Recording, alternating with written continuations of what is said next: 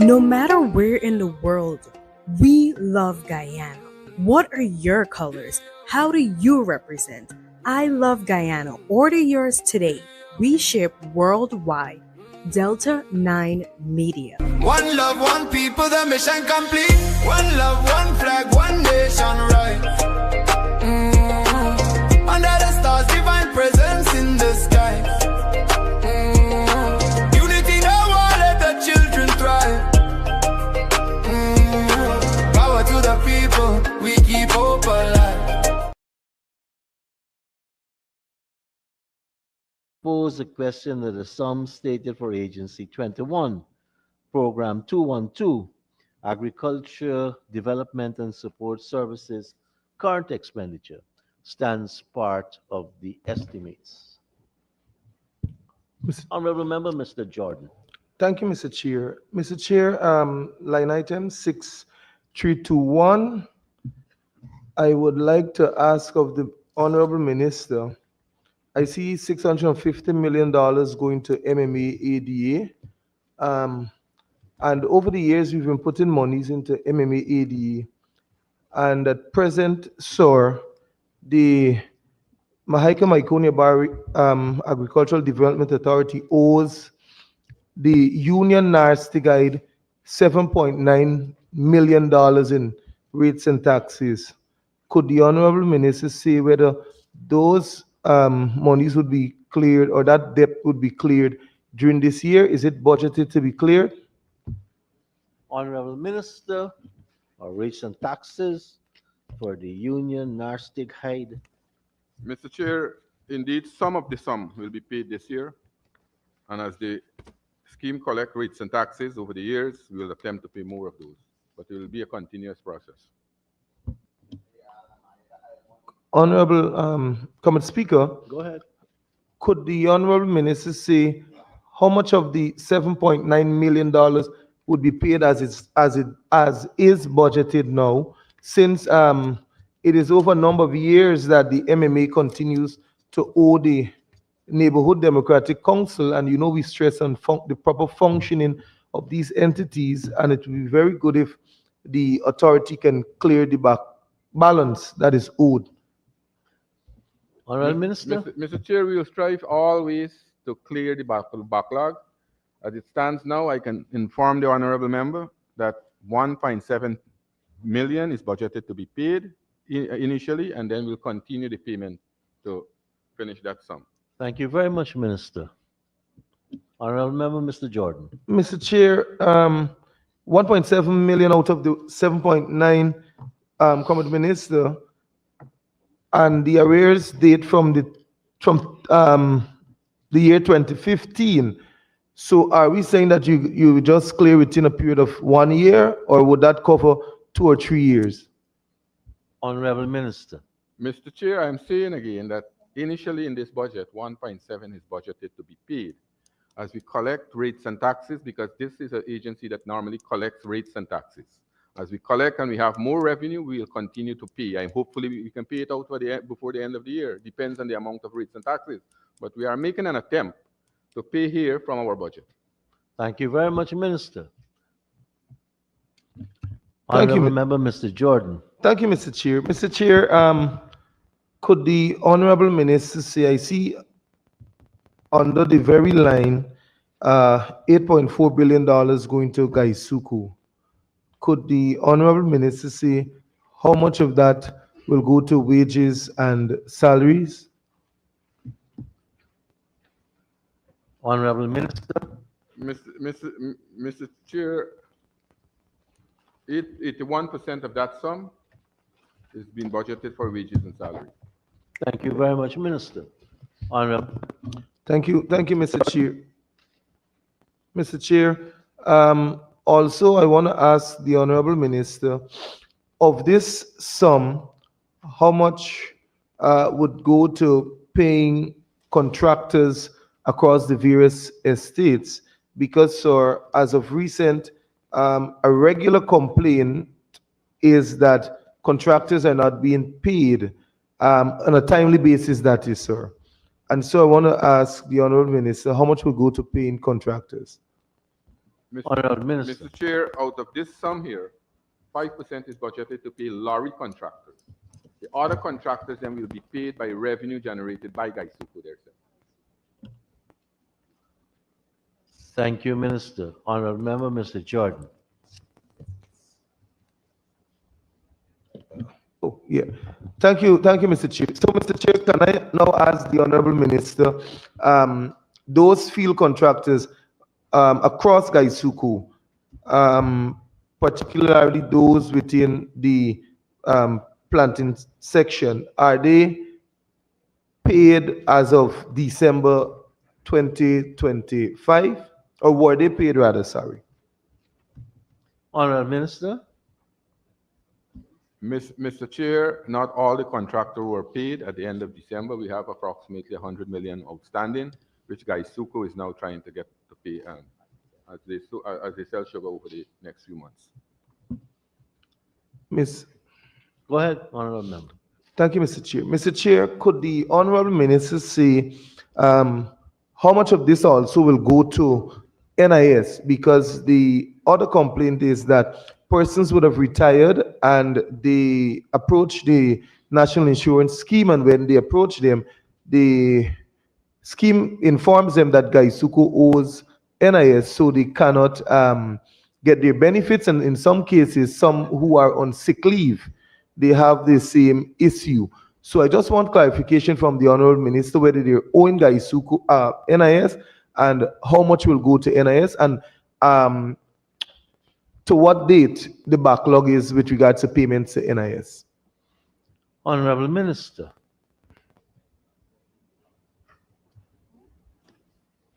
So, Mr. Chair, this money is none of the money here is budgeted to pay for NIS contribution. NIS contribution is being paid by revenue generated from the sale of sugar. The other part of the member question is that approximately 2 years, and Gaisuku is trying to pay that sum to NIS to come on up to date with them. So they are hoping that by mid this year, they can generate the sum to pay over to the National Insurance Scheme. Thank you, Mr. Chair. Just a follow-up, sir. The Honorable Minister said that the backlog is 2 years with regards to payments to NIS. Could the Honorable Minister say what is the sum total of that backlog, please, sir? Honorable Minister. Mr. Chair, I don't have the figure here. I can lay that over, but if I can remember well, it's close to approximately $2 billion. Thank you, Minister. Honorable Member, Mr. Campbell. Thank you, Mr. Chair. Honorable Minister, I noticed line item 6321 and the Guyana School for Agriculture, that there is an increase in the budgeted sum to 590 million. The Guyana School of Agriculture has made, through its graduates, has made a tremendous contribution to Guyana, debt that we can never repay. So I'm excited to see this figure go up, but I just wanted some clarification as to what was the reason for this increase and how it's going to be spent. Minister. So, Mr. Chair, this increase is to take care of tuition fees that we used to charge, because last year the president, or a few years ago, the president announced that all tuition fees to vocational and other institutions will be abolished. And here, students were required to pay fees to attend the Guyana School of Agriculture. And as a result of we stopped the fees. This money here is catering to take care of the expenses that now the fall short that we would have had. Thank you, Minister. Honorable Member, Mr. Pandey. Thank you, Mr. Speaker. Mr. Speaker, reference back to the $8.4 billion. The Honorable Minister said 81% will be for wages and salaries. Two questions for the Honorable Minister. One, would that 81% see Gaisuku for the entire year covering wages and salaries? And two, the remainder of 19%, Would the minister be kind enough to explain in which area that 19% would be utilized in terms of cash? Honorable Minister. Just repeat the second question. The second question, you said, sir, that 81% of the $8.4 billion would be for Gaisuku wages and salaries. So the question was first, would that be for the entire year, wages and salaries for Gaisuku? One, and two, the remainder of the $8.4 billion, that's 19% of the figure, what would that sum be used for? So Mr. Chair, quickly, the total wages for and salary for Gaisuku annually is about approximately $20 billion. So this 8.1 or the 81% of this money here, the rest will have to be made up with the sale of sugar. Oh, yeah. Thank you, Minister. And the others are fuel will be 8%, 2% lubricants, other essential material and supplies 4%, lorry contracted 5%, giving you a total of 100% for the disaggregation of the $8.4 billion. And through you, Mr. Speaker, if may Go I ahead, ask? Honorable Member. Thank you. And there is no way in that 8.4 billion, sir, that covers debts of which we owe internally. Those will be taken care of by the sale of sugar with revenue and revenue earned. Thank you. Thank you, Minister. Honorable Member, Mr. Andrews. Mr. Chair, with reference to the $8.4 billion, we know that Gaisuku is a critical industry and it supports a lot of family and communities. But at some point, as a government, we have to be able to determine if we're going to perpetually continue to subsidize Gaisuku. So my question to the minister is there any plan, is there any, not plan, but is there any date set or time frame where we could see the government, Gaisuku starts to stand on its own and the government reduces this kind of subsidy gradually so we don't continue to burden?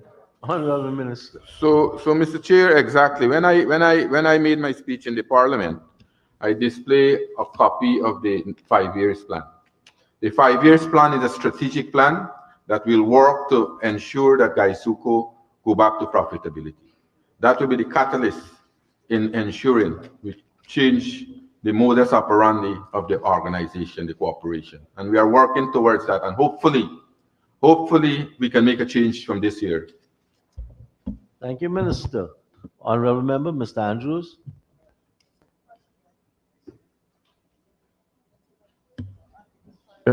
Mr. Chair, I hear the words hopefully, and yes, we must be hopeful, but I think when we're making decisions with money, we have to be strategic and confident. We have to be confident in our plans. So my question is, how reasonably confident is the minister that the strategic plan for Gaisuku would bear the fruits that is, or they'll be able to attain the goals that it has set out? How reasonably confident by 2030 are we? Mr. Chair, I am very optimistic because what we have in the plan, we already start moving in the right direction. Over 41% of Gaisuku's cultivation have already been mechanized. In that plan, you'll see new machinery being bought for the next 5 years. You'll see billet cutters, you'll see planters, and Gaisuku will go full mode. That's the objective. Mechanical harvest plant and harvest cane mechanically. That's the main focus. You know for a fact that over the last 5 years, prior to 2020, we had a number of problems plaguing Gaisuku. And because of all those problems, because people were displaced, 4 sugar factories were closed. We made a commitment to the people of this country when we went to the elections in 2020 that we will try to, as much as possible, to reopen closed sugar estate, which we did some area, and we also had to employ people in some of those estates that are still shutter. Places like Enmore, places like Skeldon, we have workers there, over 200-300 workers working in those areas. And those are the factors that are sending up the cost of production. So when my good friend raise the cost of production for $31 or $30, $101.31. Those are the factors we have to look at. And we are working very diligently. We are working to modernize the cooperation. We are looking at the performance of management. Managers have to be more accountable now. We are meeting in them very regularly, and we will ensure that the strategic plan of Gaisuku be successful, and Gaisuku can return to profitability in 2030. Thank you, Minister. Yes, sir. Honorable Member, Mr. Thank Campbell. you. Thank you, Mr. Speaker. Sorry, Mr. Pandey wasn't finished. Go ahead. Thank you, Mr. Speaker.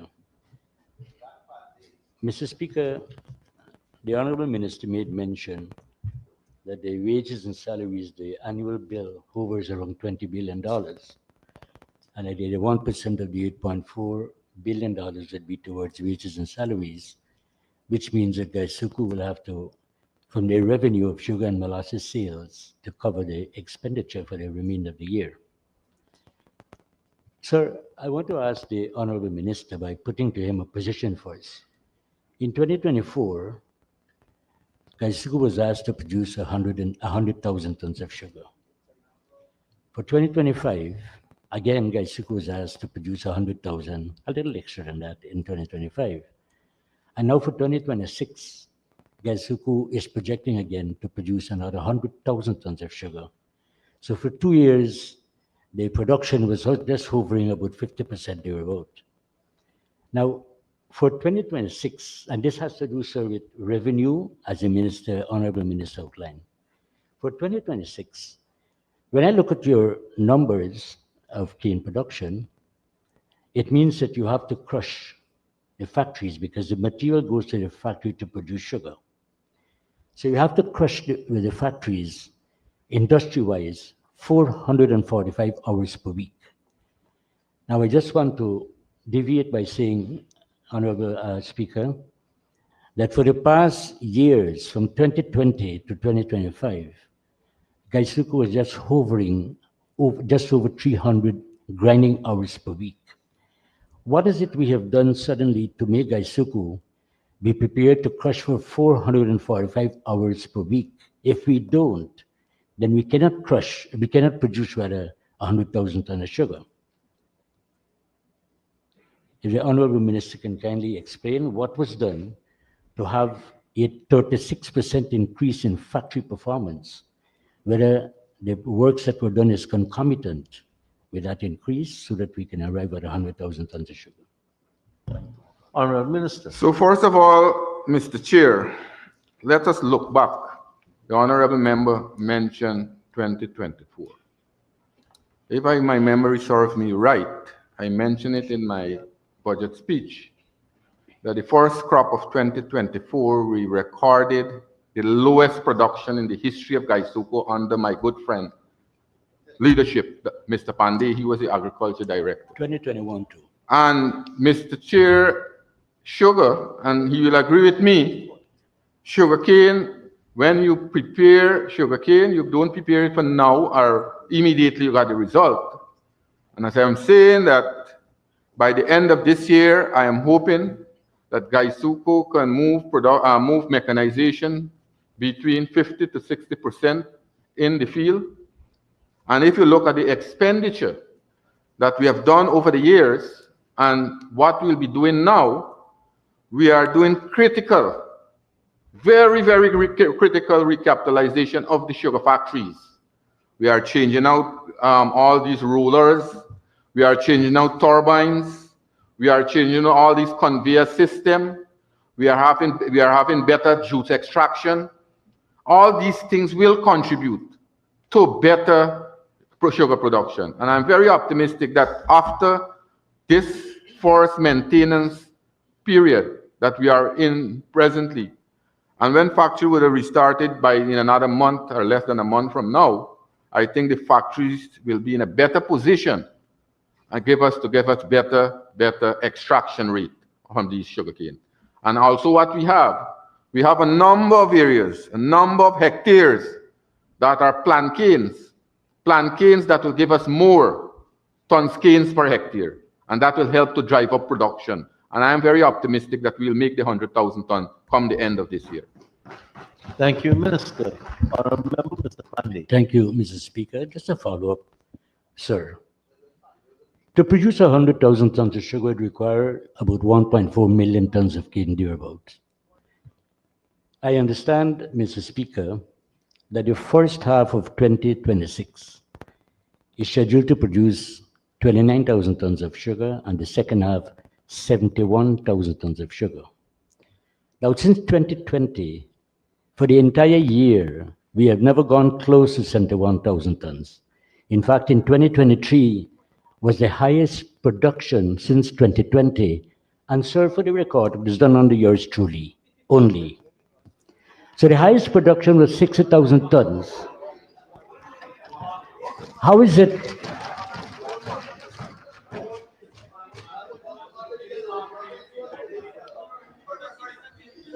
Yes, sir. The lowest production was 2021, sir, and Pandey was not there. That's the lowest production. Yes, sir, but how are we going to produce 71,000 tons of sugar only for one crop, when from 2020 to now, we have never produced close to 71,000 tons? Forgive me for repeating, sir, except for when I was there in 2023 as the director. Honorable Minister. Mr. Chair, first of all, Mr. Pandey, the honorable member should have known this. As a great sugar exporter, as he considers himself, sugar production depends not only on cane in the field, and all the factors are important, but when you look at what we are doing now, unlike when he was there, we are not cutting young canes anymore. We are not brought forward canes to meet our target. We have approximately or over 1.2 million. Yeah, 1.2 million tons of canes that are in the field now. We'll have very, very low TCTS, tons cane per ton sugar. And when we look at the conservative figure, and I can take it up even up to 13 tons canes per ton sugar, TCTS, we will achieve more than 100,000 tons that are listed here in this projection that Gaisuko has. Thank you, Minister. Honorable Member, Mr. Pandey. Thank you, Mr. Speaker. Sir, my last question and clarification in this matter. I heard the Honorable Minister saying 1.2 million tons of cane. The rendement for the 1.2 million tons of cane, Mr. Speaker, is over 14. That's the rendement. So if you take 1.2 million, give me 1.3 million, and your rendement is 14, you could never produce 100,000 tons of sugar. The Honorable Minister would be kindly asked to explain that. You could never produce 100,000 tons of sugar when your rendement is 14 and your material is 1.2 million tons.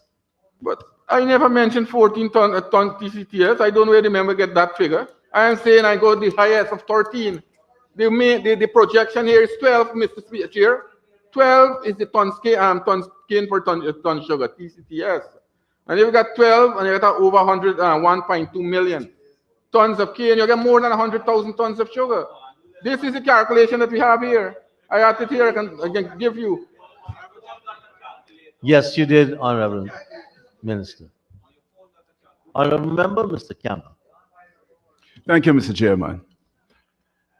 The Honorable Minister or someone from the government side, in mentioning the recent history of Gaisuko, spoke about workers suffering from delayed payment of severance and so on. The Honorable Viceroy Jordan asked you about the payment of outstanding NIS contributions and the fact that workers are being denied benefits. I'm asking you, Honorable Minister, considering the fact that $2 billion is outstanding, and just a brief look at your numbers, I think you'll be hard-pressed to pay that $2 billion in 2026.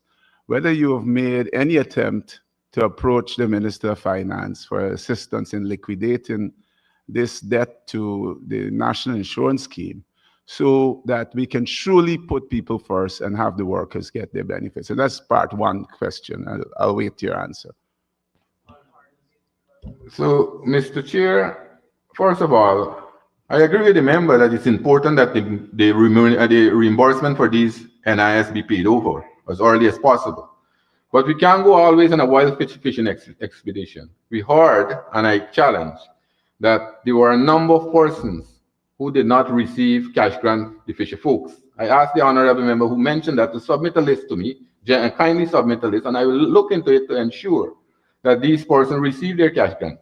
Like the honorable member, Mr. Campbell or Dr. Campbell, I don't think that workers presently are being affected in getting their benefit from the NIS, right? Because of Gaisuko's inability to pay over the contribution, because Gaisuko have been working very closely, and I have had a number of discussions with the minister responsible for NIS, my good colleague here, Dr. Singh, and we have been working over time, and you know for a fact, you mentioned it, the government has been very generous to give these contributions to Gaisuko, and I'm optimistic that they will get the money to pay it over. But if there is anyone that are affected because of contribution did not remitted to the NIS, let me know and we'll deal with the issue. Thank you. Thank you, Minister. Follow up, please, Mr. Chair. Go ahead, honorable member. And this is slightly different, still on 6321. We've seen that a subsidy of 8.4 billion plus another 5, I guess, has gone to capital expenditures being given to Gaisuko. And it had always been touted by Gaisuko to have value-added production via a sugar refinery. I notice that there's an agreement for a sugar refinery to be built by a private investor I believe close to the government. I am asking the honorable minister whether this opportunity or any opportunity to invest in a sugar refinery had ever been presented to Gaisuko, and what was the consideration coming from Gaisuko to such an offer. Because if Gaisuko itself had invested in a sugar refinery, it would have been an opportunity to increase revenues and profits and reduce the subsidy being granted. Honorable Minister. So, Mr. Chair, for the honorable member knowledge, we have a private investor, and we welcome private investment who are building that sugar refinery. But Gaisuko has always been producing value-added sugar. A lot of value-added sugar, and if you look at the amount of revenue, because we are making more revenue now from value-added sugar than bulk sugar. We are making more money coming from value-added, and these are the packaged sugar that are being sold in Europe, Caribbean, North America, and different parts of the world. And Gaisuko now is increasing that production, and with the completion of that packaging plan at Albion, the value-added production will increase substantially from Gaisuko. One follow-up, Mr. Chair. Honorable Minister, I don't think you answered my question. My question, let me make it very specific. Was Gaisuko approached by any foreign investor for a joint venture into sugar refinery, or did Gaisuko itself consider going into the sugar refinery on its own? I just need so first of all, one second, I'm not done. I don't need to hear, I know what value added you're doing now, but this would have gone further. So that is my specific question. Were you approached by the investor? Was Gaisuko approached by the investor to be in the joint venture for the sugar refinery, and did it refuse perhaps? Or maybe did Gaisuko consider this to go into a sugar refinery on its own? So for the member knowledge, Mr. Chair, Gaisuko was never approached by the private company. And at this point in time, Gaisuko will not build a sugar refinery, because as it stands now, we are now modernizing the cooperation. Probably later we'll build a refinery to ensure that we satisfy the demand of Gaisuko. Thank you very much. Very explicit. Yes, sir. Honorable Minister, Honorable Member, Ms. Finance. Thank you, Mr. Chair. Mr. Chair, follow up on the same line item. Mr. Chair, could the Honorable Minister, same line item 6, follow up based on a response given by the minister. Minister, you outlined the process being undertaken right now by Gaisuko to mechanize. Minister, could you say to this House how the mechanization of Gaisuko will impact on the labor intensity of Gaisuko right now? Because we would know the more mechanized a company is, the less labor intensive that company will be. So how many workers will be affected through the mechanization of Gaisuko? Honorable Minister. So first of all, let me make it clear. With mechanization, no one will lose their job. That's number one, because this government don't dismiss people and send home people.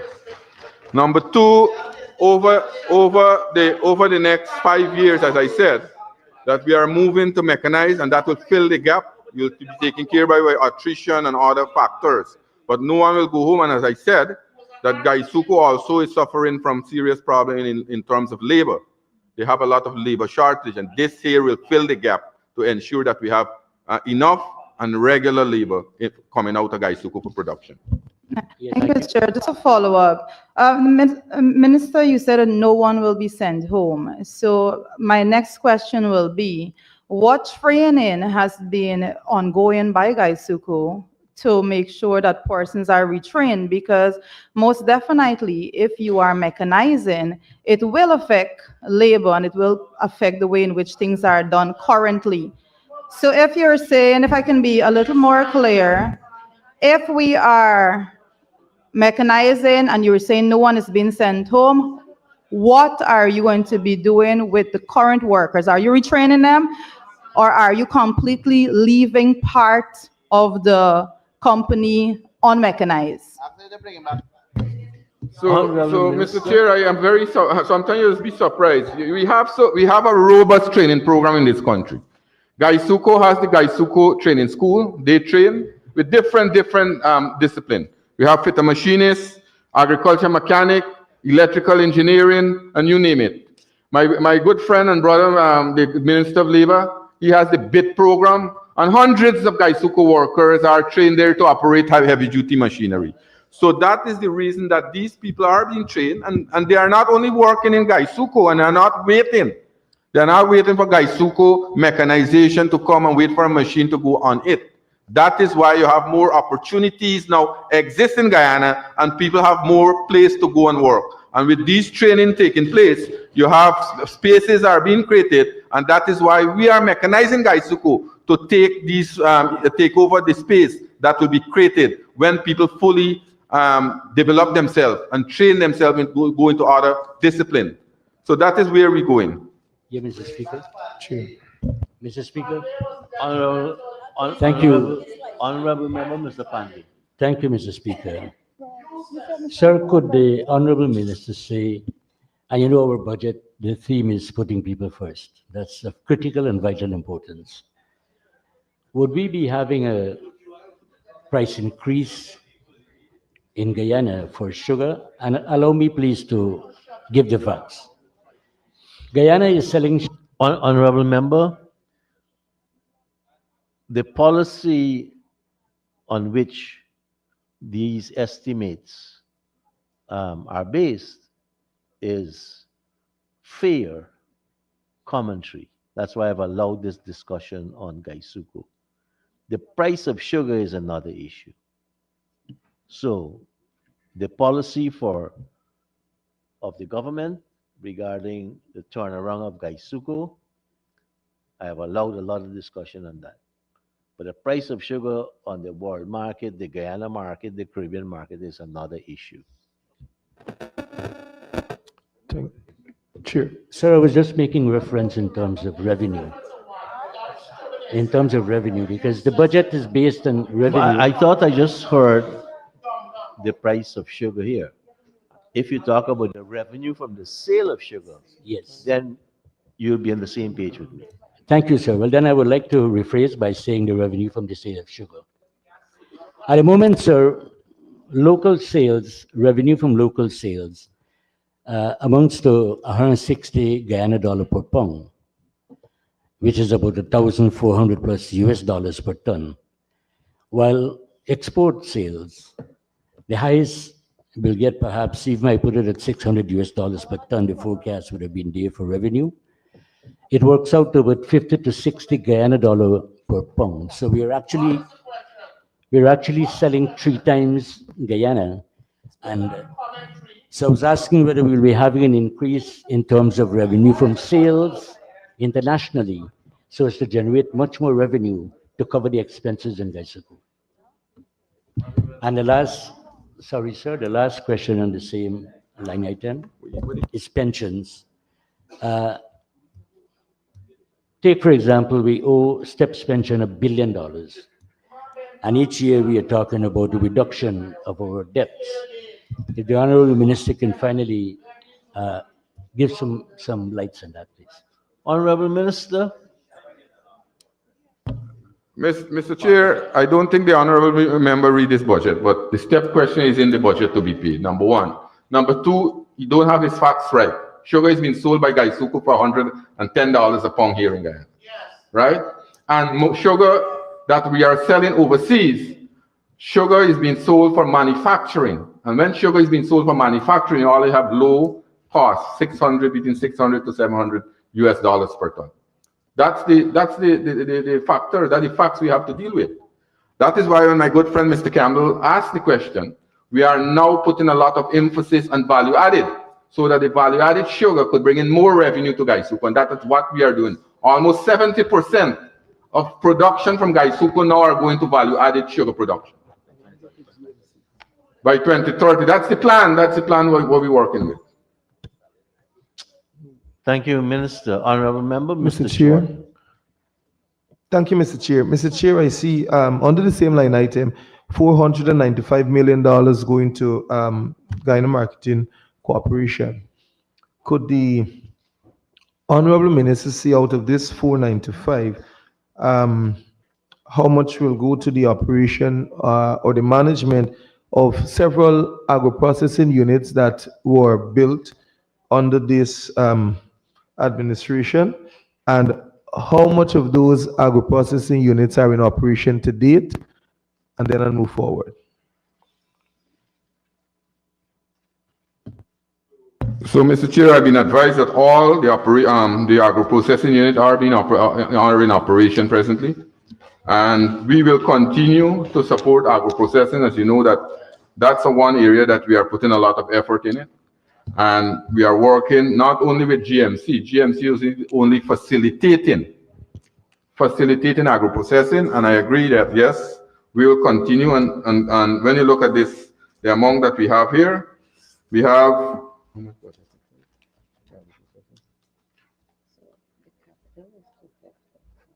almost $40 million. $40 million is budgeted to expand the agro-processing facility and also operate. Put money into or go into operation of these agro-processing facilities. We have 13 of those agro-processing facilities across the country. And we don't have it in Georgetown alone. We have it in places like the Deep South. We have it in Bartica. We have it in Charity.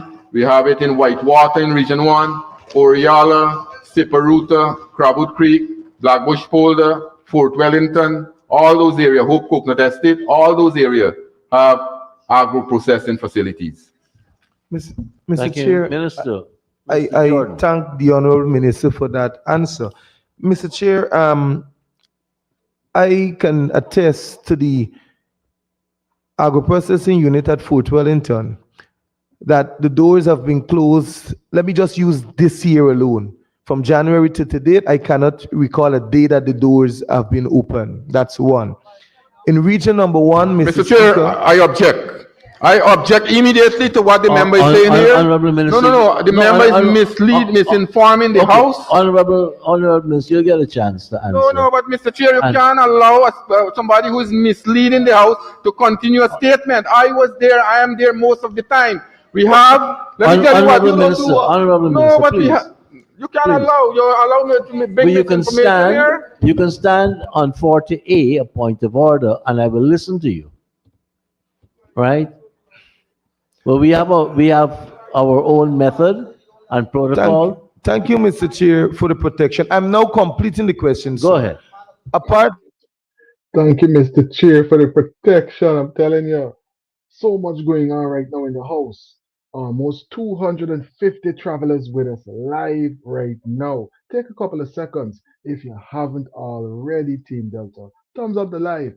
Thumbs up the live. We got so many headlines to update you with during the halftime presentation, and so much more. Thumbs up the live. Thumbs up the live. Welcome into this special presentation. Welcome into all the travelers that are in the chat right now. Karen, Leah, thanks for tuning in. Everybody else, Marcia, thanks for being a part of this live presentation. Diani, thanks for tuning in and being a part of this live. Let's hear what's going on right now in the house. So many things. We gotta make sure we pay attention to what's going on in this budget. 1 point something trillion. The Agriculture Innovation Entrepreneurship Program, where we have over 300 young people who are shareholders or operating that unit there, and their produce are being processed at the agro-processing facility at Fort Wellington. They are now, excuse me, they are now supplying Massey supermarket. They are supplying Massey supermarket. Most of those produce also go into the Caribbean. Only last month, 2 containers were sent by Massey Supermarket to Barbados and Trinidad and Tobago. 2 containers. Now, Fort Wellington, producing things like pepper jelly, 596 kilogram, green seasoning, 2,058 kilogram, pepper sauce, 1,037 kilogram, shallot, 1,650 kilogram, pepper 12, 1,200 kilogram, celery, 5,000 kilogram, Miley hot pepper jelly, 900 kilogram, pepper mash, 900 kilogram, mango chili sauce, 20 kilogram, hot sauce, 160.6 kilogram, flavor pepper sauce, 41.12 kilogram, garlic sauce, 79.14 kilogram, and it goes on. A number, mustard pepper, lime pepper sauce, mango achar, lime achar, tamarind achar, sorry pepper, flavor pepper, hot pepper, all these are being produced at Fort Wellington. Right, Fort Wellington. So Mr. Speaker, this information coming here that the doors are closed is misleading and is mischievous. Honorable Minister, I hear you. Unless we had Rapunzel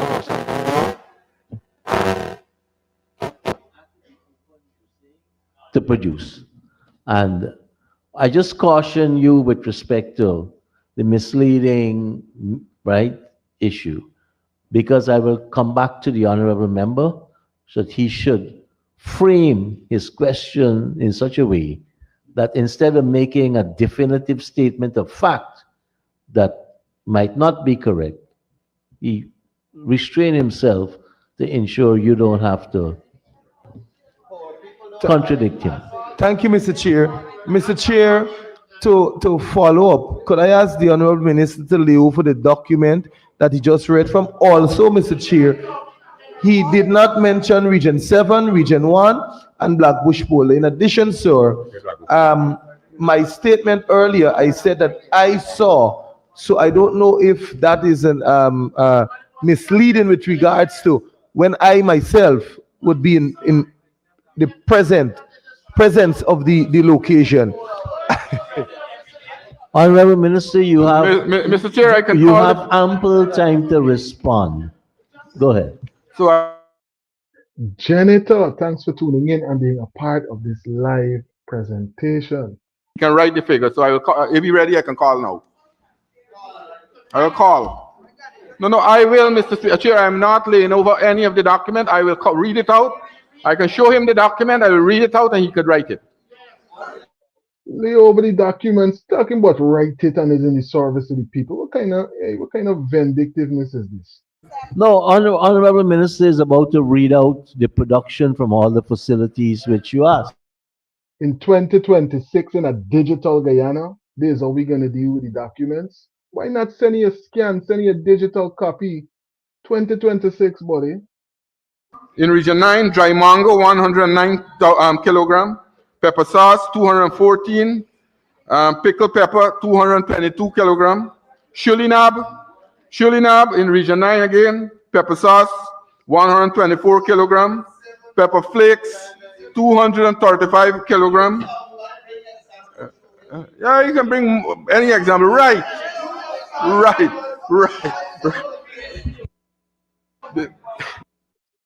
Point to take away. When he trying to so-called punish the opposition person, it's the people work he's slowing down. It's progress in the nation he's slowing down. When he telling me about right and right. You slowing down the process, buddy. Why not send you a scan so he could give you a good analysis and move forward with real, it's crazy. Crazy. Months prior to now, the Honorable Minister launched through the Ministry of Agriculture probe into the new GMC.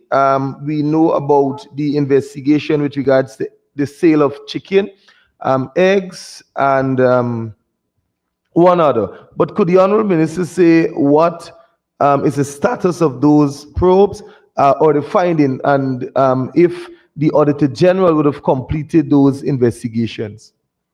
Thank you. Honorable Minister. Mr.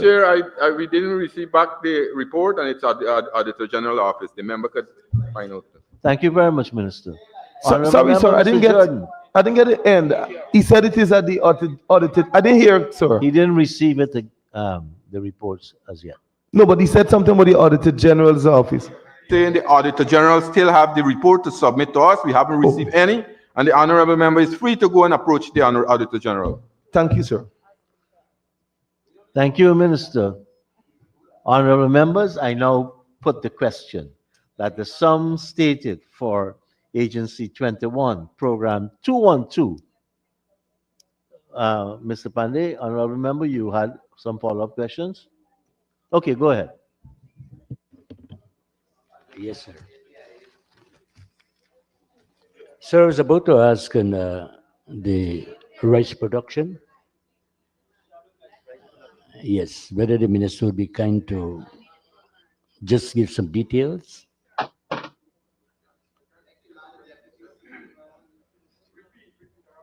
And I was asking on rice production. Sir, The rice production for when? 2026. 2026. It's in the budget speech. Yes, I saw that. I ever can remember well, the projection for 2026 is about 827,000 tons. Thank you, Minister. About around that, but it's in the budget speech. Thank you. The targets were set by the Minister of Finance. Yeah, thank you. So, Mr. Speaker, the highest acreage historically that was reaped in Guyana with rice has been 238,000 acres in a single crop. And I multiply that times 2, okay, that's the C3, that's the plant. We'll be having 476,000 acres annually. And if I'm to put the highest yield of, say, 40 bags per acre, which we have never achieved for the full acreage, that would give us somewhere close to about 19 million bags of rice. And if we take at 30 bags of rice to a ton, 30 bags of paddy, to a ton of rice, then those mathematics will work out to be just a little over 600,000 tons of rice. So given last year of 800,000 tons and given 2026 of 800,000 plus tons, I am at a loss to know what are the computations to arrive at 800,000 tons of rice in 2026. That's my question. Honorable Minister. Mr. Chair, first of all, I'll be generous here to answer that question because that is not in any line item. Number 2, the honorable member would have known over the last 5 years, from 2020, we have seen increased yield every single crop. Every single crop we have seen increased yield. And what he just said about 40 bags per acre is that we are getting almost over 6.6 ton per hectares we are getting. And what we are doing now, we have brought in new varieties. We are now also adding new system of crop husbandry, where we have brought in the nano fertilizer from India. We are working now, we are putting system in place where we will have the high-level canals being operational before the first half of this year in two of the most productive regions in our country, regions number 5 and 6, where flooding will be minimized. We are working to put down a number of other equipment in the system, and with the high-yielding paddy that we expect to continue this crop, I am optimistic that we will produce almost 45 bags per acre this crop. Thank you very much, Right? Honorable Minister. Close to 45 for 50 bags it will go. So my good friend over there, we are with this new crop here, the projection is to plant 232,000 acres of rice for the first half of the year. We already planted 229,000. In another 2 weeks, we will plant the 232,000 or surpass that. Also, in the next half of this year, over 10,000 hectares of land will become operational with the construction of the Hope Light Canal, new land. And we are looking at 100,000 acres of new land being under cultivation in another year from now. So what?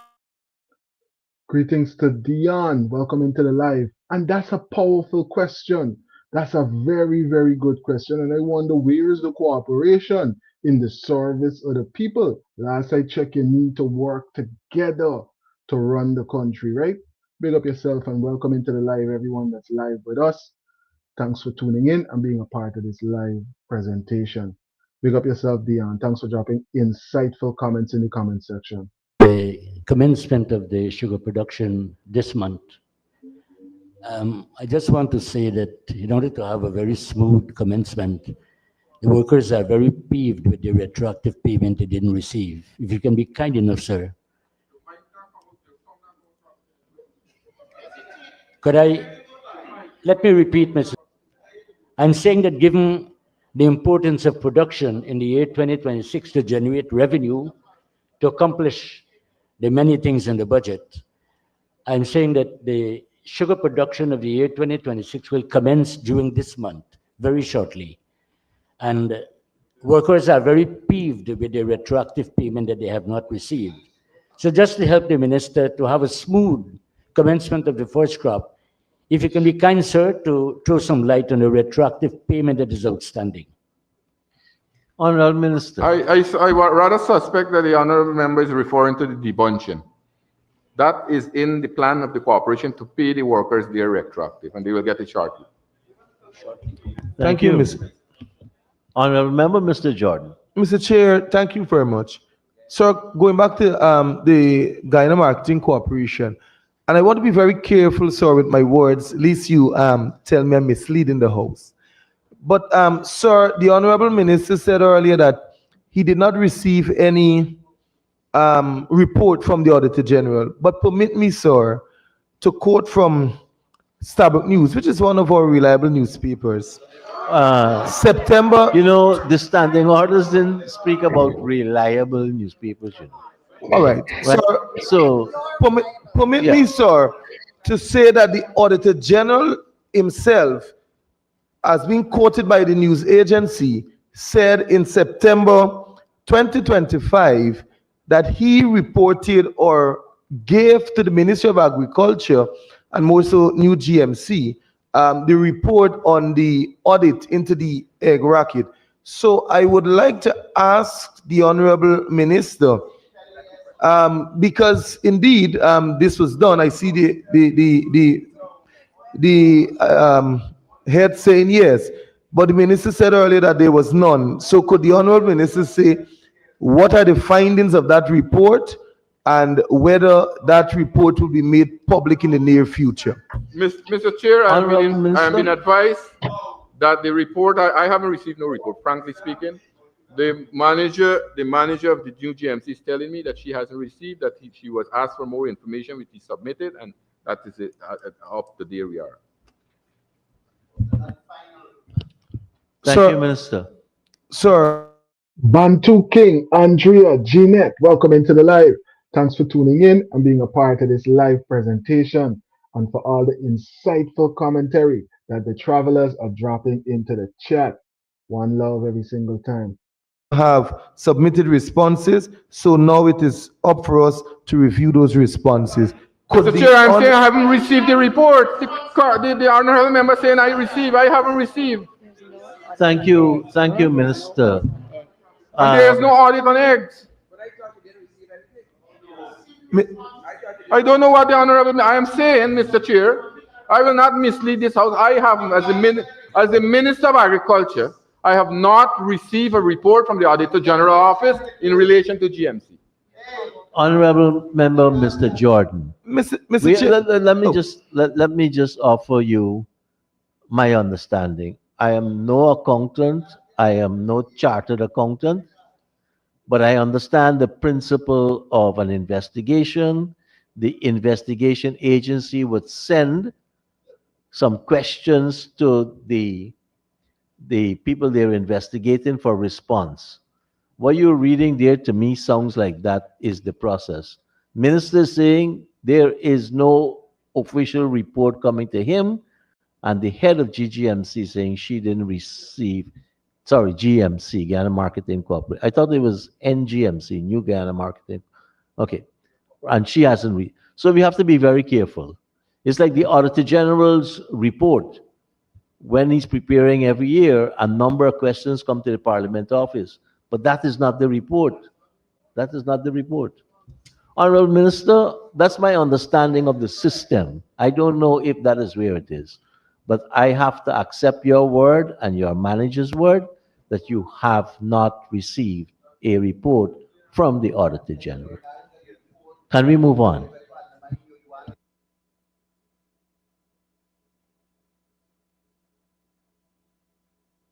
Honorable members, I now put the question that the sum stated for Agency 21, Program 212, current expenditure stands part of the estimates. Those in favor say aye. Those against say no. Ayes have it. The sum stated now stands part of the estimates. Let us turn to page 521 and 522.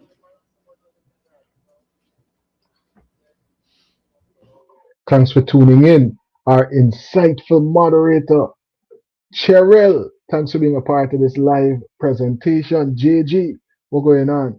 Big up yourself. Welcome in to the chat.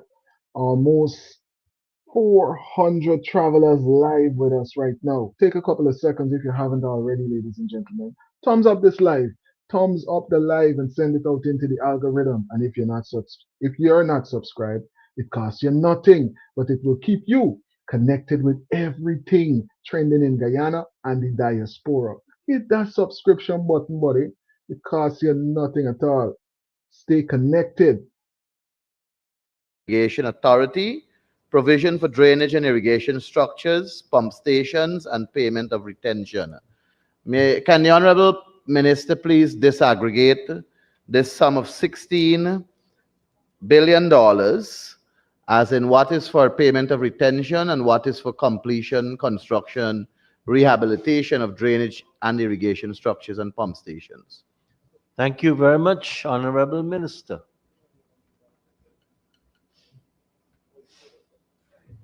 So yes, Mr. Chair, we got a number of projects here for retention and ongoing projects, multi-year projects. So I can read it out if the member will make notes on it. No, I'm not submitting my document. I'm reading out it. Oh, we have a number of retention, if you could call. We have a number of drainage projects that have been completed. Rehabilitation of drainage structure in Mabaruma, drainage structure in Region 1, Mabaruma. You get Santa Cruz, Region 1.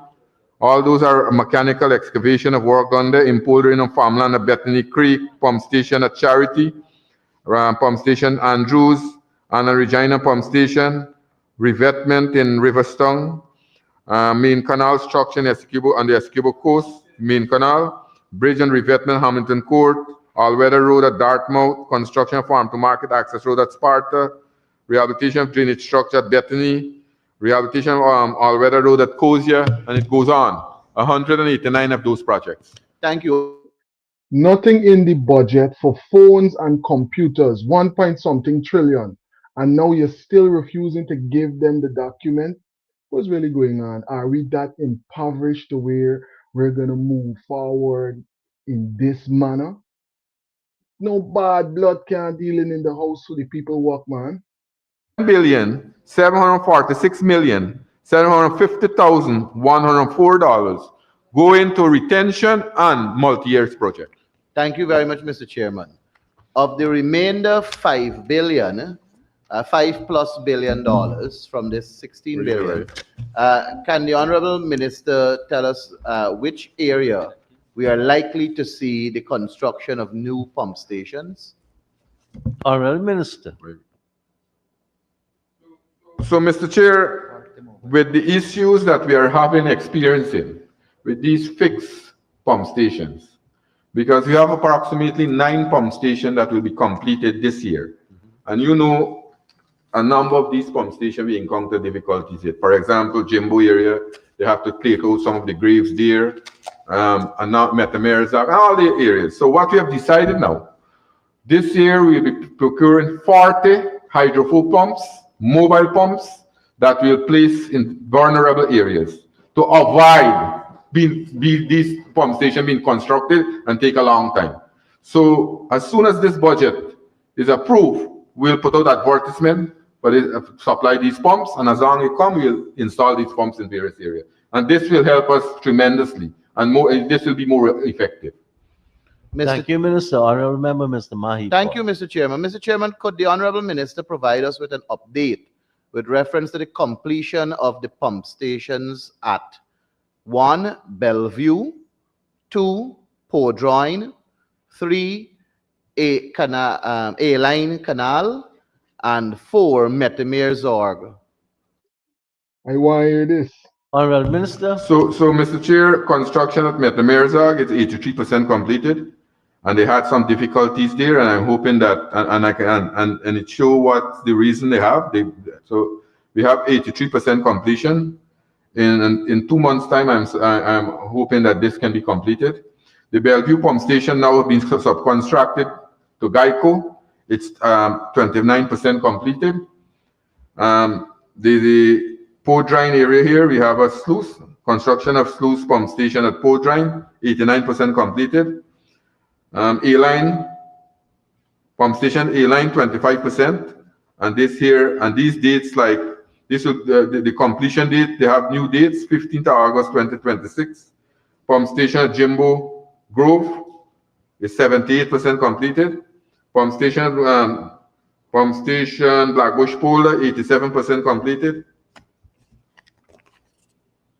Lettikani pump station, the contract was terminated and retender, and I believe it was re-advertised and retender, and a company get the contract, and they will start work there, continue work there. And these are all the complete pump station at Greenwich Park, Barnwell, Adventure on the Quarantine, Cosia on the Essequibo Coast, Andrew on the Essequibo Coast, Trafalgar, Region 4, Montrose, Canal Number 1, Liliendal, Ogle, and Anna Regina. These are the complete pump stations. Thank you very much, Mr. Speaker. Mr. Speaker, may I ask the Honorable Minister? He did indicate that there were several issues that happened with these fixed pump stations. May I ask if the feasibility study showed that these issues would have arisen, or was a feasibility study done before these pump stations were put on the table for execution? Honorable Minister. So I was advised by the technical person here, Mr. Chair, that these areas were very vulnerable, and since the inception we building these pump stations, those studies were not conducted to do the building of these pump stations. But then when you went, you find there are issues there, and that is what we have to deal with. And we recognize also that for building of these pump stations, and my good friend, the Honorable Ganesh Maipal will know that, there are a lot of issues relating to the construction of these pump stations. That is why we have took a deliberate decision to avoid building future fixed pump stations. and go to these mobile and hydro pumps across the country. And you will have the same effect in terms of cubic per second. Thank you, Mr. Chairman. Mr. Chairman, may I ask the Honorable Minister if Go ahead. the sums that were allocated via the contract award for these respective pump stations, after realizing that the problems are happening, were those contracted sums altered to reflect a higher sum? Did it influence the sum of money for each one of those pump stations? Not a cent more, to remain the same. Thank you, Minister. Thank you, Mr. Chairman. Mr. Chairman, may I ask the Honorable Minister, with reference to Bellevue Pump Station, which was awarded to Tapui Group of Company at a specific sum, I think it was $890-something million. And now that we're hearing it was subcontracted out to Geico Engineering, and it's 29% completed. May I ask the Honorable Minister if any work was done by Tapui Group of Company within this 29%? Honorable Minister. Initially, yes, excavation work was done, but then going back to the contract, the original contract allows for subcontracting.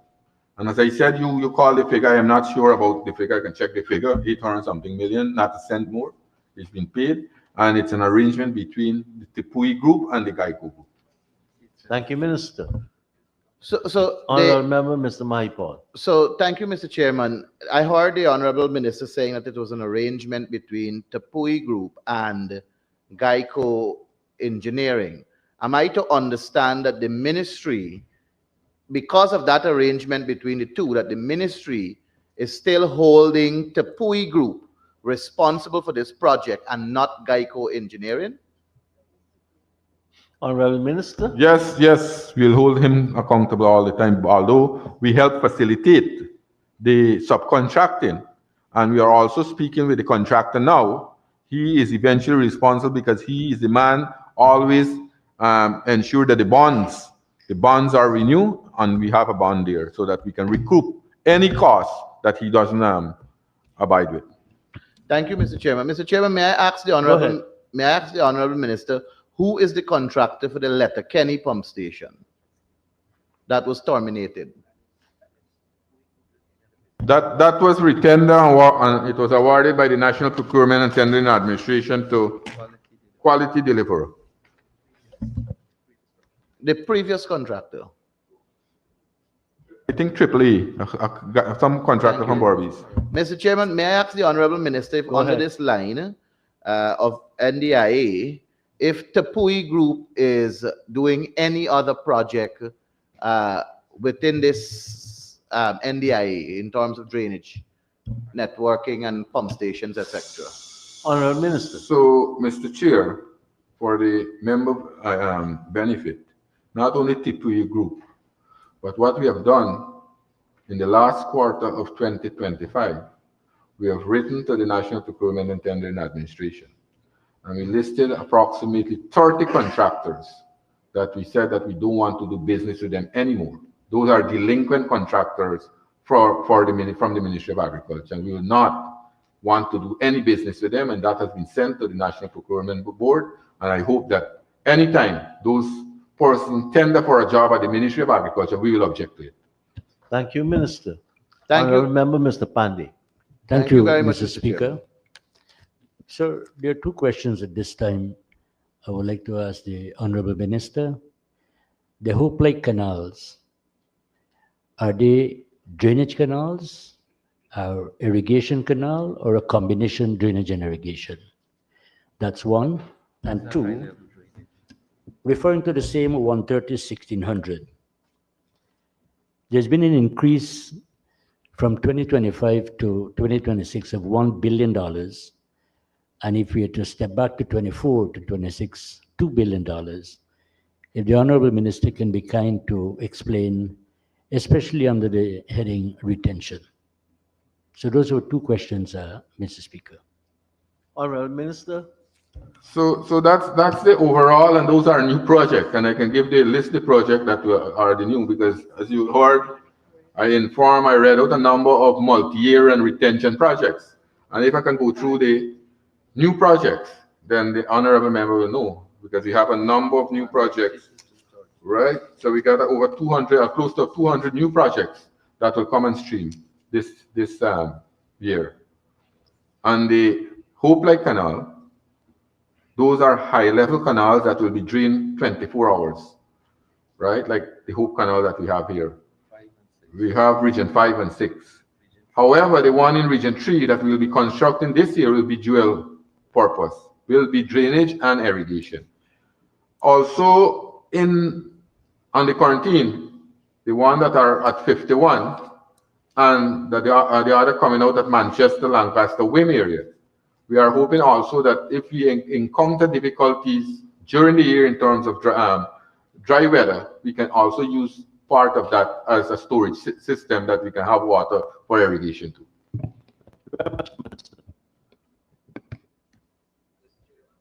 Honorable Member, Mr. Mahipal. Thank you, sir. Just a quick follow-up on the answer that was provided earlier with the pump stations. The Honorable Minister was kind enough to say that a list of about 30 contractors was sent to NPTAB, which the ministry wishes to do no more work with. Would the Honorable Minister be kind enough to call out the names of the 30 contractors or perhaps lay it over? Honorable Minister, I don't have it in here this with forum, me. I wouldn't allow. I wouldn't allow. Honorable Member, Mr. Jordan. Thank you, Mr. Chair. Mr. Chair, on the same line item, sir, NDIA, I want to ask the Honorable Minister, for the past year or so at the LBI Gaisuku compound, there are a number of equipment, including excavators, tractors, that are being stored. Could the Honorable Minister say what they were bought for or which agency they belong to? And then I continue.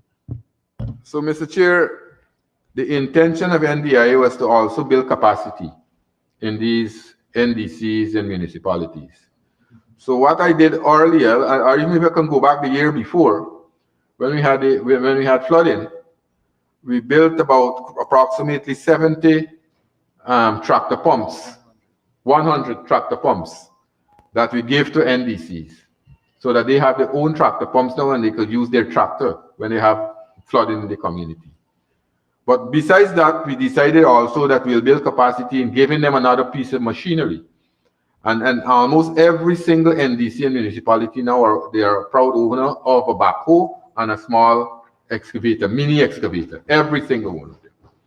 Now we went to Kimbia and we had a large gathering at Kimbia where a number of farmers requested these small harvesters and excavators. We purchased those, and very shortly I'll be going into the Borbis River to distribute that to the farmers there, various communities in the Borbis River.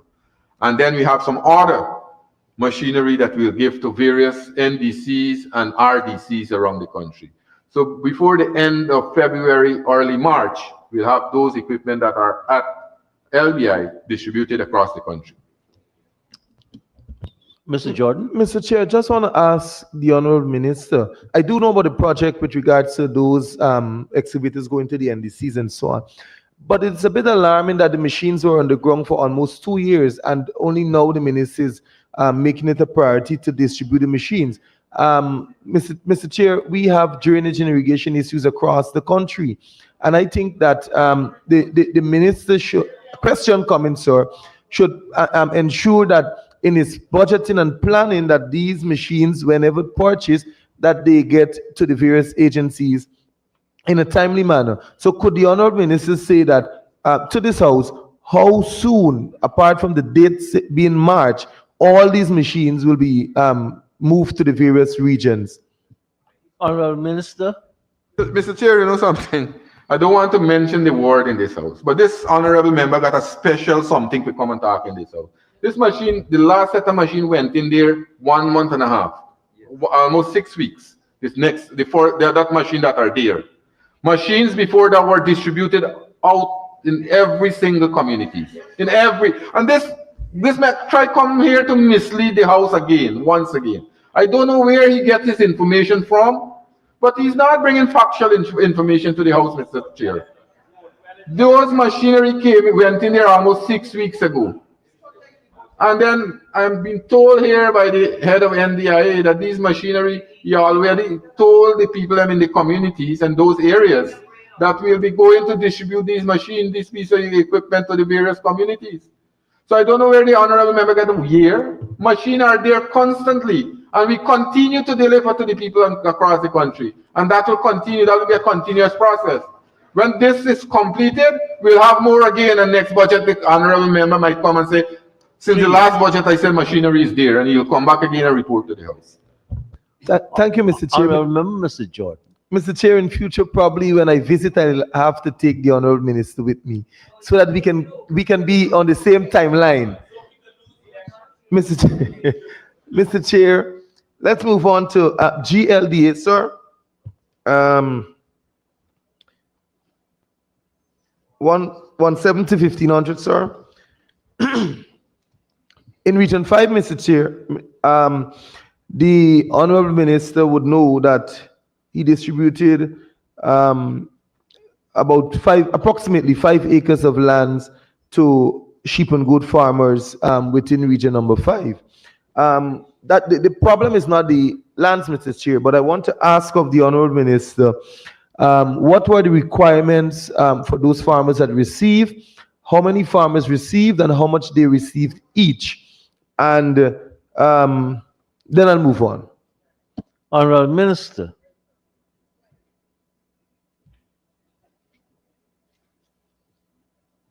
So out of the 65-acre plots that we have, 54 farmers have already received there, and they have a number of criteria because they have a number of association in the Region 5 area, and we are working very closely with the association. I think Dr. Waldron just informed me they have to have a certain number of small ruminants before they are being awarded plots there.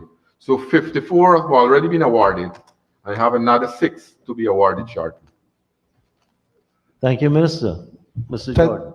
Thank you, Mr. Chair. Mr. Chair, thank you, Minister. So of the 54, Honorable Minister, the farmers that received, how many received a single plot as against 2 or 3? Honorable Minister. If I could remember, because I went there when the program was launched, and it's 1 plot per person. I don't know if a person received more than 1 plot. Then we have to look at that. And the head of GLD is telling me that's the criteria, that 1 plot per person. So I don't know if anybody received more than 1. If the honorable member have the information, I will deal with it. Thank you very much, Minister. Honorable Member, Mr. Jordan. Thank you, Mr. Chair. Mr. Chair, you see, when we come to this house, we oftentimes have to listen to what the government says in terms of the information that they provide. But if I come to this house and I provide information, sir, and respectfully, sir, there are farmers who would have received more than 1 plot. But I'm not permitted to call or say the name of the farmer here, sir. And if I do so, then also you have to look out for victimization and such. I have to be very careful. Mr. Chair, I am asked, no, sir, can I lay the foundation?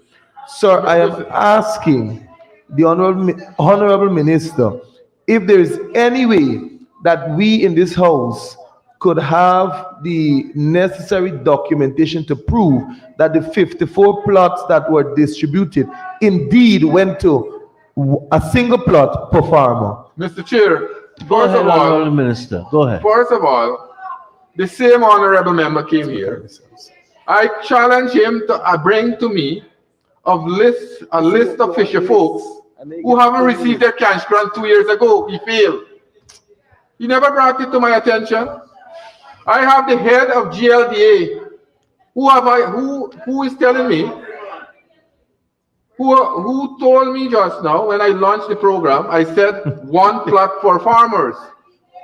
And the head of GLDA is telling me again that that's the criteria that was used, that he don't know of anyone receiving 2 plots.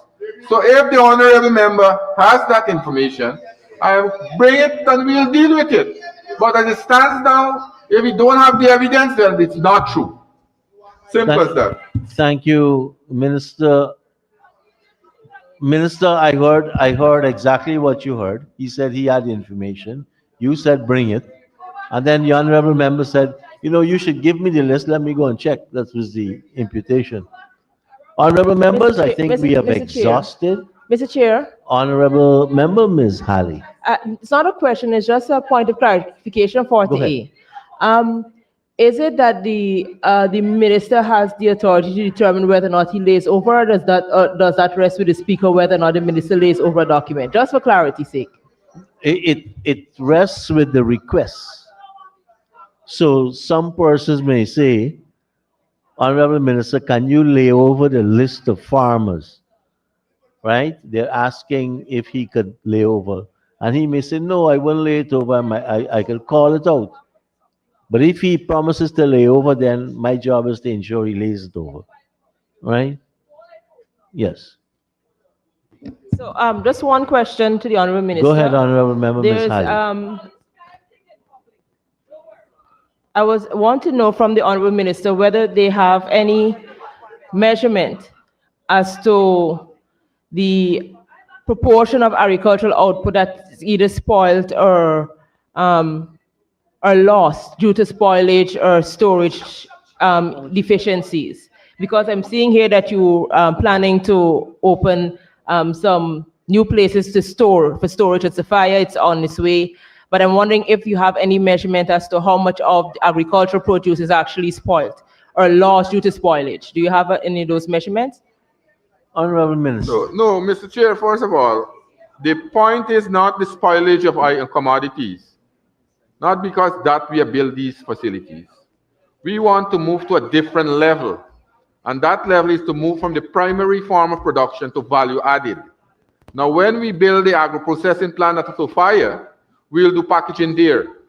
When we build the food hub at Yarro Cabra, we'll be doing a number of activity there that will export produce to the Caribbean and other parts of the hemisphere.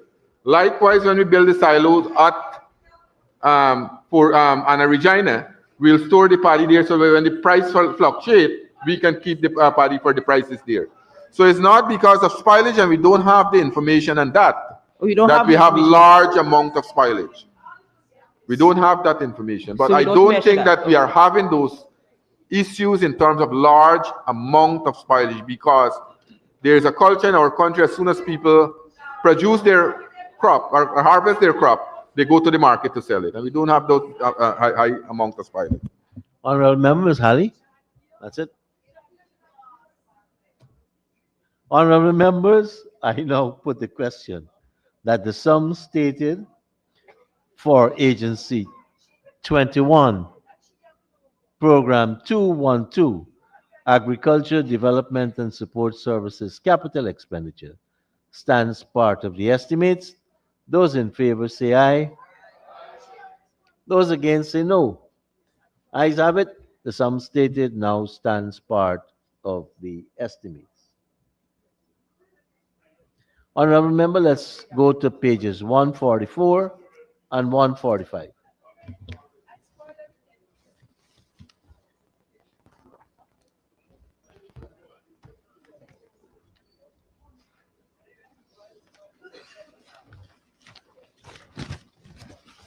And I propose the question that the sum stated for Agency 21, Program 213, Fisheries, current expenditure, stands part of the estimates.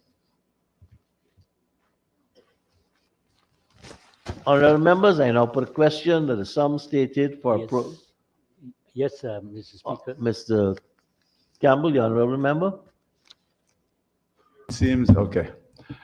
Through you, Mr. Chair, line item 6222, field materials and supplies, has a significant increase from 118 million to 200 million. Can the Honorable Minister provide an explanation for that increase, please? Honorable Minister. So Mr. Chair, yes, I saw it's $81 million increase from this program here. And this caters for a number of projects, full operations of the freshwater cage culture. We have already put down 46 cages in indigenous community that are producing tambiki, and its contribution approximately $1.5 million annually. And we are hoping to increase that this year. Almost 35 new cages will be put down in various hinterland communities. Also, we will continue with the expansion of our feed mill to produce aquaculture feed. And then at the Underwalk, we have 10 prawns pond there. We already start exported prawns to Barbados and packaged prawns to Barbados. And we are hoping that we normally purchase the larvae from Florida. We are hoping by the mid this year, we will produce our own larvae right here in Guyana, because we are now setting up the hatchery at Manrupu to produce in large scale, larvae in large scale. Also, we have a number of private investors who are going into this form of production. So the shrimp hatchery, the feed mill, the cage, the 36 cages that we'll be putting down more, and A natural way to stay ready, baby. 'Cause I'm ready for you, Mr. C. The ultimate male supplement, men's total wellness formula, packed with essential nutrients for men's health. She'll call you Mr. C. Reference to line item 6116 under contracted employees, and the number showing 15 additional persons from 2025. So, Mr. Speaker, 10. from 2025, the revised latest estimate is showing, as against the 2026 budget, an increase of $26,239,000. And this in addition to what we refer to as 15 additional persons. Mr. Speaker, I'm asking what these contracted persons would be doing, and the Honorable Minister can be kind enough to explain. so first of all, Honorable Minister. First of all, Mr. Chair, it's 10, not 15. It's 10.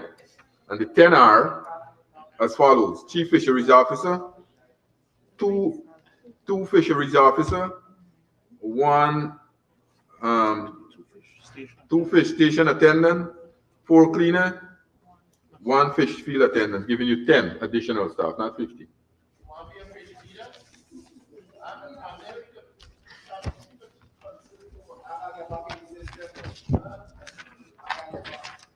Mr. Speaker, I rise on a point of order and referring to 45C and D of the standing order. Mr. Speaker, from the time we had the budget debates onto this day, there are a few members on the other side of the government side, and I would like to name Minister Kwame McCoy and Minister Vikash of the conduct in this noble house. And I would wish to state, Mr. Speaker, and that's a classic demonstration of what I'm saying. But I want to say that is either Mr. Kwame suffering from a disheveled thinking or a mental Honorable member, I have to rule on the point of order.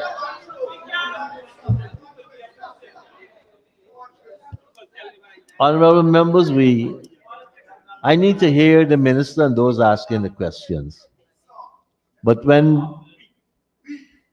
please, we have, as my record shows, 8 minutes remaining. And those 8 minutes are from the 11 that we brought over from last night.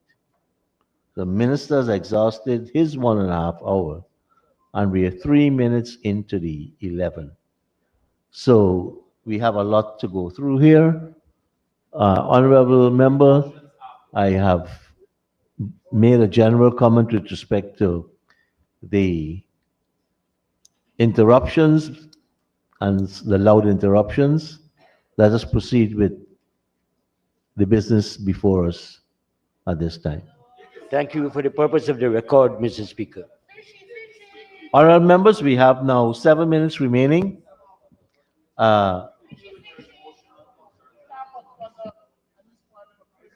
I put the question that the sum stated for Agency 21, Program 213 Fisheries current expenditure stands part of the estimates. Those in favor say aye. Those against say no. Ayes have it. The sum stated now stands part of the estimates. Honorable members, let us turn to page 522.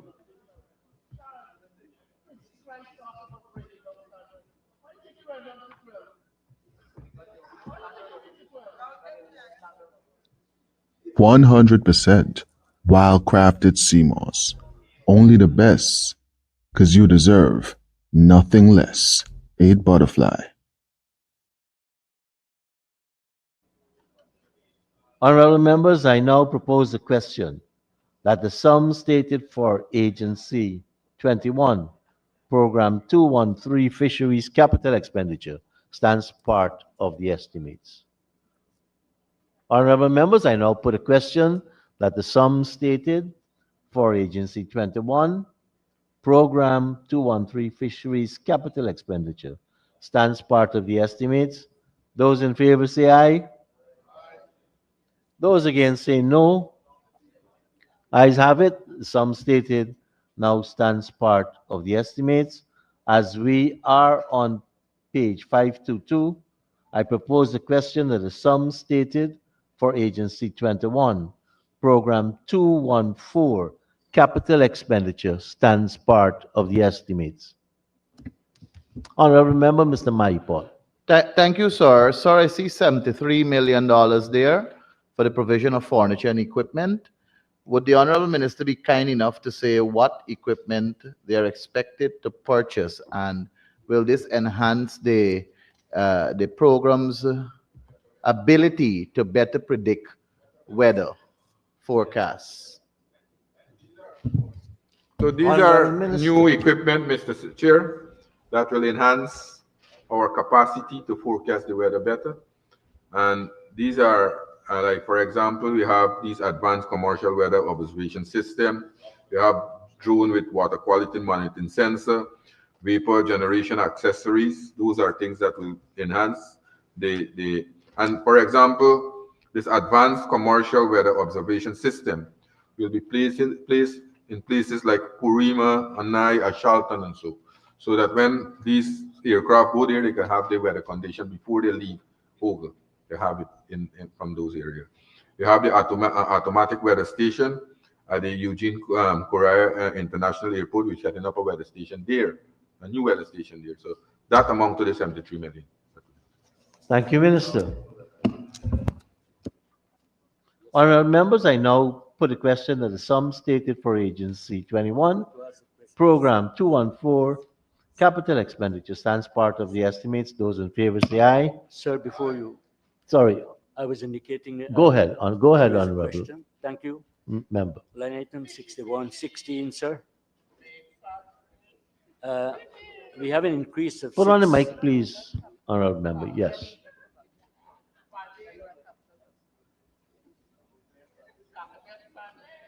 Honorable Kwame McCoy, please. I withdraw this, Mr. Speaker. Honorable members, I now put a question that the sum stated for Program 21, 214, Agency 21, Capital Expenditure stands part of the estimates. Those in favor say aye. Those against say no. Ayes have it. The sum stated now stands part of the estimates. Let us turn to pages 146 and 147.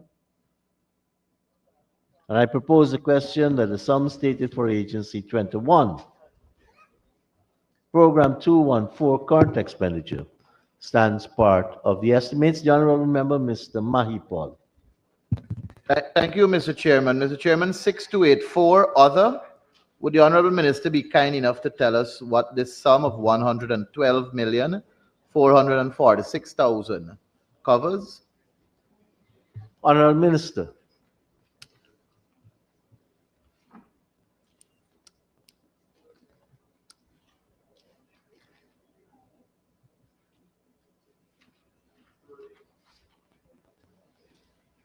Is a number of increased cater for new projects, like the digitization of the hydrometrical data and support for the National Water Council, part-time observer stipends, reconfiguration to the WRF model, staff uniform, annual calibration service, support for the National Water Council Annual Work Plan, digitization of the hydrometrical data, other routine office expenses such as advertising and bank charges, and a number of other small things, website hosting, deployment, maintenance of meteorological buoys.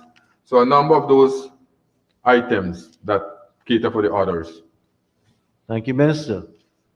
Honorable Member, Mr. Mahipal. Thank you, sir. Sir, equipment maintenance 6282. We have a sum here of $70 million. In 2025, the program exhausted their budgeted sum of $70 million and in fact spent an additional $408,000. The equipment maintenance program, sir, the maintenance dealt with the existing structures that we have, and now we're adding several new weather stations and other equipment across the country. Can the Honorable Minister say if this sum is adequate to maintain the existing equipment and also contribute to the maintenance of the additional equipment? Thank you, Honorable Minister. So Mr. Chair, last year we deployed the meteorological buoy in the ocean. Cost us approximately $40 million too. That expense is not here now. So that is caused the reduction. Thank you, Mr. Chairman. Thank you, Minister. Bantu, that's a powerful point. Why not just provide the information? What is there to hide? What is there to hide? Those against say no. The ayes have it. The sum stated now stands part of the estimates.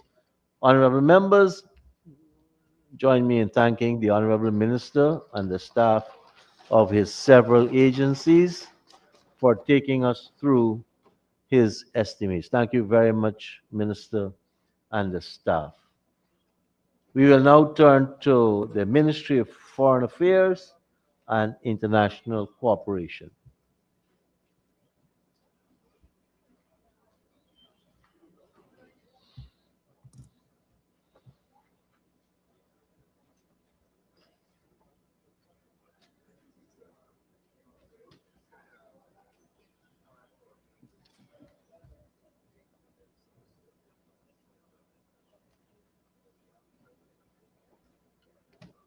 Samsung, keeping us connected no matter where in the world we're located.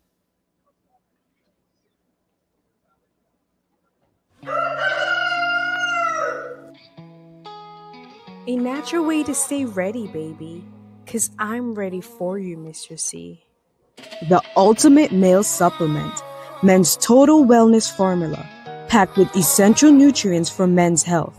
She'll call you Mr. C.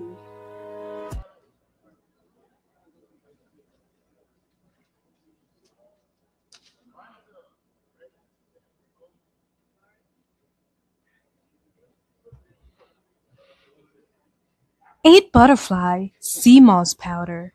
Take your daily routine to the next level. Natural vegan superfood powder, essential multivitamin powder made just for you.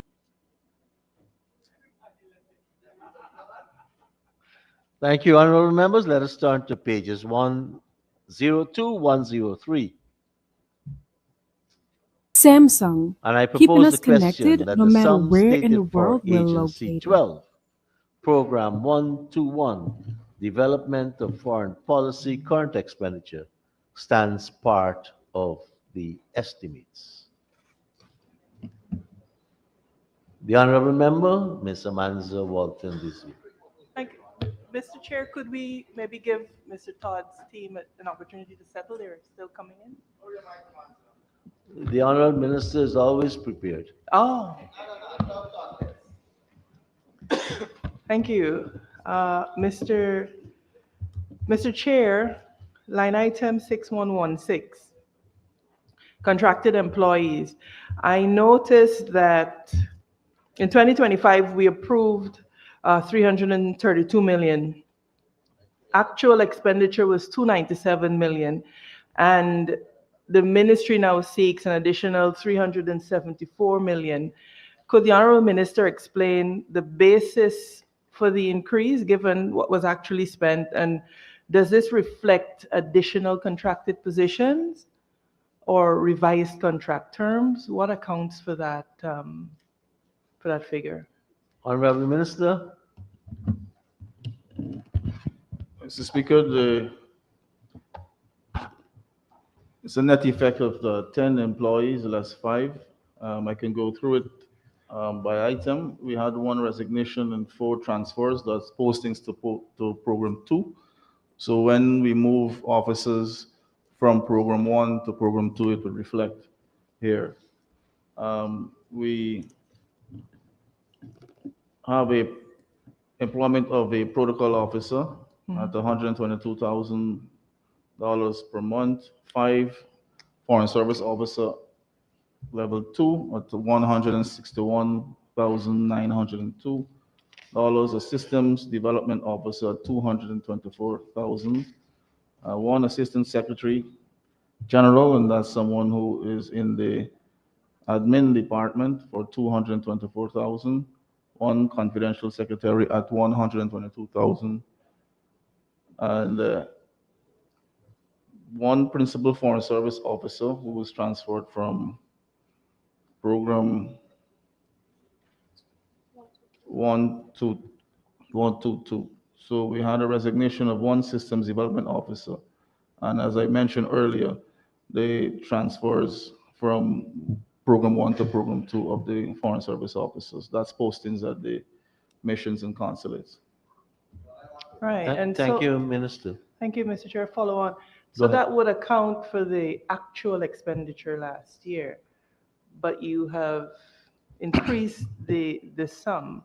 So I'm wondering, what does that entail? But Mr. Todd, you could just lay over the positions and commensurate emoluments, if you wish. If I may, I think that would be reflected in the increases in salary as well. So you'll have to compute all of that in the salaries of all of the employees within the ministry. At least under that particular program and head. All right, let's move to 6242, maintenance of buildings. I noticed that it declined from 31.5 million in budget 2025 to 18 million. Could the minister indicate whether any planned maintenance was deferred or whether these costs are addressed elsewhere? Honourable Minister. So, Mr. Speaker, when it comes to maintenance, I think we have become very efficient in the maintenance of the ministry. We only have really 2 buildings to take care of, and we've done a lot of upgrades. We've reduced the loopholes in terms of the inefficient aspects of it, and we've increased efficiency. So that would be reflected in the budgetary allocation. Thank you, Minister. Thank you. Honourable Member, Mr. Rupnarain. Thank you, Mr. Chair. Line item 6111. Considering all that was said yesterday and that you just spoke about the 8% increase, there's an allocation of 1.108 million less than was paid in 2025. However, if you look at the staffing details, it shows an increase of 2 members. So can the Honourable Minister provide clarity for the difference? Honourable Minister.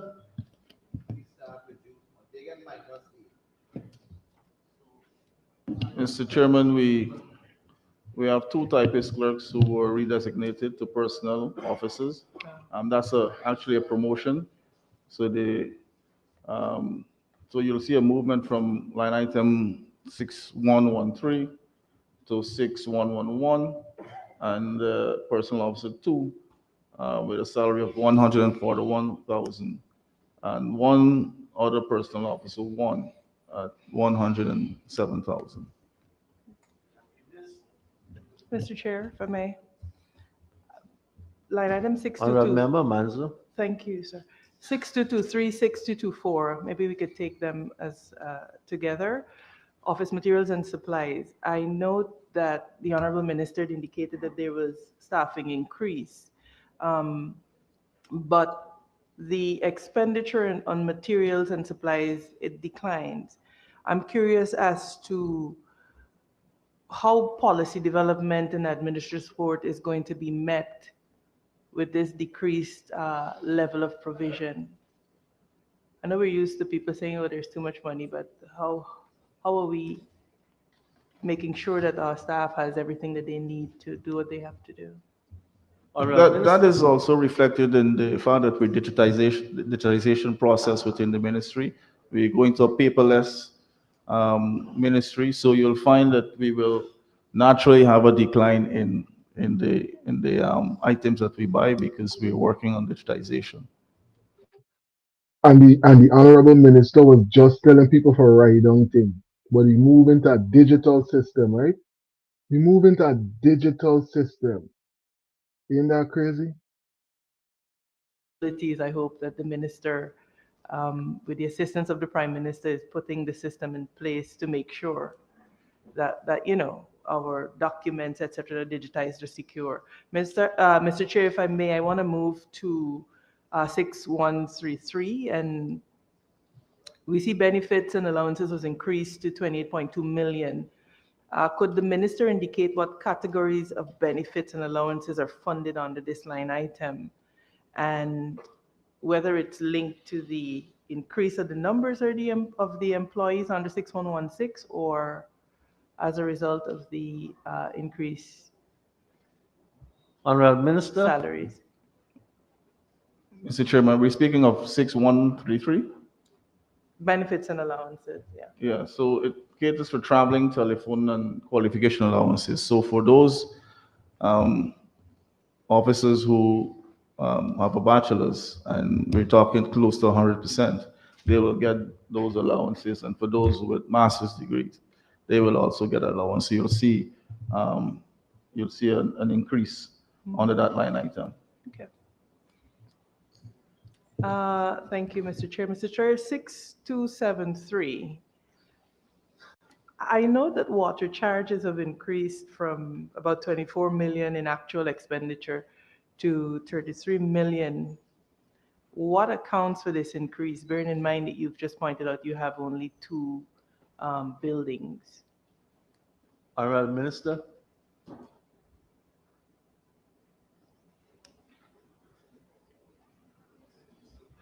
Mr. Chair, you said 33 million? 24. The actual is 24, and it looks to be 33 here. That's 6273 water charges, right? Sorry, it looks to be 16 rather. So what accounts for the... Okay. So we're erecting a new building, Mr. Chair, the Foreign Service Institute. So we're catering for that in this year's budget because the completion date should be sometime in mid-May. So we're factoring that into the new building. Thank you. Thank you, Mr. Chair. If we move to 6265, we note that in this is other transport, travel, and postage. It is set now at 70 million. The revised for 2025 is actually 33. So could the minister, 33 million, could the minister explain the basis for this? Honorable Minister.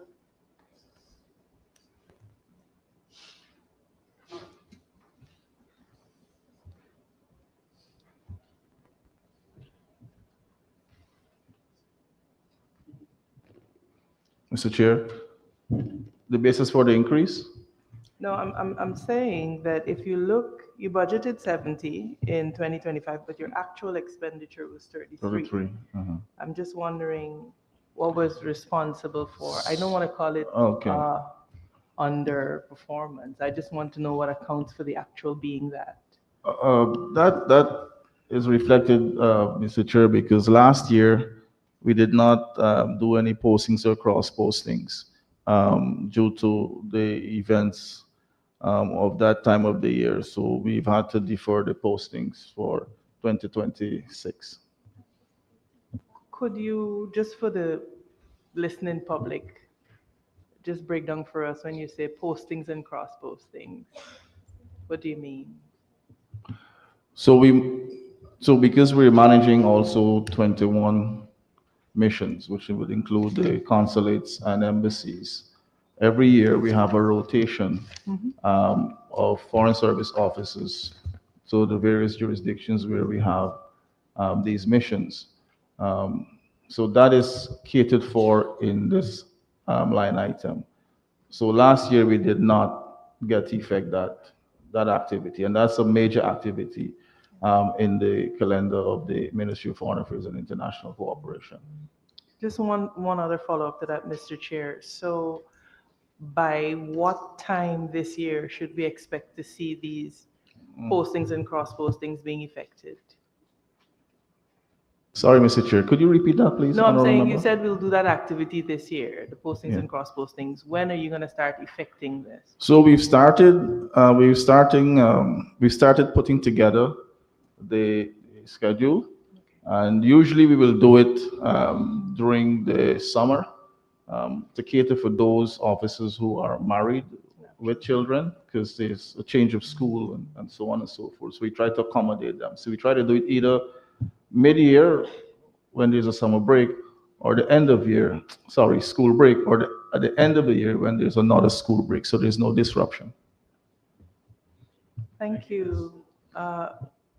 Mr. Chair, other 6294. Could the minister provide a disaggregation of the sum, 620 million?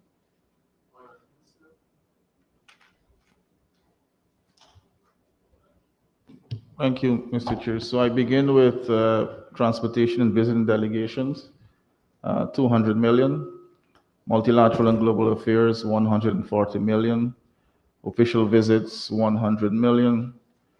Official events, receptions, and conferences, 40 million. Official tokens and branding, 80 million. IT, infrastructure and equipment, 2.5 million. Support to missions, 30 million. Administrative and office use, 25 million. Special projects for diplomatic operations, 2.5 million, giving a grand total of 620 million, Mr. Chair.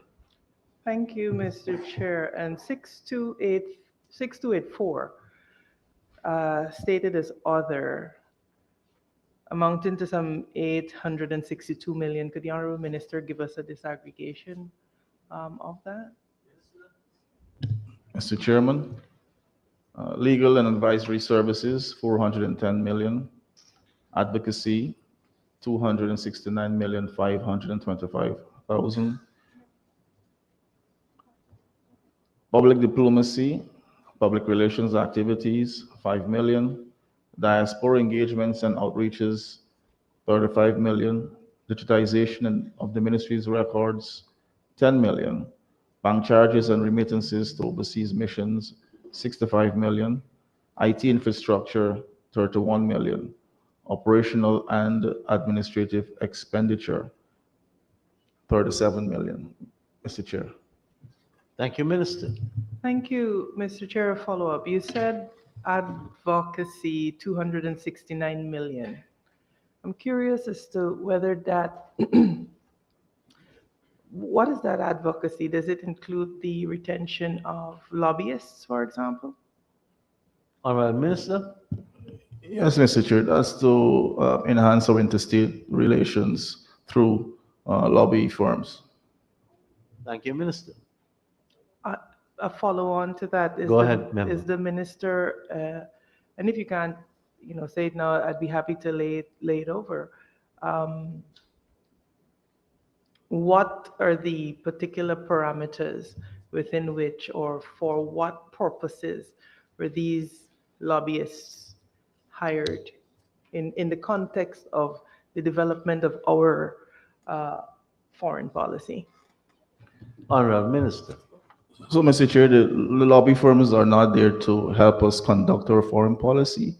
These are registered agencies that advocate on behalf of governments. And in our case, because of where we are in terms of our development trajectory, and we have to also compete for the attention of big states, it helps us to maneuver in the corridors of power to get to those offices that they need to hear from us.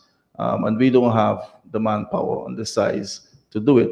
So we use the lobby firms to help us to facilitate in moving in that direction. So it's there to help enhance. It's not there to help us conduct our foreign policy or defense strategy. Thank you, Minister. Thank you. Just to follow on to that. Go ahead. Would it then not be, and I'll seek the chair's guidance with this, but it sounds to me like it may properly then belong under the promotion of our foreign policy. But I mean, that is a discussion that I'm open to having. My actual question here is, does the ministry take steps to identify Guyanese citizens with competencies in a particular area before they go and seek to retain that person before they hire lobbyists? Honorable Minister. So, Mr. Chair, we're dealing with interstate relations, and we're dealing with government-to-government relations. Within the international environment, you have lobby firms. Most of these firms have seasoned retired diplomats and persons who may have worked in government, who have access and the credibility to be able to assist. Not to say that we don't engage with members within the diaspora, we do that. And oftentimes those persons will provide their services on a pro bono basis. But when we're dealing with a very competitive global environment, and you as a country, in the protection of your people and the advancement of your country, you need outfits that have the reach and the capacity and the human capital to do that. And it's not strange to Guyana. You look at most of the developing world and even larger countries, they will hire lobby firms in the jurisdiction where they may want to penetrate. And it is something that yields benefits for a country. It's not a case where, as a country, you can hire a marketing firm. We're not running a business. We're running a country. And if you're dealing with the politics of running the country, you have to deal with people who are competent and registered and have the accreditation to be able to even speak with a congressman, a senator, or to get into some of the offices. So these persons have the accreditation to do that. And that is why we have moved in this direction, because it will help us to enhance our reach. And by enhancing our reach, it helps us in promoting our foreign policy, because they take direction from us. We don't take direction from them. Thank you, Mr. Chair, for that. Minister Todd, I do agree that the use of lobbyists is, it's nothing new or strange or foreign. What I want to be clear and sure about is that we're not sidelining, or I don't want to use the word sidelining, that we have Guyanese expertise that we're underutilizing in favor of lobbyists. And I worry that maybe you said in terms of access and clearance, doesn't an accredited ambassador have that access and clearance? I think we're having a we could park the discussion for another time. A longer discussion, but I think the honorable member is aware, Mr. Chair. We have Guyanese in various jurisdictions who are helping us to promote business and investment. But these are individuals who will speak on our behalf with companies. But here we're dealing at the political level, where we need access to various levels of government. And you have to understand that when you're dealing with industrialized economies, they have many layers of government. And in some cases, you may need to have a specific transmission. You may not ordinarily get that through the official channel. But using a lobby firm would allow you to navigate more effectively. And it's just adding value. It's not complicating the process, and it's not taking away from our ownership as a country in conducting our foreign policy or developing it. Our ambassadors at post, they also have a role to play, and they're very effective in doing that. But when you combine the two, it helps us as a country in terms of improving our posture, visibility, and bringing even more clarity to our endeavors. Thank you. Thank you, Minister. Just one final question from me. 6261, line item 6261. That, what is the disaggregation of that? Because I note that you budgeted 71 million thereabouts. Your actual went up to 157, and then you've budgeted 127. Do you have enough? Is what I'm trying to figure out. Honorable Minister, do you have enough?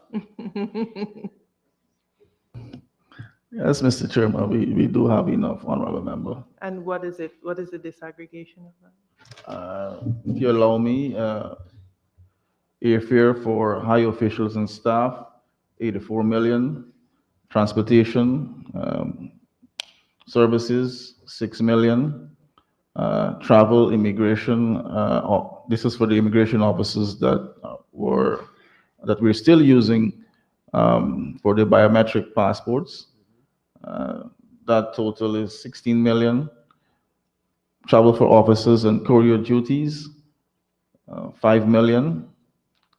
Staff subsistence, 16 million. That will give you a grand total of $127 million, Mr. Chairman. Thank you very much, Minister. Mr. Chair, sorry, I had intended that to be my last question, but just for the edification of people watching, who is considered a high official? I mean, besides your good self. And you. and me, and I don't have a service passport. It couldn't be me.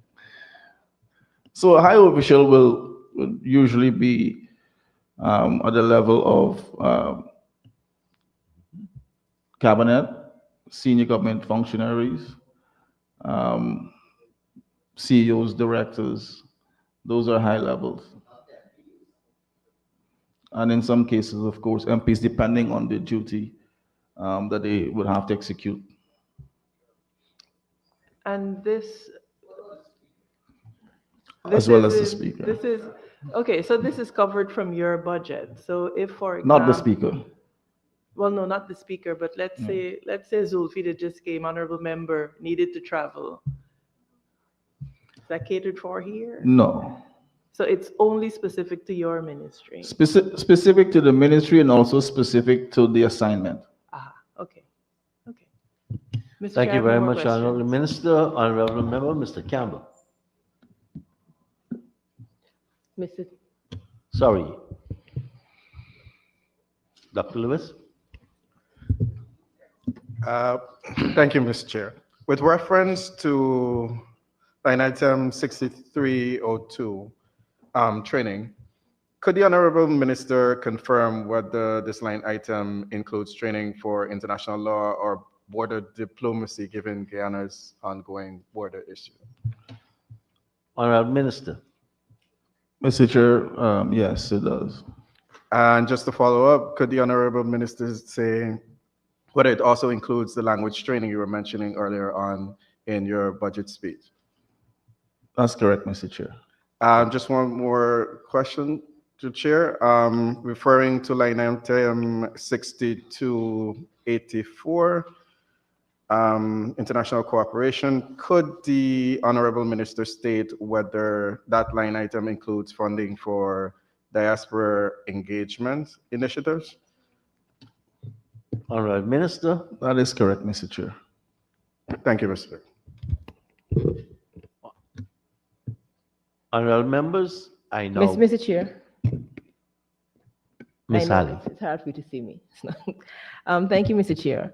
I'm following on from questions that were asked by Honorable Member Amanzo on 6284, I believe, where the minister indicated that under this line items, lobbying firm was hired, if I stand corrected.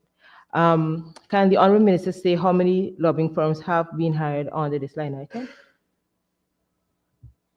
Honorable Minister. In total, 3, but we have 2 on the books now. So 2 will be in this Currently 2026. Would the minister be kind enough to state who were those lobbying firms? Mr. Chair, DR Consultancy and Continental. Can the minister indicate how much money is expected to be paid to these 2 lobbying firms over the year? For DR Consultancy, it's $4,000 monthly, and for Continental Strategy, it's $50,000 monthly. Monthly. Thank you, Mr. Chair. Can the honorable member minister indicate whether any of these lobbying firms were utilized to do the extradition of the honorable, or any extradition issues dealing in Guyana? That is not, Mr. Chair, that is not within our scope as a country. We're dealing with promoting Guyana and ensuring that we are able to highlight those initiatives that we find pertinent to not only our national policies and national development, but ensuring that we can more effectively execute our foreign policy agenda. Thank you, Minister. One final question, Mr. Speaker. Can the honorable minister state whether any other extradition requests have come in other than what the country is aware of? Honorable member, I'm just trying to associate the expense with this line item. Honorable Minister, I don't see the relevance there. I don't see either, Mr. Speaker. Honorable member, Mr. Maipol. Follow on what's happened to us. Mr. Chair, a follow on. Honorable member, I recognize Mr. Mahipal. Thank you, Mr. Chairman. Mr. Chairman, 6261, a follow-up from what the Honorable Amanzo Walton Desir was asking just now, reference to high officers. May I ask the Honorable Minister if this line caters for the category of people who are in receipt of service passports, and how does the ministry determine who are entitled to service passports? So, Mr. Speaker, there's a document that was provided and it's within the ministry of the various categories of individuals within government that will qualify, that I should say, that qualifies for a diplomatic or service for official duties. Thank you, Ms. Here. Thank you, Mr. Chairman. Mr. Chairman, may I have a follow-up, please, with your Go permission? ahead. Sir, when members of parliament travel, private members of parliament like myself, and I was kind enough to accompany you to the beautiful Australia, Sydney, but I had to travel with the ordinary passport, and it was official duty. And I am aware that several parliamentary staff who also accompany us and execute fantastic duty along with other private members, they don't have access to service passport to travel when they're on official business. Are they? Desrick, Andrea, Christopher, welcome into the live. Thanks for being a part of this live presentation. Almost 400 travelers in the live right now with us. Take a couple of seconds. If you haven't already, make sure that you're subscribed. It costs you nothing, but that will keep you connected with everything trending in Guyana and in the diaspora. Let's jump right back into the parliament. This side of the house, as well as other officials serving in various capacities across government. So in the judiciary, military, police, and some of the agencies. Mr. Chairman, with your permission, Go ahead. the Honorable Minister was kind enough to say only members on that side of the House. Does that include private members on that side of the House? I don't know who's a private member on this side of the House. As in a On this side of the House, you have ministers, parliamentary secretaries, and ordinary MPs. Ordinary MPs, sir. Honorable Minister are MPs of the government given service, sir. I think that's the question. And are we paying for it out of this line item? Yes, sir. Thank you very much. You're welcome always. Mr. Chair, you may have one or two members on this side of the House who are MPs with a service or diplomatic passport based on their appointment. Sir, may I ask the Honorable Minister, with your permission, who are the MPs that are ordinary in the House with service passports?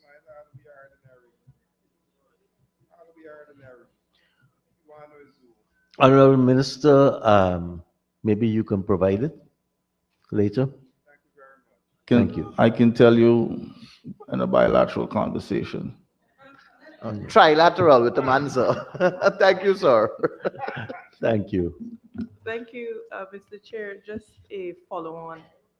MP Amanza. Thank you, sir. From the question that Ms. Sarabo Hali asked, in terms of the retention of lobby firms, are these arrangements, and you mentioned two in particular, are these arrangements month to month? Are they objectives based, or is it a yearly contract that we're already locked into? Minister? So we have one on a yearly contract and one on a 6-month contract. You said one on a 1-year contract and one on a 6-month contract. That's correct. Thank you. And just one final follow-on to the issue of Lobbyists and that line on item. a contract. I don't know if Minister Todd is aware that we are the only CARICOM member state in which MPs as a whole, whether you're government or opposition, are without a service passport. The only country within CARICOM, and I think it's something that we should strive to remedy. Thank you, Mr. Chair. No further questions. A strong lobby here, Minister, for a policy review. That could have been done between 2015 and 2020 easily. Thank you very much, sir. We are Honorable here members, now. I We're here now now. put the question that the sum stated for Agency 12, Program 121 current expenditure stands part of the estimates. Those in favor say aye. Those against say no. Ayes have it. The sum stated herein now stands part of the estimates. Let us turn to page 511.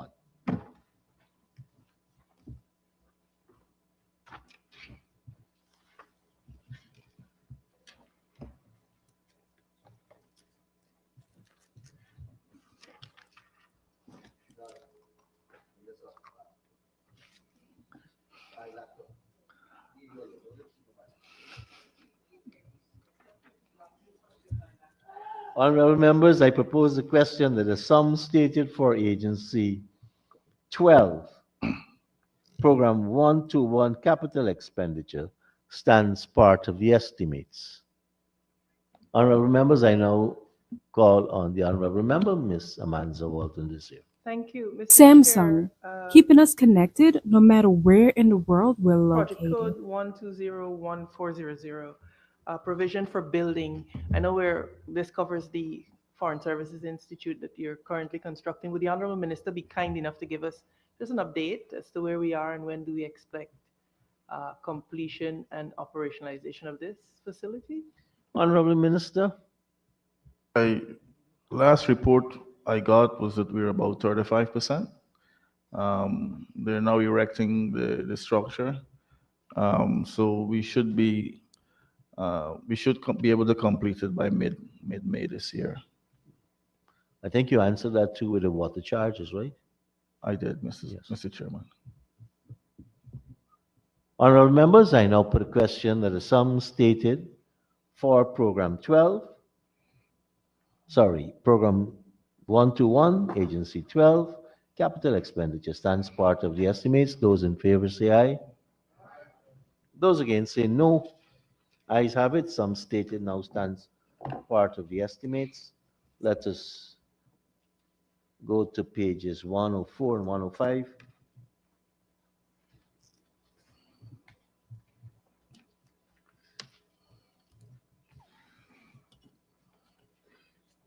And I propose the question that the sum stated for Agency 12, Program 122, current expenditure stands part of the estimates. The Honorable Member, Mr. Rupnarain. Thank you, Mr. Chair. Line item 6284. Notice there is an approximate 29% or more increase in the budget based on its actual usage in 2025. Can the Honorable Minister disaggregate the sum? Honorable Minister. Mr. Chair, bank charges 70 million, public relations services 30 million, legal and consultancy services 25 million, website maintenance, web hosting, network maintenance 15 million, operational and administrative expenditure 75 million, insurance of diplomatic staff, residences and chancery 50 million, a grand total of 230 million. Thank you, Minister. Honorable Member, Mr. Manza Walton Desir. Minister Todd, that's Minister Todd Malinga. Chair, just to follow Minister on, Todd. in terms of your disaggregation, you spoke about legal representation. That is the Honorable Minister Honorable Todd. Minister. So, Mr. Chair, that's for the ongoing case before the court. Which court? Oh, sorry, Mr. Chair, retract that. This is for legal representation within Black jurisdiction. Ice So we Shelley, have to welcome into follow the the. live. Black Ice Shelley, welcome into the live. All the travelers that are live with us right now, thanks for tuning in and being a part of this live presentation. Thank you, Minister. Honorable Member, Ms. Thank you, Manza. Mr. Chair. Just to follow on, what is the frequency with which that happens?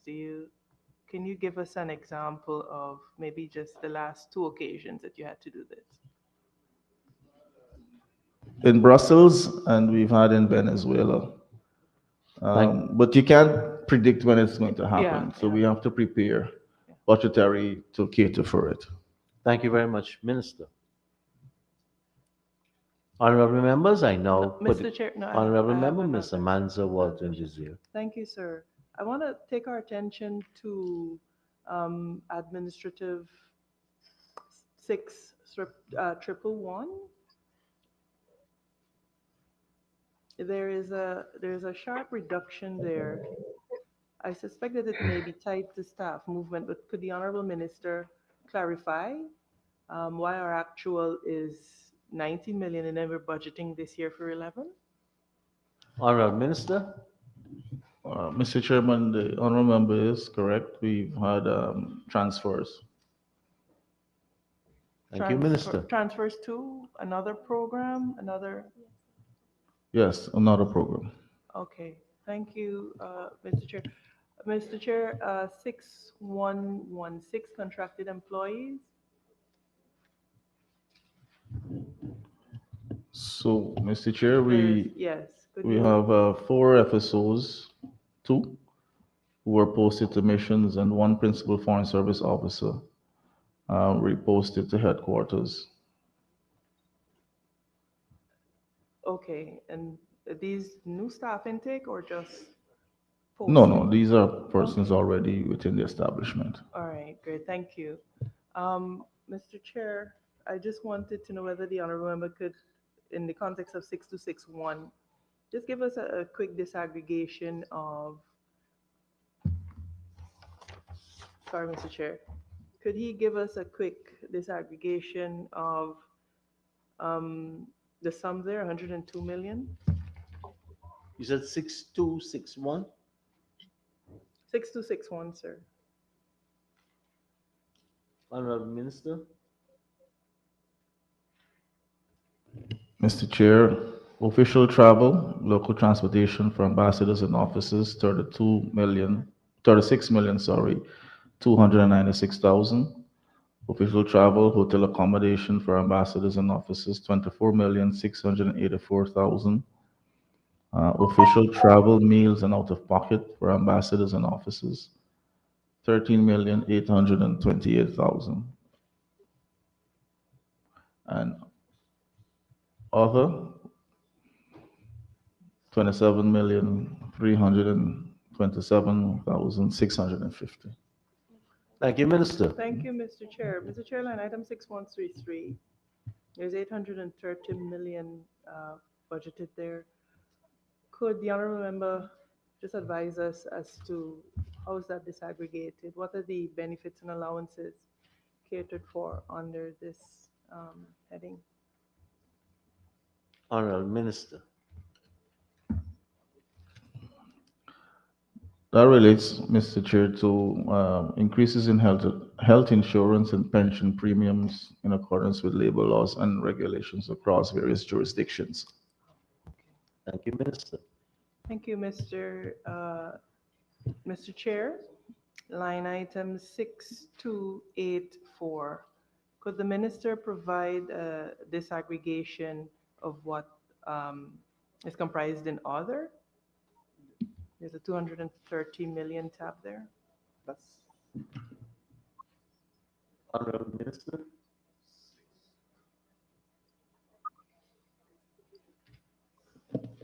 Mr. Chair, I think we have already disaggregated 6284. Oh, I'm sorry.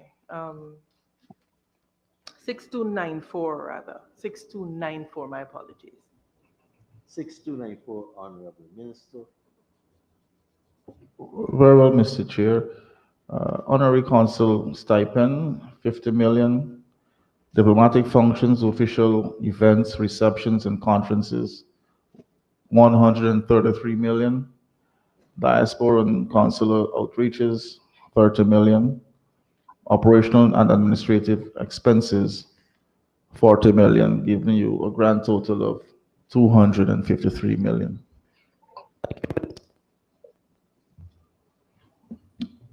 Honorable Member, Mr. Rupnarain.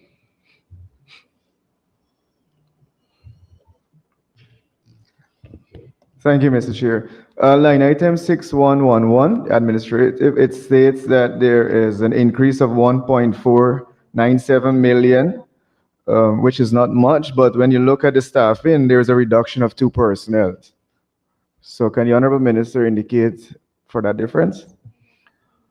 Mr. Chair, we had explained this in detail in the opening of the session. Thank you. Honorable Member, Mr. I just have a Walton. follow-up question on the performance metrics. It's a real shame when you think about it, right, Cheryl? A real shame. To bilateral agreements, technical assistance, and consular revenue. Could the minister indicate whether these targets were met by the end of 2025, and how are we expecting that the increased allocations will help with our achieving the improving performance then under this program? Honorable Minister.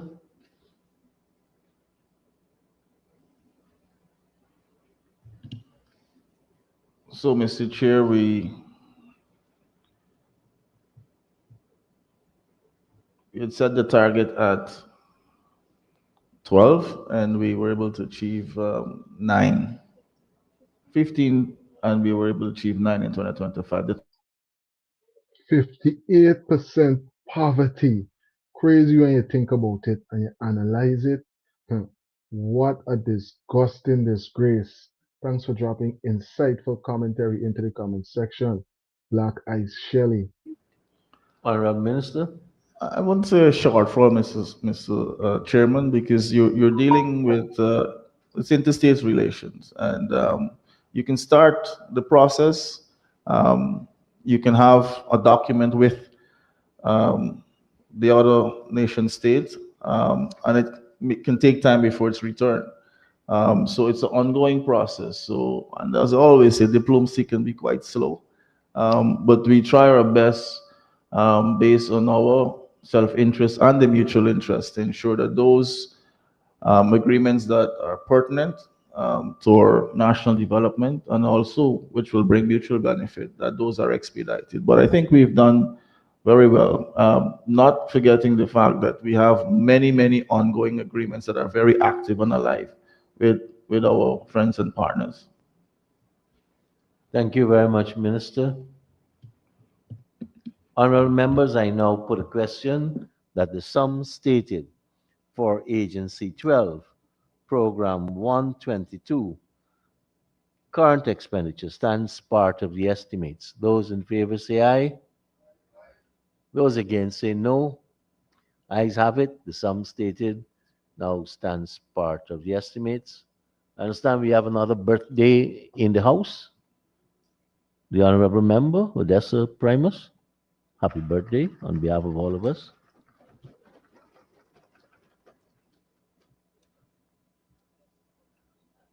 Honorable members, let us turn to page 512.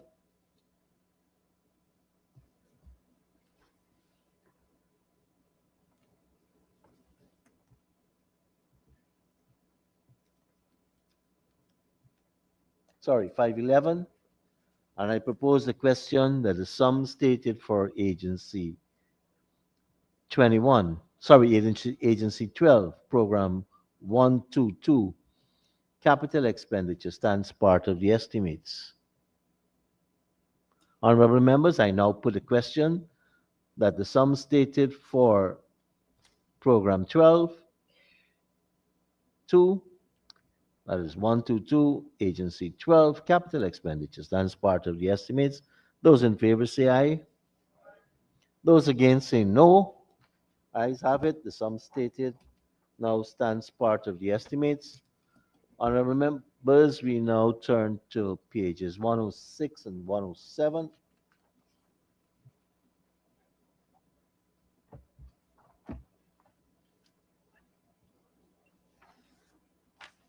And I propose the question that the sum stated for Agency 12, Program 123, Development of Foreign Trade Policy current expenditure, stands part of the estimates. Honorable members, Honorable Member, Ms. Amansa Walton Desir. Thank you. Thank you, Mr. Chair. I want to move to line item 6111. Mr. Chair, we note that the line item has declined significantly to approximately 11 million compared with the revised. At the same time, we're noting that employment costs have gone up. Could the Honorable Minister explain how wages have been reduced to this sum and whether administrative assignments have been assigned to other categories of staff or to contracted employees under 6116? Why this sharp decrease? Honorable Minister.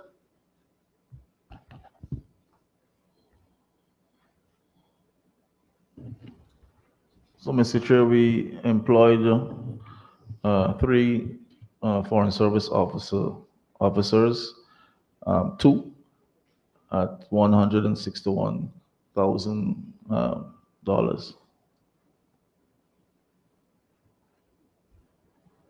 No, I mean, I hear you, but I'm saying you spent 19 million in 2025, but you budgeted 11 million this year. if you go back, you'll see in 2025, your actual was, you budgeted 20 and you used 19 rather. Why this low bill, wage bill? This is not me advocating for you for more money, but what I'm trying to get at is this is a marked decrease, and so it goes to the question of capacity. Are you moving people around? Honorable Minister? Mr. Chair, just for clarity, you were talking about 6116? No matter where in the world, we love Guyana. What are your colors? How do you represent? I love Guyana. Order yours today. We ship worldwide. Delta 9 Media. One love, one people, the mission complete. One love, one flag, one nation, right? Under the stars, divine presence in the sky. Unity, no war, let the children thrive. Power to the people, we keep hope alive. Transfer of one reflects a decimation in your staffing complement and certainly could affect this very critical area of development of trade policy. I'm just curious as to how you intend to, and do you intend to replace that capacity? Honorable Minister? So, Mr. Chair, we've over the last 3 years, we've been building out the Foreign Trade Department. We have Ambassador Totoram, who is leading that department now. We have another senior advisor, along with 5, I believe, officers who have been showing great strides in terms of their competency. At the missions in Geneva and in Brussels, we have a fairly good complement of officers who are well trained and are doing very well for us. So I wouldn't say we're currently understaffed at headquarters, but of course we will need to employ more persons so that we can have a movement upward in terms of the skill set and to prepare them not only to execute our trade policy here, but in also promoting our trade policy at the WTO and as well as in Brussels, where we have the Samoa agreement that we have to execute through the EPA. Thank you, Mr. Chair. Just to follow up, you mentioned that we've retained Ambassador Totoram, is it? You promised me last year, Mr. Honorable Member Todd, that you would lay over a copy of our trade policy framework. I don't recall seeing it. Honorable Minister, I'll ensure you get it, Mr. Chair. I'll ensure that you get it. I'm going to charge Ambassador Totoram to ensure he gets it to you. We'll make a note of that. Thank you, Mr. Chair. Mr. Chair, I just want to follow up on 611. I just want to say that we have 5 minutes remaining for the hour which was allocated. Okay. This would be my my final question on this, actually. And so I want to, let me jump then to the metrics that we've put out for this program in the performance indicators. Program 123, Mr. Chair, identifies markets sustained as a performance indicator. Could the minister indicate which markets were sustained during that year and what criteria is used to determine whether a market is sustained? Honorable Minister? So, Mr. Speaker, we've sustained 130 markets. Thank you, Minister. One follow-up, please. I note as well that they have products gaining preferential access as a performance indicator. Could the minister say which specific products gained preferential access during that year under this program? Honorable Minister. Mr. Chair, there'll be petroleum and mineral exports, aluminium and gold, meat, coconut products. That's 5? Okay. And you don't have to answer it now, and feel free to lay it over. To which markets? I'd be grateful to know that too. Which are there specific markets? Honorable Minister.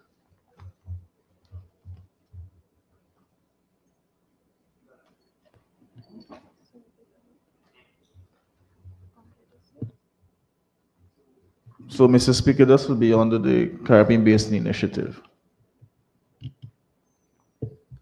Thank you, Minister. Honorable members, I now put the question that the sum stated for Agency 12, Program 123, Policy Development of Foreign Trade Policy, current expenditure stands part of the estimates. Those in favor say aye. Those against say no. Ayes have it. The sum stated now stands part of the estimates. Honorable members, turn to page 511, and I propose the question that the sum stated for Agency 12, Program 123, Capital Expenditure, stands part of the estimates. Honorable members, I now put the question that the sum stated for Agency 12, Program 123, Capital Expenditure, stands part of the estimates. Those in favor say aye. Those against say no. Ayes have it.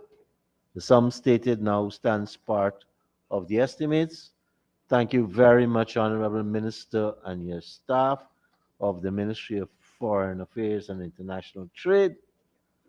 This is a good time, honorable members, for us to take the suspension.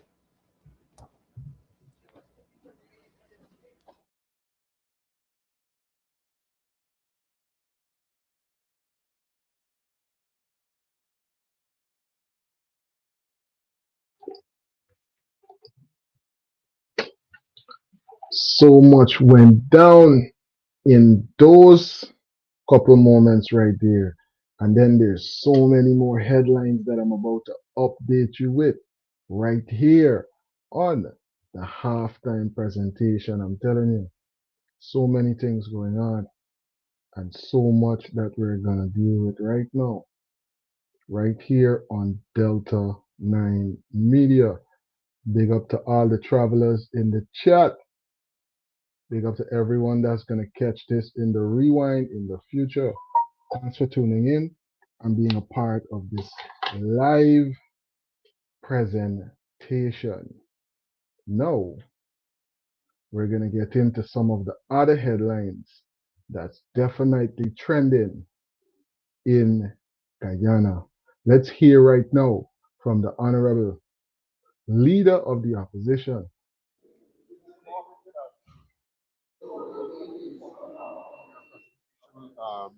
At the close of the budget. Among the things we said is that you have to bankroll the fee. Yes. Now this goes to the heart of campaign financing. What would you like to see government do, or what would you advocate in the area of campaign financing? Well, according to the international observers, that's one of the concerns as it relates to campaign financing. And we know some of the parties, they don't want to put forward. So anyone looking to call in, this is the time where the hotlines are open and you can definitely do so, because guess what? They're not in the house, so we could discuss different things. We could get into different meaningful conversation. So if there's something that you'd like to share or highlight, remember the hotline number is scrolling on the screen and you can call in. There are so many things that we're going to be updating one another with right here on Delta 9 Media. Forward how much money like a particular businessman would donate because of victimization and these things. Greetings, you're on to Delta 9 Media Live. Flash, what's going on?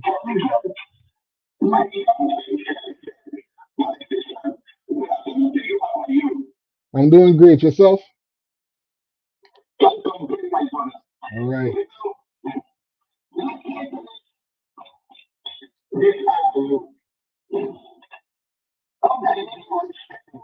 Budget. Uh,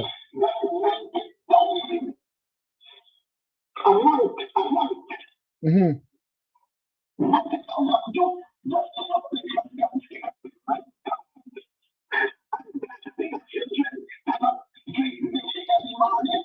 Hmm.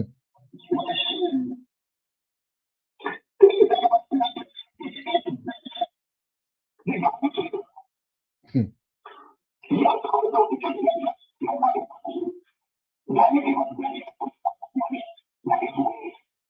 Hmm.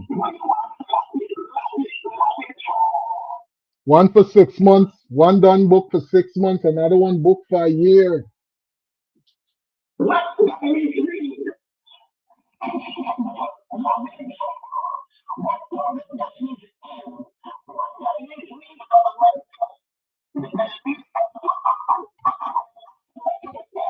Uh,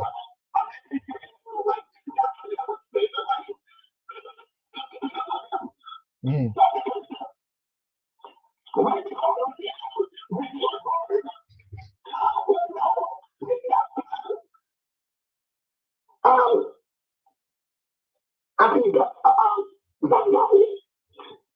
Mr. Honorable Jeffries. Yeah.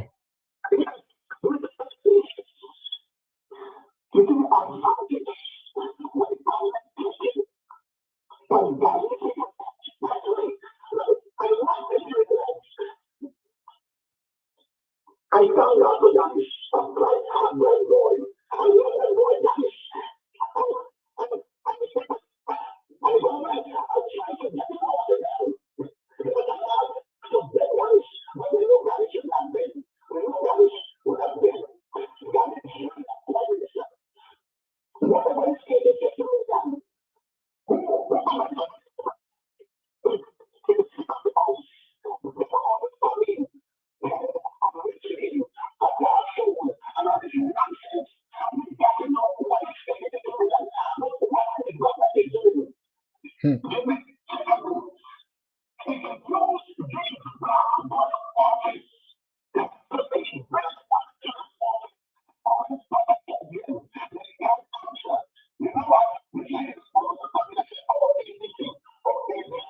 Yeah.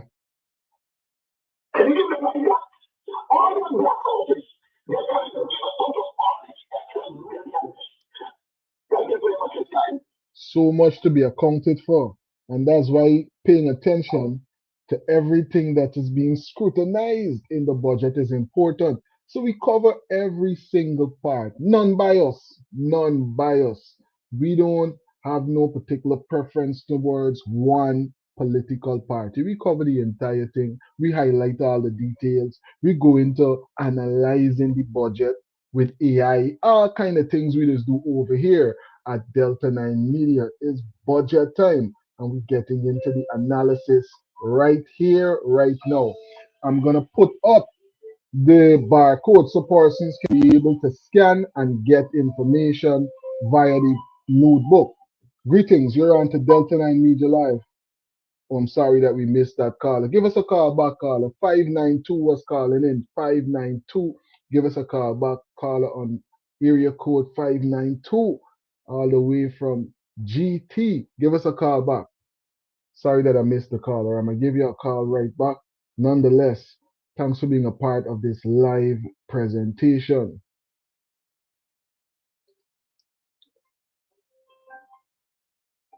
Greetings. You're on to Delta 9 Media Live.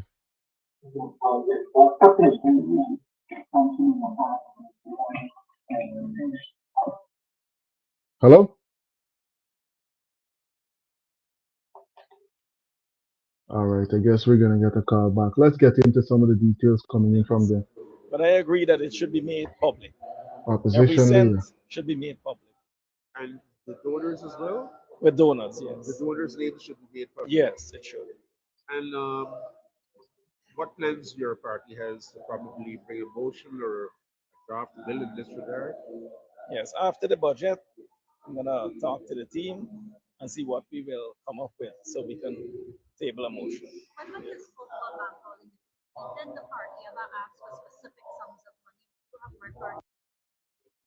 Zam, thanks for being a part of this live presentation. Devanan, thanks for tuning in and being a part of this live presentation. Desrick, what's going on, buddy? Thanks for tuning in. I'm telling you, let's hear these details coming in right now from the leader of the opposition. Listen, very active, always highlighting the details. I'm telling you, it seems like we're in for some interesting times. Let's see what's going on right here.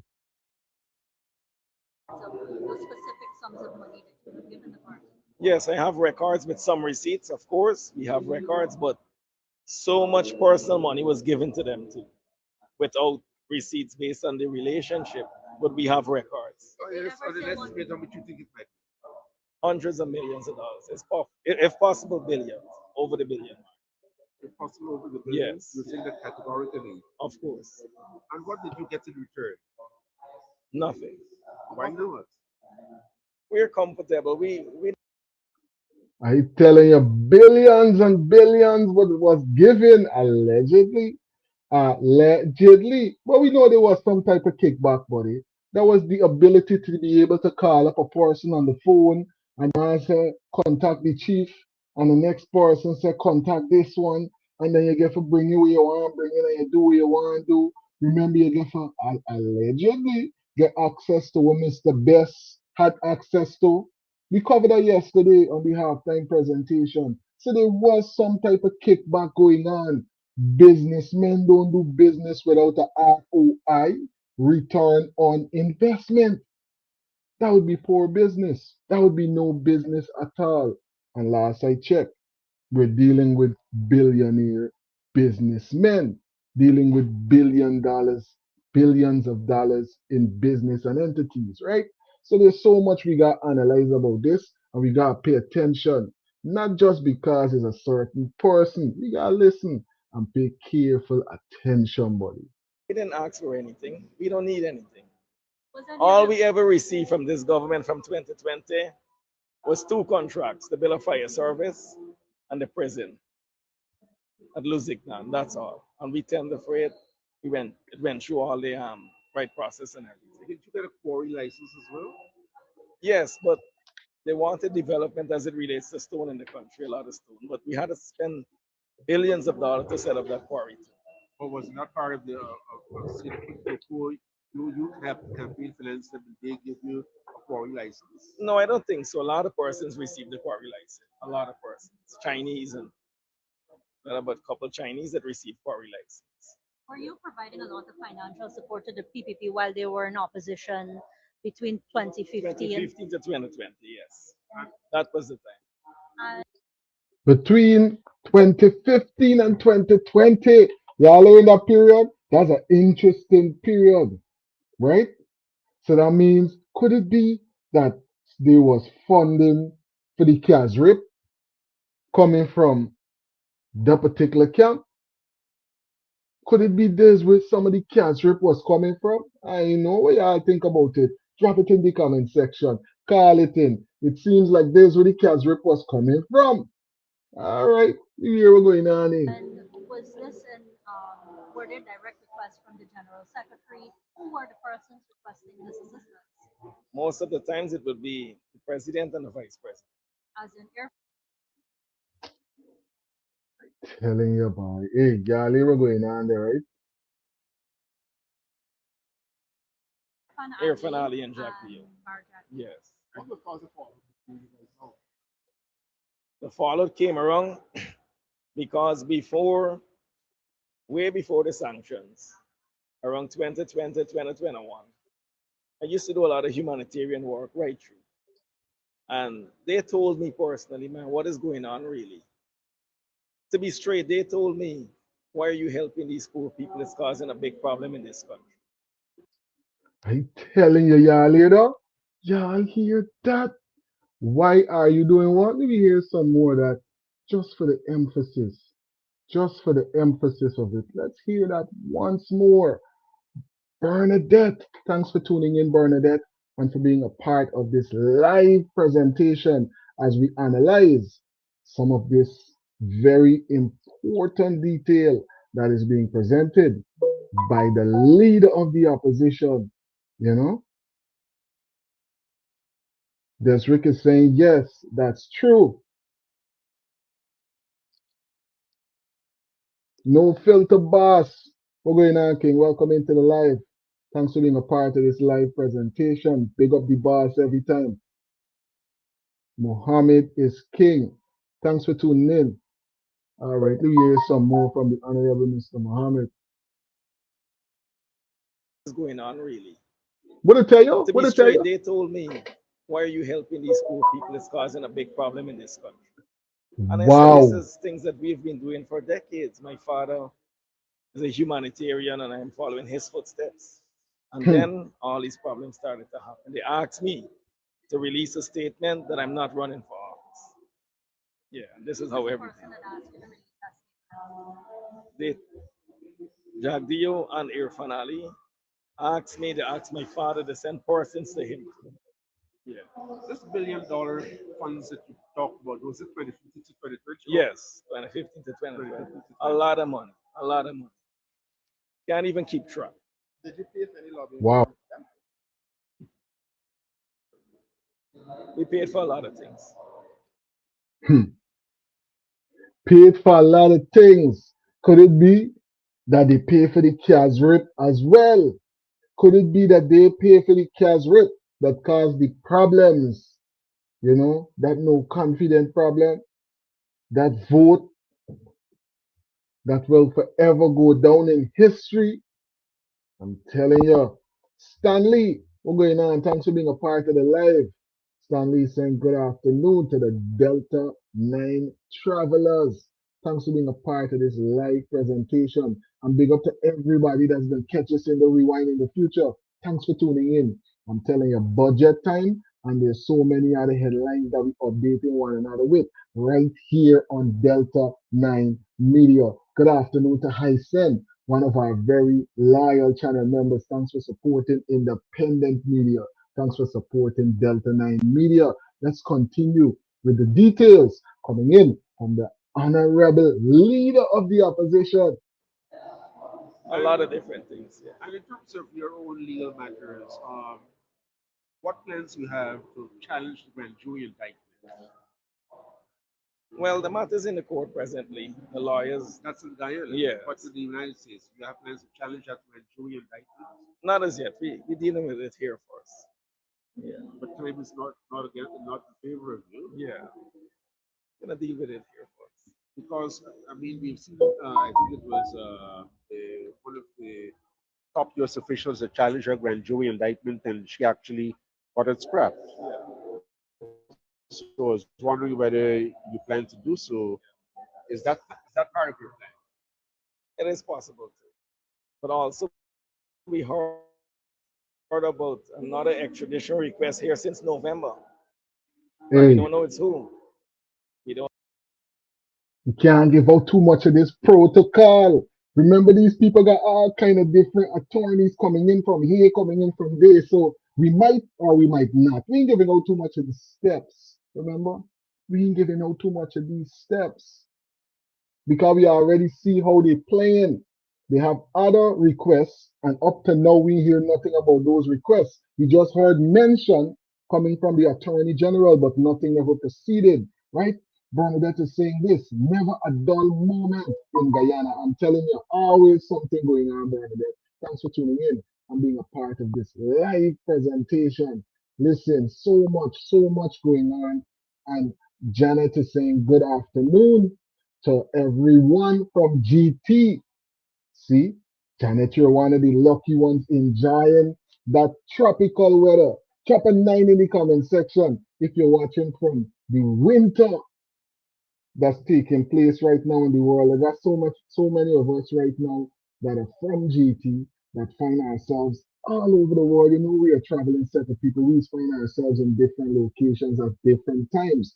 But I'm telling you right now, it is freezing cold outside in the beautiful Commonwealth of Pennsylvania.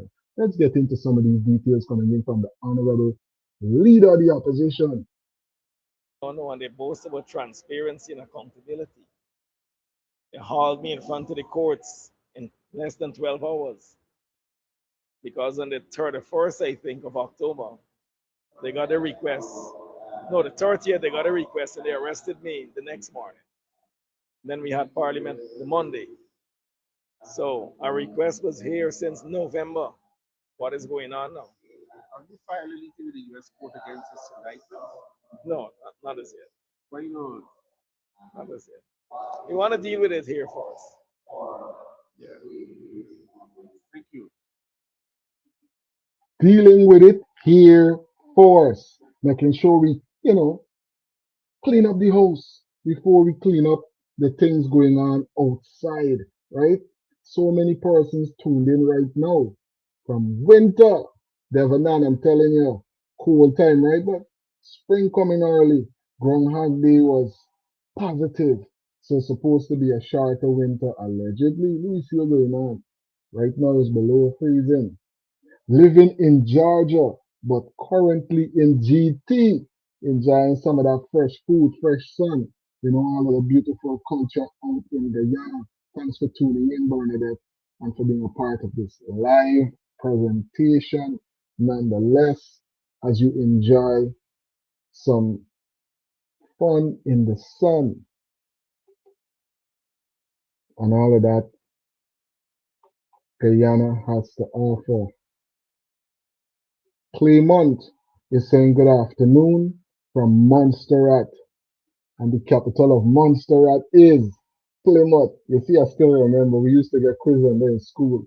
Thanks for tuning in and being a part of this live international connection. Persons from all over the Caribbean, all over the diaspora, tuning in to this digital connection. Now persons are highlighting certain things, because people are very interested with what's going on in the opposition. And recently, a prominent member in the Win Party and Mr. Norman Brown had an interview, and this are some of the interesting things that was discussed. Because I don't value anything she has to say, so I don't even remember who she is. Like I said, I blocked yesterday alone. I blocked 80 people, so I can't remember everybody I blocked. So you won't respond to the question if Terence posted he's unburdened because he paid his taxes. How does that make one of Hasdale? Well, it's listen to me. At the end of the day, we all entitled to our snide remarks and whatever, but it doesn't lend to the unity that I am requesting. It doesn't lend to that unity. And at the end of the day, we have, at some point in time, APNU has got to stop acting like they're just trying to get back into second place and start acting like they are above the fray. Okay? You already got to be, you got to remember this, before the last election, and this was one of your major concerns. You remember when you said to me, Hector, there's a major concern that if Azuddin Mohammed was to become the president, he would go back to working with the PPP and it would be just like the PPP in power. You remember you having that concern? Yeah. Okay, good. So if that was your concern and that was the big fighting point for the APNU folks back then, how come all of a sudden now, all right, that you see the PPP piling on Win, fighting down Win, but now you want to join in with them to pile and fight down Win at the same time? I mean, come on, man. You said a couple months ago that they're partners and they're going to get back in bed together. Now you see them still piling on him. Now you're saying, oh, we got to join them and pile on them too because we want to get back into second place. Because it's quite obvious that APNU by itself can't win a dog race in Guyana. They cannot win anything. You see, So you're saying one thing that is good, and then you come and attacking crew with. You're saying Terence no. Win, They cannot. and then now you're coming and attack at APNU. No. Let me. But it's your view. It's your view. Okay. Go ahead. Yeah, it's your. It's honestly. None of those parties in it's your Guyana, program. None of those parties, APNU or Win. Let's get this clear right now. And I'm listening to you. And I'm gonna put my life on the line for this. I'm None listening. of I'm those just stepping away. parties as What I think about this point that Hector's about to make right here. an individual unit can ever win an election in Guyana. APNU can't do it by themselves. WIN can't do it by themselves. None of them. So what in heaven's name are they fighting each other for, other than that they want to be second place? They value the position of being second place, so they're fighting for second place. And until they get away from fighting for second place and start working as a unit to get into first place, well, guess what? We're going to have the stupid remarks and the snide remarks and the nonsense every day. And we're going to be doing programs like this, and you got people coming on here and making fun of APNU and making fun of WIN and all that. Guys, and you guys are losing track of what the goal is here, and you're not getting it. The goal is to win. The goal is to win an election and to see the back of the People's Progressive Party. That is the goal. And you guys are losing track of the goal when you start attacking each other. Because none of you by yourself is going to win an election. Let me tell you something. Right? And I'll be honest with you. And this one time I will say this, because I am not a hypocrite. Terence Campbell is my brother, and he's a lifelong friend. It doesn't mean if Terence does something wrong, I wouldn't call him out when one side before publicly. I wouldn't call him out publicly on something I'm not aware of. Utah, thanks for tuning in. Hyson is saying absolutely 100% real talk. Real thing. Hey, Terence, congratulations on the vehicle. When Terence spoke about he paid his taxes, he was speaking to the PPP. He wasn't speaking to we. I recall what you're talking about now. When Terence, because the PPP was accusing Terence of owing taxes and not paying this and paying that. Terence never attacked Azrudin when he was driving that vehicle. He was saying to the PPP, I paid my taxes for this. You got nothing. It was the PPP. And let me tell you something about the Terence I know. Let us put aside the politician, because everybody knows talk out. I fight hard for Terence Campbell to get where he is in politics. And no matter how horrible Norton is, and I don't like him, Norton did one of the greatest things, like Corbyn did to David Granger. Norton did something in his weakness and all of that Corbyn did for Granger and made the APNU. Let me just finish. Let me finish. But you could disagree. You just disagree. You will disagree. So Terence Campbell, when Norton chose Terence Campbell, the only problem is that he didn't choose Terence Campbell as presidential candidate. The Terence Campbell I know, that people around him and a lot of people who have met him now in politics know that is a human being. No matter how wealthy he is, he has humility, he is humble. When you're in Terence's presence, you don't feel nothing that is distasteful or having to do with all of the things we're talking about today with violent crime. But if anything, I think this Justice Department has been so respectful.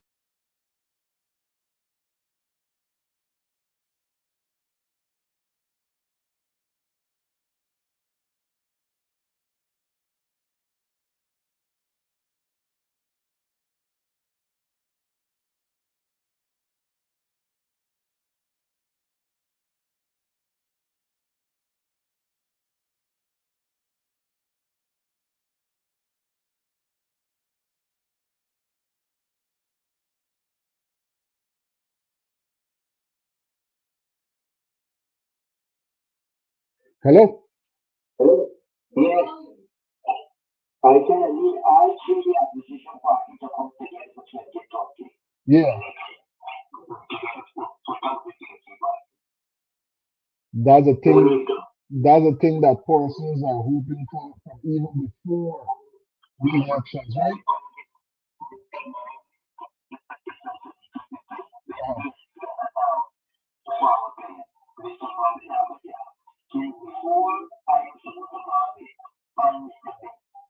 Yeah. Yeah.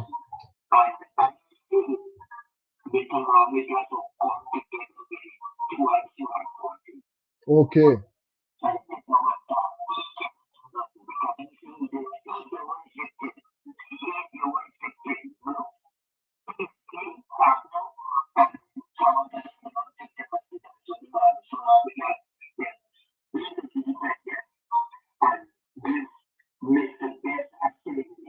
Mhm.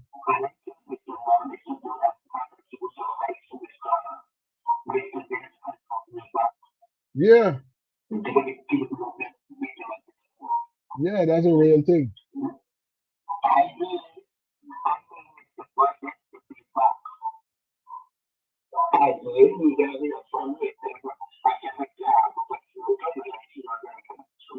I think I think that would be a signal for all persons in the diaspora, all persons that is looking to come back and invest in Guyana in a real way. That would be a signal to them that listen, it's time. Now Guyana is really ready to do business in a real way.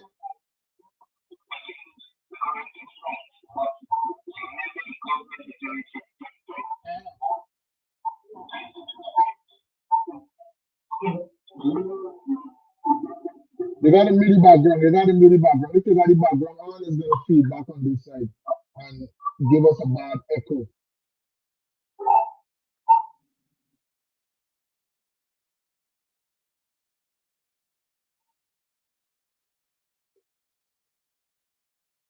Hello? Yeah, and as we talk about victimization, right? And persons being victimized by their political opponents. You want to tell you something? Thanks for calling in and dropping those insights, Carla. That's why I like the comment section.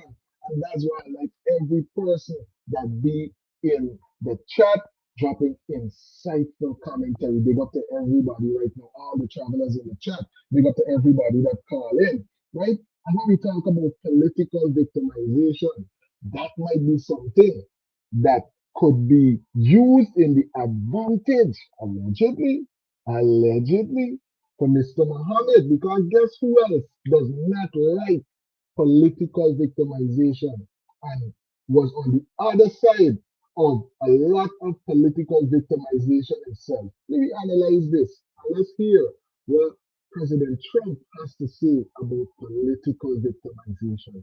Maybe you're going to narrate of the law, because the other Justice Department, with Rita or Lisa and all of that scum, real scum, what they did to the political opponent of a guy that has a seriously low IQ. Now, in his case, it was low based on his career, but it got real low. Okay, it was descending rapidly. But what they did to go after his political opponent is legendary, worse than any third world country, banana republic. And what we're doing is nothing. Are you kidding? Nothing. They write stories. Why aren't they doing this? And we'll leave. I don't have to leave it up to them, but I choose to at this moment, at least. But there's never been anybody treated in the history of politics. You know, they say the two worst treated presidents by the media, etc., was that man right there, the late, great Abraham Lincoln, and this guy right there, Andrew Jackson. They say Andrew Jackson was treated terribly. They give him number one and number two, but that was before I came along, Newt. I say I have number one times 10. Nobody's been treated like I've been treated.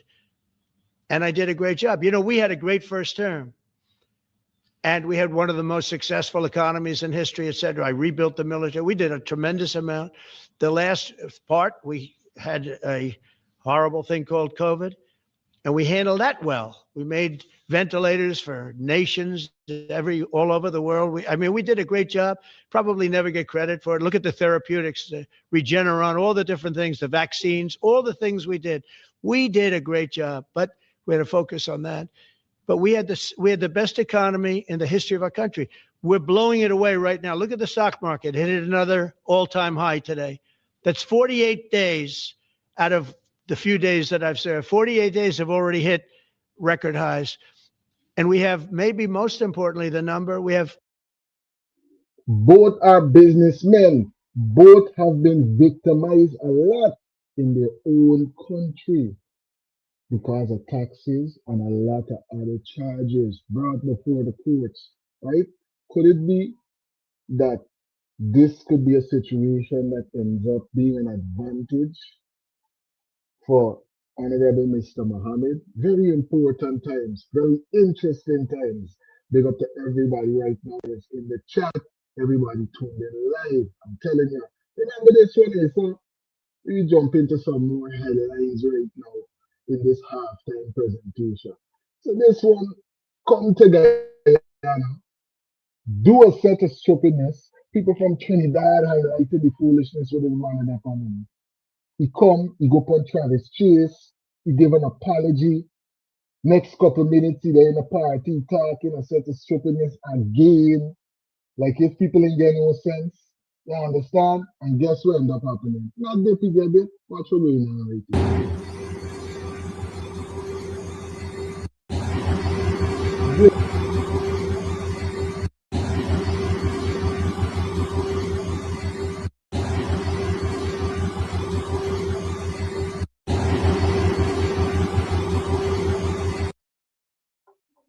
So Mr. Batman, Trinidad Batman, right, who was causing all the havoc in Guyana, all of these conversations about who will get this and who will do this and all kind of thing was going on.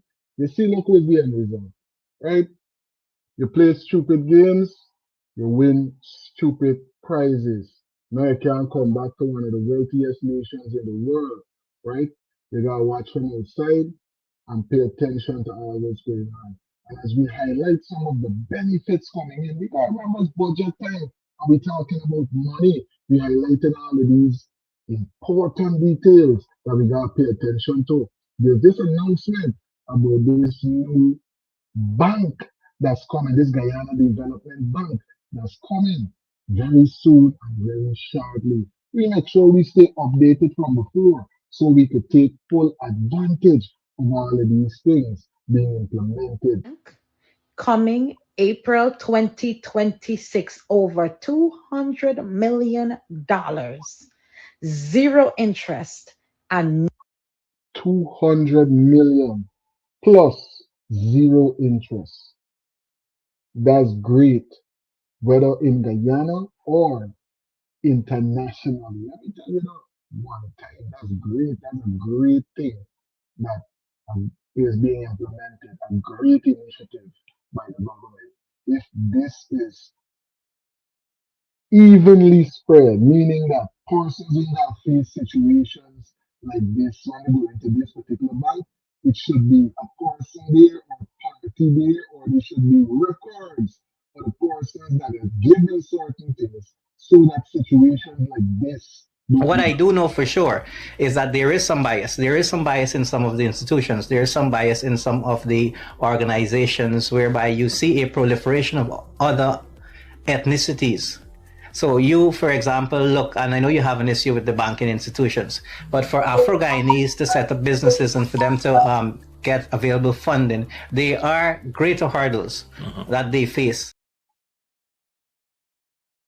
Let's hope that some of those hurdles are, gotten rid of, and the situation is an even ground so that everybody can benefit from the wealth of the country, right?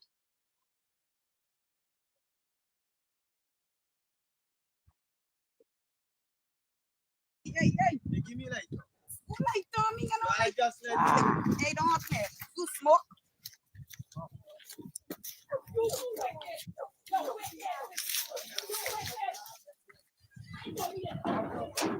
Updates right now from the ground. Let's see what's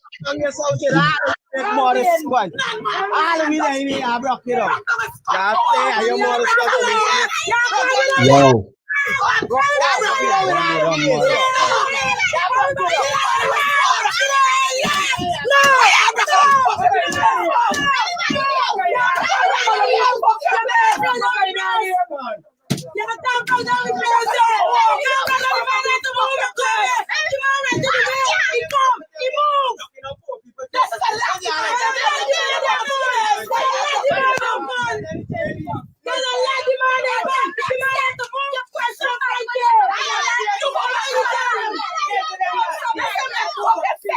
No sense at all.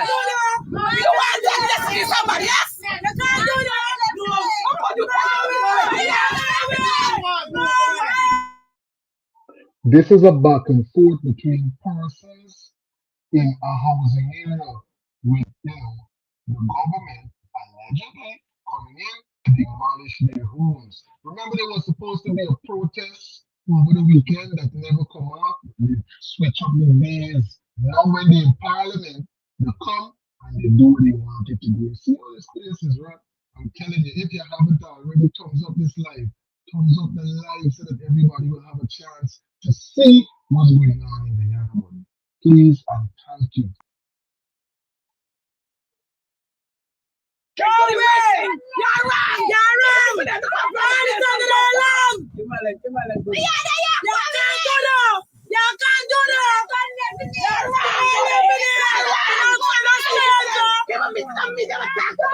You can't wrong your people like that.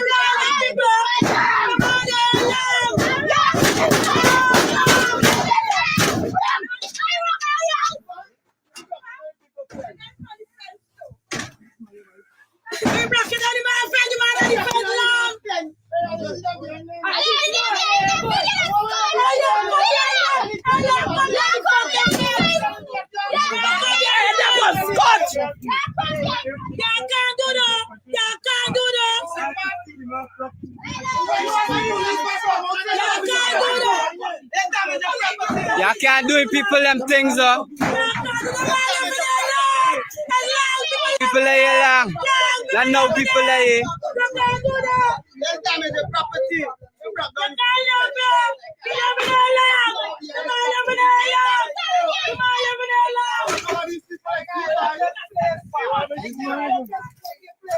Yeah, I can't do them thing, no virgin. Yo. Come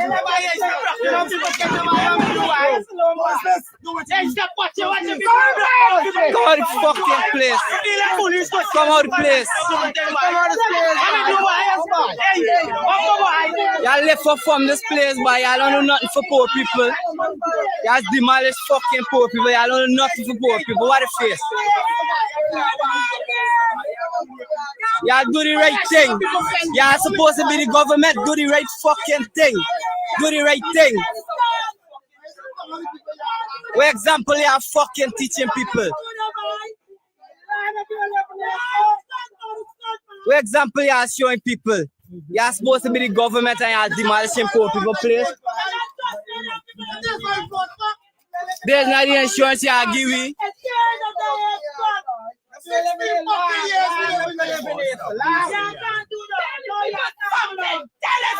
Really position you get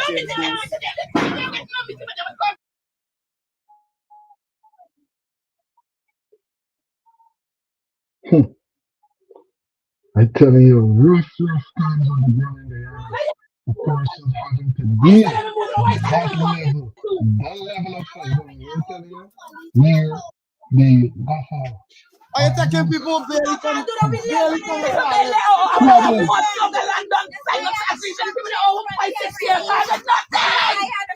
Nothing.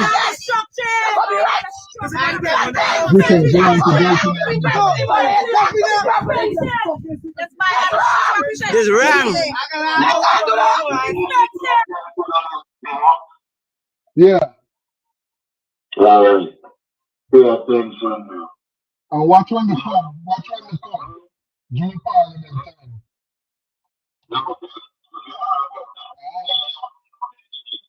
Real thing. Real thing.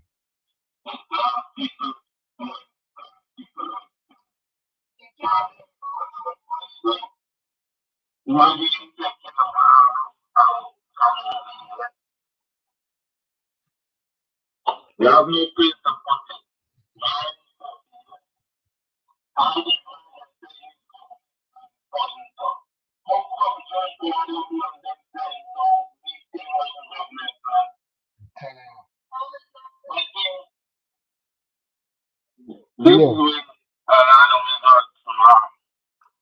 in my village when I go back, girl, my neighbor. Yeah. Live there, I grew up, I born and region there. Never owned the land. Somebody owned the land outside.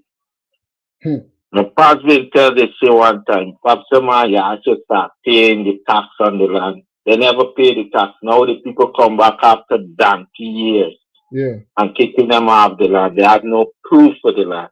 And that's what the problem with a lot of these people. They live on these places, never went and get some sort of pay. Because once you paying the taxes, you could, after a while, the land is yours. Government can't come and set up. But now for them live on the land for almost donkey years and not paying any tax. So they get comfortable. Yeah. But it's a wrong thing the government doing. They work out something for these people start paying taxes. Give them some form of deed. Seeing that they done there already, done bill on top. Give them a deed and all right, you know. Yo, these so easy things to do, bro. It's just for the way you go about things. These people there, give them a form of deed for the land and let them start paying taxes for where they are. Yeah. So they could have some type of Don't that collateral make as well. sense? They'll have collateral as well, so they can use to Yeah, improve definitely. the You have standard of lived living. it for much years, never pay no land, no rate of tax. Yeah. From this year now, or from now on, this year you're gonna start paying the rate of tax for this land. Yeah. And you're done. That make you a government that the people then would see you and love you because you work with them and you understand the order. But you're bringing down the place and you're saying it's one guy now. Yeah, it's one guy now, just for y'all. One type of people. There you go. I did listening. Yeah, man. Big up yourself. Thanks for calling in. Anytime. Yeah. What y'all think about those insights coming in right there from Alice saying, listen, it's about time. It's about that time for things to change in our beautiful nation. Right? Now, thanks to all the travelers that are in the chat right now. Marlon was saying he's not hearing the call clearly. Well, I have to move around the Bluetooth speaker. Sometimes these devices got a mind of their own. And I guess today is one of those days. I hope that that call was a bit clearer for all the persons that are in the line right now. Nalini, thanks for tuning in, Nalini, and for being a part of this live presentation. You see what's going on right, Nalini? Over and over and over again. And then they ask why there's such a heavy migration rate, right? And a lot of persons will do like this at the drop of a coin to leave one of the fastest growing economies in the world, one of the wealthiest nations in the world. Why? Because of things like this that we hear over and over going on. But there's so much wealth in the nation. There's so many things right now that we gotta make sure that we pay attention to and highlight, because guess what? These details, right, is all about access to the funding that's coming in from the 2026 budget. Let's jump into some of these details right now. Experience the most radical shift in opportunity access we've ever seen. And let me break this down, Athena style, for you, because many will need the headline. Many of you will read the headline and miss the magnitude. So let's break it down. Zero interest. Do you understand how wild that is in a developing economy?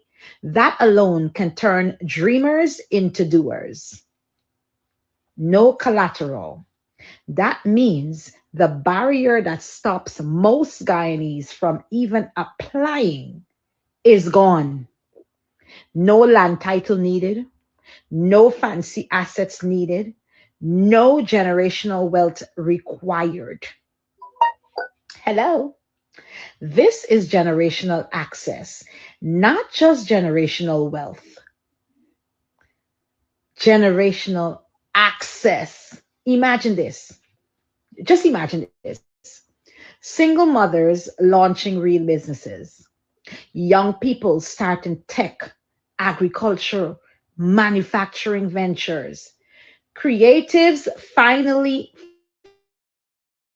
formalizing their brands, villages building community enterprises, a whole new entrepreneurial class emerging from ground level up.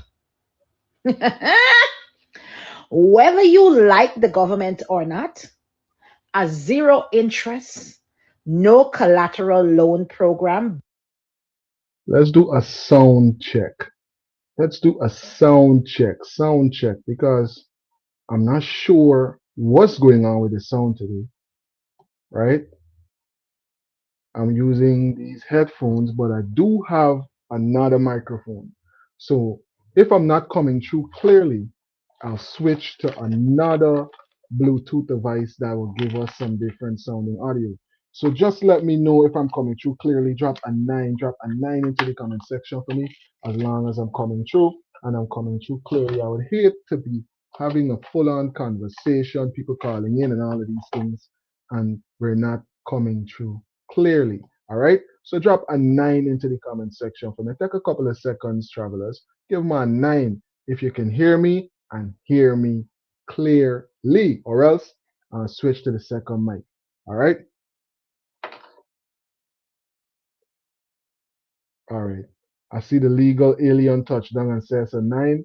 So guess what? We're gonna continue hearing about these advantages coming in with the 2026 budget before we jump into some more headlines. Backed by 200 million USD will force an economic, what did I just say? Will force an economic, why am I stifling the word? An economic shift. Point blank, period. But here's the truth. Most of you will not say money alone won't save anyone. If the mindset doesn't shift, the funds will be misused, mismanaged, or missed entirely. Opportunity without preparation becomes regret. Access without discipline becomes debt. We have 1 year to prepare. Financial literacy, business structure, training, vision, execution.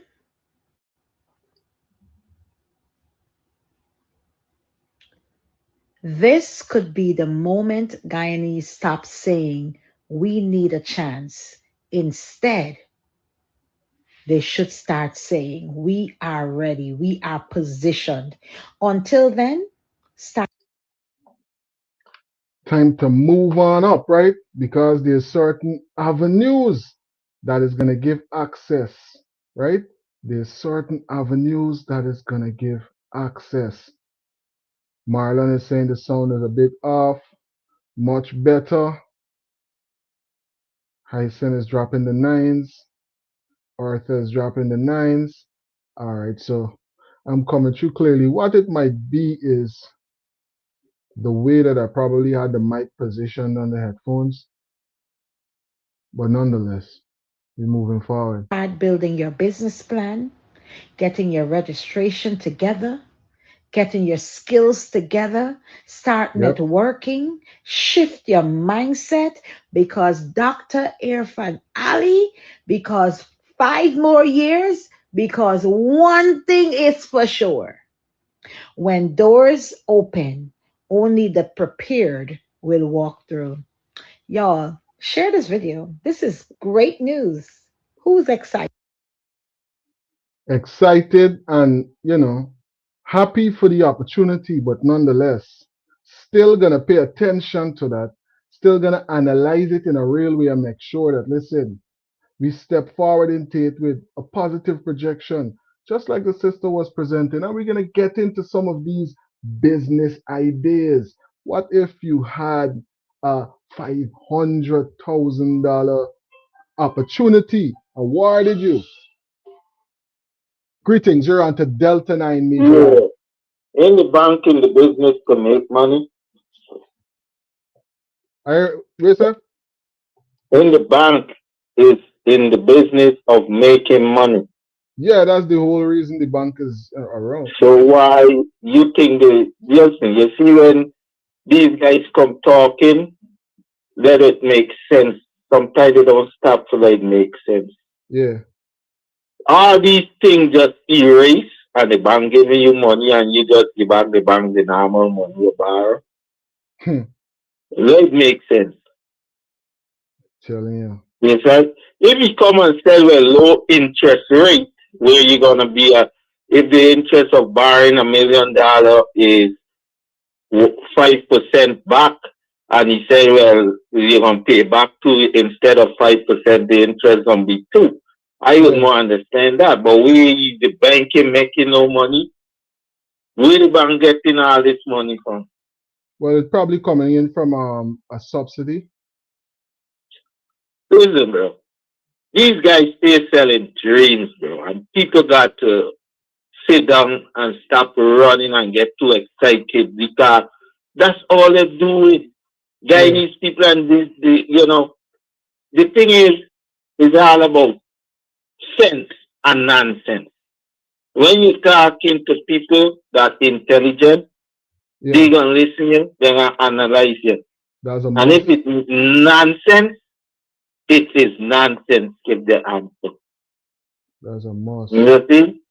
Because these guys is selling dreams 2020, 2015, 2010 are all the dreams that accomplishes only them. One set of people advancing only in them. a certain way, right? All right. Show me a billionaire black person in Guyana. A billionaire Amerindian person. Well, this is what we was just highlighting. Best was making billions, but then look what they did to Mr. Best. This is why I was saying when they saying people should come back home. Best would have making billions right now. But he was a millionaire. Yeah, but you can't play billions. You can't play billions in tax if you already make more than that. Well, if you making that well then.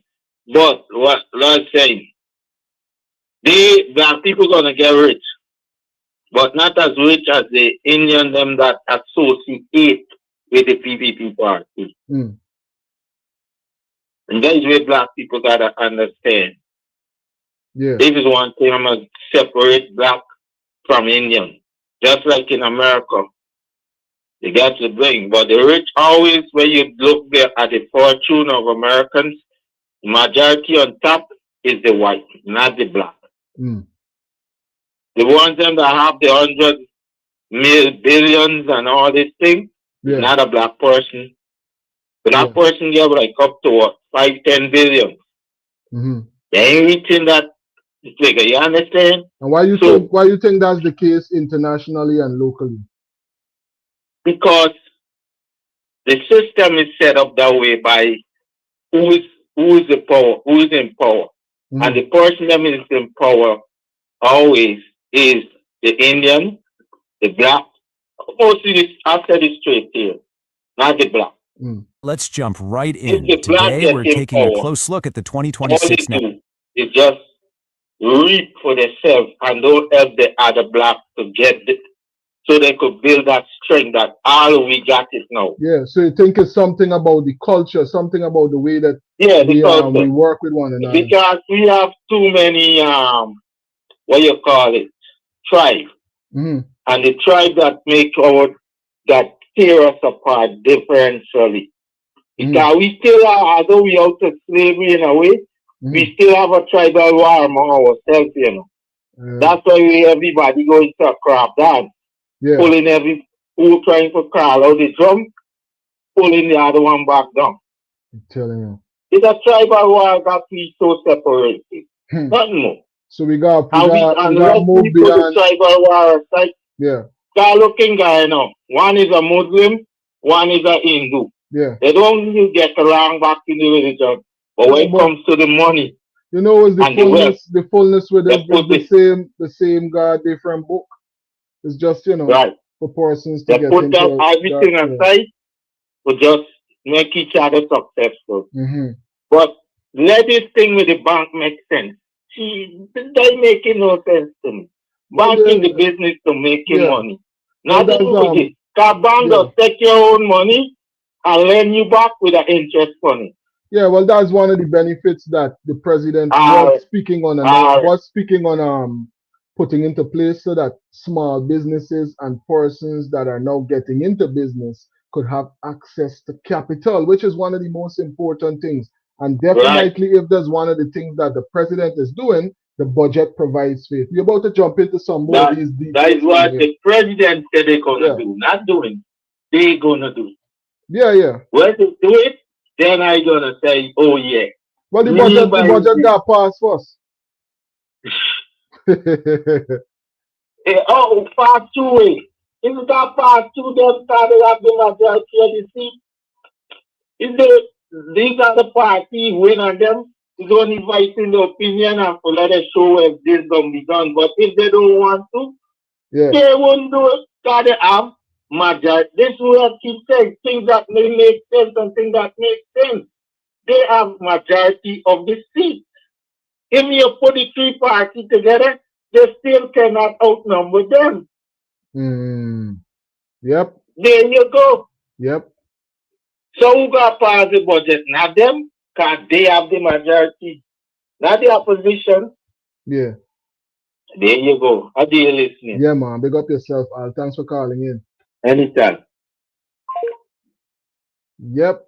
Well, as we analyze the red tape, some of the places where funds can be cut from this budget and put into different places to serve the people. Let's hear what Mr. Flash has to say right now. Greetings, Flash. Welcome to the live once again. Hello? Yes, that's the name. Yeah, it's Flash again. Yeah. I'm laughing. You know why I'm laughing? Yeah, and yeah. Thank God. That is the same brother. When Flash got talking about black and Cully, he just said, oh no, Flash. This is not a Cully thing and black man thing. We should move away from that. Both parties need each other. We said that would never happen. Never happen in history. Because it's black man who's make Cully get rich. And no matter who Cully got it, they will never stop that. Because we are the hardworking people in Guyana. We pay tax. We support everything. We make people get rich. We the one. And they will never make us to be beside of them and live above them. We got to be under them all time. But it is surprising me. Why because we have said, more you live, more you see, more you learn, more you hear. But to them, we hear the same, brother. I said that who get the money is them. And they will never make we get money. Thank you very much. No need to in. The place like, that's God. You can remember what I said. We is the only one that represent the world unite. Could people do not represent the world? All right. Let me try for hold on the C word as much as we can. Let me try for hold on the C word because we don't want to offend persons. Ultimately, we want to have meaningful conversation, right? But this is part of military concession between C and black. 28 years. Yeah. C black has been given them brains and the C tell black, tell B that I don't have no money to pay you. You gotta wait until 2027 when big money come in. Now if we that represent the word unite, what about C? Why C not representing the word unite? Why C don't use the word African Guyanese?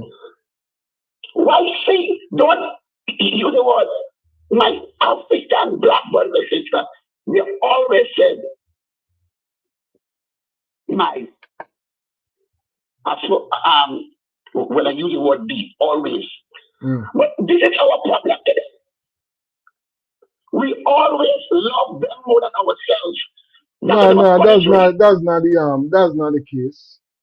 That's not the case. And you can't put no person, you can't love nobody before you love yourself. You gotta learn to love yourself first, right? So I don't think that there's the way that is moving. So I just think it's a situation where, man, it's been so many generations with the back and forth and the division in the politics that we understand that it's six races, right? So persons always gonna have their differences because it's cultural, right? But let me ask you one ultimately, question. yeah, Let me ask you, I'm listening. which party Mm-hmm. does you represent the six ways? Tell me, which party does you represent six ways? And which party do not represent six ways? You will ever answer the question. Thank you.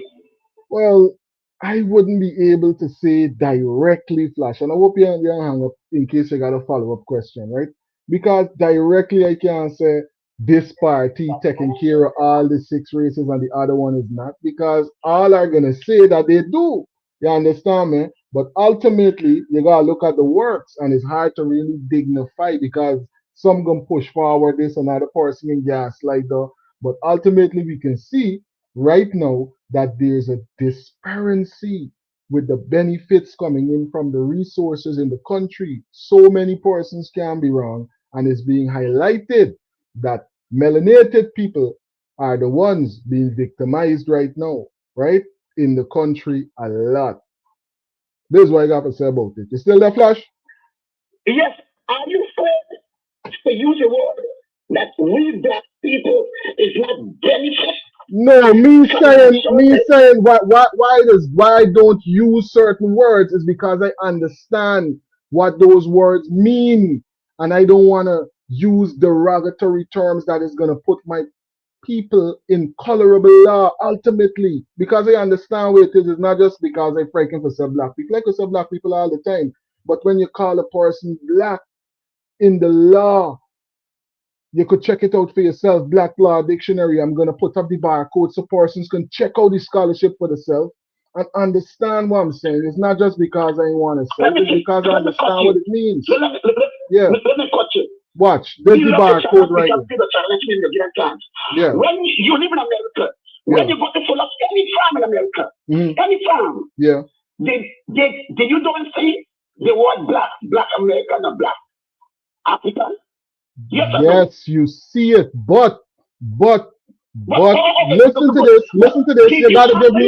You gotta give me a chance. You gotta give me a chance to answer. If you're asking a question. All right. Yes. Do you think yes or no? Well, you gotta give me a chance to answer. Wait, let this ring finish, right? Now, whether I tick it off or not, it doesn't make no difference that it is a misrepresentation of who we are. And when we use those terms, we give away our inheritance. Flash is a real thing. You got to understand the foundation of that term is meant to disinherit our people. Because when you put down on any paper that you're black, you just give away your whole inheritance because we are native to America. That's why I don't say that, because me want to project that for the youth that might not understand it to continue to use it, because another generation is going to be disinherited carrying this same burden, calling themselves black.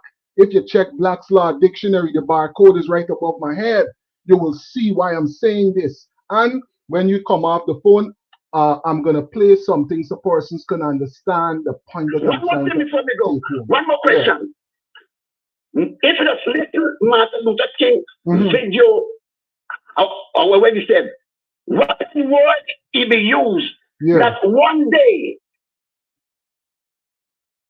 A and B will walk together. What word he used? That's number one. What word Martin Luther King used?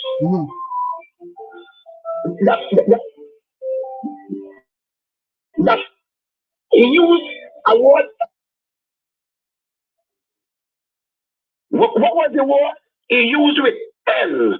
You check it out for me and tell me before the program done. What word was Madam He used a word, Listen, my big brother. He used listen, a word start with L. Flash, What was that word? Flash. It doesn't matter if Martin Luther King used it. It matters Why? why it was given Why to it us. don't matter? Because Why? you cannot use something that your own enemy is using to manipulate you and think that is to your advantage. That don't make no sense. Somebody give you something. You ever check out? All right. Let me ask you this. Let me ask you this one question.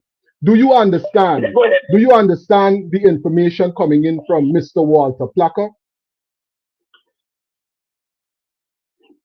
Yes. What did Walter Placker do with that term that you're asking me to use, black? My brother.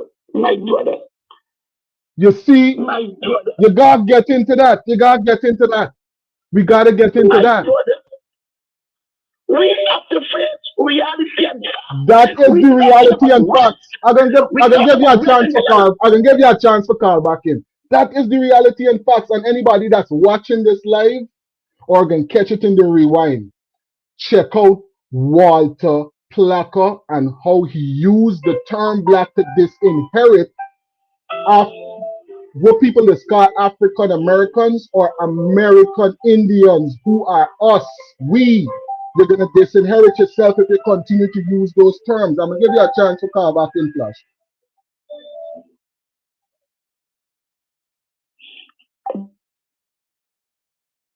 718, give us a call back. Greetings, you're on to the live. Yeah. Yeah. Yeah, I talked just now about the Indian and the rich, but I also mentioned that if, as a colored person, right? Yeah. We don't even try to help our own. If we in a position, we rather be up top there and stay rich by ourselves. That's the thing. Why the Indian and them would help each other to get rich? Our culture, bro. And that's why I keep pointing and out. Next thing, Flash, you're a big man still, but man schooling, because the word black was given to us by the Europeans within the African slavery time. That's what. But we wasn't called black around them time, When they see us, they call us black. The amazing thing, right, is that we are the original Indians. We they used to call Indians original. Crazy. India. Right? We are the American Indians. So when they give you a term and tell you run with it, I was gonna ask as well, did he see American Indian on the same farm? And which one did you choose? Because you're gonna see Black American, but you're gonna see American Indian as well on the same farm, Flash. You gotta understand it. One at a time. Yeah. And they do it because to determine who is African and who is not. Yeah. So it was Black and American Indian. Exactly. And Flash is a big man. I like his style. He's passionate, but sometimes to me he walks with a burden. No, you can't. See? And he wouldn't be a big man, you gotta accept, we are our own downfall many times in life. We are our own downfall because you gotta choose where you want in this life. You got to choose where you want. Like I said something today, right? Earlier. We was having a conversation. I said of it. And I said, you go to the Chinese man, right? You see Chinese walking with you, right? Yeah. We go to the Latino, the higher just Latino culture with around them, right? I said, but at the end of the day, which out of them, the Indian, the white, the Latino, which person give black people more of a chance? Why everybody tell me? The white man. I said, there you go. You understand? Yeah. Yes, because of what they put us through and what we put ourselves too. Because many people just don't want to accept, when the white went to Africa, you were sold to them for beads and things first before they really go in there and take over the country. It is as written, but none of us don't look for it. We is the one who sell our own people first, bro. Powerful point. That's why I talk about the cultural war, the difference. You see, we gotta get passed up, and then we could flow. But once we got the differences, tribal war, that's what beating all we today. Yeah, that's Tribe, the thing and we that's, have it in our blood. the things that's dividing us is simple things. Tribal, We can't let, tribe. That's been happening in years in Africa.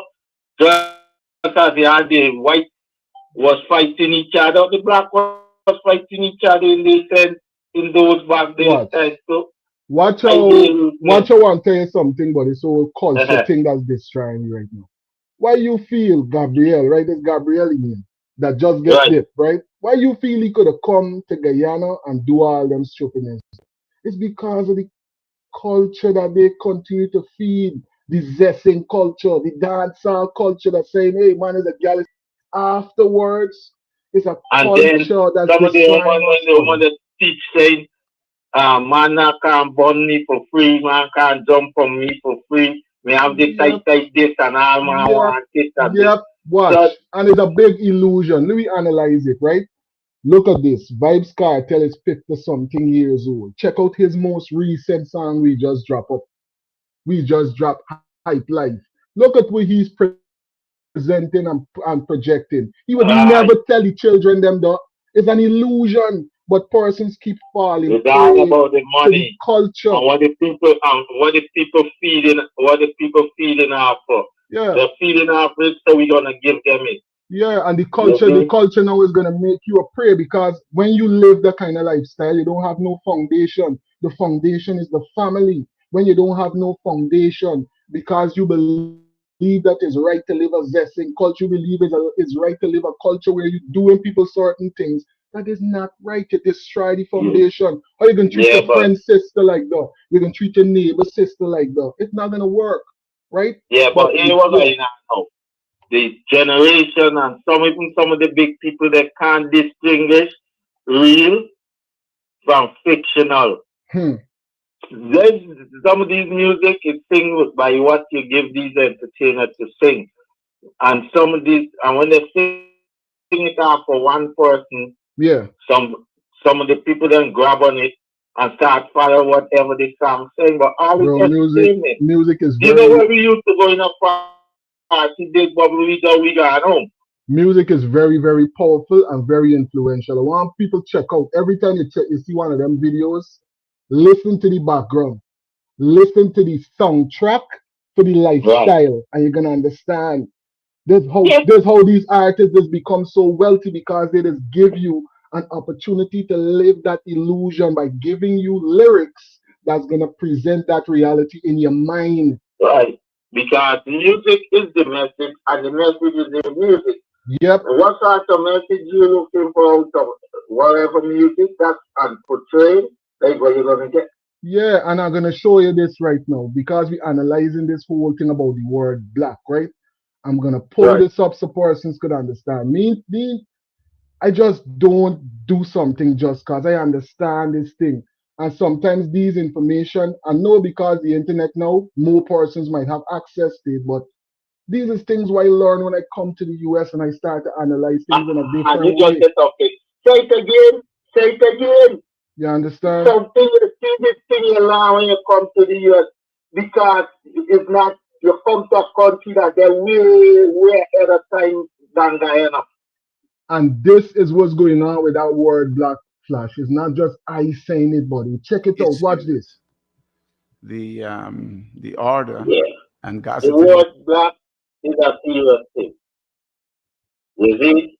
And these years, if we don't understand, so I see a try for that and flash time for just shut Name a nation if they convince you you never had one. Calling you black wasn't culture, Gotta it get was out of that, bro. I not saying nothing more. You see? But Yeah. we gotta understand. Not because we young now, you big man. We know, but here's what we do. We not them that run in the street and don't start seek knowledge. We are Real out there thing. seeking it. Real thing. As I'm gonna youth jump man. about to jump into this video and then jump All back right. into Parliament. Thanks for We calling, good. you know. Bless Big up, up man. yourself. Anytime. I got to play this piece quick before we jump back into Parliament, just for the record's sake, just for the record's sake. Let's hear this conversation about black. Calling you black wasn't culture, it was jurisdiction. Black equals a color, not a nation, not a people, not a legal identity. When they classified you as black, they stripped you of land rights, inheritance, indigenous protections, and tribal sovereignty. You can't claim a nation if they convince you never had one. Calling you black wasn't culture, it was jurisdiction. Black equals a color, not a nation, not a people, not a legal identity. When they classified you as black, they stripped you of land rights, inheritance, indigenous protections, and tribal sovereignty. You can't claim a nation if they convince you never had one. Calling you black wasn't culture. It's a setup. Why you think they're gonna make it into pop culture? Right? It's a setup. But let's jump back into some of these details coming in from the Parliament as they are back from their break. Right?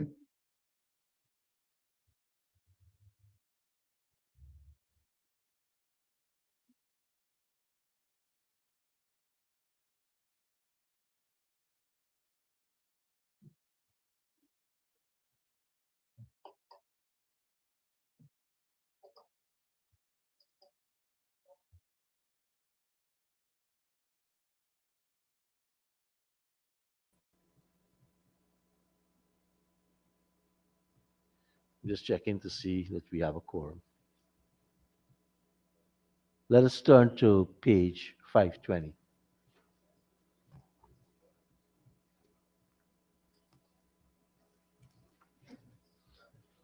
You want to join in changing the Constitution?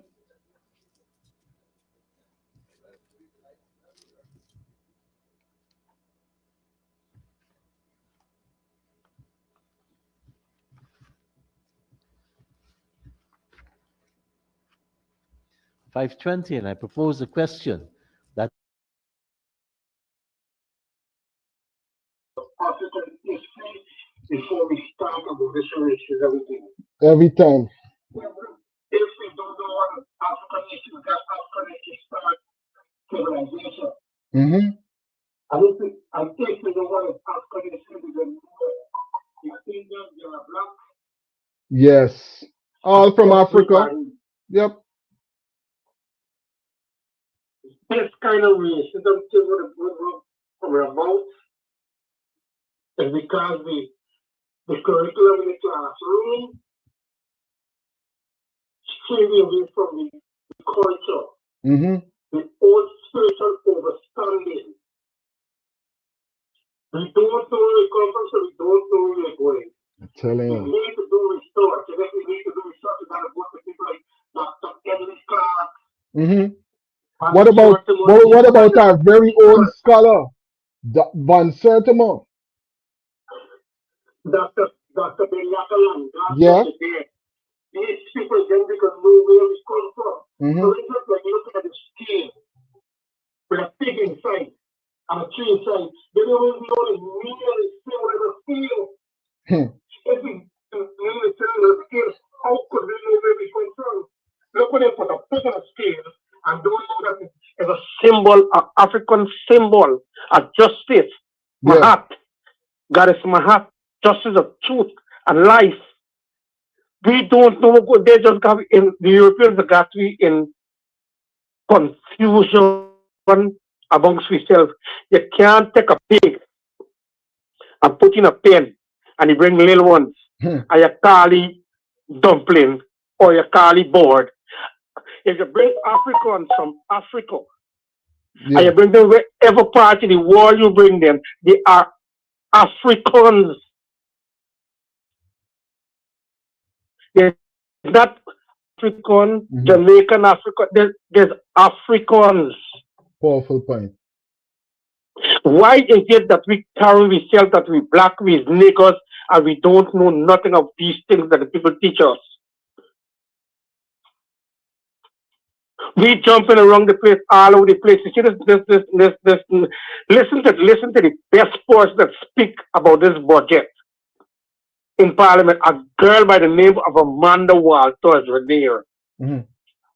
That is the woman who gives you the full vision of foreign policy. When they jump it up talking, we don't know where we're going, we don't know where we come from. So, Mhm. I said, I'm listening to you, sir, and I'm proudly listening to these conversations as an African descendant. Yeah, But man. we need to do more research. Every time. We need to do more research. The Europeans got it. Michelangelo and the philosophers of the Europeans got it mixed up and confused. All right. About to jump back into the parliamentary broadcast. Thanks Go for on, my calling brother. in and Thanks for sharing those listening. They insights. ain't listening, my brother. Thanks for asking my call. Yeah, man. Nalini is saying, I pray we love each other regardless of our ethnicity every single time because ultimately we're all one human race. Let's jump into the parliament and let's hear what's going on. One love to everyone in the live right now. Your Thanks for idea being of a how part of the many live. persons the building will be able to accommodate, if that is possible? If you can divide a male or female or together. Yes, so at any given time, we're hoping to have at least 350 persons. 350? Yes. Thank you. Thank you, Minister. Honorable Could, members, uh, go ahead. continuing, sir, thank you. Could the Honorable Minister turn her attention to line item 24067000? Under this, could the Honorable Minister say, give the locations or the villages more so that would be benefiting from this allocation? Honorable Minister.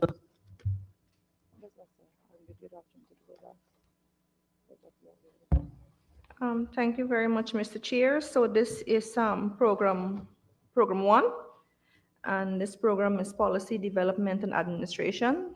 And so this is not for villages. This is for the ministry. Ministry. Thank you. Honorable member. Honorable member, Mr. Mahipal. Thank you, Mr. Chairman. Mr. Chairman, may I take the Honorable Minister's attention back today? The new Amerindian hostel that is earmarked to begin with the cost of $500 million. The Honorable Minister was kind enough to say that there are three possible locations that they're looking at. May I ask the Honorable Minister, where are these three possible locations? And if the land is land that they will have to acquire from the state through Guyana Lands and Survey Commission, or does it belong to the government, as in government land? Honorable Minister.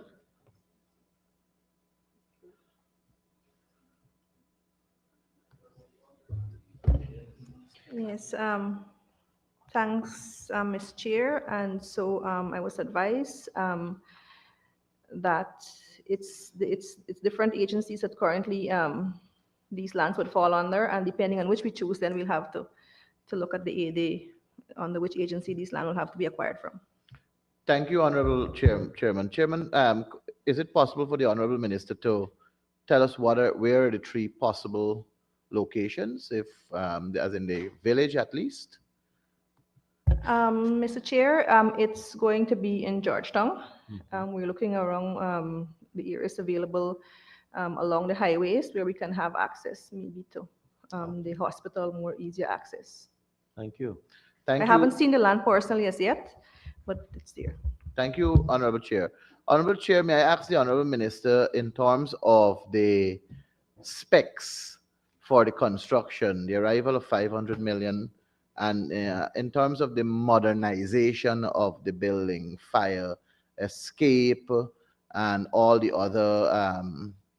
other safety measures that we are expected to put in place to cater for unfortunate hazards if they should occur. So, like they for water, sprinklers, and all the other things, fire extinguisher, all of these are incorporated into the design. for the construction of this building? Minister? Thank you, Mr. Chair. So to give, to avoid all the back and forth, I'll give a brief overview of what this $500 million is for. And so the $500 million, it's we have, as I said, we have already a preliminary design.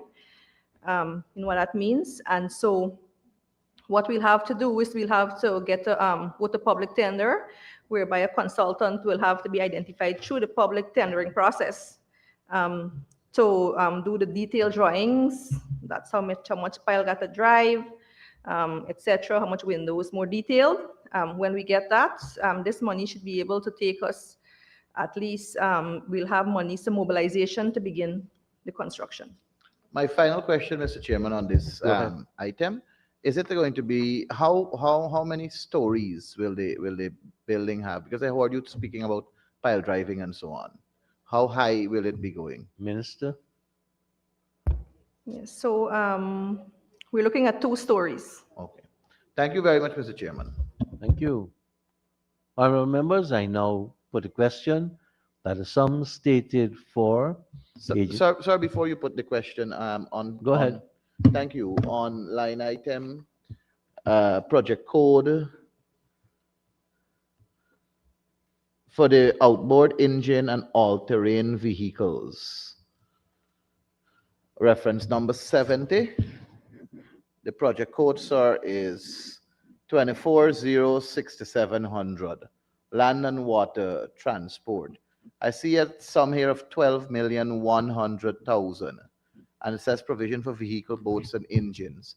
May I ask the Honorable Minister if this caters for all the indigenous communities that use, that will be using in some cases boat and engines in the respective areas and all-terrain vehicles for other areas? Minister? Thank you very much again, Mr. Chair. I think I would have already answered this question as posed by Honorable Member Finance, where I said that this is Program 1, and this will be for the staff. Thank you. Sorry, I didn't hear that answer. Thank you very much, Mr. Chairman. Honorable members, I now put a question that the sum stated for Agency 16, Program 161, Capital Expenditure stands part of the estimates. Those in favor say aye. Those against say no. Ayes have it.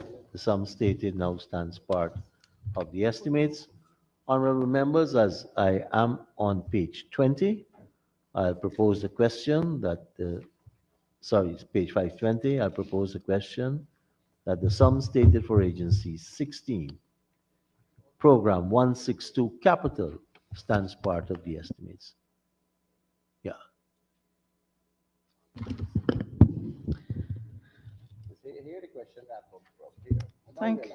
Honorable Member, Ms. Finance. Thank you, Mr. Chair. Just to be clear, we're looking at the community development and empowerment year capital expenditure, right, sir? Looking at line item 1400100, could the minister identify for us what villages are expected to benefit from this allocation? And I know that we have the separation into 3, the presidential grant, the youth entrepreneurship and apprenticeship program, and the Amerindian development project and program. Could the minister say how much of the allocation is going to which, and which villages are expected to benefit from the allocation? Honorable Minister. Thank you very much, Mr. Chair, and we're happy that we have been given again $5 billion in the Amerindian Development Fund to support all of the villages of the hinterland. And as I would have mentioned in my speech, this fund, it really goes a far way in ensuring that the villages benefit outside of all the funding they're getting. And so this year, the ADF will look at education and awareness, as I mentioned in my budget speech as well, that the Amerindian Act, we're at the first phase, that's education and awareness on the revision of the Act. And so we have money set aside for that. And our presidential grants will, of course, be supporting this year 254 villages. That's every single village across the region that we usually support. And of course, you don't want me to list it out, but What will this presidential grant be used for? It'll be used to fund projects such as sustainable farming, poultry, transportation, or other projects that the village themselves are comfortable in executing. Of course, it's at the request of the village. We don't basically dictate how they spend their monies. We allocate the sum to them, and they, at their general village meeting, they decide how the monies are spent on the presidential grant. Basically, it's all villages have what we call a village sustainable plan, and they have a list of maybe where they want to see the village in 10 years, and they use these kind of funds to look at in priority the projects that they want to have in the villages. This fund also caters for the CSO program. That's both the stipend, which again, I'm happy to see we have increased this stipend to now $50,000. And so there is the sum in the budget in the ADF to offset that expense. Also, we'll do continuous. We have already trained our CSOs. We have a sum here for continuous training of our CSOs. And of course, the other areas, of course, by the request of villages. So what happens is usually at NTC, the Tushas come to Georgetown and they sit for about 5 days with no lesser than His Excellency the President himself. And of course, all the other ministers of government who are here every day, and basically they ask for an order of priority, the needs of the villages, and they let us know, and we try as much as possible to ensure that most of it is captured outside of the grants, outside of the LCDS, that we put some of the projects into the Amerindian Development Fund. This Thank year, you, Minister. we're going to be doing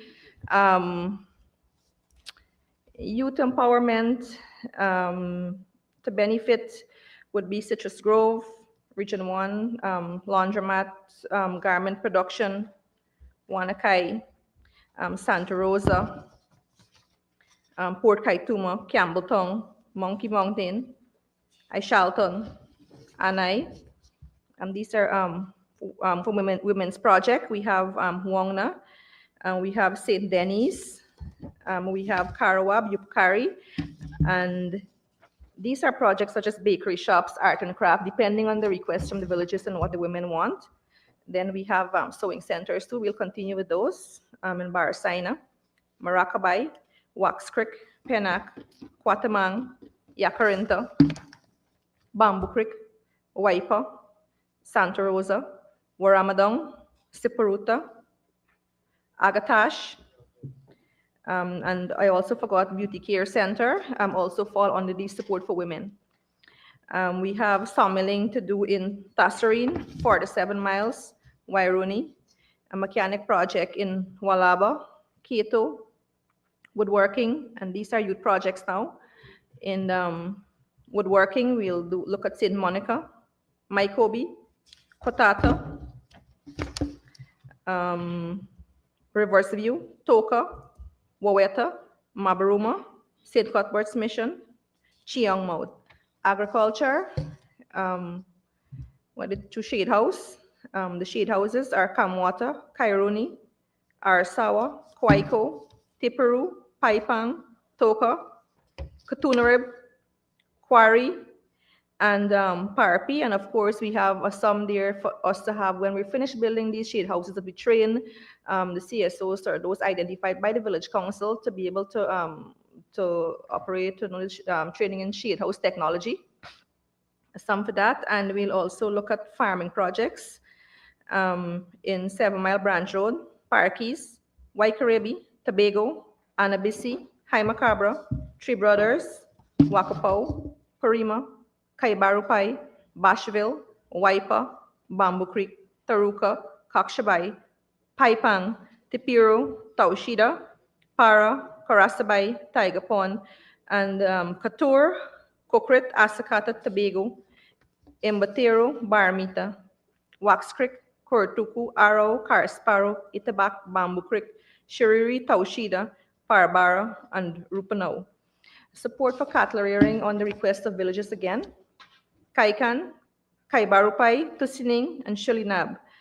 Poultry projects again for young people in Laluni, Rincon, Haimacabra, Conishin, Yarakita, Manawarin on water project, Can Hill and Fly Hill, Ruparti, Merawau, and coals production at Shia. For tourism, we're going to be supporting Cariaco, Kibana, Akiwini, Lower Bonasica, Saxacali, Aro, Kaburi, Korokabaru, Quatamang, Aishalton, Apateri, Sand Creek, Rukamutu, and Masara, as well as Waramuri, Saxacali, Tigerbone, Banakari, Sorama, Kako, Paramakatoy, Great Falls, Kopinang, Rockstone, St. Ignatius, Agro-processing, Asakata, Kimbia, and of course, Village Benabs, and this will be made out of Truly as well for culture. So we'll have Village Benab at Kapui, Circuitville, Cashew Island, Itabak, Arsawa, Kako, Kokshabay, Apateri, Crowdarno, Simoni, Baitun, Katunarib, Anay, Aishalton. Sports facility, Baramita, Haimacabra, Eclipse Falls, Santa Rosa, Cobrimo, St. Denis, Tapakuma, Bashaizon, Falmouth, and community building at Smith Creek, Whitewater, Tasserine, Red Creek, Quarry, Merawau, Kwaiko, Village Office, Barima Coriabo, Kortuku, Chenapau, Ruperti, Shalinab, Parkwarno, Wiki Kalkuni, support for sports development, Pavilion, Cartabo, Chinawing, Abao, Princeville, Taruka, Rukamutu, Tiger Pond, St. Ignatius, Great Falls, Moblisa, Ibini, Mortaro, Parmakatoy, Oriala, Monkey Mountain. Floodlights or grounds will help to support some of these as well, while we acknowledge a lot is being done by the Ministry of Culture, Youth and Sport. It's 254 villages, and we have to support as well, because Ministry of Culture also has the entire coastline, the entire Guyana. So the more, we're happy for the support. A 2-mile shortcut, 1 mile, Mabruma, Wanaina, Canal Bank, St. Denis, Mainstay, Saxacali, Jawala, Oriala, Paramakatoy, Kopinang, Carsparu, Kanapang, Arnaputa, Sawarawao, Pataranaw, Yakarinta, Wiki Kalkuni, and Kimbia. Catwalks at Kokrit, Kako, Riwa, Karya, and Kapui. Farm to market, Litakanabali, Mashabo, Hayawa, Kaikombe, Katoka, Conishen, that's Masakaneri or Guns as we know it, Reverse View. And we'll help at sanitary facilities. Sanitary facilities, we'll be looking to support this year. Jawala, Bashville, Rukumutu, Yurangparu, Achawib, Parabara, Conishin, Mururnau, Shia. Bridges again, we look at helping Ambamadai, Kamana, and Crashwater. And settlement, Mabruma settlement, fencing of the guest house. We look at Mabruma settlement, El Paso, Mururnau, and to support for kitchen and dining hall. We look at Red Hill, Savannah Blackwater, Barima Blackwater, Lower Kaituma, Arwansa, Karawab, Kabakaburi, St. Cuthbert's Mission, Calhoun, Philippi, Bamboo Creek, Itabak, Kamana, Kaibarupai, Paramakatoy, Taushida, Parashara, Bashaizon, 47 miles, and Great Falls. We look at street help with solar, street lights for Pawaikuru, Sugar Hill, Whitewater, Laluni, Cashew Island, Carsparu, Red Creek, Arsawa, Tumong. And we'll be helping Kururu with trestle and also a generator hut for Rockstone. And of course, we have given in the past, we've given tractor to every single village in the hinterland, over 216 tractors we've given to villages across the hinterland to help with agriculture. And this year again, we'll be helping Yarakita, Whitewater. That's both ends of Whitewater. There's 2 ends, as you know. We'll be giving one to the Blackwater end and one to the Arakuru end. And Amakokopai, Chinapong, Chinapau, and Mabura. And, while we give these tractors, we get, complaints that sometimes we go to villages that they use a tractor and maybe a part break, and they need a little bit of help with fixing it, not total overhaul, etc. With little support, with little filter, little tire go by, yes, those kind of things. We have a little sum here to help all these villages if they want to get help. We'll be able to have some support, and also for the freezer, or we'll be given a freezer canter to Sawarwao, because Sawarwao, they do livestock farming and so on. They have and they're currently constructing their meat center, and so they need this canter now to help them to have their frozen meat and stuff to take to other neighboring villages for sale. As I said, we'll look at language preservation as well. We have always supported the ministry support for, let's say, culture groups. We will continue that by helping with culture groups in the villages by request. If they ask for, a little keyboard here and there, we must have a little something to give them. We'll have that, or a little PA system, depending on, the nature. We'll have to get, we usually get requests to support from teams, like if they have games, they want a little uniform, little sports gears.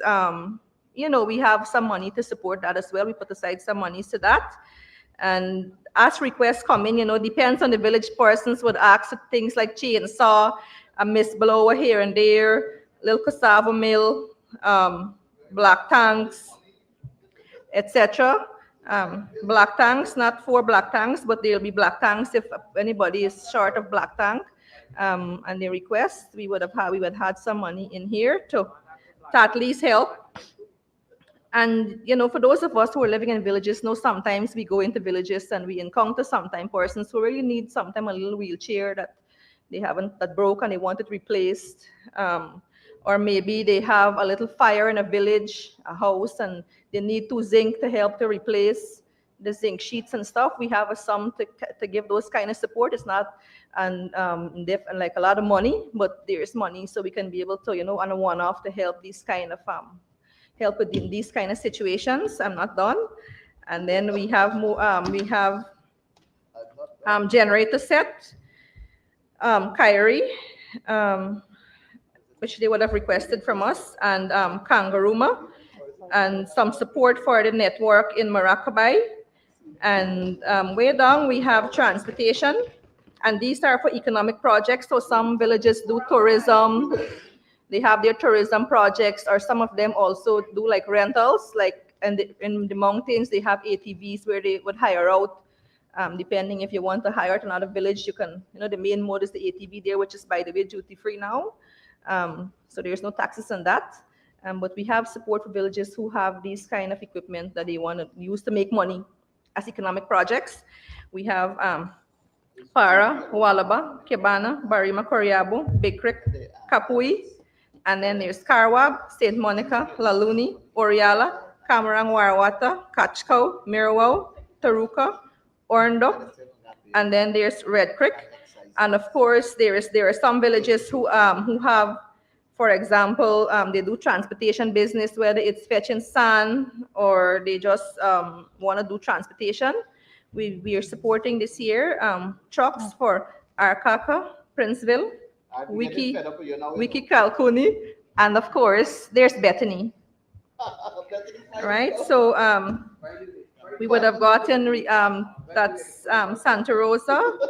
We all know of the current garbage. Well, Santa Rosa is outside of local government. So we heard Minister Priya Manik-Chan said she's going to give garbage trucks. And so Santa Rosa wants to have a garbage truck so they can be able to pick up garbage at a small fee, or depending on how they decide. I can't dictate for them because, as I said, all of the projects here, it's for the villages. This entire $5 billion, it's for the villages, and again at the request of the village. So we're going to support them with a garbage truck, as well as Campbelltown, who has the same issue, and St. Ignatius in Region 9. And the same thing what we said about the Good evening to Paula. Thanks for being a part of the live, Paula. Thanks for tuning in. All the travelers in the live right now. If you haven't already, check and make sure that you are subscribed to Delta 9 Media so that you can stay updated with all of these trending and important details. Every single day, we upload lives or pre-recorded content. So make sure that you're subscribed so that you can stay connected. The minister took some time, which we appreciate, to call out all the villages that requested sums to do the various implement the various plans that they would have put forward. I want to ask the ministers. I'm going to ask two questions together. The first question is, how do we move these projects? When we talk about indigenous projects, throughout the years, you would see it just being community-based. What is the plan of the ministry? That's my first question. What's the plan of the ministry to actually move these projects and expand these business ventures for indigenous people? So it's just not stifled at the level of the community and just there to basically help daily bread and butter, so that indigenous people will be able to expand in business. That's my first question. My second question is, how is the ministry monitoring these projects to make sure that the projects are actually being implemented? Because you just went through a very long list. Yes. And it sounds very nice to the public and all of that. But then when I look at the volume 2, very much under the same program, I'm seeing here that proportion of villages implementing their village sustainable plans for 2025, it was just 125 out of 247. So it begs the question, and all the monies were spent based on the line item that we're looking at here. That said, for the money spent, it was 4,999,788,000. So how is it that all the monies were expended and only 125 plans were actually implemented out of the 247? Minister?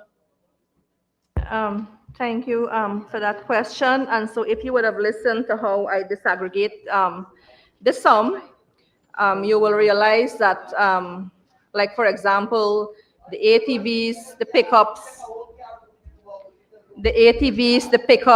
and all of these things that are for procurement, those will have to go to the National Tender Board for procurement. That money wouldn't go to the village. So the entire sum for the purchase of these capital items, it will have to go to NPTAB.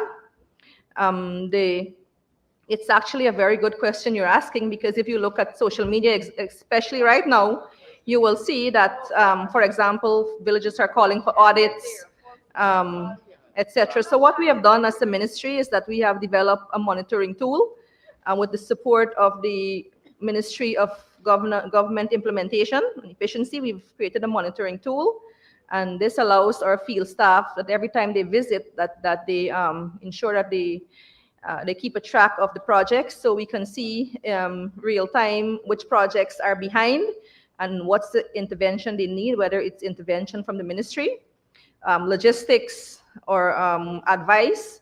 But to answer the first question, as a Minister of Amerindian Affairs, I think that a lot is expected of us, but the Amerindian Act is very clear.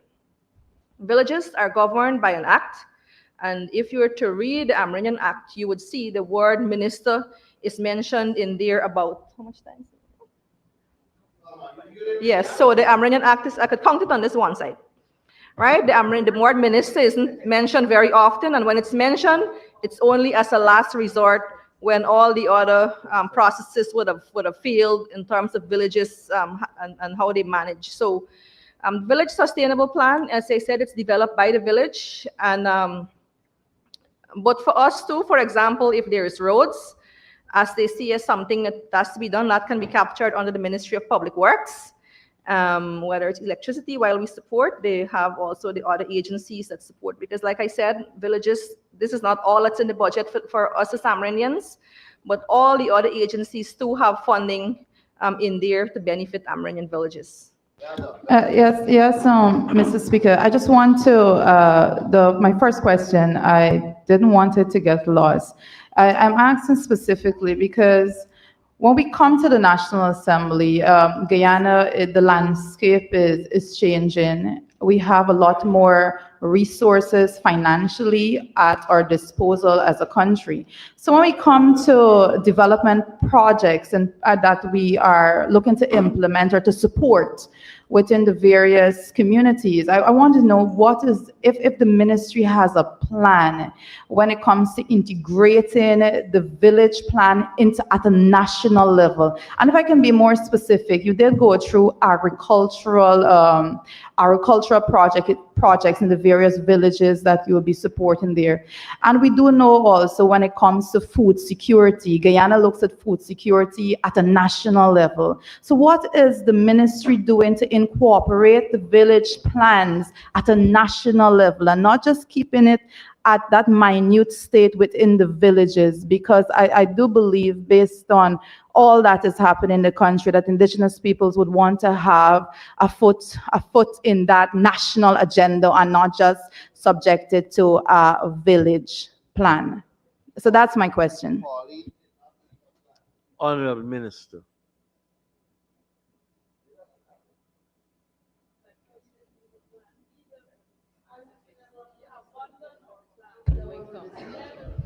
Yes, so thank you very much for that question, and through you, Mr. Chair, to the honorable member. What you would have mentioned there, how do we tie into the bigger picture? How do we use these kind of funding and you're right in what you would have said, in that what's happening right now in villages, it's unprecedented. We have never had this kind of investment going directly to villages before. For example, when we look at the LCDS funding alone, depending on the population size, villages now have oversight for spending of as much as $35 million that they have to spend. And we're also giving them additional funding, and it has been a concern for us, not only myself, but not only under my tenure with Minister Paulins as well, as to the execution. And what we would have done at the ministry is we try as much as possible to, if we see villages are not the council level, that they're not forthcoming in terms of they're behind, and then there's like issues of accountability in villages, we try as much as possible not to give them additional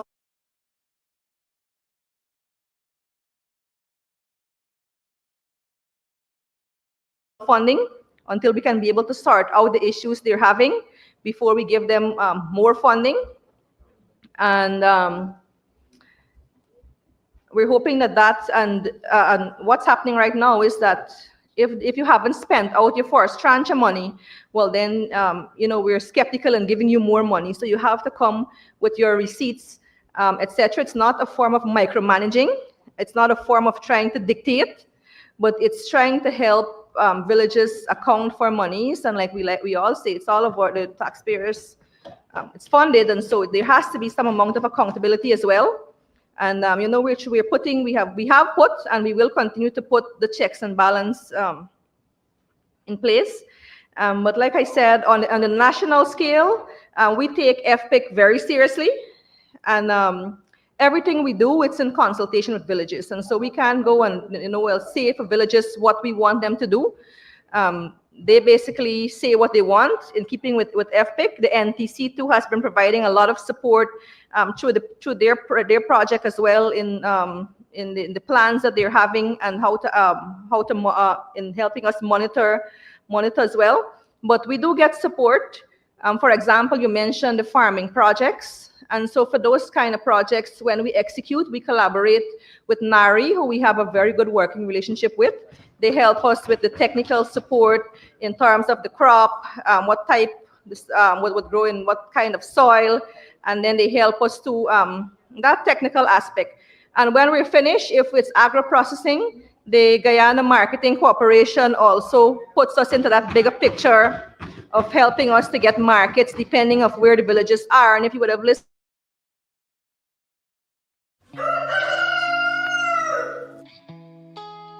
a natural way to stay ready, baby.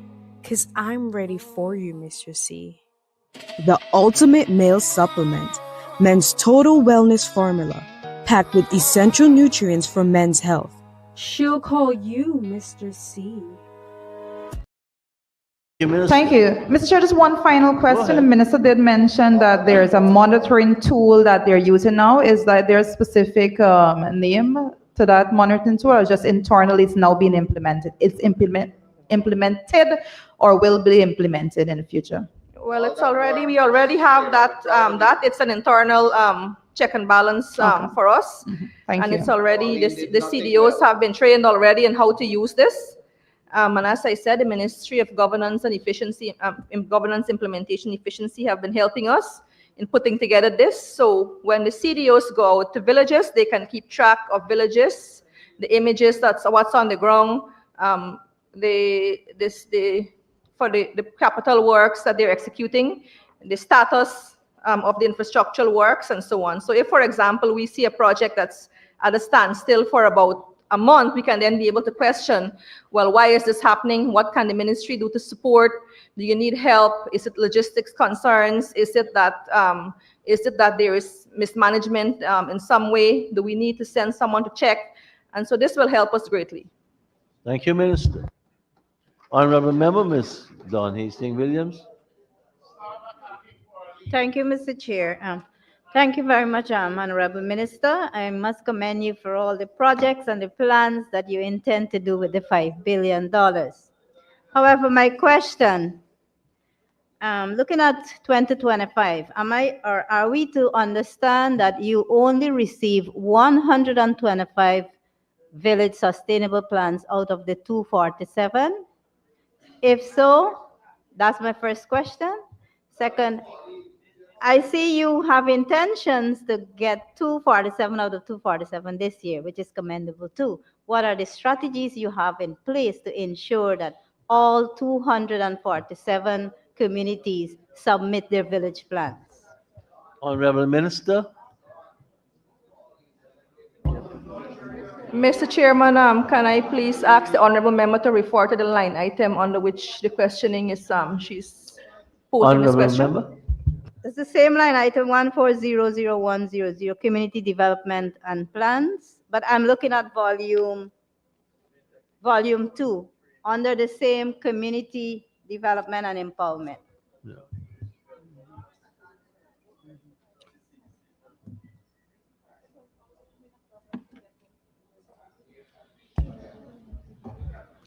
Thank you very much for that question.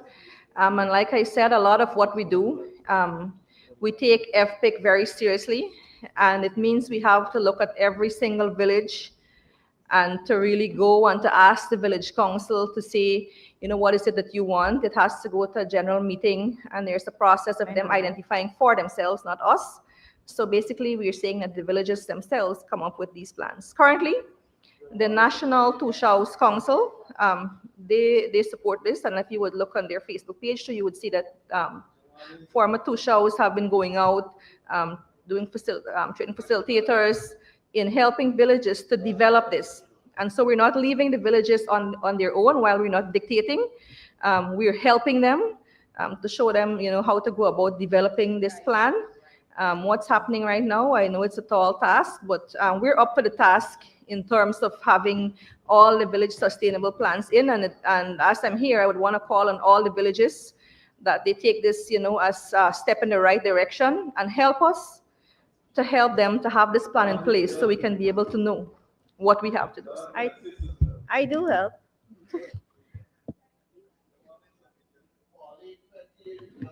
Honorable Member. Thank you, Mr. Chair. So can I ask you now, Minister, could you be kind enough to say how many village plans you have to date? How many have you received to date out of the 247?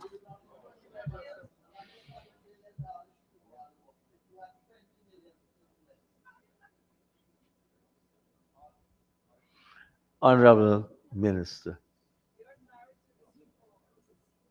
Yes, so Mr. Chair, under the LCDS program, I am so advised that in order for us that for the LCDS, that we'll be basically having these village sustainable plans to see how the villages would want to spend their LCDS. So we look at it when they're requesting money, we're saying, please keep in, you already made your plan, it went to VGM, the village general meeting decided what they wanted. So let's try as much as possible to use your carbon credit funding to be able to fund some of these projects that are within the scope. And like the VP said, we don't expect them to use their LCDS to fund things like roads. That's, the Ministry of Public Works has been doing a really good job in terms of having the hinterland roads and stuff completed. But I'm advised that under the LCDS, 188 is the total number of villages. Yeah, that was submitted as of December. Thank you, Minister. MP Williams. Thank you. Thank you very much. So 188. You said, did you say 188? Thank Chair, you. My other question is, it is also commendable to hear that the villages are now receiving tractors, generators, ATVs, outboard engines, some pickups. Some I know have buses. They have received buses. Now my question. Go ahead, Honorable Member. My question to the Honorable Minister.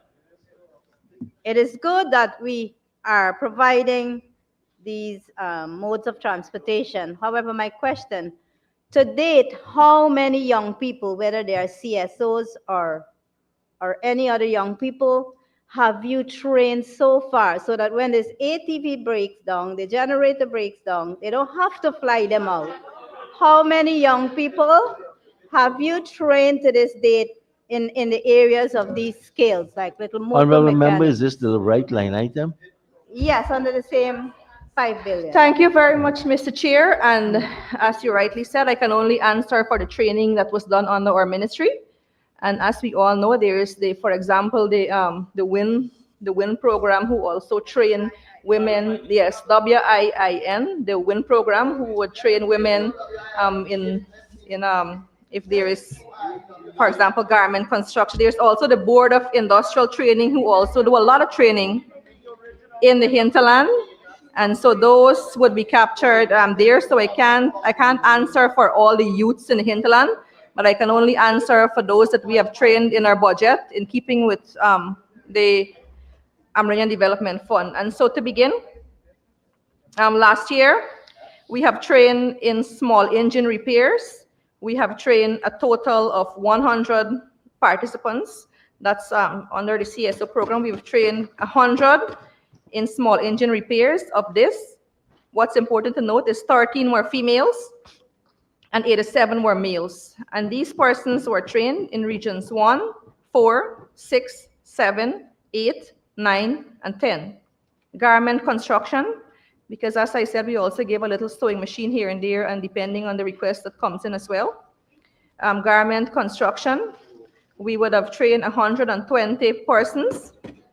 Of this, 7 were male and 113 were female. And these were in regions 1, 7, 8, 9, 10. Tourism and hospitality. We have trained a total of 60 persons. Of this, 15 were male and 45 were females. And this was done in regions 1, 2, 6, 7, 9, and 10. Tractor driving and maintenance. We have trained, last year, we have trained 100 persons in tractor driving. All 100 were males, but in the past, prior year, we have had a few females too who would have been trained before, but I'm going to answer for last year. We have trained in all the regions. We have trained our CSOs in tractor driving and maintenance. Business proposal writing. We have trained 40 young people. Of these, 18 were male and 22 were females. This was done in regions 1, 2, 3, 4, 7, 8, 9, and 10. Craft production, we have trained a total of 40 CSOs, and this was done, we trained 17 male and 23 females in this area. In regions 1, 2, 3, 7, 8, 9, 10. Cosmetology, we have trained 20, and all 20 were females. In regions 1, 3, 4, 8, and Region 9. That gives us a grand total of 480 CSOs who were trained last year. Of this, 244 were males and 236 were females. Thank you, Minister. Honorable Member, Ms. Williams. She do this and more. She did this and more. Thank you very much, Honorable Minister, for your answer. I may be guided. I don't know if I can ask this question under the same community development. Yesterday, we heard from Honorable Minister Teixeira that UMDC is not legal. That's Upper Mazaruni District Council, not UDMC, UMDC. Now, to my knowledge, I understand that the two shows had made a request to the ministry. Could you say to this house if you received that request? And do you have any plans to ensure that that body is gazetted during this year? And where can you find funding for that? Thank you very much. Honorable Minister. Mr. Chair, maybe if the member had been here on time, she would have heard that this would have already been one of the questions posed, and I think I would have answered that question sufficiently, sir. Thank you, Minister. Honorable Member, Ms. Williams. And this will be the final question on the Amerindian Affairs. Mr. Chair, sorry, I had a, Mr. Chair? Honorable Member, Ms. Amanza Walton. Thank you, Mr. Chair. Just a follow-on from what the Honorable Member Hastings asked. Honorable Member outlined an interesting, robust number of persons trained, etc. I was wondering, what is the program to make sure that these persons who are trained are actually employed? Is there a matching? Please, allow me to ask. I understand that. I'm allowing you to ask. No, so, I don't know. Mr. Chair, my Who's got- apologies. My Okay. apologies. No, I was just wondering, in terms of, yes, they're CSOs, etc., and they're employed in that capacity. Is there any program, I wonder, for them to be matched for the specific type of employment? I'm just asking for information purposes. Honorable Minister. Thank you very much, Mr. Chair. So while as she mentioned rightly, the honorable member mentioned that we have these are part of the CSO program, and so the CSO program from its inception, the inception of this program, when it started, it was not something that should be a permanent employment. It's something to help us to build the capacity of young people so they can move on to something much better. And we have had a lot of success stories, as I said in my speech, that we have seen CSOs elevate to whether it's teachers, community health workers, nurses. They've gone on to become two-shows, village leaders. We've had a mayor, a deputy mayor coming out of the CSO program. We have some, in other parts of the public sector, we have CSOs would have trained and would have elevated themselves to other positions. But as I said, not everybody, like for example, is made to be a doctor. There's still some of us who have, who have different abilities. And for me, if you're a tractor driver, you have training, you can then go out, get employment with private companies. If you do craft, you can be able to open your own craft business. Cosmetology, we're investing in cosmetology centers. As I mentioned, you can have an employment too at the cosmetology center, where you can be able to do private jobs, persons based on the request. Small engine repairs, with the amount of engines that we're giving out to the villages, at some point in time it must break, and these very CSOs will be the one who will be, and of course when they do the repairs outside of their work, they'll have to be paid, they will need to be paid for the services that they're providing. So thanks for the question, Honorable Member. Thank you very much, Honorable Minister. Honorable members, I am now 2 minutes over the time allocated. We started at 5:57. We're at 6:59. So I now put the question that the sums stated for Agency 16, Program 162, Capital and Current, stand part of the estimates. Those in favor say aye. Those against say no. Ayes have it. The sum stated now stand part of the estimate. Thank you very much, Honorable Minister and your staff, for taking us through your ministry and agency. Thank you so much. And let us invite the Honorable Minister of Public Utilities and Aviation, the Honorable Deodat Indar, and his staff to take us through his ministry. I invite honorable members to turn to pages 184 and 185.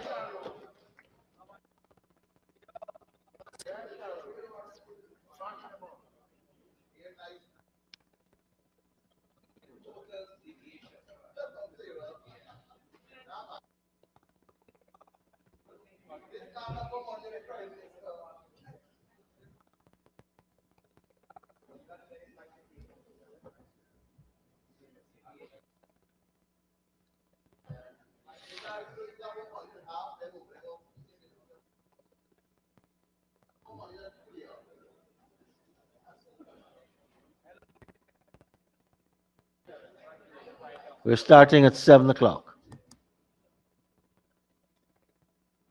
Honorable members, I propose the question that the sum stated for Agency 34, Program 341, Policy Development and Administration, current expenditure, stands part of the estimates. Honorable members, I put the question that the sums, honorable member, Mr. Manzo Walton Desir. Thank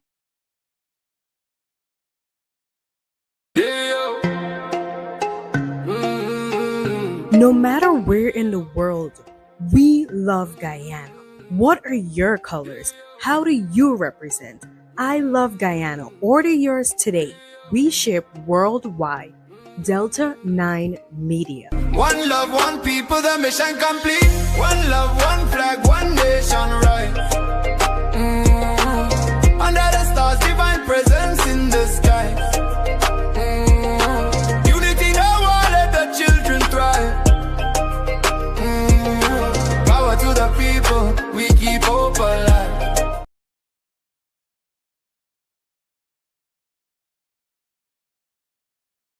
This is the new building that the ministry is renting.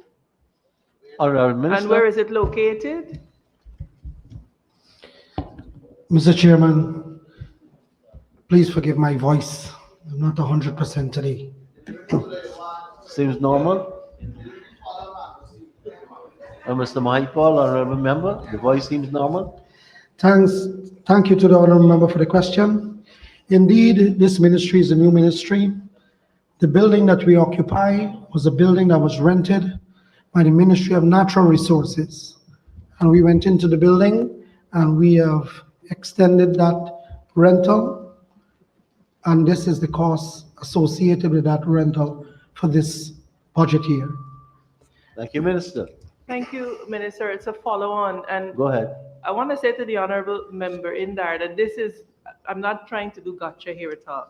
Just literally trying for us to understand the role of your new ministry and how does this program 341 interface with the other programs, and what are the mechanisms for monitoring and evaluation that you intend to put in place, given that you are coordinating a rather significant ministry that's comprised of a number of statutory agencies, etc.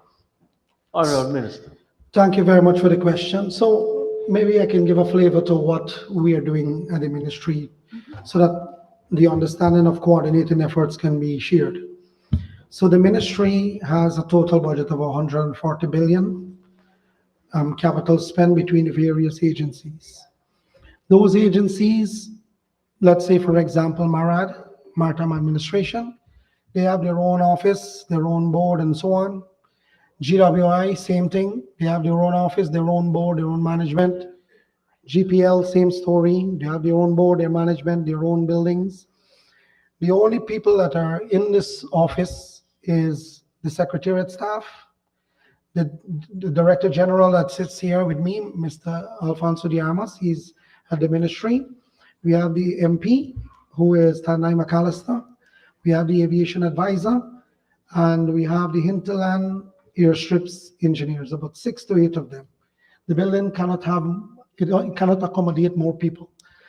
Because of a shortage of government buildings and rising rent in the city, I believe that we actually got this at a deal.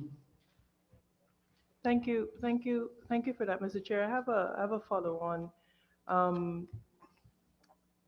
The Director General, and forgive me because I didn't research,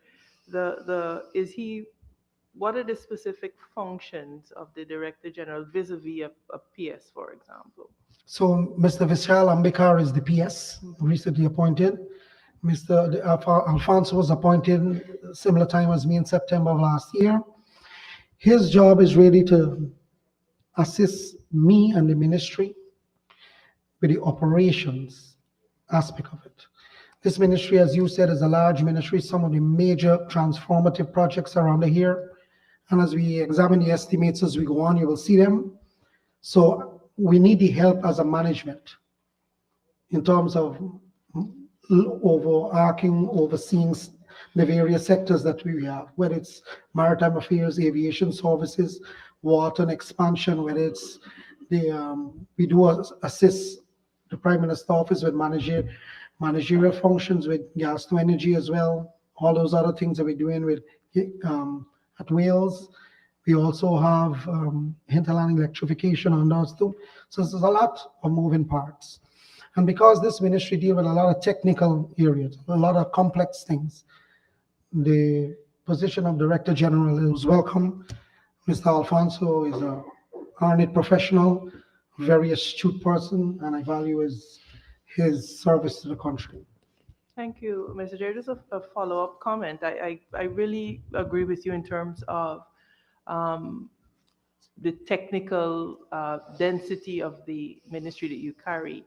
You referenced the MP that I know has a particular maritime expertise, and the other gentleman that does aviation. Is it your intention that these persons within your office will function as the focal points for the various sectors so that your coordination comes together? Well, thank you, Honorable Member, for the question. So that is exactly it. Okay. So Mr. Alfonso has been on the board of GWI for some time. He has very intimate knowledge of that sector. Not that that is his only function, but he has intimate knowledge of that sector, so I rely on him. Mr. Andai McAllister, who is our Guyana's IMO rep, the International Maritime Organization rep for Guyana, is the MP. So I rely on her for all matters pertaining to the maritime sector. Mr. Schumann is an aviation advisor. I rely on him and others at the GCA for aviation regulations, aviation, the entire apparatus in the country. I rely on them for that aspect of it. So you are right. Persons that are in the ministry have specific functions in the enterprise level, whether it's in water, whether it's in power generation and so on, aviation and maritime. Thank you, Mr. Chair. I just wanted to, and I'll end by just saying that I personally haven't worked across those sectors. I'm very happy to see this carve out in terms of a ministry because they're very weighty areas and they could do with specialized attention that I hope your ministry, your new ministry will bring. Mr. Chair, that is it for me.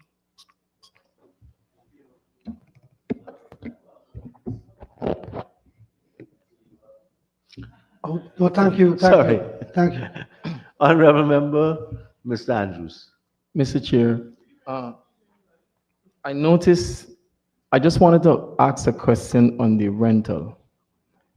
This contract, what is the duration of this contract? Well,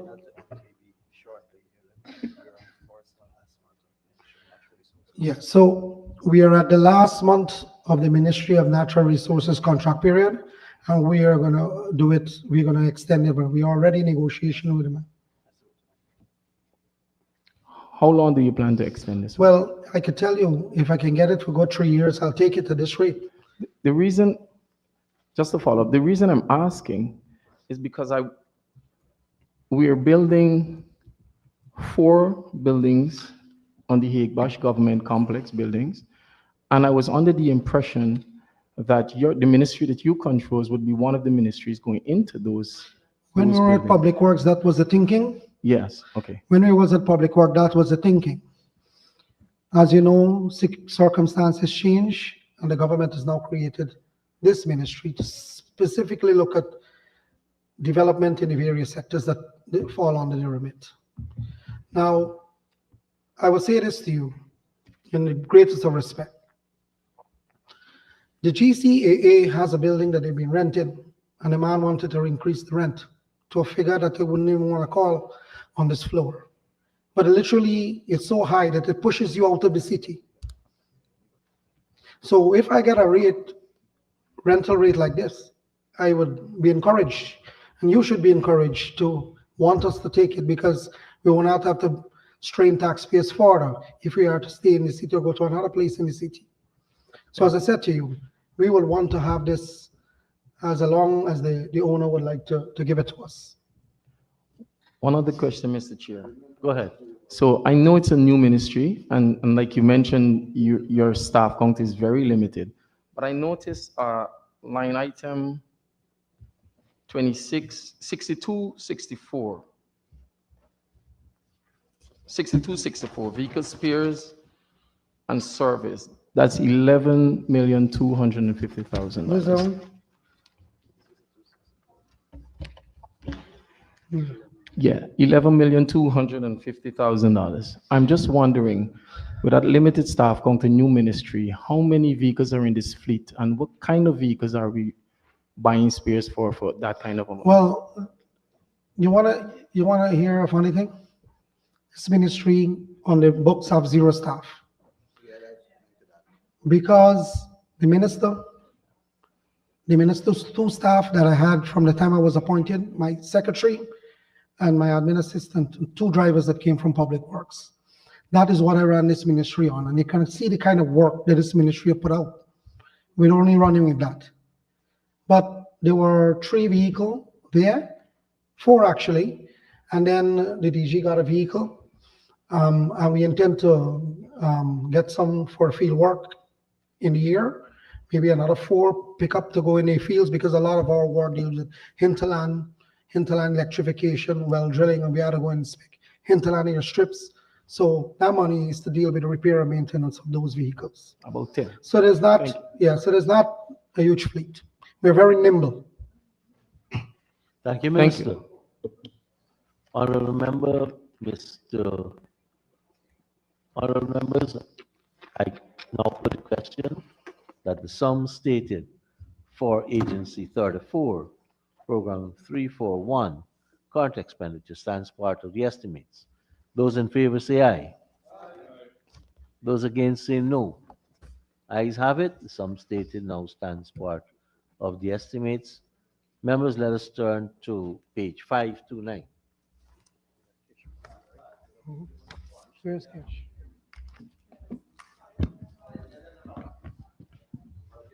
And I propose the question that the sum stated for Agency 34, Program 341, Capital, stands part of the estimates. Honorable Member, Ms. Amanza Walton Desir. Thank you, Mr. Chair. I want us to look at the, it's a small allocation of $5 million, and I'm curious as to if the minister could say to us, why would a policy coordination unit responsible for all of these sectors, electricity, water, aviation, why no investment in policy systems, software to help to monitor and track and to maintain the nimbleness that you spoke about? What I'm saying is that $5 million seems a very small sum given all that you have to do. Thank you. I'm glad to see that we work with a little. So thanks for the question. Thanks for the question. So, Honorable Member, that is just for the office equipment and those things we need to totally outfit the office, that 5 million. But systems that we develop to monitor are done through the Ministry of Governance and Implementation, which is a massive system that government has rolled out to deal with dashboard, to monitor projects for every agency under our remit. So that is a central system, and we feed off of that system. If we need anything to deal with any kind of other IT related, we use NDMA's resources. So we don't have to budget for that in here. But that does not preclude us from having the tools to get the work done. Thank you, Minister. Honorable Member, Mr. Maipo. No, sir. Honorable Member, I now put a question that the sum stated for Agency 34, Program 341 Capital stands part of the estimates. Those in favor say aye. Those against say no. Ayes have it. The sum stated now stands part of the estimates. Let us go back to pages 186 and 187.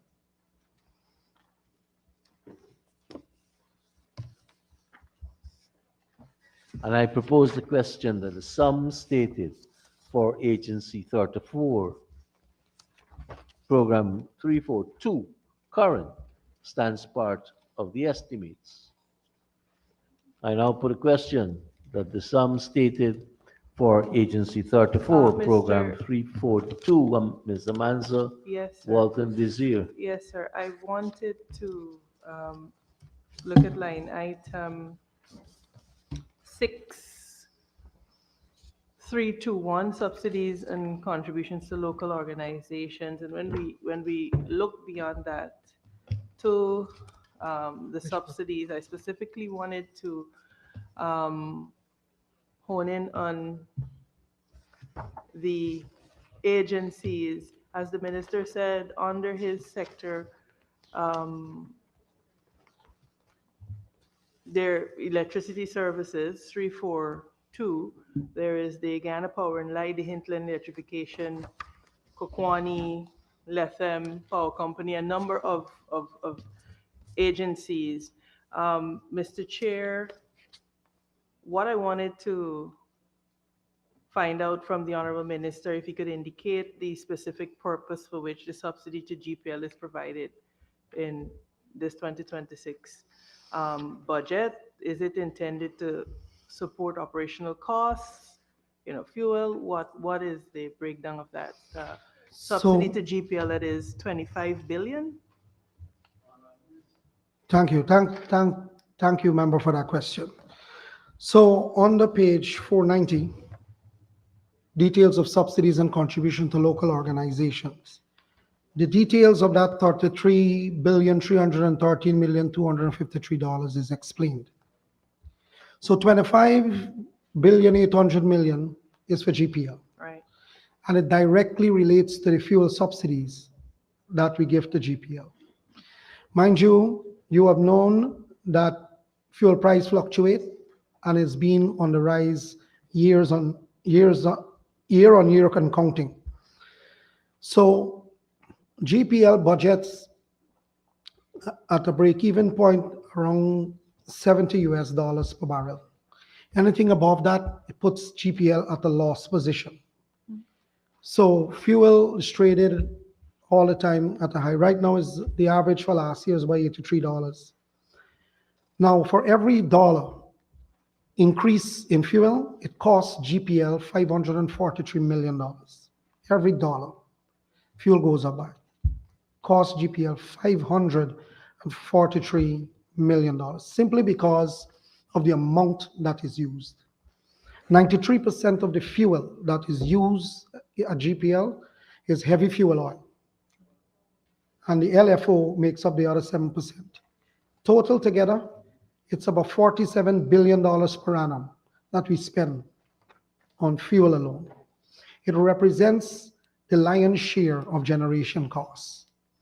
So because of that, and we as a government did not increase fuel on nobody in the country. We subsidize the fuel, and that is the figure there. It's not the full amount, it's a subsidy, it's part of the total cost. And it's only to subsidize the fuel For fuel, differential? for fuel only. Okay. Thank you. Do you want me to say Honorable the other member, subsidies, Mr. Honorable member? Andrews. Mr. Chair. Honorable member, Mr. Andrews. Yeah, Chair Mr. is Chair. here. Could the Honorable Minister say if that is the case with the other agencies? Like which one? Like for instance, when we look at the Morocco Power Company, their subsidy in 2024 through the Office of the Prime Minister was 228,376,000. This year, it's budgeted for 545 million, an increase of 316 million. Which page you looking at? Same line item. That's not Morocco. Morocco is never under the. Mabaruma, sorry, Mabaruma. Okay, it's Mabaruma it's only Power now Morocco's come on board. Okay. Mabaruma Power Company, sorry. Yes, but to be specific, Morocco only came on. Sir, Mr. Chair, I'm listening to I'm you. speaking about Mabaruma Power Company.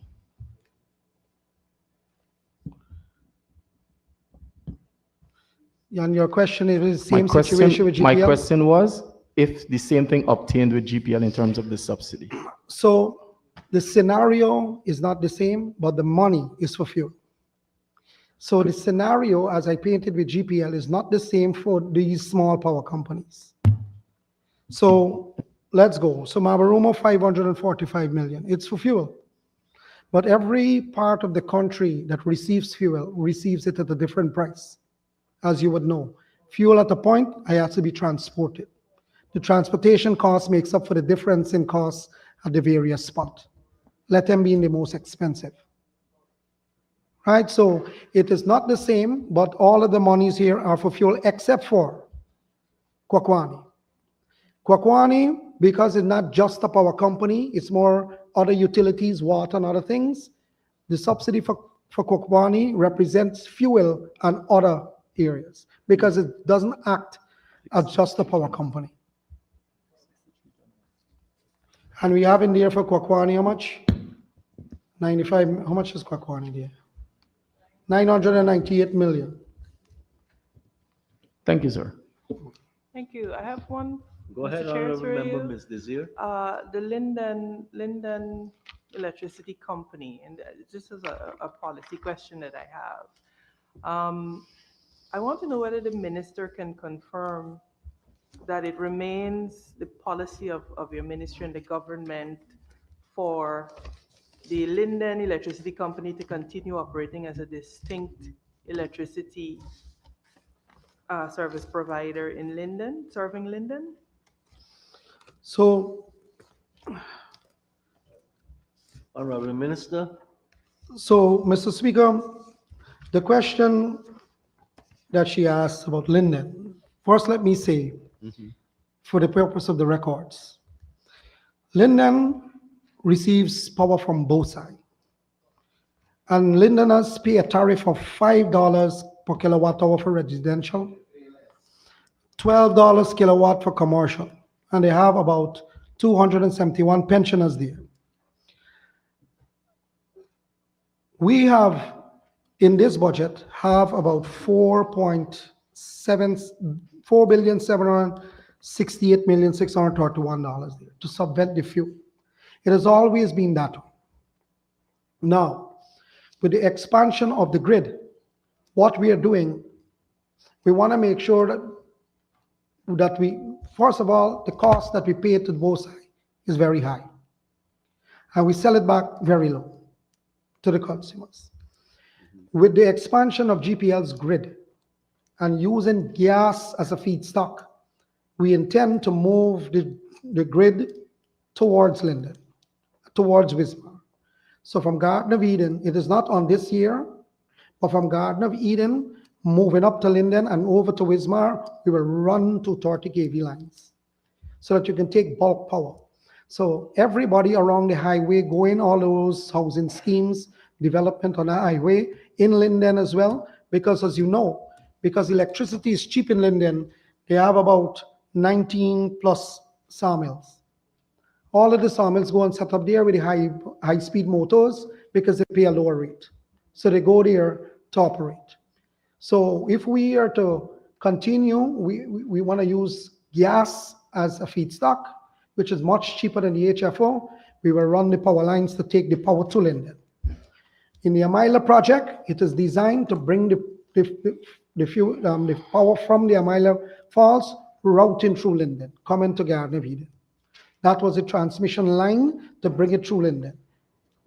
So now we have gas placed at Linden. You can run it across the Garden of Eden and then take it up to Linden.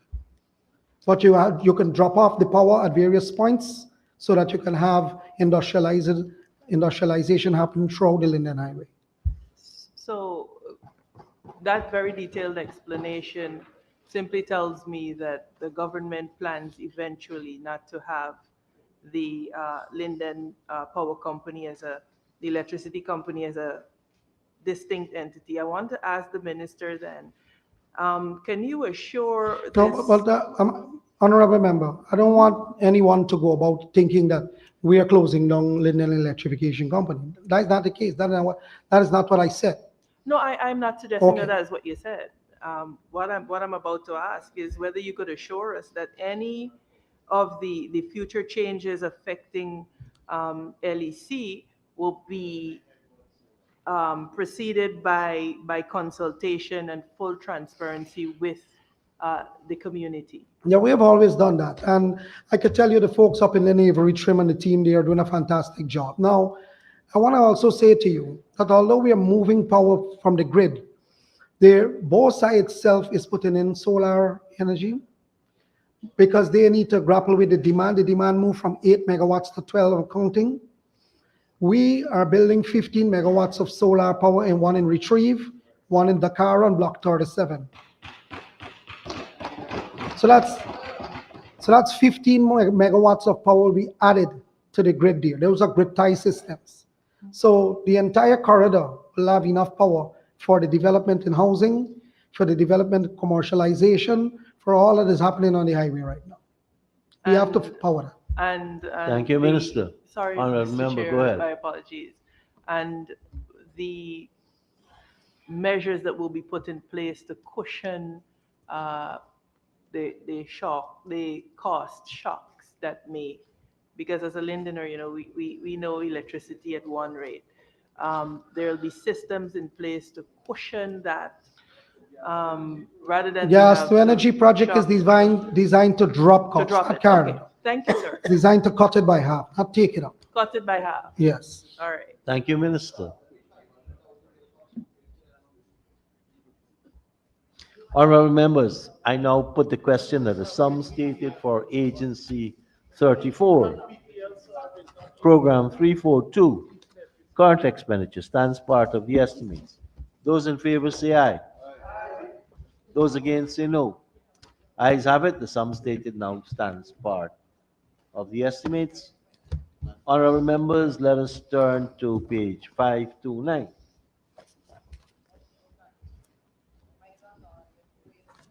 And I propose the question that the sum stated for Agency 34, Program 342, Capital, stands part of the estimates. The Honourable Member, Mr. Mahipal.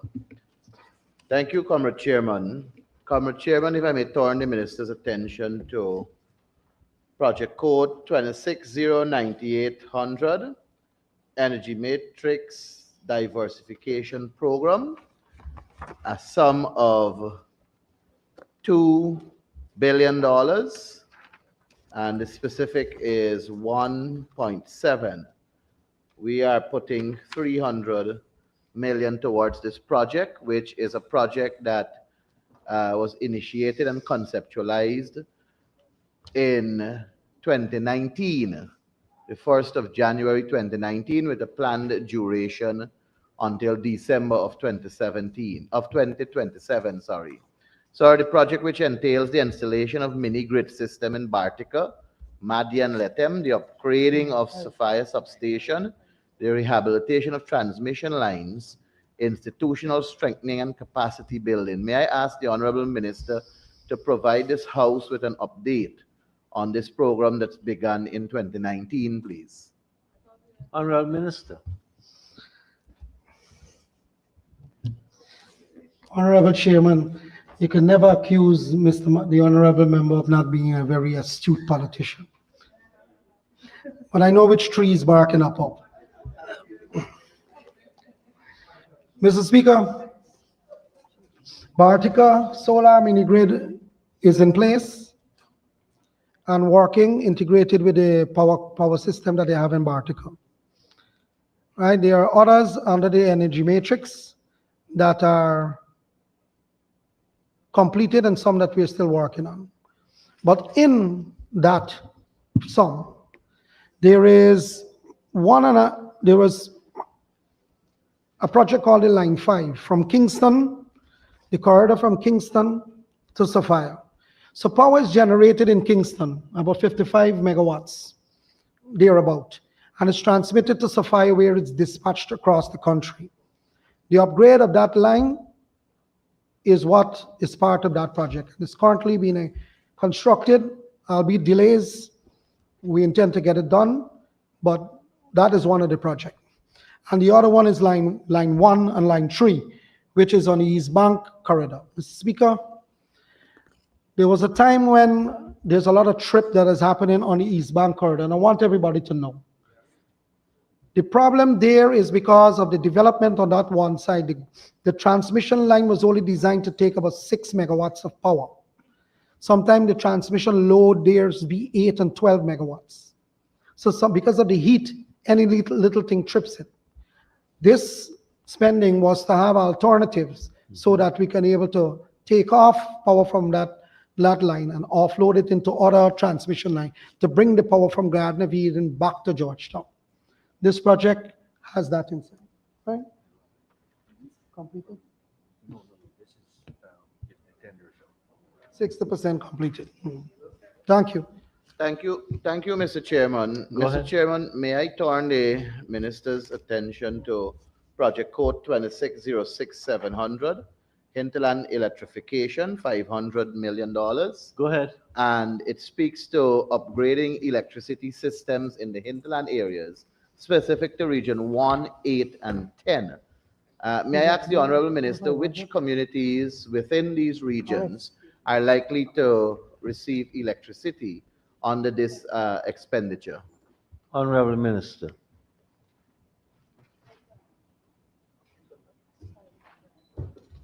You got it?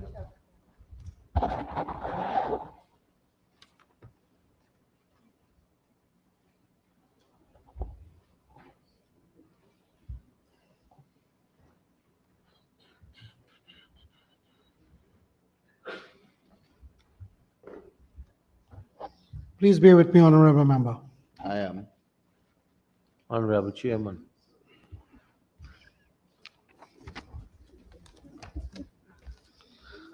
So please allow me to give the disaggregation of that amount to which projects it will fund.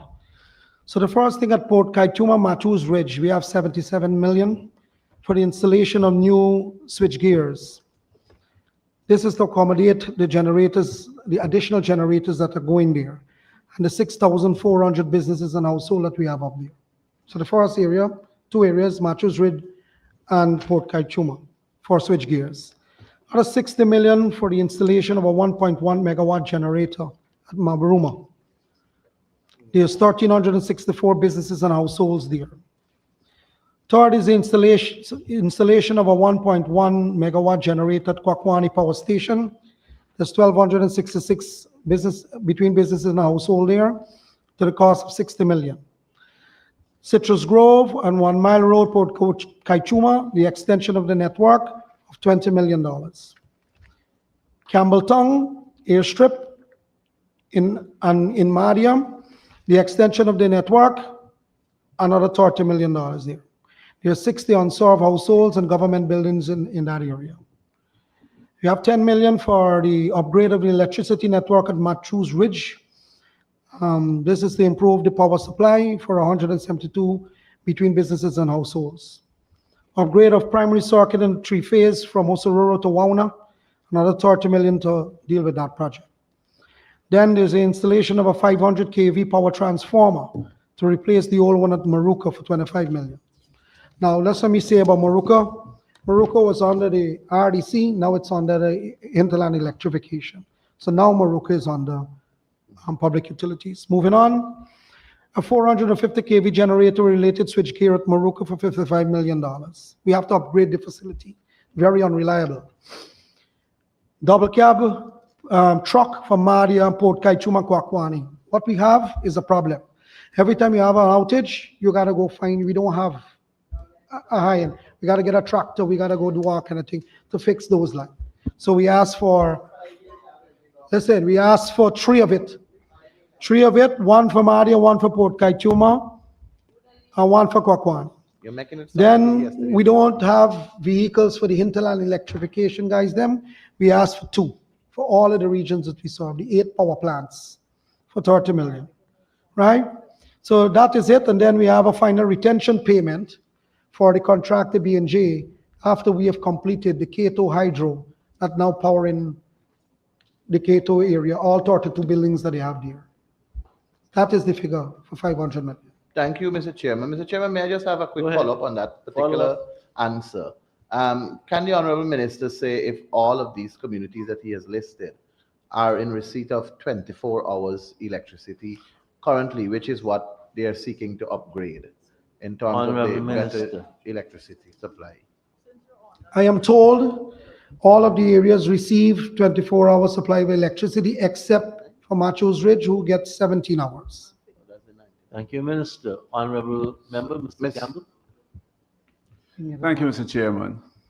Very quickly on project code 260-6700, the same hinterland electrification.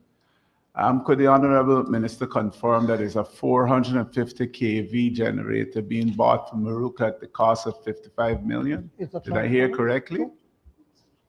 Two. It's a two. Two for 55 million. Is that what it said? With a switchgear.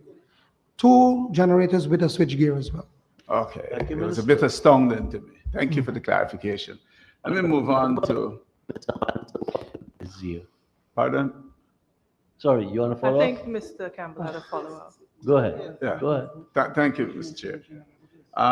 Before you move on, Honorable Member, Mr. Chairman, the figure includes the costs for transport and to take to the spot to install. Right. No, thank you. Originally, when you spoke, you said 450 kV for 55 million. No, it's, and that struck Okay, me. we have the clarification. But Let's the move on. clarification Let's is move on, accepted. Honorable Member. Yeah. Project code 261-1300, electricity expansion program for $66 billion. I see that it includes generation of electricity. So I wanted some disaggregation of that figure.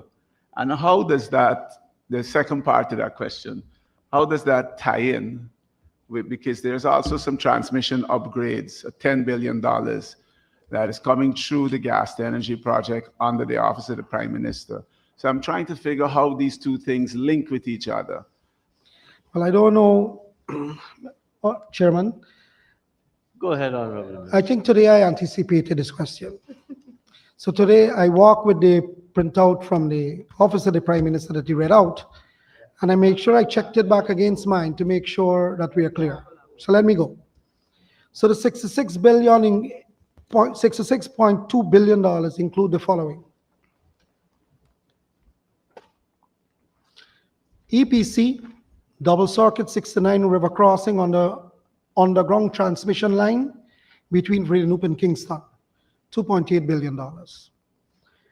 Let me explain. The line that moves power from Kingston, Vredenup, and bring it to, from Vredenup and bring it over to Kingston, and vice versa, moves only 7 megawatts of power. It is old. It's at 6 meters drop depth, right on the floor.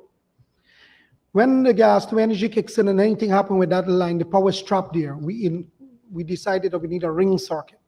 So we're putting a cable there to move about 180 to 200 megawatts of power. That's the first one.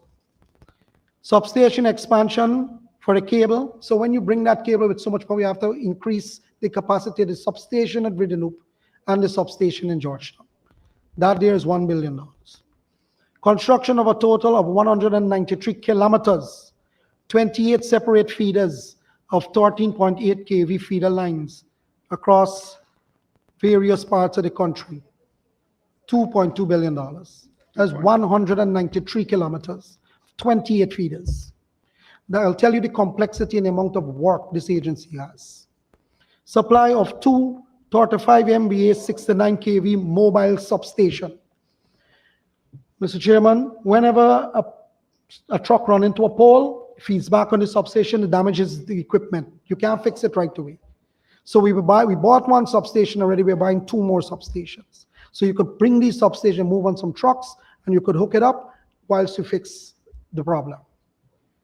Construction of a total of 42 kilometers, 5 separate feet of 69,000 volts line, 4 69,000 13.8 step-down substations with 17 feeders, 6 km per feeder. That is $9.8 billion. Supply and installation of advanced metering system to 20,000 AMI meters. Upgrade and expansion of 2 69 step-down to 13.8 kV substation, another $2.2 billion. EPC, construction of substation transmission lines and reactive power reinforcements within regions 4 and 6. This is $14.1 billion. EPC, construction of substation transmission line and reactive power within region 5, $7.3 billion. Construction of a 69 double circuit transmission line between New Georgetown and Sophia, $235 million. Supply and installation of a 30 megawatt, 60 megawatt hour battery energy storage system, $3.3 billion. Mr. Speaker, I want to explain this one a little. This battery system is to deal with current fluctuations. Sometimes when you get shut down, it's because of overcurrent and undercurrent. The grid is very unreliable. So this battery system is to inject that voltage to make sure you have even voltage across the grid. Very important to the grid. Project management consultancy, $816 million. Owners Engineers Services. GTE system integration with the National Control Center. This one is for a company called ITSS of $31 million. This is the integration, very highly specialized piece of job. Substation integration with the GN, the National Control Center and the grid of another $58 million. Saifang is a brand. GTE substation integration with the control center and the grid of $16 million. Saifang is a particular kind of relay we use. Power plant integration between Guyana National Control Center to a company called SEL for $78 million. There is some monies for land acquisition. At this point is $194 million. Because of the lines that we construct, they go on people's places. We have to deal with them to acquire the land to put the transmission line down. We have projects in Legwan and Wakenham, the interconnection from the grid, from the solar into the grid, about $904 million, right? Repairs the Bartica system. The battery is grid following, is not grid forming. So we have to repair the battery. You learned something there, Mr. Mahan. No, we knew that all the time. Now you learn it. Sophia upgrade to new system.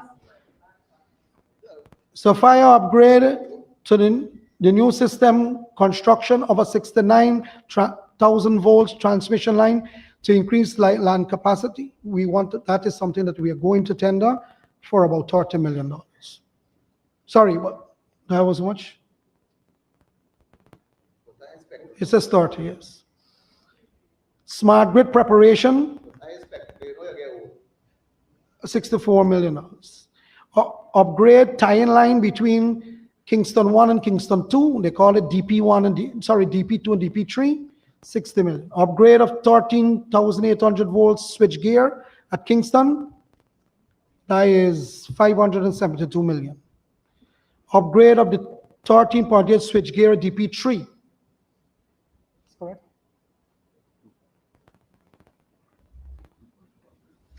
2.1 billion.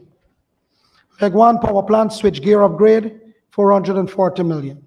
Unserved areas electrification, 612 million. We also are working to make sure that the other areas that don't have power, and we have to carry power to accommodate industrialization, new housing schemes, second depth, third depth land development, as we have to take power into those areas that people have houses, businesses. We are working with a company to finance that development. So we put an amount of 15 billion in this year's budget to deal with all of that. Those are the areas, like, for example, bringing the power from Linden down to Gardner Eden, and all of those things form part of a big package. Essequibo, he asked the question, I give you the answer. Essequibo course is 60 kilometers from Supernam to Charity. The line there is 13,800 volts. And just like every other line, the longer the line, the voltage drops go down. We have to carry it up to 69,000 volts. That is one of the major projects under that as well too. And various other T&D extension in Westminster's housing scheme, Tushin, Lookout on the east bank of Essequibo, and a whole host of others. If I continue, we'll spend the rest of the night here. Thank you very much, Honorable Minister. Thank you very much, Honorable Minister. Honorable Member, Mr. Manza. Thank you, Mr. Chair. I just wanted to, but in the interest of time, I'll skip that one. I've heard the minister explicate about the billions of dollars that we're going to have expended. Yet it seems to me that a rat can bite a wire, and we get a notice that the Demerara-Berbice interconnected system is shut down. What protections are we putting in place with all of these billions of dollars so that a Yauri can plunge the entire system into black? Honorable Chairman, the honorable member, now we were going good all along. And I can respond to that in a snide way too. But I'll say this to you, that these investments is to correct all of those problems, not the rat problem or the man problem or the truck problem. The problem with, let me explain to you what happens with this grid. It seems to me we believe we pull two generators and attach two cars, you will get this thing done. Minister, if Not you that. don't want to listen, explain to me. Mr. Speaker,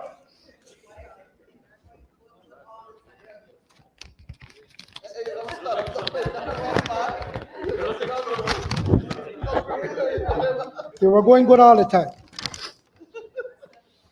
You might get better sound if you sit. You'll be closer to the mic. 2016, 14 shutdowns. 2017, 25 shutdowns. 2018, 12 shutdowns. 2019, 5 shutdowns.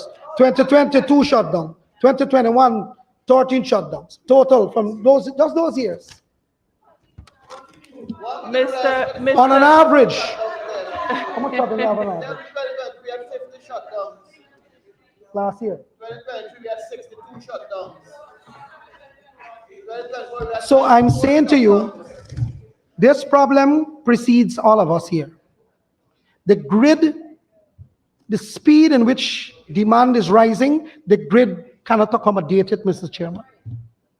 You have, right now, in 2020, you had 200,000 persons on the grid. Now you have 244,000. 44,000 people has been added to the grid. The speed in which we are investing, the demand is outstripping it.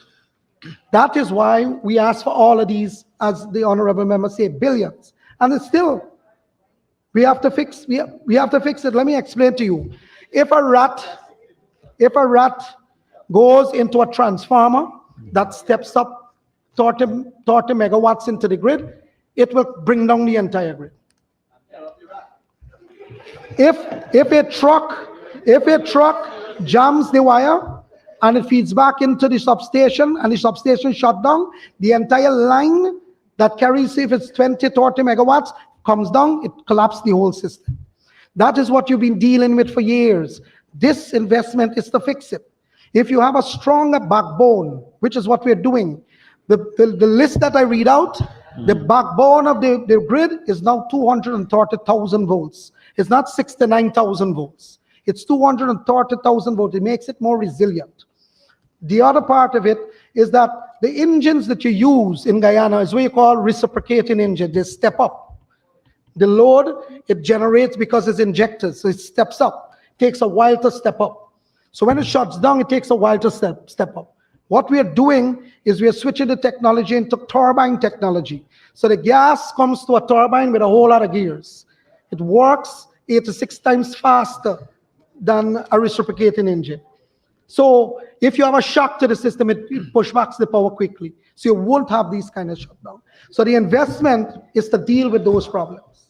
Thank you, Honorable Member, for that. I think it's important that the people of Guyana understand exactly where the taxpayers' money is going. I note that you were quick to know the number of shutdowns that you had within a particular period of time, but we will also recall that your government was in power for 20-something years before that. Honorable Member, Thank you, Mr. Chair. No more questions. Mr. Chair. Honorable Member, Mr. Andrews. Mr. Chair, the same program we're at. The question is, I'm happy for the upgrades. We really need it. But over a 3-year period, this will cost us almost $1.1 billion US, that is. The question is, what percentage, expansion aside, what percentage of our grid would be upgraded as a result of this investment? Mr. Chairman, this is the whole grid. Thank you, sir. This is moving bulk power. Thank you, sir. Thank you, sir. I'm happy that it's the entire grid. No. Honorable Member, Mr. Duncan. Thank you very much. Thank you very much, Mr. Chairman. I want to follow up on the Honorable Amanzo Walton-Zier's question, and then I have another question on the line item here. The Honorable Minister was so gracious to put some of the figures over the pre-2020 period. I want to refer to the 2024 Public Utility Commission's report, which said in that very year they had missed 7 of 8 key performance standards, covering outage frequency, outage duration, system losses, and other core services matrix. Hours of power outages in just the previous year. I'm looking forward to see what the other report looks like. But Mr. Speaker, more closely to the 2606600 Lethem Power Company, I wanted to ask the learned minister of the energy mix currently that obtains in Lethem under that line item. So, Honorable Minister. Lethem, we have a mixture of 2.2 megawatts of Lethem and the periphery. 2.2 megawatts of hydropower at Kumu and Mokomoko. That feeds into the area. Then we have 1 megawatt of solar energy that ties into the grid. How much we have on the thing? And diesel generators, 2.3 megawatts from the power company itself. Right, so that's 4, 4.5, around 5, in excess of 5 megawatts. They are at Lethem. So that's the mix. We have hydropower, solar power, and diesel, fossil energy. A follow-up, Mr. Chair. Am I accurate in hearing that Kumu is on the grid now? Kumu Hydro? Yeah, both of them. The follow-up to there is, there was an expectation that when when this mix comes together, there would have been a reduction in the cost of electricity in Lethem. Has that been done? So Mr. Chairman, there are few places already enjoying a rate cut about 30%. Where is it? Madia, Port Kaichuma, Machus Rich by 30%. The other areas that have grid tie and so on, the discussion is ongoing on the same kind of treatment to those areas that have tie-in and solar and so on. The discussion is ongoing. So no is the answer. The discussion, I said 3 areas already enjoying rate cuts. Mr. Chairman, we're specific to 3 areas are already enjoying rate cuts. The other areas are already on this, there's discussion already on the calculation and so on. It's an ongoing process. And when that time comes, I guess our head of state will make that announcement. Thank you, Minister. I heard you quite well. Apparently, some people like repetition. Thank you very much, Mr. Chair. Honorable Member, Mr. Duncan. Minister, I think you said the total energy mix there would give you 5 megawatts? Over 5 megawatts. Over 5. Are we at full capacity in terms of the distribution? Honorable Minister. What's the demand of there? 2 point something? How much?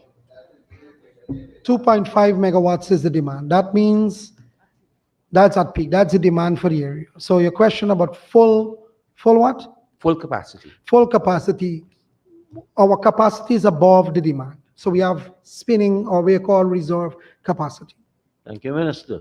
Final follow-up. Mr. Duncan. Minister, do you have a general sense of perhaps how many homes does 2.5 megawatts breaks down to? 5.5 megawatts will give you about 40,000 homes. Thank you. That is when one of the feeders come off. There's a amount of people lose power. Thank you, Minister.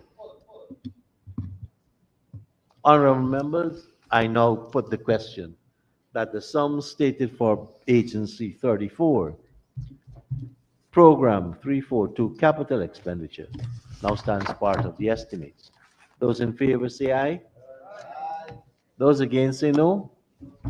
Ayes have it. The sum stated now stands part of the estimates. Members, now turn to pages 188 and 89.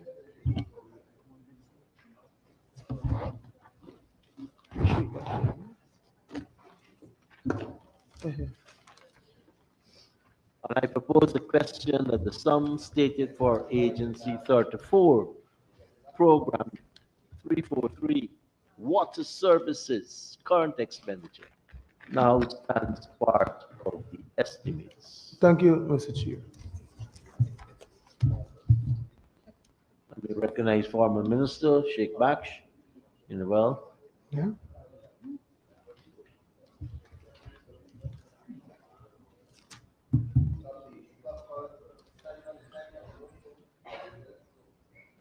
You gotta pause the clock.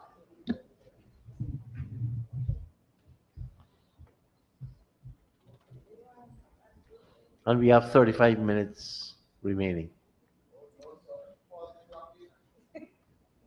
Have a faulty clock? Must be the erratic power supply. 6310. And yet they may want to vote for the amount. Honorable members, I already put. Yes, Mr. Chair. Go ahead, Honorable Member, Mr. Jordan. Thank you, Mr. Chair. Mr. Chair, to the Honorable Minister, line item 6321, I see a lump sum subsidy for GWI, $1.8 billion.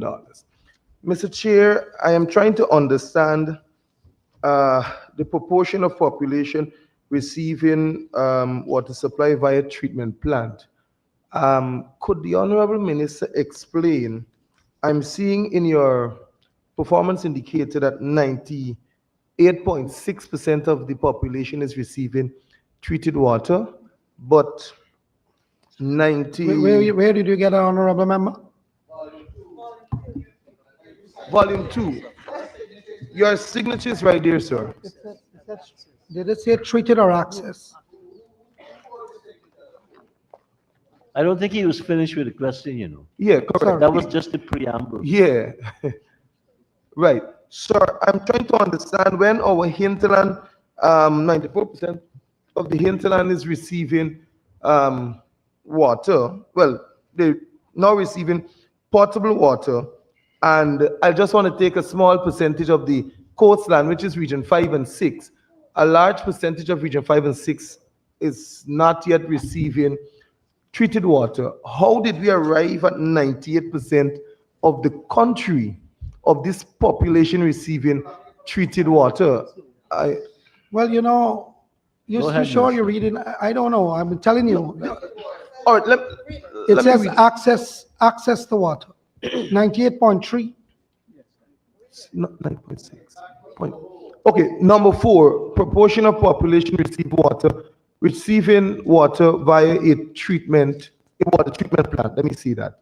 98.6%. And for 2026, you have 99%. So I'm trying to understand how many treatment plants do we have across the country?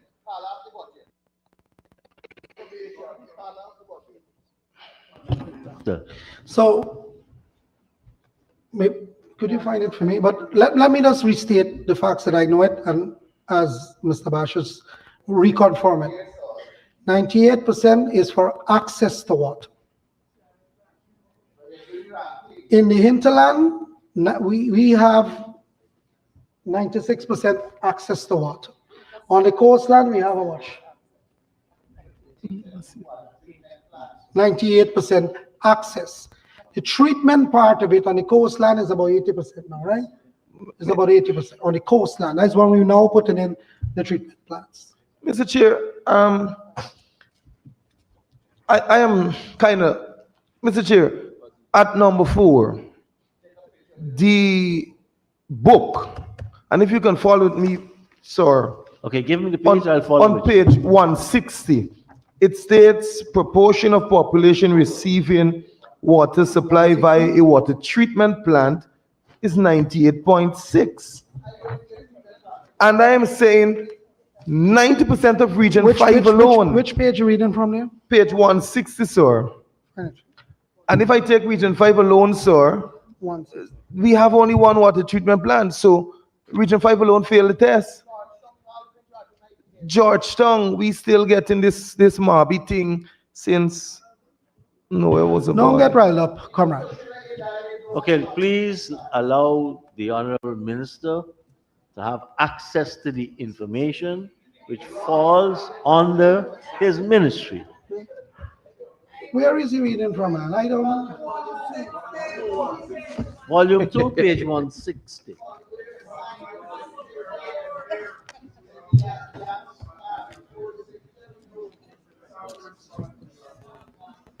Where's volume 2? Oh. I don't have it here. I don't have it with me. Sorry. Maybe that's an inverted typographic, but let me restate the facts. In the regions, we have 98%. 98%. So 98% on the coastland, 96% in the hinterland. Mr. Chair, Mr. Chair. That is access. Oh, there's two things. Hold on. There's two things. There's access and there's treated water. So I'm giving you the access. The treated water now. 80% on the coastland and how much on the hinterland? We're now advancing that program but the difference is, comrade, the difference is in the hinterland in region 9 and region 8 and those places, when you go and you drill the well, the water doesn't have the iron content as you have on the coast. It's like you're drinking treated water. I've been there. I went to Karasaba and everything. You drink it from there. Right? So on the coastland is where the treatment plant is needed to rid the iron content. Mr. Chair. Remember Mr. Jordan. Mr. Chair, I spent 11 years at GWI. And I'm trying to understand what the minister is telling me. If it is water via water treatment plant, You cannot tell me nowhere in the hinterland is receiving treated water, Mr. Speaker. We just Mr. said Chair, that. no. Allow me, Honorable Minister. The Honorable Minister clarified, but in clarifying, it is still not accurate, sir, based on the hinterland population and that of many of the regions. If you're speaking about water access via water treatment plant, it must be those customers who are directly linked to a distribution main within the network of a water treatment system. And sir, if we do that calculation across the country, we are not even at 80%. I know the stats we have to believe what we are told, but my calculation might be different. I personally, it's the definition, how we define, like somebody... Well, guided, sir. Yes, somebody define democracy a certain way, And guided, sir. I'll move on. Yeah. So it's fair for you to raise this because the policy with which the allocations are for is open to analysis, explanation, and question and answer. Mr. Honorable Chairman, Minister, you have an explanation? Yeah, Mr. Chairman, GWI has data to make sure that before they issue a figure of 80% treated water attached to a treatment plant, before they say they have 80% on the coast, and they have data to back it up. The connections that are tied into that. Yeah. Thank you, Mr. Chair. I give you an explanation. So, Honorable Member, Mr. Jordan, maybe the issue might be the absence of the word continuous. Could be, sir. Could be, sir. Honorable Minister, we need to look back at how we calculate. Because I might have access to my treatment plant in Eccles, but I get 1 glass a day. Right? So, I don't know. Honorable Minister, so have a look at it. I want to follow up just now. Honorable Member, Mr. Jordan. Thank you, Mr. Chair. Mr. Chair, also I'm looking at indicator number 1, percentage of non-revenue water. I see 62.5%, and the aim of 60% in 2026. With this high percentage of non-revenue water, could the Honorable Minister say what are the measures in place to reduce the non-revenue water across the company? So, Mr. Speaker, Mr. Chairman, Mr. Chairman, Honorable Member, thank you for that question. And I'm happy that you raised it. So you understand why the agency is requesting the money. Because look at the level of water that is wasted, is used and is not metered, and GWI can't collect the revenue for it. And that is So that is the reason why we're asking for this money, because the level of losses is so high, and most of it is in the Georgetown area and the East Coast area. Yeah. Thank you, Mr. Chair. Mr. Chair, I thank the Honorable... Honorable Member, I think if you look at indicator 2, I'm coming to that. It confirms what the Honorable Member said. He couldn't collect the money. Coming to that, sir. So what I wanted though, sir, is the measures. I know GWI is a you hear me? I want to know what are the measures in place to reduce. The minister must know from the plans, what are the immediate measures in place to bring this percentage of non-revenue water down, let's say below 50%. Is metering, Mr. Chairman, Mr. Chairman, Honorable Member, it's metering. Okay. Metering will fix some of it. Lack of wastage of the water for unmetering is an insult to injury. Then, Mr. Speaker, the other phenomenon that we have is that the contractors, whenever they're around the place, they break the main line, it goes out in the main transmission line. All of that is water generated, but you can't bill nobody. So this problem is not just a company issue. It's an entire nation that have to help us with this. Because in the night, when people are operating, we are not wrong. We can't watch the main that is under the road or in the trench every day, all day. It is responsible behavior. Correct. Yes, right? So that is why the figure is so high. Thank you. Thank you, Mr. Chair. Mr. Chair, and so I move to value of arrears owed by customers. I recognize in 2025 it was $2.93 billion. I'm wondering now in 2026, NA is, it should be not applicable if I'm correct. Why is it, Honorable Minister, or maybe not available? Right, it could be not. Is it not? If it's not applicable, why is it not? And what is an estimated amount of that line? You know, Mr. Chairman, Honorable Member, one would want to expect to collect all this money. You know, sometimes you don't budget for losses. We would want to collect all of this money. So we dare not budget for loss. No, I'm talking about indicated 2. Yeah. Yeah. So it could have been 0. No, well, if I'm understanding the value of arrears owed by customers, and so you're not budgeting for a loss, you're planning. We expect to collect our money. And we expect people to pay us the money. Right. That is what I'm saying. Yes. Okay. Right. Thank you. Guided. Thank you very much, Mr. Chair, Honorable Minister. if I can get a follow-up. Honorable Member, Mr. Rance.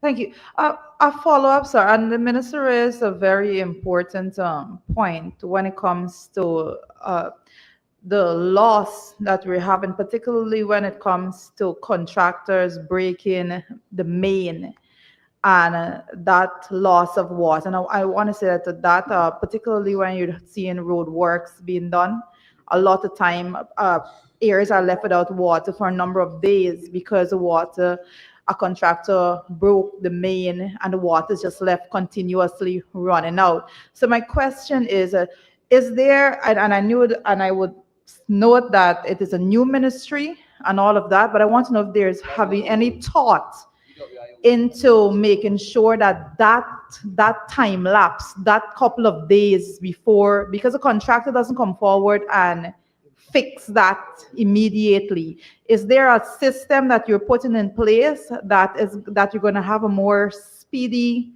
response to having that done? And more so, is there a system in place for contractors to be paying the cost to repair these broken main? I'm glad you raised this matter, Honorable Member, Mr. Chairman.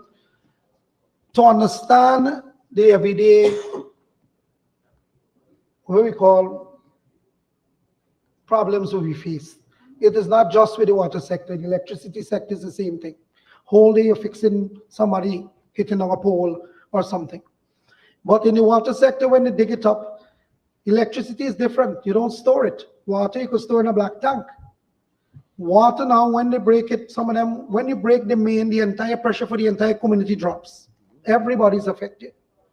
They don't say anything, they left quietly and they go. So what we have been doing now, when we find them, we charge people and they gotta pay us.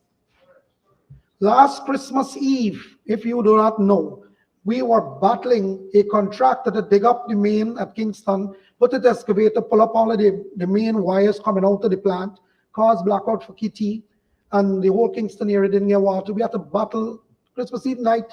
We have people who couldn't spend their family time with their loved ones. They are out there fixing that. We have to charge them. We have to charge them and put them in front of the court, and they have to pay back for them. So we are doing it, but at the same time, the country is building out all over the place. We don't see everything. We expect the reporting system to work for us. Sometimes when it doesn't work, well, that is something that we have to deal with internally, and we are not as perfect. Every agency has its own sets of challenges.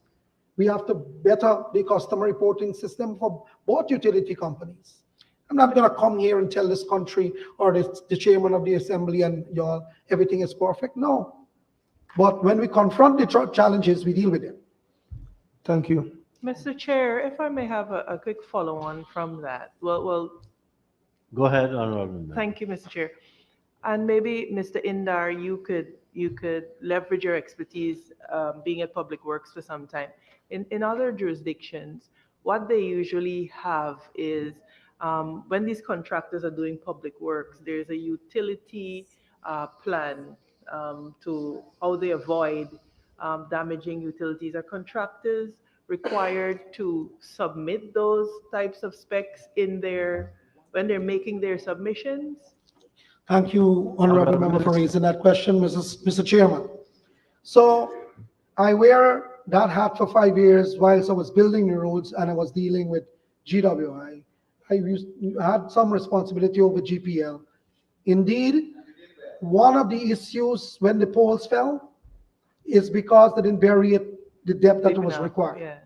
The government went and embarked on a policy for installation of pole and the depth. So it must be 10% of the length of the pole plus 2 feet down. We abolish wood.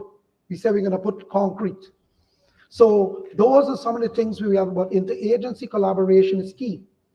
The contractor does and is given the specs of how it has to be buried, where it has to go, and the alignment and everything, where the pipe has to go, what depth the pipe has to go, and so on. But tighter interagency working, myself and Minister Edgell and Minister Ramraj working together with GWI and GPL to make sure that happens. But the other utility companies like One Communication and the rest of them, they also, we meet out from time to time to make sure that it works, because sometimes one utility pole have all of the services on it, and you have to move an entire length of them. So there is coordination, but the coordination can be better. Well, Mr. Chair, I'm glad that the Honorable Minister is taking care of those falling poles. I just had one quick follow-up question, and that relates to your performance standards very, very quickly. I note that the performance statement says that only 82% of the turbidity pH and the tests are conforming to WHO standards. I wanted to know if Minister could say to us, is your objective full compliance over what time, and by when can households reasonably expect to receive water that meets the WHO standards? Honorable Minister. Thank you very much, Mr. Chairman. Very good question, Honorable Member. So we aspire to have 100% treated water to meet the standard. The turbidity is really the color. Because of the iron content, it looks red. So the treatment plant is to remedy that very thing. So in this budget, the 21 billion that you see for GWI, you're looking at the current now. But when you look at the capital, you'll see all of the treatment plant, the groundwater treatment plant that we're doing now. It's to deal with that very problem. Right. So we are looking, at least we have here in another 2 years. It's another 2 years, because we have put in about 80 million liters per day capacity in how much plant is 1, 2, 3, 4, 5, 6, 7 plants. 80 million liters per day treated water to cater to 140,000 residents. These are the treatment plants we put in the last 5 years. By 2020, but these are aquifer plants. Okay. We want to make sure we do groundwater plants. We got one in Diamond, one in Stewartville. So surface water, we call it groundwater, surface water, and one at Albion, right? Those are the three. Mr. Chair, one final question on this line.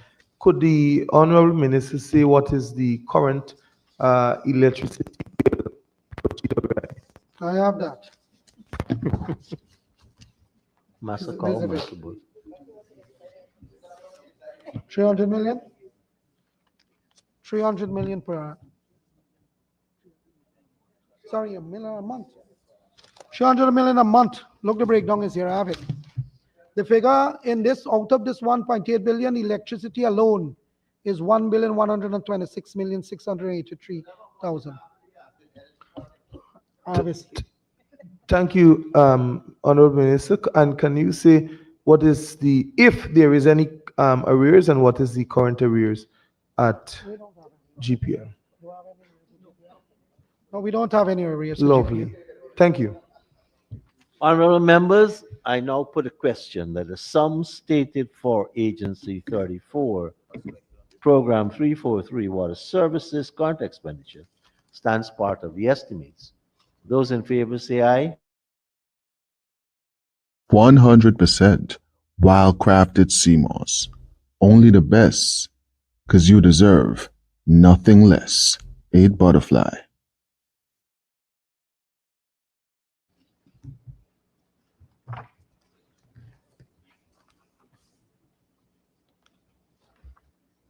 And I propose the question that the sum stated for Agency 34, Program 343, Water Services Capital Expenditure, stands part of the estimates. The Honorable Member, Mr. Mahipal. Thank you, Mr. Chairman. Mr. Chairman, project code 160-1800. This Samsung, is the line keeping us that connected speaks no matter where in the world we're located. various areas that the minister spoke about earlier. A project that began in 2018, the 1st of January, and is expected to finish in 2029. Mr. Speaker, shall you allow me to? Sir, it was conceptualized with the intention of ensuring that the entire country gets treated water. May I ask the Honorable Minister for the provision for the water treatment plant at Diamond Grove? What is the catchment area in terms of the various villages, and can you give us an update on these projects that fall within this line that began in 2018? Mr. Chairman, I think the honorable member got that question from somebody.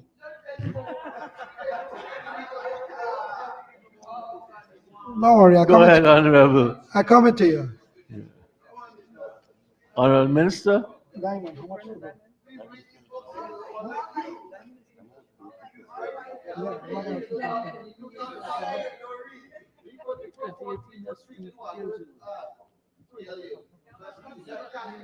Honorable member, Mr. Bosch said that that project has finished since how long? Years ago. Same one. Thank you, Mr. Chairman.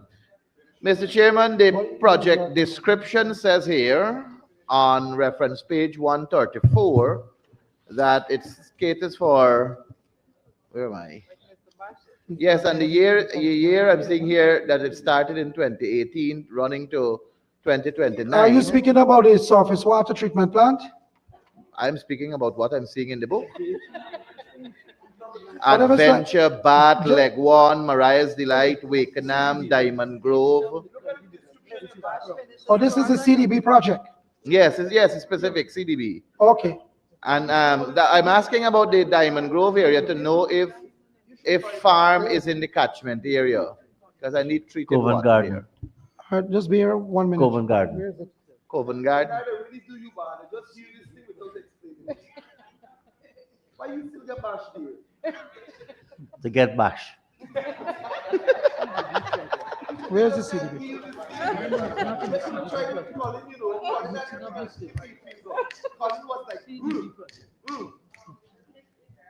Okay, but this is serious. Electricity, water, or public utilities, a serious business for our people. So, Mr. Chairman, if I may ask, allow him to. Oh, to sorry. Get Go the ahead. answer, Yeah. get the information, so that he can provide you with the answer. Cool. I'll give you back 2 minutes. Thank you, sir. Covent Garden. Mr. Speaker, Diamond is not in the CDB project. Okay, thank you, Mr. Chairman. I guess it's another mistake like what is in book 2, or misprint, if I may use that word instead of misprint. No, don't guess. We're not here to guess for the cameras. Come on. Sorry, the word is in the book, Diamond Grove. Yeah, but you said you guess. Oh, But if it's in okay, the book and he can't answer, you should find the information out. Thank you, sir. Yes. Sir, project code 2802200. It says a provision for water treatment plants and wells. My interest, sir, is specific to water treatment plants under this sum of $6 billion. Can the Honorable Minister tell us where these water treatment plants under this line will be going. I know under the previous line it spelled out the areas as in Adventure Bat, Leg 1, Mariah's Delight, Wakenham, and the other areas. But this specific line, which area will these water treatment plants be, and what is the catchment of each one? Honorable Minister. Thank you very much, Mr. Chairman. And thank you very much, Honorable Paul, for the question. So the 6 billion will do the following. First, there is a Hope surface water treatment plant that is a work in progress. So there's 445 million in there for that. We have to reduce the water losses, as the honorable member spoke just now. So we have put about 200 million to deal with initiatives to reduce that. We have $1 billion that will benefit about 30,000 people from Cove and John to Cane Grove on the east coast of Demerara. We have about $200 million for gravity filters for Diamond and iFlood. We have $75 million for some technical support for the coastal water treatment plants, because we built out some, we had some technical support for that. Surface water treatment plant, we have $250 million. This is at Stewartville. So we put in one at Stewartville. I mentioned that earlier. We have one at the LBI, a surface water treatment plant that we're going to construct there for another $250 million at LBI. We have $700 million for inline filters. So where we don't have the plants, we put in the inline filters at Providence, at De Hoop, Monrepo, Calcutta, Agricola, Collagen, and Annandale. We have $100 million for water meters and boxes. We have $100 million for procurement of materials in a number of that. In fact, it's more than that. It's about $350 million for procurement of a whole lot of materials that we need and tools we need to do work within GWI to go out and fix things as well too. So we have to buy the material to go and do that. Thank you, Mr. Chairman. I'm not finished yet. Oh, sorry. Well drilling material, we have $319 million for that. We are drilling a well at Better Hope for $150 million. We are drilling a well at Timeri for $150. We're drilling another one at Grove, another one at Port Morant, and Virgin Nugent. Those are wells. We are putting in some electromechanical equipment, and that will cost us about $400 million. We have another $200 million for extension for unserved areas. Like, for example, in Perica, we have Washington Scheme and some other places never had water for 30 years. We have some monies in here, about $100 million for road reinstatement. Whenever we do fixes, we have to reinstate the road. Sometimes the road is left without being reinstated. We have $500 million in here to construct some sanitary blocks. We normally do this for folks across the country. Last year, the last budget, we had 1,000. This year, we up it to 2,000. And we have another $100 million here for digital transformation, which is establishment of an operation control center. So that makes up the $6 billion. And those are the areas and the activities that it will fund. Thank you so much, Honorable Minister. And we know it's more complex than what these numbers are showing us. Honorable Member, Mr. Mahipot. This may be your last question, including the 2 minutes.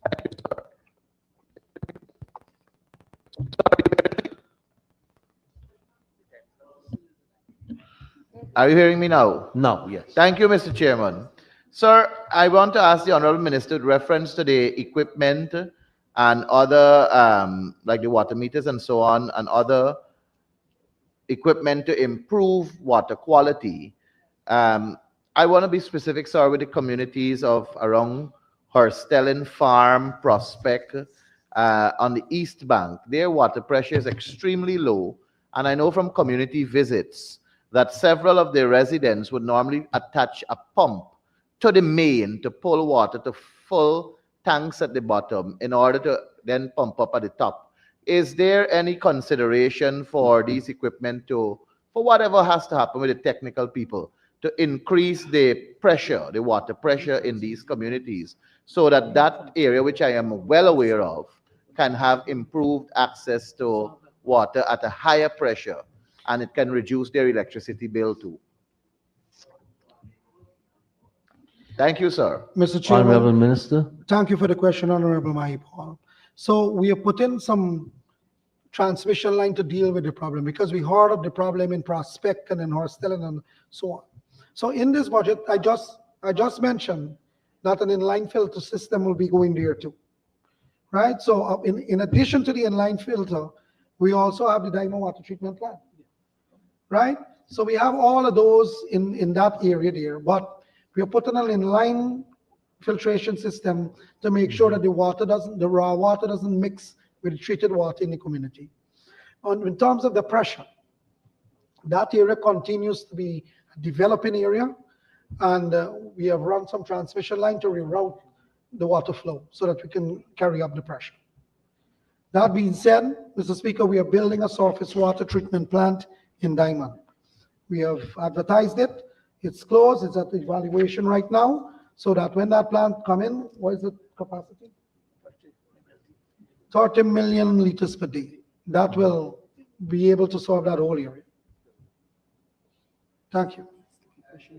Thank you very much, Minister and honorable I members. just have one question, please, if I may. Honorable Chief Rep. Thank Yes. you. This is for South Ramville. Has the treatment plant at South by the well north side, has it been tested recently for iron? Where is that again, Honorable Member? Kaikan Street. Which area is Kaikan Street? So, Honorable Member, thank you for the question. And I suspect, Mr. Chairman, what is happening here is that we have launched the one in Cummins Lash, which is supposed to feed in those areas. From time to time, because for years the pipe had raw water inside, it would have had rust inside. Most times you have to flush it out so that that water can come out, Right. so the clean one can come into the mains. So if you find that they have it coming out red, more likely to leave the pipe running and report the matter, and they will have to flush it out. Thank you. Just a quick Go ahead, follow-up. go ahead. That same by Kaikon Street, I'm not sure. Anyways, it has been flushed out for a while. They've actually, the whole pipe is undone and water is always, like somebody's there working for a while. So there has been work ongoing, but still the issue remains about the iron content in the water in South. We'll have to check that out for you, Honorable. Okay. Thank you. Honorable members, I'm tempted now to put everything that remains. Mr. Speaker, have we exhausted the time? And so, honorable Speaker? members, I put Mr. the Speaker? question that the sums, Mr. Chair? that the sums stated, we are already over Mr. Mahipal's extra 2 minutes. The sum stated for program 34, water services 343 capital, agency 34,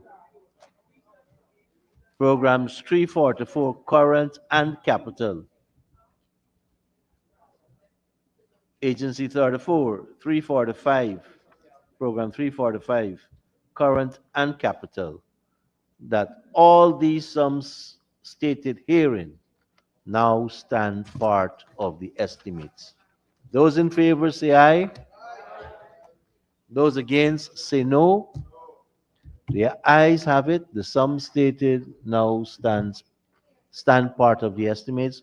Honorable Minister, I know the challenge, because with 6,000 new connections in the same area and moving production from 7.5 million to 11 million in our area, we still have issues. So the production is up, the connections are up. And so we are still at the same place or lower percentage-wise. But in terms of the volume of production, We commend GWI personally for getting some water. Thank you very much, Minister, and your staff for taking us through all of your agencies. Thank you very much. Honorable members, if we take the break, we will have 2 agencies remaining.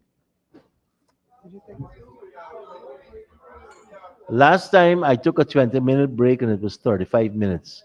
Let us take a break and we'll come back with Ministry of Tourism, Industry and Commerce and the Ministry of Natural Resources. Please, let's be back here by 10 minutes to 9.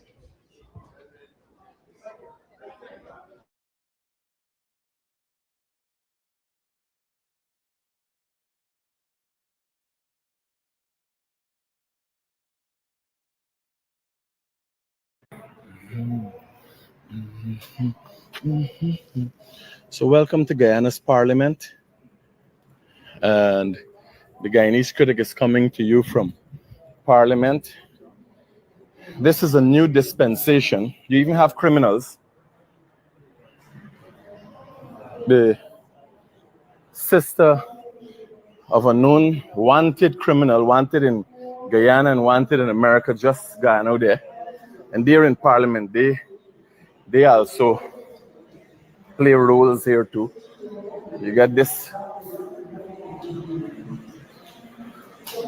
You got just inside, upstairs in this building there is where you would be seeing, people would be seeing videos of,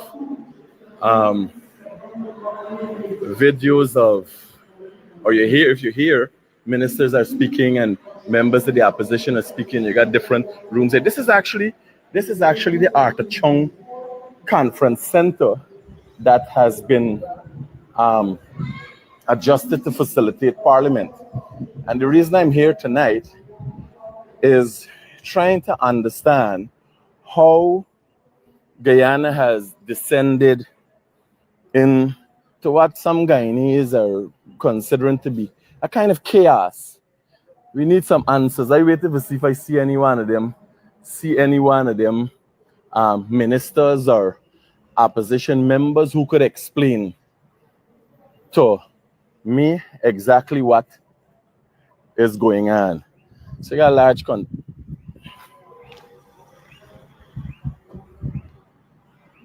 you got a large number of vehicles here. Yeah, stay tuned, don't worry. I'm waiting to ask some questions as it relates to this is vehicles waiting for ministers and different people. And this is what's going on here. This is what's going on. Why are you locking the door when I do? What's going on there?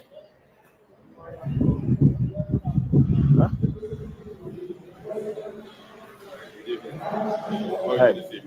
All right, Chief. No, there's no recording in Parliament. There's no recording in Parliament. Could record here. Thanks for that thing though. But I know one thing is to I'm just ask advisors. So Attorney General, I'm glad you surprised to roll up. I'm glad to see you. I just came across the sister of an individual that sorry, I didn't expect seeing you. So I just went live because Guyanese need answers. Guyanese are concerned. They got a few thousand people online now watching. People are basically confused. And know you maybe you come out to catch some fresh air, but people need answers. There has been a bit of confusion surrounding the opposition leader and the extradition process with the opposition leader. One of the glaring concerns, sir, is there have been several high court matters that high court matters take precedence over magistrate court matters, and these things how it work, magistrate, then high court, then appeal court, and so on. Several, as it relates to the extradition of Azadeen and Nazar Mohammed, several cases went before the court. They've already been completed.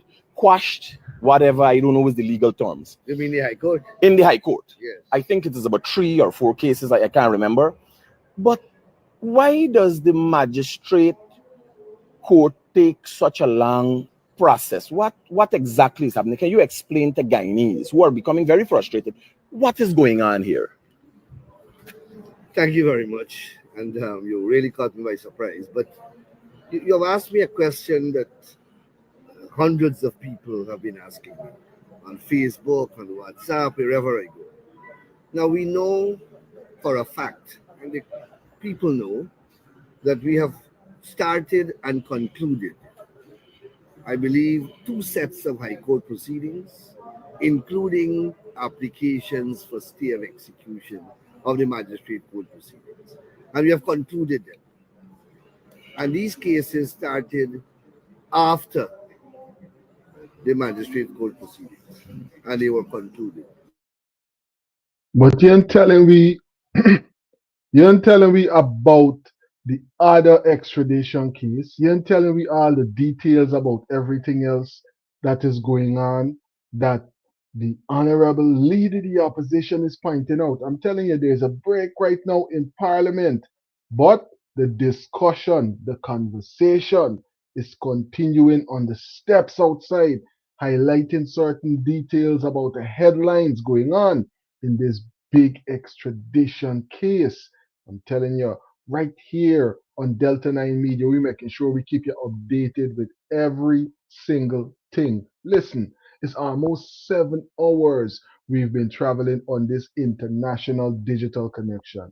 Are you subscribed as yet?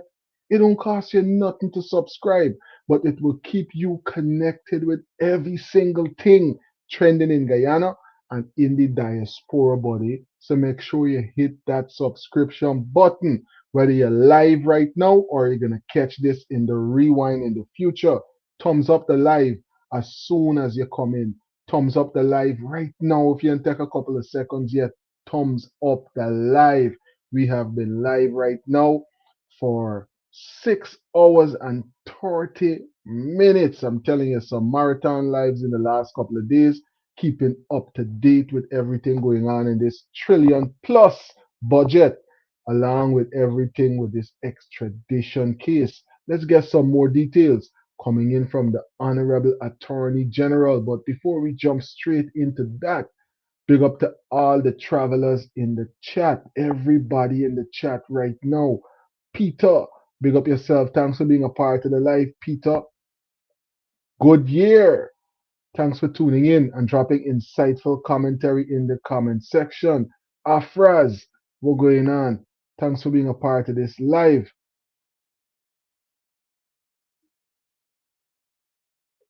And for dropping some funny commentary into the comment section. I'm telling you, so much going on.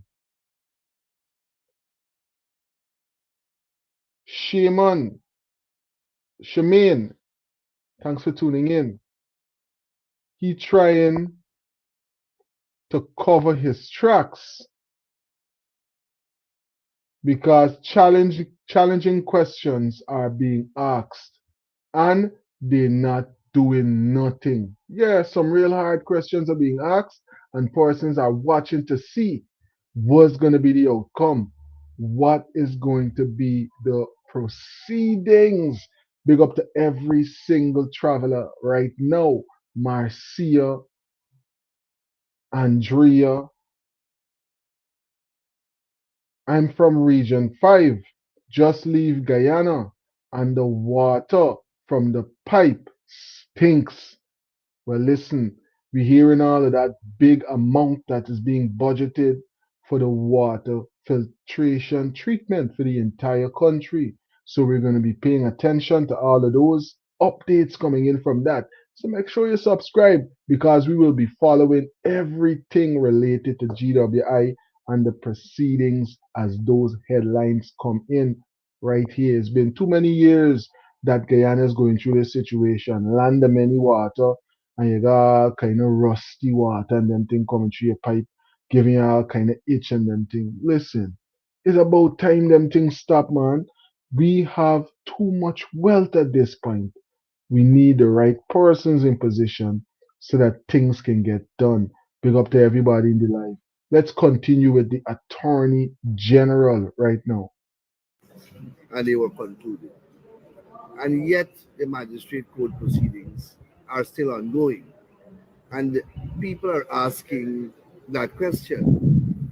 And then you know that one of the persons who are the subject of the magistrates court proceedings have said up openly that there is a plan to delay and dilate.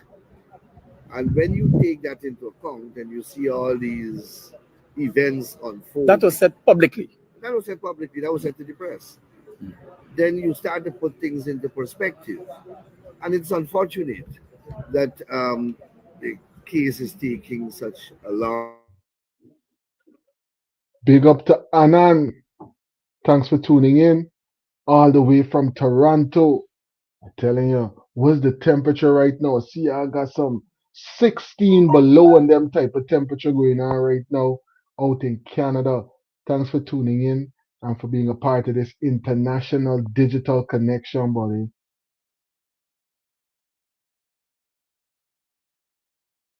Ngozi is saying, listen, I'm in East Ramvelt and the water stinks as well. So that means if East Ramvelt water got problem, that means North Ramvelt water more than likely is gonna get problem, and that means automatically South water got problem, and West. And these is the places that they claim they invest in all of these large amounts of funds. That's why we gotta pay attention to these details as they come in on the budget.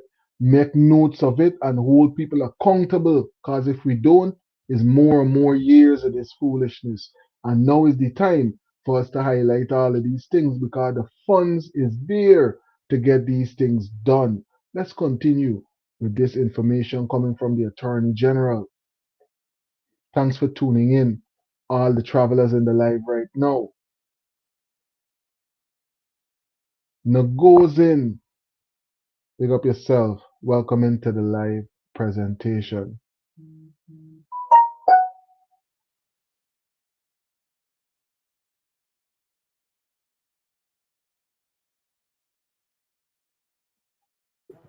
That in 2024, we passed in this country an act that abolished preliminary inquiries, Which was a lengthy process. which is a lengthy process, and for that process to be replaced by something called paper committal proceedings.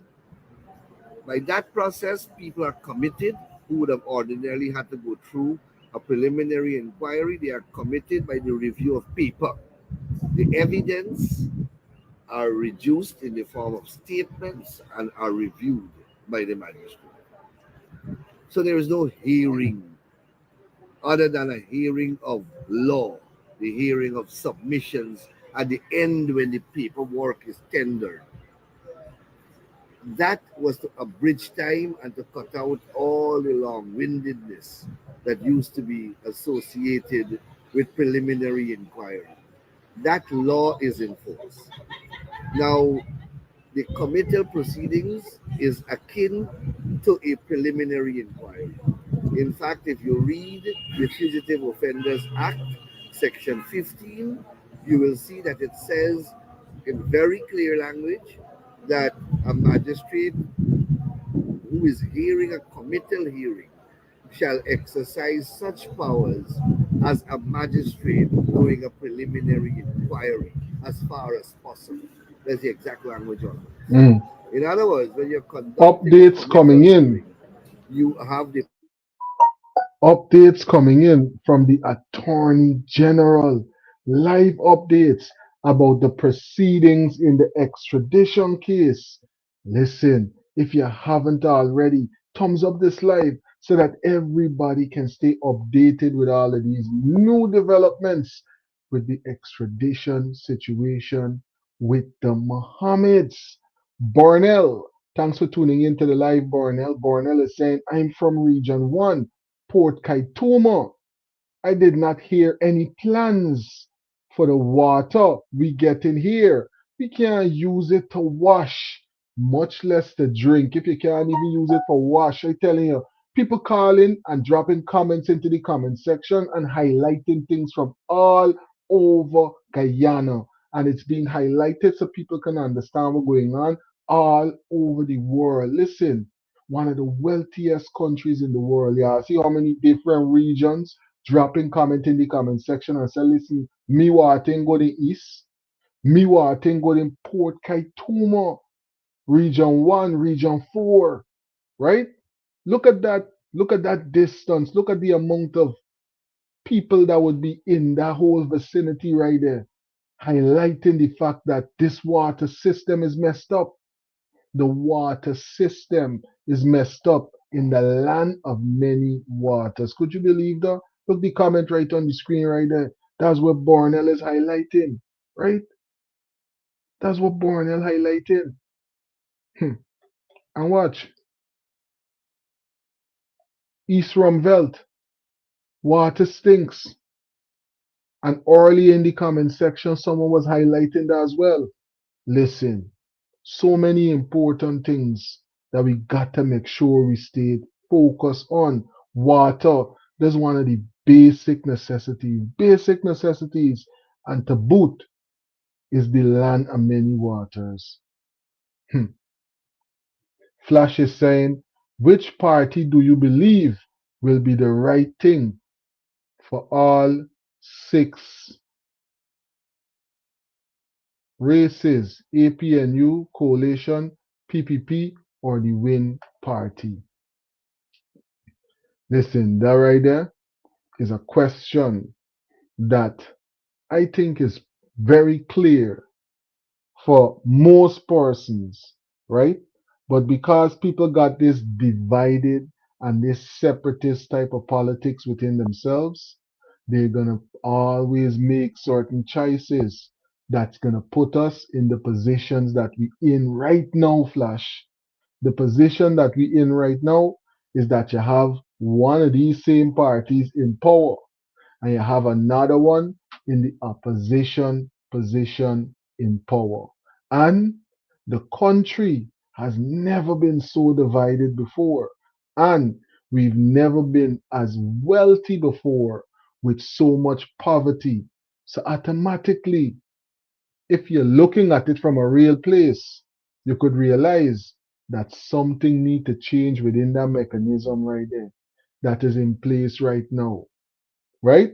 So Team Green needs a relocation. Team Green needs to be in that position where they can highlight and move forward in that leadership position. And maybe things might change for the different. Maybe there might be some kind of level playing field as to where the resources are being shared with the people in the country. But who knows? Who knows? Let's see what happens in 2031. But for now, we got to deal with everything coming in with the budget, everything that's going on with the leader of Team Win. You know what I'm saying, Flash? Because this situation there is going to rock the political space, and the Attorney General is making these highlights. Let's hear what he's saying right now before they come back from break. Doing. A magistrate now performing a PI would be doing paper committal. Now, the Fugitive Offenders Act says that the magistrate can, as far as possible, or as nearly as possible, perform the role of a PI magistrate. And a PI magistrate is wholly paper committal now. But let me say you want to take some latitude in terms of as far as possible. Let I read back my comments to you. I said to you, I asked you a question there. Which one of the parties that you believe from your heart will do good? Well, let me use the word all Guyanans in Guyana at the moment. APNU coalition, PPP, or Win Party. You see me? I'm a frank young man become a government teach me to call it out or you see it. And one moment pause there. I said, those who vote for Win and PDP, whatever they're receiving from the present government, they vote for that. You see, God does not things for us for let we open our eyes and learn, but we don't want to open our eyes. We don't want to read. We don't want to believe, and we don't want to learn. It's 28 years. We have been getting dirty water, but God helped us to live through that dirty water. And September 1st, God said enough, and God said, Abinatu. And they did not accept Abinatu. They accept Win and PPP. So when you plant pine, you're going to receive pine. But you know what? They're not even receiving the flesh in the pine. They're receiving the pine skin. This beer adds teeth and scratch mouth. That's right. I'm telling you. This is not waste of God. It's fact. Peter said, and David said, I was glad when they said, let us go into the house of the Lord. Someone came to him, and David have said those words, and David get benefit.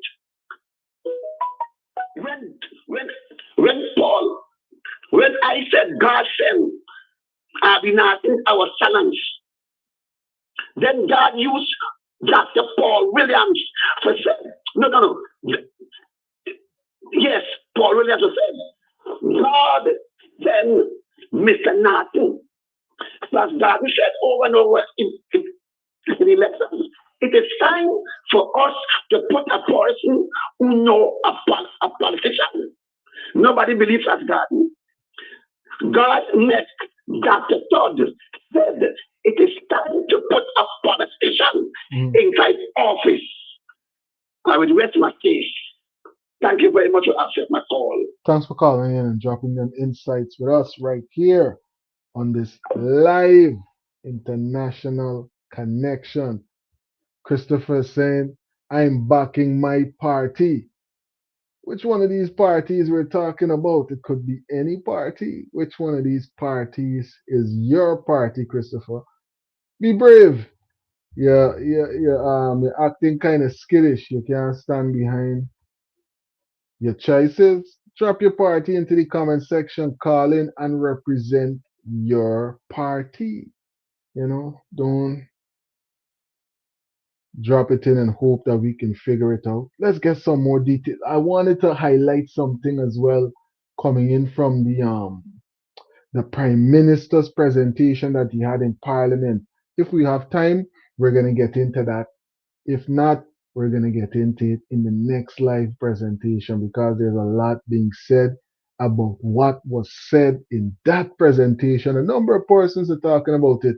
Let's get into these details coming from the Attorney General and the critic. The silence has been broken. And for what? To deal with this situation with the extradition. Let's get into these most recent updates coming in on this matter. That can't, I think, in my respectful view, translate into days and days of cross-examination of a witness who, as far as I know, is simply there to tender the envelope and the documents received from the Americans. That is that witness only role. So I think that it is unfortunate that the case is being protracted in the manner in which it is being protracted in the magistrate's court. And as I said, a quick comparison can be made to the swiftness with which the matter is being dealt with in the High Court, the Superior Court. And there the issues are very many. They are far more complex. The arguments are more detailed. all you have here is the tendering of a bundle. Basically, This is an not a expression trial. of chain of command. Who collected what? Exactly. And then time has to be given to both sides to examine the documents and to make submissions on certain legal issues on the documents, for example, whether there's evidence or the evidence meets a particular threshold. But I think that, you know, the public is quite in order in expressing concern and in some cases being confused as to why the proceedings are taking so long. Given all that you have just said, given the circumstance of yesterday's adjournment on what could only be considered, I exposed yesterday to be a frivolous document. Why hasn't the government been more forceful with their expression of their dissatisfaction with what is going on in the judicial system as it relates to this case, given the circumstance and the willingness of the individuals to go to any extent to delay or basically get away from their need to address this issue and face extradition? Now, as you know, the judiciary is independent and it is not the desire of our government. It has never been the desire of our government, and it will never be the desire or the policy of our government or the intent to interfere with the administration of justice. But any objective observer is entitled to make a critical observation about the administration of justice. The government is not immune or is not disqualified from making such an opinion. And you know, why hasn't it done so as yet? Well, I'm speaking to you. That is one. But you know, I am hoping that the superior officers within the judiciary are looking on, and they may have to make some intervention, because I mean this thing is really taking an undue period of time. Has yourself and the government taken into consideration that this is not about an extradition alone, but a relationship that you have with a treaty party, the United States of America? Have you considered how the Americans are looking at this government and the judicial system of this country at this time? The government is absolutely familiar with its role, its responsibility, its duties, and its obligations on the international law and on the particular treaty, and in relation to the particular extradition request. The government has moved swiftly every time the occasion arose for the government to act in this manner. We have, however, separation of powers and an independent judiciary. And the matter is with the judiciary. Now, as I have said, comparatively, we have seen other judicial officers and other branches of the judiciary act, I believe, with reasonable speed. But the expediency is lacking in this particular aspect of the judicial process. Has your U.S. counterparts, as it relates to this process, the extradition process, have they expressed any level of frustration to you and the government of Guyana? Are you aware? Every time the matter is adjourned, a report has to be prepared by the lawyers appearing for the U.S. interest and sent to the Department of DOJ and other officials.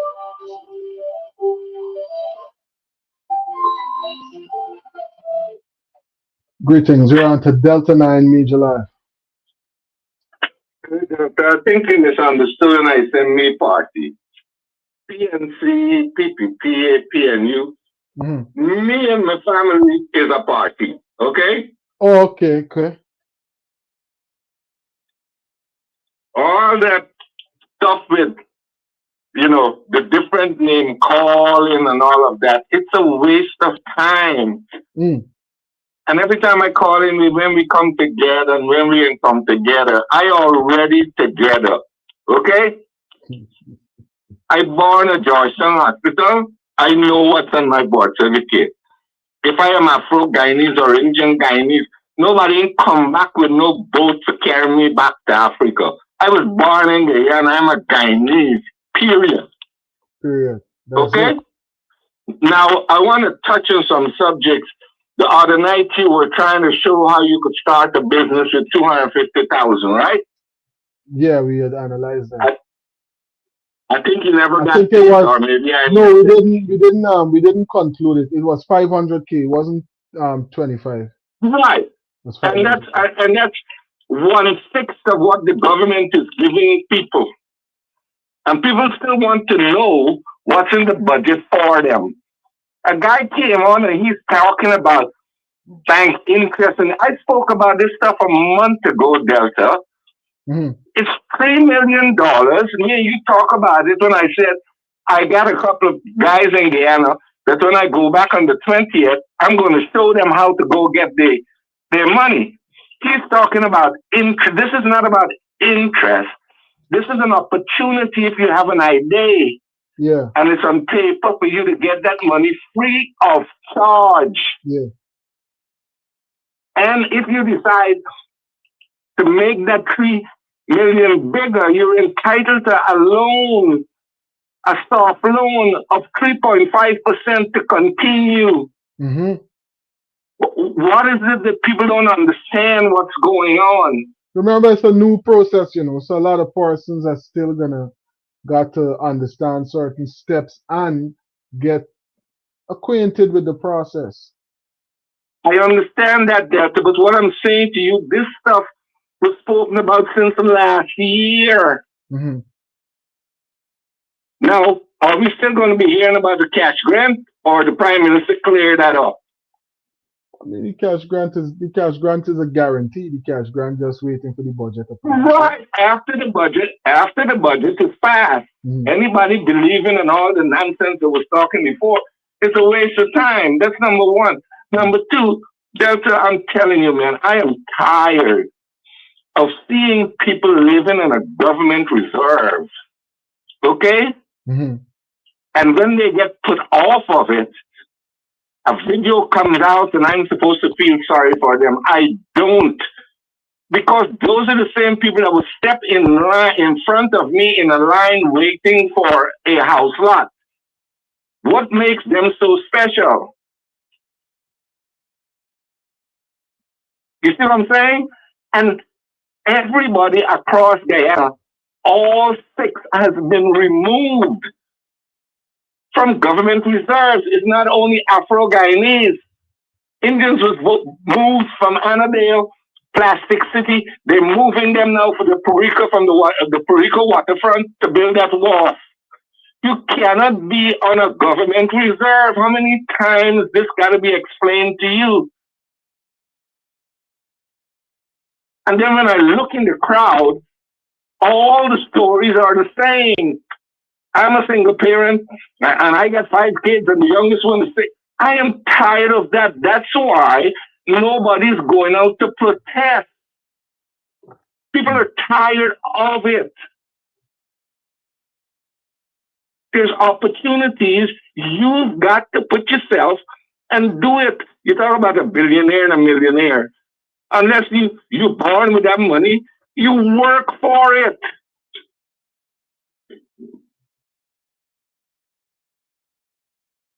Are you still there? Yeah, I'm listening. We're listening to the presentation of the ideas that you Right.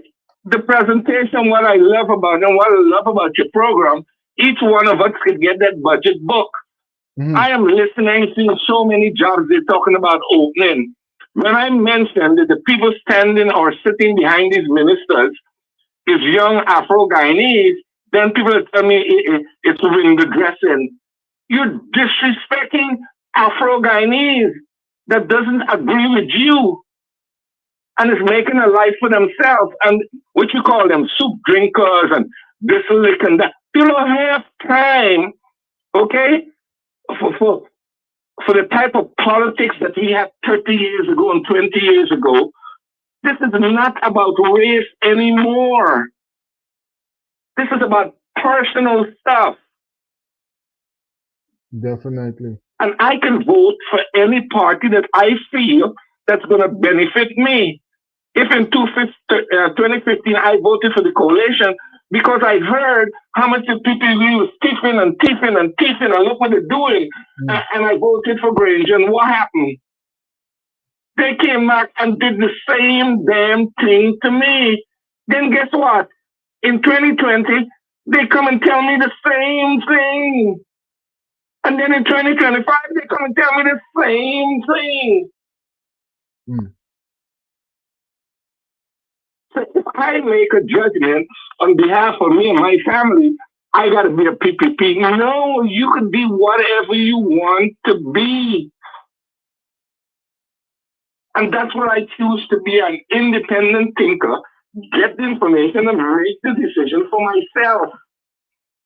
I don't need to listen to somebody in Parliament and then understand it because it's explained, and then they got to come on a show tonight to tell me what they say. Are you kidding me, people? That's all I got to contribute tonight. Powerful point. Thanks for calling in and for sharing those insights. I'm telling you, different perspectives as we analyze what's going on with this 2026 budget. So much things going on, so many headlines, and so much to stay updated with. Make sure that you subscribe to Delta 9 Media. It costs you nothing, buddy. Hit the subscription button and stay connected with everything trending in Guyana and in the diaspora. Let's conclude with what the Attorney General had to share with us. Terence, what's going on? Welcome into the live. What a shameful situation with this AG. I'm telling you. Let's hear what's being said. In those correspondence. And I don't want to reveal what confidentially is transpiring, but I can tell you that concerns have been expressed in relation to the pace at which the matter is moving at in the magistrates court, and concerns have been expressed in relation to the basis, or rather the authenticity of the last adjournment, the authenticity of the reason proffered for the adjournment on the last occasion. I can tell you that. You know, people have their own intelligence and so on. I don't think I need to say more than that. AG, just one more, because I know you got to go back to Parliament. Given the circumstance, given the process or the course that needs to be taken in the magistrates court, how long would you say more this matter has, before it is resolved fairly so, if it weren't being stymied deliberately, to speak? My friend, this is supposed to have been a one-day case, one day in my respectful view for the taking of the evidence, 2 days maximum in my respectful view, if you follow strictly the procedures, and 2 days to address. If you give 1 day, an entire day for submission.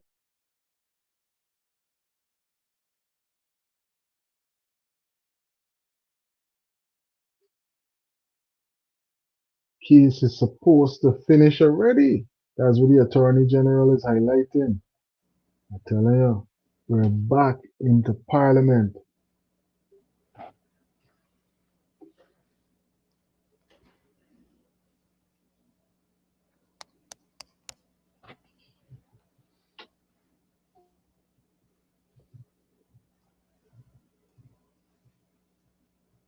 We'll be at pages 152 and 153.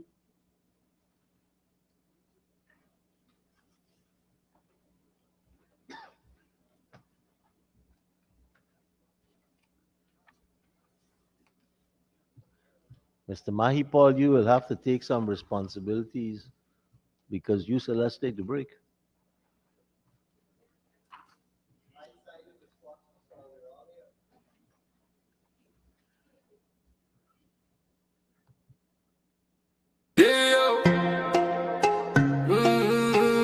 No matter where in the world, we love Guyana. What are your colors? How do you represent?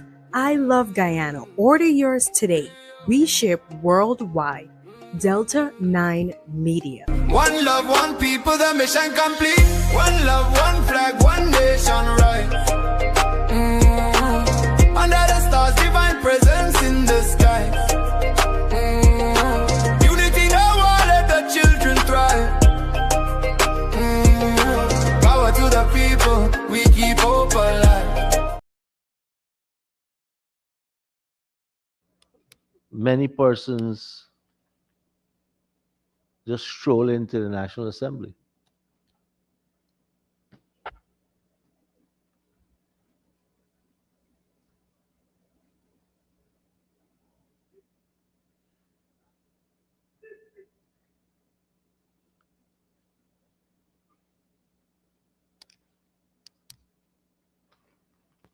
I think I'm counting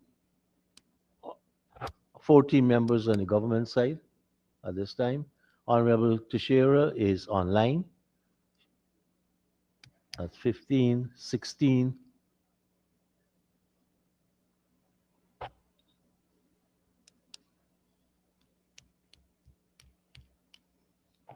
Honorable Minister, your colleagues are holding us up, not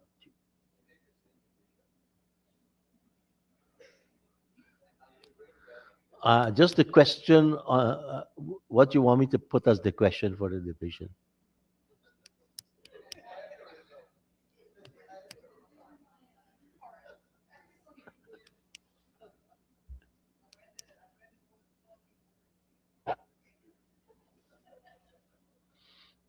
I think that's 2 non-voting members and 1 voting member.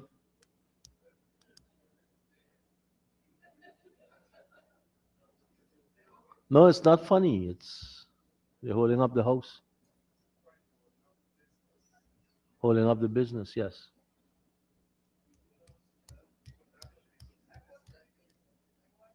Teixeira, could you just give me a count of the government side?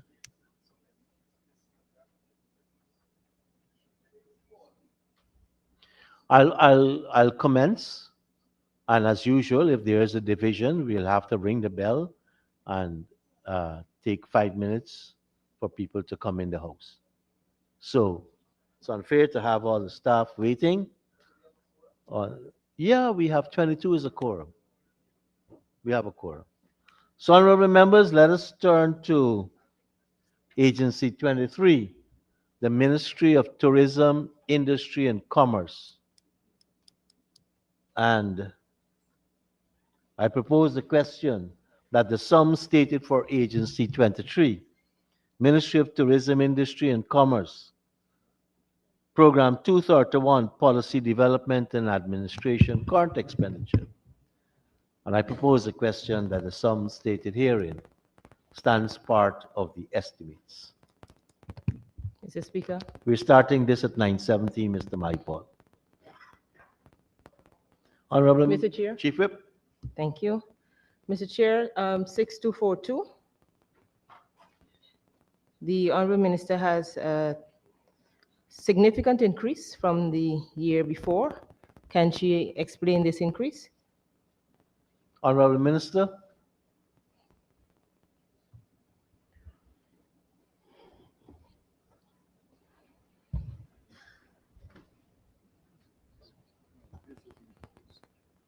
Thank you, Mr. Speaker, Mr. Chairman. This increase caters for maintenance and infrastructure upgrades at the National Exhibition Center, such as repairs and repainting of the external walls, servicing of gutters, roof and windows of the Secretariat building, repainting of walls at the head office. Mr. Chair, every year, as you know, we hold the Guy Expo at the National Exhibition Center. And sometimes there have been some upgrades that we have to do on an annual basis. And so we've catered in this year's budget for some works to be done there. So we wouldn't have to go back to keep doing the same thing over and over again. Thank you. Thank you, Minister. Honorable Member, Ms. Halley. Can we now turn attention to 6291? Mr. Chair, revised 2025 figures 94 million, and budgeted for 2026 is 298 million, if I'm getting my numbers accurate. Can the Honorable Minister explain this stark increase? Honorable Minister. Thank you, Mr. Chairman. So,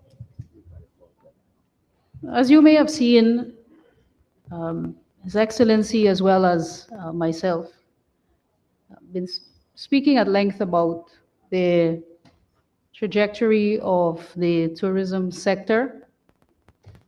One of the things that we included even in our manifesto is a calendar of events, because we'd like to make the tourism sector more predictable.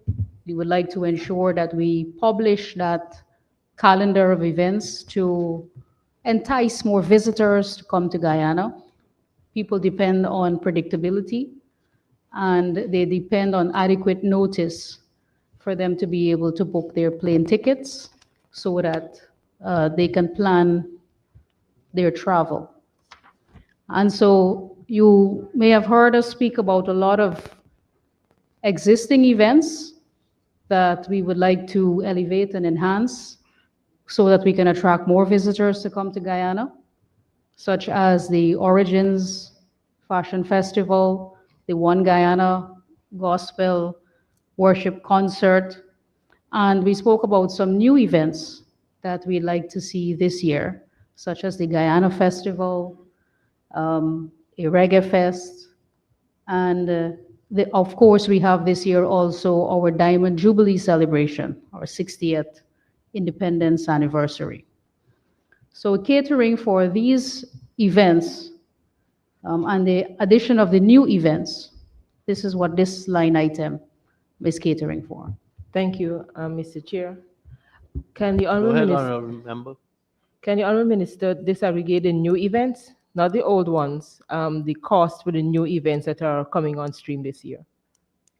Honorable Minister.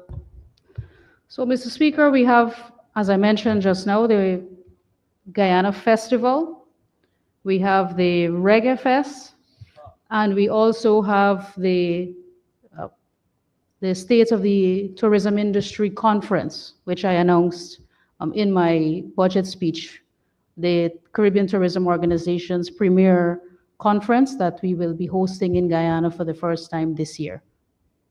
These are some of the new items. Mr. Chair, I asked for the cost attached to the new.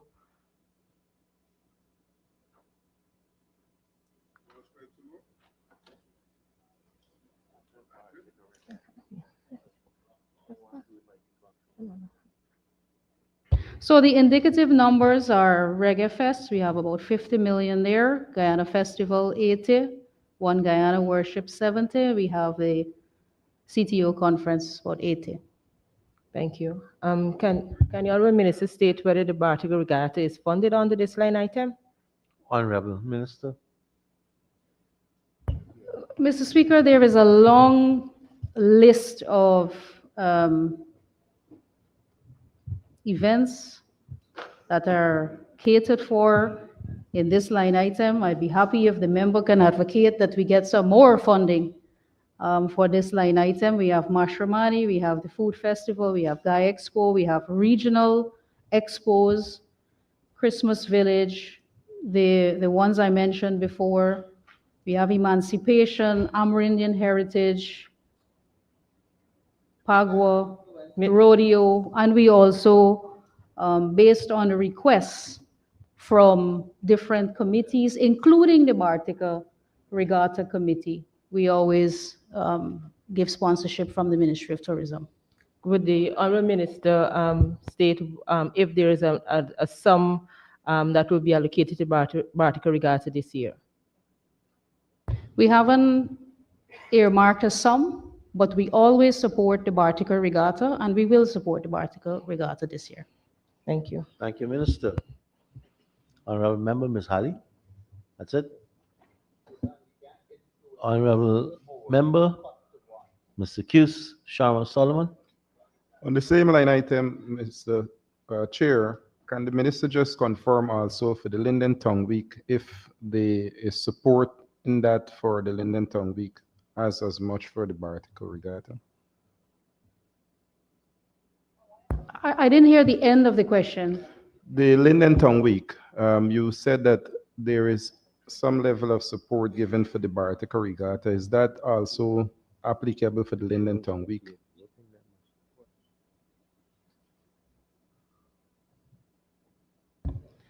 Yes, the Linden Tongue Week is catered for, and actually it's catered for across at least 2 programs in the ministry that will be supporting the Linden Tongue Week. Thank you very much, Minister. Thank you. Honorable members, I now put the question that the sum stated for Agency 23, Program 231, Policy Development and Administration, current expenditure, stands part of the estimates. Those in favor say aye.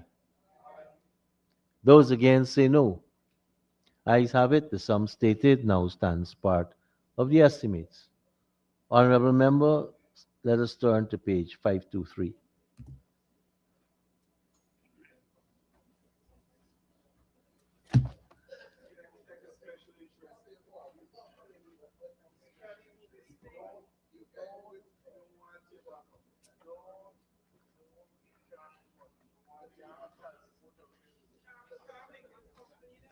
Honorable members, I propose the question that the sum stated for Agency 23, Program 231, Capital Expenditure, stands part of the estimates. The honorable member.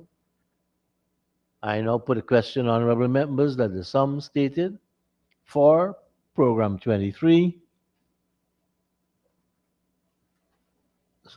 for Agency 23, Program 231, Capital Expenditure, stands part of the estimates. Those in favor say aye.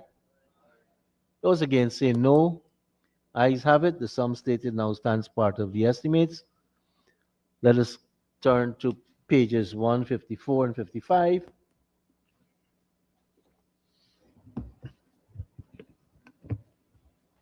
And I propose the question that the sum stated for Agency 23, Program 232, Business Development, Support and Promotion, current expenditure, stands part of the estimates. Mrs. Chair. Honorable Member, Ms. Halley. 6321, subsidies and contributions to local organizations, which takes us to the Guyana Small Business Council and Guyana Small Business Bureau. Mr. Chair, there is a budgeted amount of $367 million. But when we go to the indicators, it shows that 74 persons or businesses were given some either grant or loans in 2025, and all of the money was spent. And I'm wondering from the minister, based on the 74 businesses, what measures are being put in place to ensure that this number increases to the amount that is projected for 2026? Honorable Minister.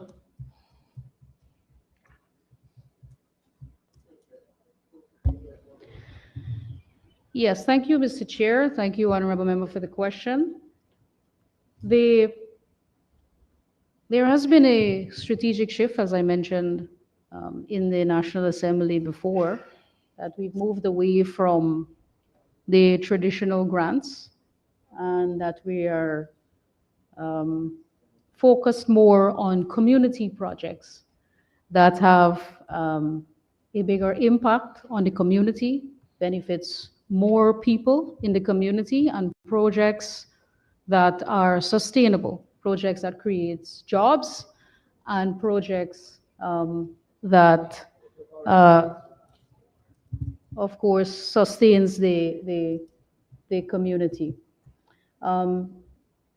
This number will be significantly increased in this year, 2026, but there's been a number of communities that have benefited from this new position in terms of the community projects. We've been working closely with the Ministry of Agriculture, the Guyana Livestock Development Authority, and working with community groups so that we can impact more people, create jobs, and sustain these communities.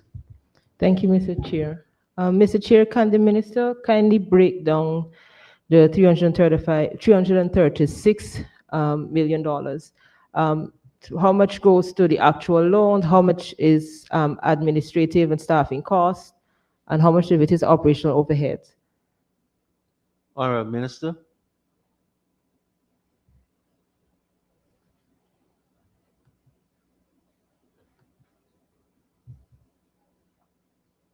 Which line item are you referring to?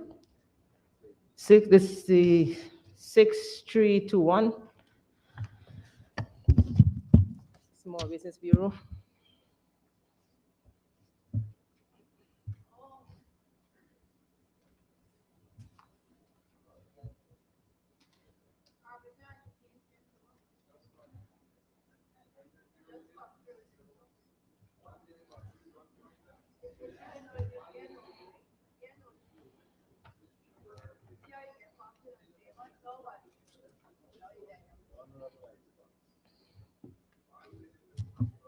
Subsidies to local organizations. This is the general breakdown.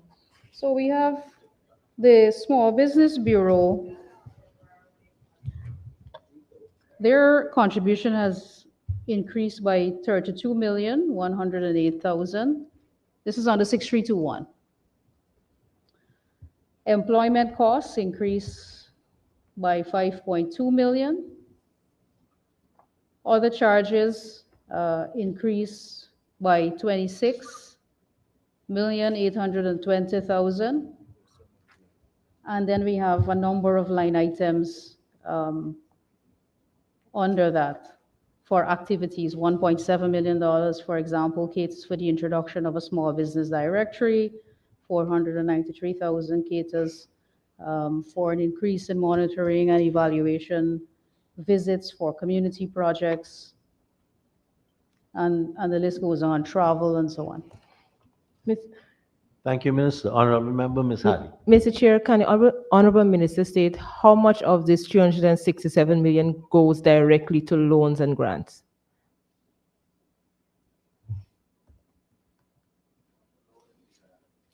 No, this line item is recurrent. This doesn't go to loans and grants. This is a recurrent. Loans and grants is on the capital. So the 367 is just the recurrent for wages, salaries, and the overheads for the department? For the Bureau? For the Bureau, yes. Yes. Guyana National Bureau of Standards, right? No. This is a small business business is a small bureau. business bureau. Yes. This includes training. There's a, if you want, I can go. No, it's okay. I understand. Thank you. Honourable members, I now put a question that the sum stated for program 23. Sorry, agency 23, program 232. Current expenditure stands part of the estimates. Those in favor say aye. Those against say no. Ayes have it. The sum stated now stands part of the estimates. Let's turn back to page 523. And I propose the question that the sum stated for Agency 23, Program 523 Capital stands part of the estimates. Honourable Member, Ms. Halley. Thank you, Mr. Chair. Mr. Chair, I would like us to look at the 440-4200, the Small Business Development Fund. which I believe relates to the Development Bank, which I can see in the volume 3. So can the Honorable Minister state whether legislation will be required before this actual bank is operationalized? Honorable Minister. Thank you, Mr. Chairman. Mr. Chair, for time immemorial, small and medium-sized enterprises have complained about one major challenge, and that is access to finance. It is something that the Small Business Bureau, over the years of its existence, has helped significantly to address. And the Small Business Bureau has done incredible work over the years, giving small grants, evolving from small grants to community projects, and also the loan guarantee program that guarantees up to $30 million in loans to small and medium-sized enterprises. And we've had tremendous success through the Bureau in helping to finance small and medium-sized enterprises, in training and in equipping our young and new entrepreneurs for success in agro-processing, manufacturing, and all types of businesses that have started with the help of the Small Business Bureau. More recently, we have operationalized the collateral registry, which helped to address also this issue of access to finance by helping those small businesses to use movable assets to secure financing. And then in our manifesto in 2025, we promised to introduce a small SME development bank. This budget caters for the initial $100 million US. The pledge is $200 million. That is the initial seed capital. This year, we have the first $100 million being disbursed, or catered for, I should say, in this budget, to start that work. It will be a legal entity, so a legal entity will be established to administer this fund.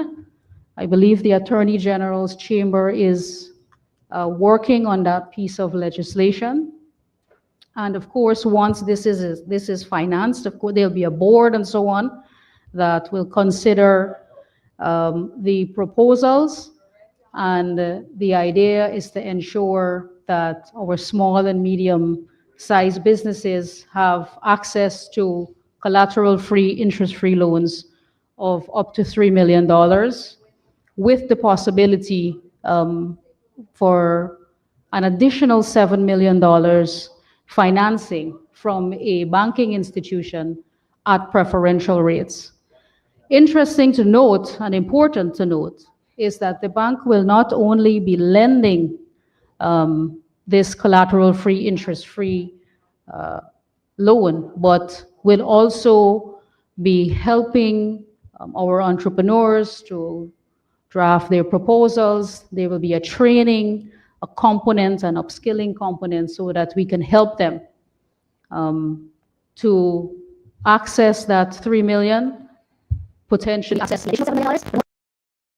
Business grows, and that they can move beyond the dream of just having a small business. Thank you. Minister. Thank you, Mr. Chair. Based on your previous, to the Chair, based on what you said previously, the Business Development Fund will be on a new trajectory dealing with community projects. And I'm guessing the bank will be looking at the small businesses to get funding for their businesses. Can the Honourable Minister say what timeline persons who are in small businesses and want to approach this development bank, what timeline are we looking at as to when they can start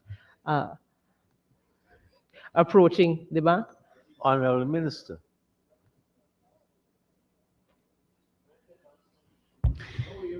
Yeah, it's difficult for me to to put a timeline on that. I don't want to hold the Attorney General to a timeline, but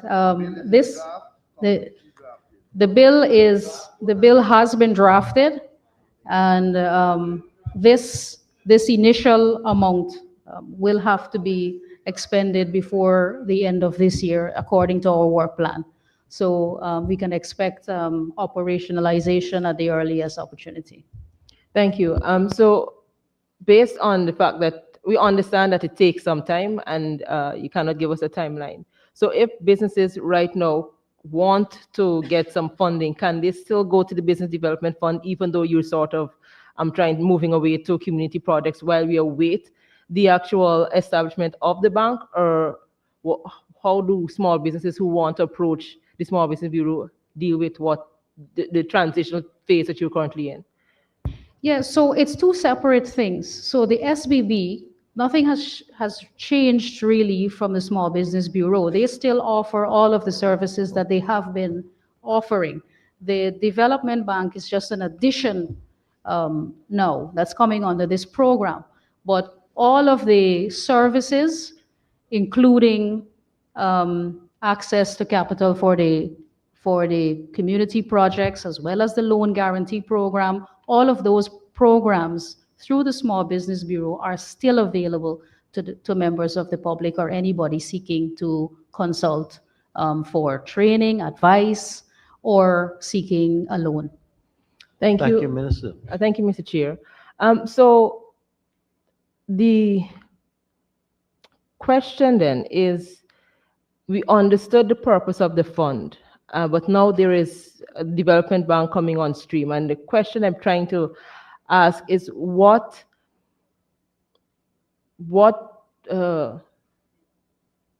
position, what measures are so that were in place that helped you to recognize that a development bank is what is required, even if the fund, for example, last year only 74 persons approached it, even though there are a lot of small businesses in the entire country, but only 74 persons were able to access it. So how would they now be able to get access to the bank in a way that they weren't able to access the fund? I hope you understand what I'm trying to ask you. Honourable Minister. Mr. Chairman, and this is why, I took just a couple of minutes when I started to speak about the bank, to speak about this challenge that our private sector has faced for a long time, access to financing. And especially for small and medium-sized enterprises with entrepreneurs who do not have access to collateral, have access to a piece of land or a vehicle, and have a dream of owning their own business. And so while the Small Business Bureau has done fantastic work during the years of its existence, we took several steps, including operationalizing the collateral registry.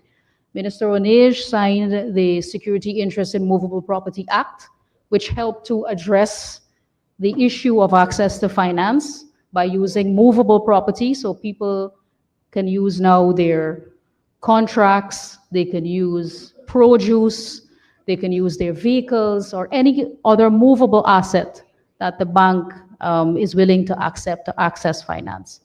And so we wanted to go even a step further, to move beyond just giving a small grant which keeps people in a certain bracket and give them a little more freedom. And so we thought that one of the best ways to do this is for the bank to lead this initiative, for the government to lead this initiative by establishing this SME Development Bank, giving people not 200,000 or 500,000, but $3 million, collateral-free, interest-free, and then help them to enhance their proposals and their business plans so that they can approach a financial institution with the possibility of accessing $7 million more. So with the possibility of having $10 million, which can really catapult somebody's business and help them to move from maybe a small business to a medium-sized business, or that gives them a real shot at success. And also ensuring that even the bank too, that we have adequate monitoring and evaluation so that we help keep them on track to ensure the sustainability and the success of their business. Thank you, Mr. Chair. This might be my final question on this. Can the Honourable Minister say what safeguards will be put to ensure that there will be no discrimination when persons approach the Development Bank? Honourable Minister. Mr. Chairman, this will be, as I said, a legal entity. There is a draft legislation that will govern the administration of this fund, a board. This is a government that does not discriminate against anyone, that you can look at all of our programs and policies, whether it be cash grant program, whether it be the healthcare program, whether it be in our education sector, whether it be in our Amerindian communities, our presidential grant, all these different grants across the entire spectrum of the government is geared towards equity and equality in ensuring that every single Guyanese has equal access. And so while all of these other programs, fantastic programs in all of the other sectors, we want to help people to own their own business too. And that's what, that is a major part of what we do at the Ministry of Tourism, Industry and Commerce. We want to help our entrepreneurs, our young people, those who are aspiring to own their own business. We want to make sure that we create the opportunities to give them a real shot at having their own business and having a sustainable business. And the only way we can have sustainable businesses in Guyana is if we have a sustainable economy. And that is why we continue to invest in our economy, invest in our country, in infrastructure, in our education system, our healthcare system, in housing and water. And by the way, 53,000 people over the last 5 years got access to land, which means they have access to collateral that they can use to access loans, not only from the government, but from private institutions. Thank you, Minister. Thank you, Mr. Chair. I am at 9:47. This is my last question on this. Let's give the Honorable Campbell an opportunity to ask one question. Okay, I will give him an opportunity. Only one question. Thank you, Mr. Chairman. In the interest of time, let me first say at the outset that I support the bank. I support the launch of a development bank. But bearing in mind the history of these types of financial institutions in Guyana and elsewhere, just a two-part question. One, what will be the oversight mechanism? Is it the is the bank going to fall under the Bank of Guyana in terms of supervision? And second,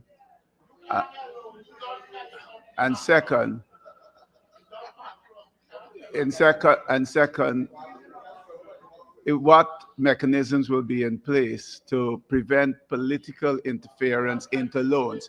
And by this, I don't mean discrimination. I mean by somebody seeing you calling the bank manager and say, listen, John or Jane has to get a loan. So two issues, political interference and oversight. Thank you. Honorable Minister. Mr. Chair, that's a very subjective question, loaded with insinuation.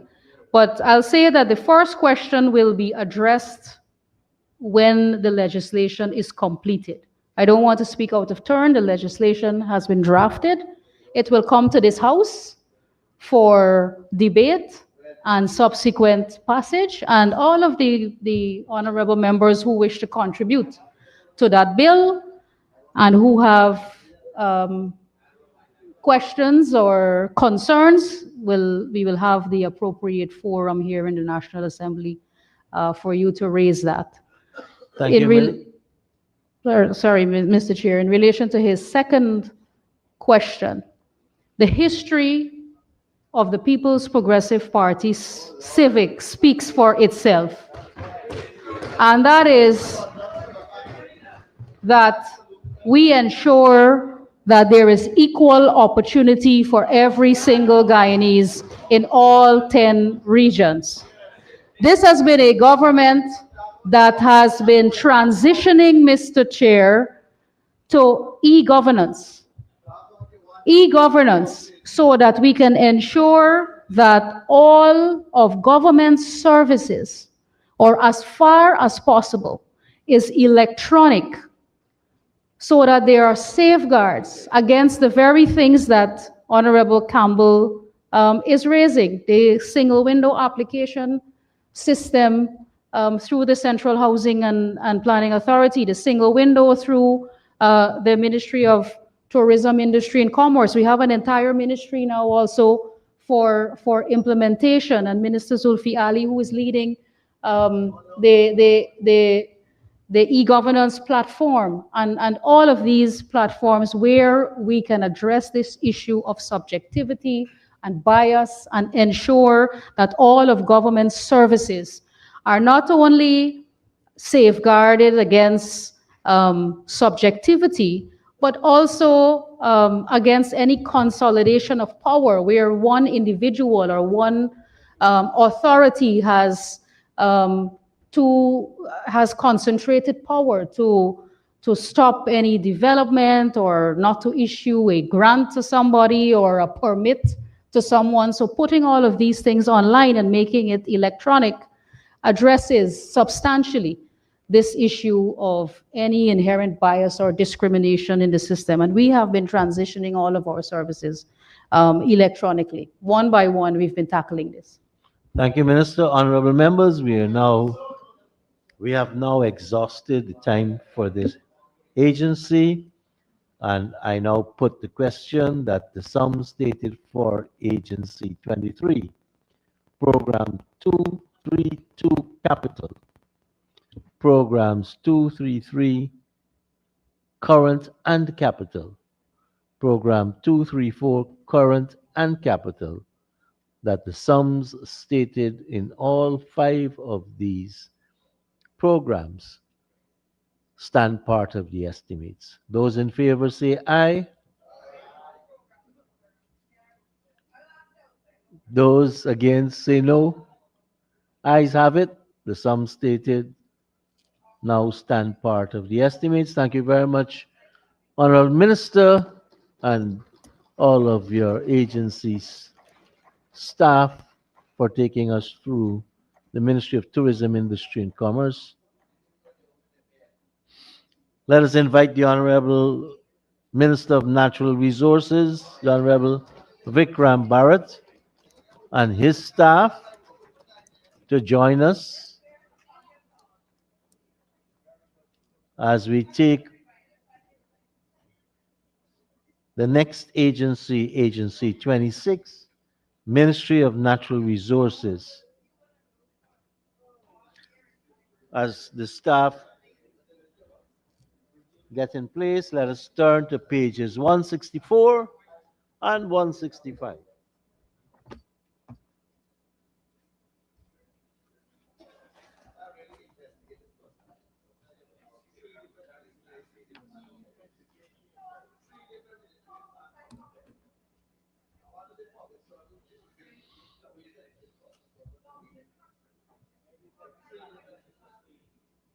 Honorable members, I now propose the question that the sum stated for Agency 26, Program 261, current expenditure, stands part of the estimates.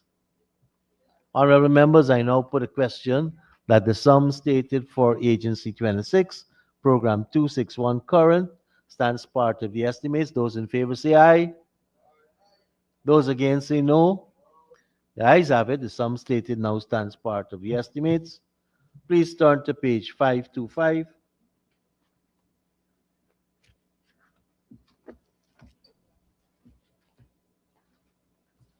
And I propose the question that the sum stated for Agency 26, Program 261 Capital, stands part of the estimates. Honorable members, I now put a question that the sum stated for Agency 26, Program 261 Capital, now stands part of the estimates. Those in favor say aye. Those against say no. Ayes have it. The sum stated now stands part of the estimates. Honorable members, let us turn to pages 166 and 167. And I propose a question that the sum stated for Agency 26, Program 261, current expenditure, stands part of the estimates. Sorry, 262, current expenditure, stands part of the estimates. Honorable members, I now put the question that the sum stated for Agency 26, Program 262, current, stands part of the estimates. Those in favor say aye. Those against say no. Mr. Speaker. Honorable member, Mr. Q. Sharma Solomon. Just on the matter of 611, there's an increase of the staffing from 27 to 31. Just to ask the honorable minister if he can say the designation and the remuneration of the increase of the staff. Thank you, Mr. Chair, and let me thank the honorable member for the question. The 3 wardens, Mr. Chair, and 1 forestry engineer. I'm not sure if the honorable member need the remuneration as well, but the wardens are paid $244,804, and the 1 forestry engineer $270,460. Thank you, Minister. Honorable member, Ms. Finance. Thank you, Mr. Chair. Mr. Chair, just turn your attention to volume 2. Can the honorable ministers say what are the 4 natural resources policy that is expected to be drafted for 2026? Honorable Minister. Thank you, Mr. Chair.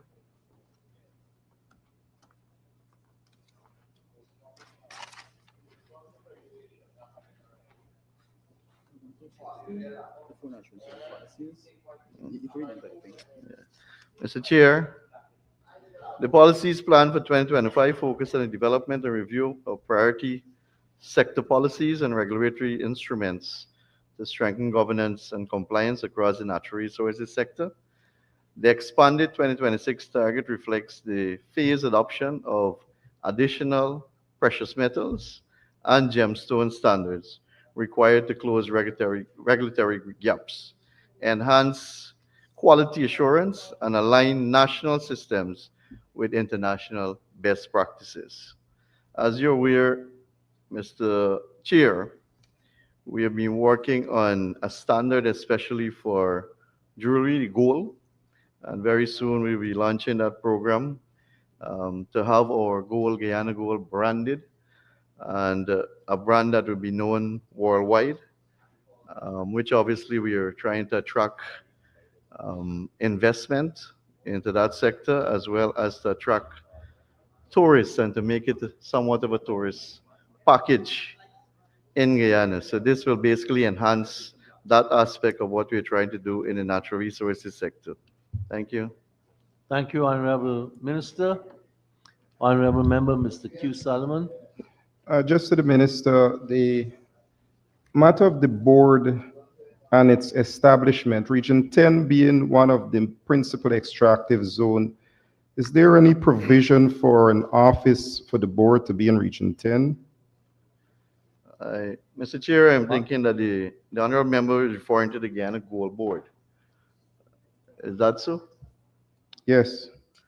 Right, so, Mr.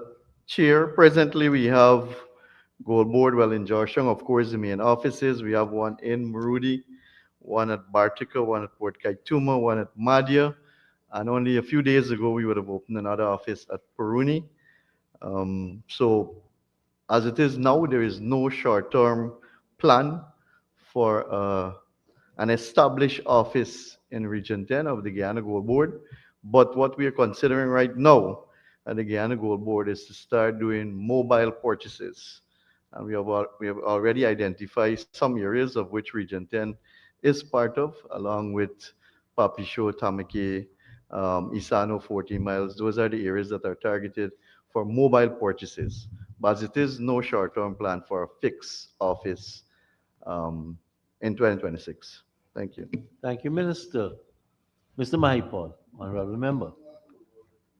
Thank you, Mr. Chairman. Mr. Chairman, in terms of the Guyana Geology and Mines Commission, sir, in terms of employment cost that is here to the tune of $4,808,480,000. May I ask the Honorable Minister if this sum caters for all the geological engineers and mines officers and everybody who have to monitor activities that happen in the mining sector, the Guyana Geology and Mines Commission, and if it is sufficient in terms of your complement, the actual staff complement to oversee the mining activity, the exploration, the all the activities relating to the mining sector. Honorable Minister. Mr. Chair, I think the honorable member is fully aware that there is no budgetary allocation in budget 2026 for what he's referring to. But the simple answer to the question is yes, it is adequate. Sir, respectfully, Geology and Mines has 10 for recurrent expenditure, $10,687,940,000, and it is under Appendix T, Program 262, Natural Resources Management, and the question is under that line. If I may move for a similar with the Guyana Gold Board, Agency 26, Natural Resources. Guyana Gold Board is a statutory body, and there is an materials, equipment, and supplies line that carries a sum of 146, I see right? 146,908,741,000. May I ask the Honorable Minister, what are the materials, equipment, and supplies under this line, and where specifically will they be? Honorable member, just which line item are we on the current? Sir, materials, equipment, and supplies. Mr. Chair, these are not budget agencies. I think last year we had the same issue with a few of the MPs. Sir, but I think if my memory serves me correctly, you did provide guidance that because it's an agency in the budget book as Guyana Gold Board under Appendix T, and you said that because it's expenditure from money that was revenue, that they generate their own revenue, but at the end of the day, they're administered by the state and government. You had guided us that we can ask questions if my memory serves me right. We were asked some question on policy, but normally if a subvention is given under, I think it's 6231 to any one of these, then we're going to be voting on that provision. But I don't see any provision on the current here that goes to Guyana Gold Board or GGMC.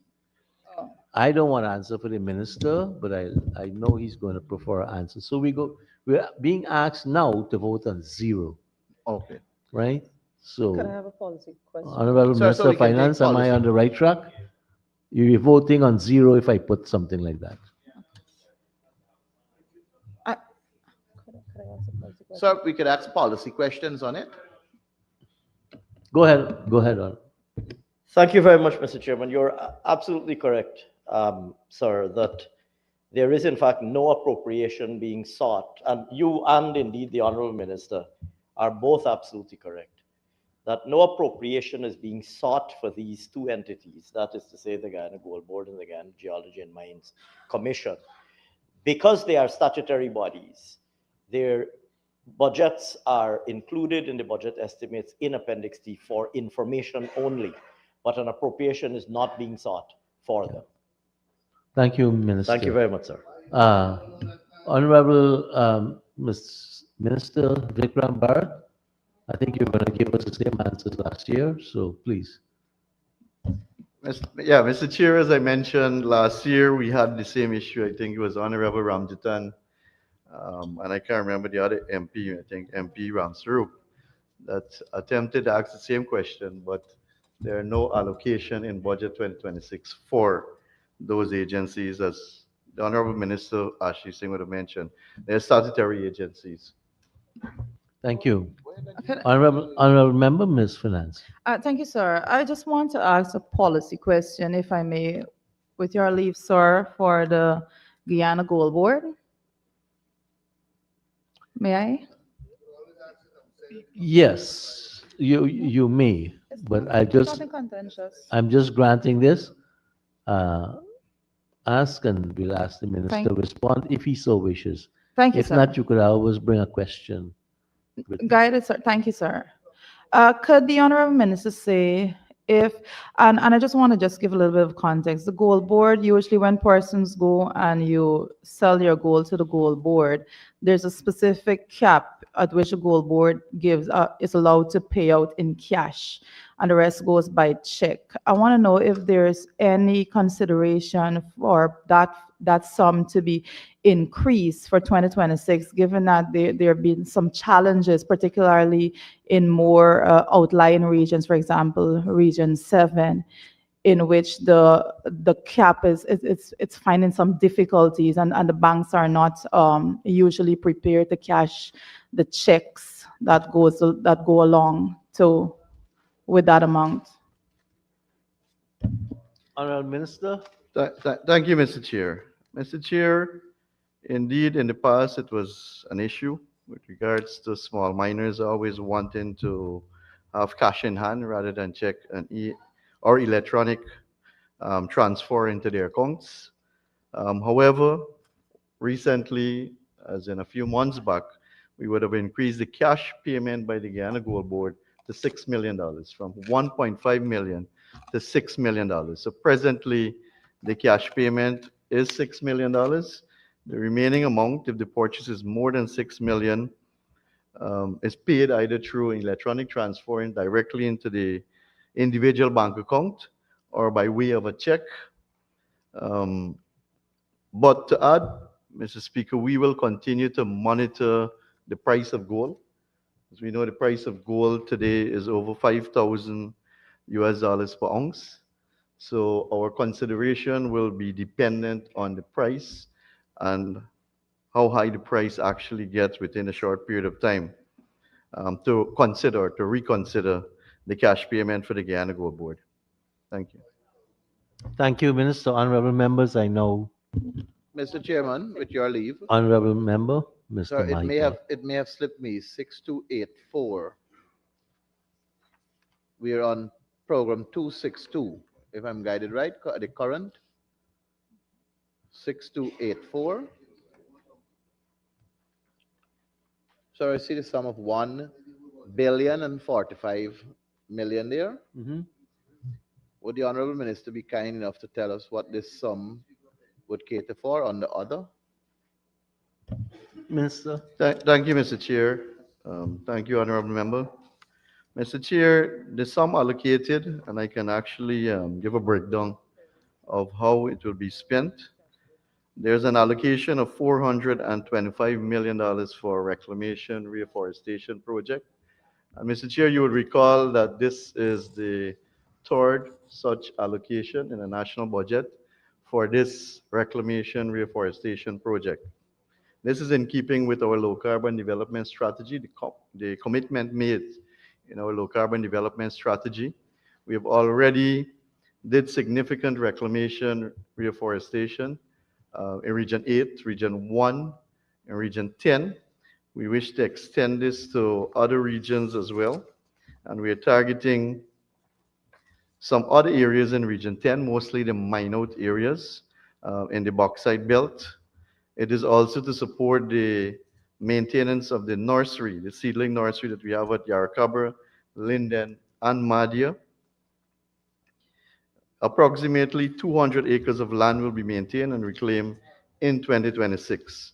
So a portion of this money, Mr. Speaker, will go towards that project. This project will employ at least 200 persons during the initial phase, and then a small amount during the maintenance phase. Mr. Speaker, a significant portion of this amount, also $607 million, will be spent on forest conservation area. And we have made a commitment as a country to expand our protected areas. Mr. Speaker, Mr. Chair, presently, we have about 8.4% of our landmass under protection. That's the 5 protected areas: Shell Beach, Ayakurama, the Kunuku Mountain Range, Conishin, and the Kaitro National Park. Those are our 5 protected areas, which amount to 8.4% of our total landmass. We have made a commitment that by the ending of 2026, we intend to double that, or to take it up to 20%, and to achieve 30% by 2030.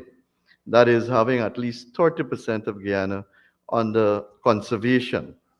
So this is to support the work on ensuring that we, 1, identify, 2, we look at the national biodiversity information in those areas, set up base camps, monitoring the corridors and patrol units, conduct drone monitoring, flyover, satellite monitoring, ground patrol, conduct regular resource assessment of the area, employ rangers, and also regular community engagements.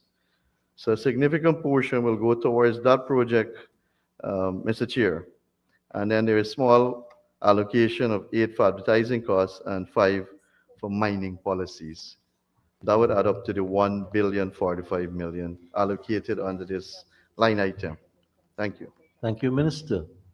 Just under the same line, 6284, the minister mentioned reclamation in different communities, including Region 10. Can the minister say where these reclamations were in Region 10 and how much land so far in Region 10 have been reclaimed?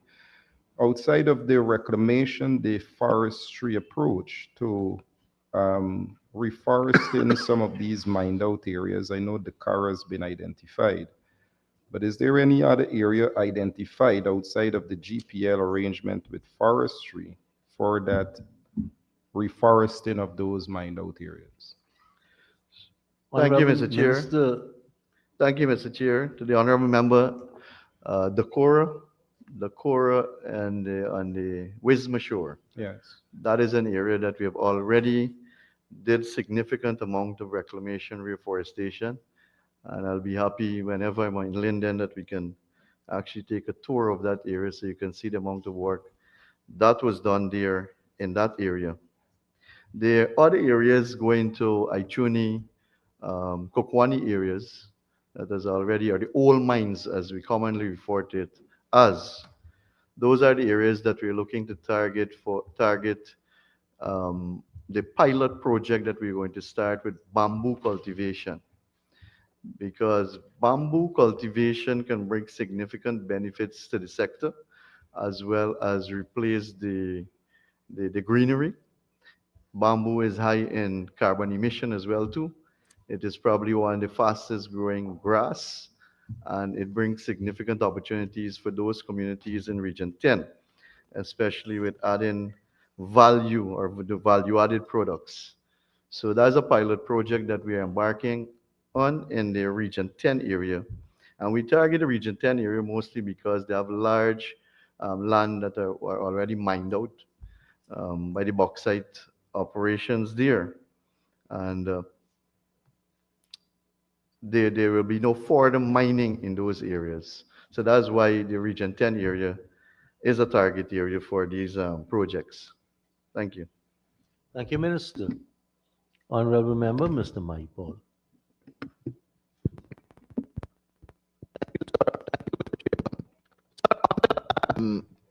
Print and non-print materials, the sum there is 1,920,000. So in terms of processing, in terms of printing, letters of approval and the likes for a miner who may have an interest in securing a land to mine on, a small miner. In terms of their application, their processing and the printing and so on, from this line, how does that process go about in terms of a small miner wants to apply for a piece of land to go and mine on gold, diamond, whatever natural resource, and your ministry processing it in terms of its application, permission, communication with the mine, and so on. Mr. Chair, you'd recognize that the line item has nothing to do with the question, but I have no issue shedding some light, since I'm sure the viewing public will want to know. But if I may answer the question on the line item first, before I share some additional information, which we have no issue to share. The line item caters directly for the Aranca and the Bartica Warden Station. Because this program really, there's the compliance unit at the Ministry of Natural Resources. So this program basically supports the work of that unit. So we have officers stationed at Aranca as well as in Bartica, and this unit will assist the GGMC officers in their monitoring enforcement exercise. So the allocation is directly for those two stations. But to the honorable member seeking clarification on the process of applying for mining properties. And as you are aware, and as I think the country is aware, we have been on a serious enforcement compliance campaign over the last few months, which have yielded significant results for us. However, we understand the situation where small miners need land, more land to work. Mind you, some of them were awarded land, some of them still decide or prefer to work land owned by other miners, which they deem to be mineral rich, while some of them would have probably sold the rights to mine on their land to others, including some non-nationals, because that's a reality. And I want to say too clearly, Mr. Chair, that small and medium scale mining is specifically reserved for Guyanese. So you would not find a non-Guyanese owning or having permits, to mine at a small and medium scale level. However, you will see a lot of non-nationals mining at a small and medium scale level, but I can assure you they're doing so in partnership with a Guyanese landowner or permit holder. Some of them were naturalized, so maybe they would have benefited from that. But the process is that the Guyana Geology and Mines Commission accepts application. They process that application. There's also other methods like lotteries, which we're going to have another 2 to 3 months in specific mining regions like region 1, 7, 8. And we are also going to have similar developments to the Isano 14 miles development.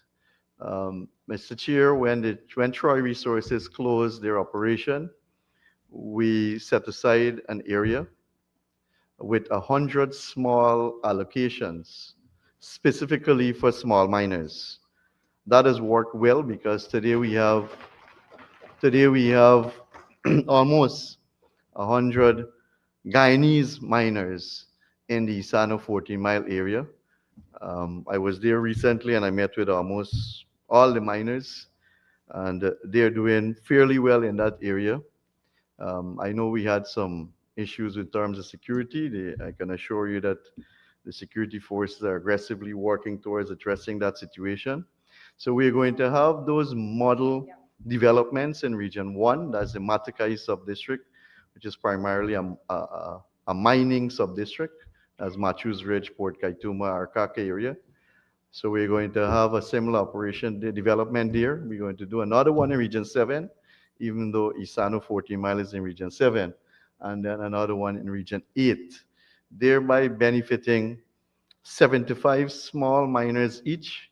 That would give us a total of 225 Guyanese small miners who will benefit from those allocation of 50 acres each, with the option that when they mine out their allocation or there is no sign of mineralization, then they can relinquish that portion of property and then apply for another one. And they will be given some amount of preference since they had one already. What is important to note to Mr. Chair, and I think it's important that all of us are aware of what the Guyana Geology and Mines Commission, Ministry of Natural Resources have been doing for the last 2 years. And we had budgetary allocation last year, as a matter of fact, for the mineral processing project. Now, the mineral processing project, Mr. Chair, the last time we updated our mineral inventory in this country, I think 1968. I think that was the last time.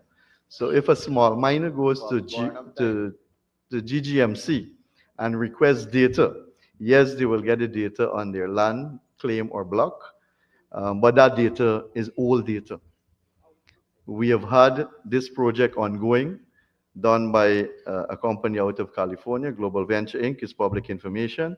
They had the 2 aircrafts in Guyana late last year. They did a flyover over the mining districts, capturing the information. We are in the process of analyzing that data now and to update our mineral inventory in Guyana, thereby having a greater sense of where minerals are, not only in terms of gold, but manganese, bauxite, critical minerals, rare earths, and that will put us in a better position in terms of land allocation.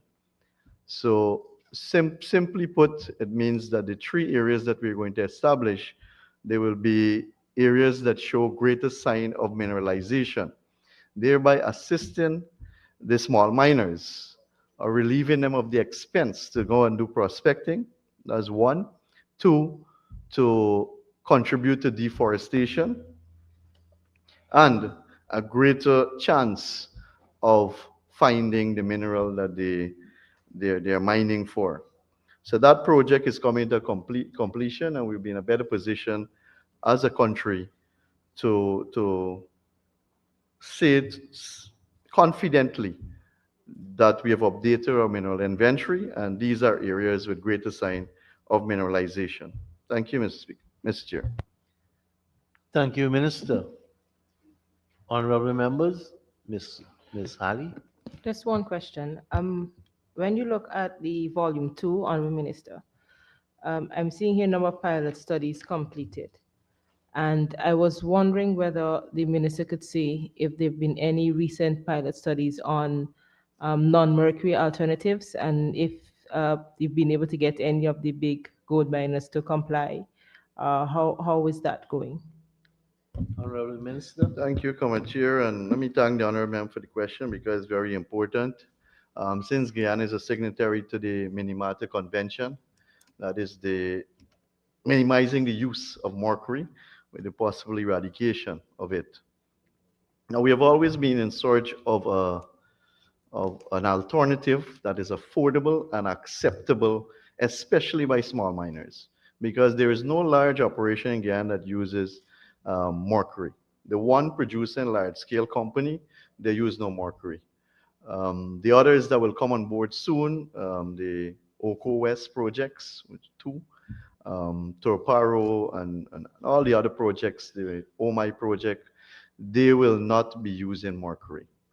Most of the medium-scale operations that we are licensing now, there's a no mercury policy in it, mainly because there are alternatives. The alternatives, however, is a bit expensive than the current method. That is why we've been trying to get our small miners especially to either come together in a group, form consortium, and that's why we are adopting this, as we call it, a Troy-like model, where you can put 100 small miners in one small area.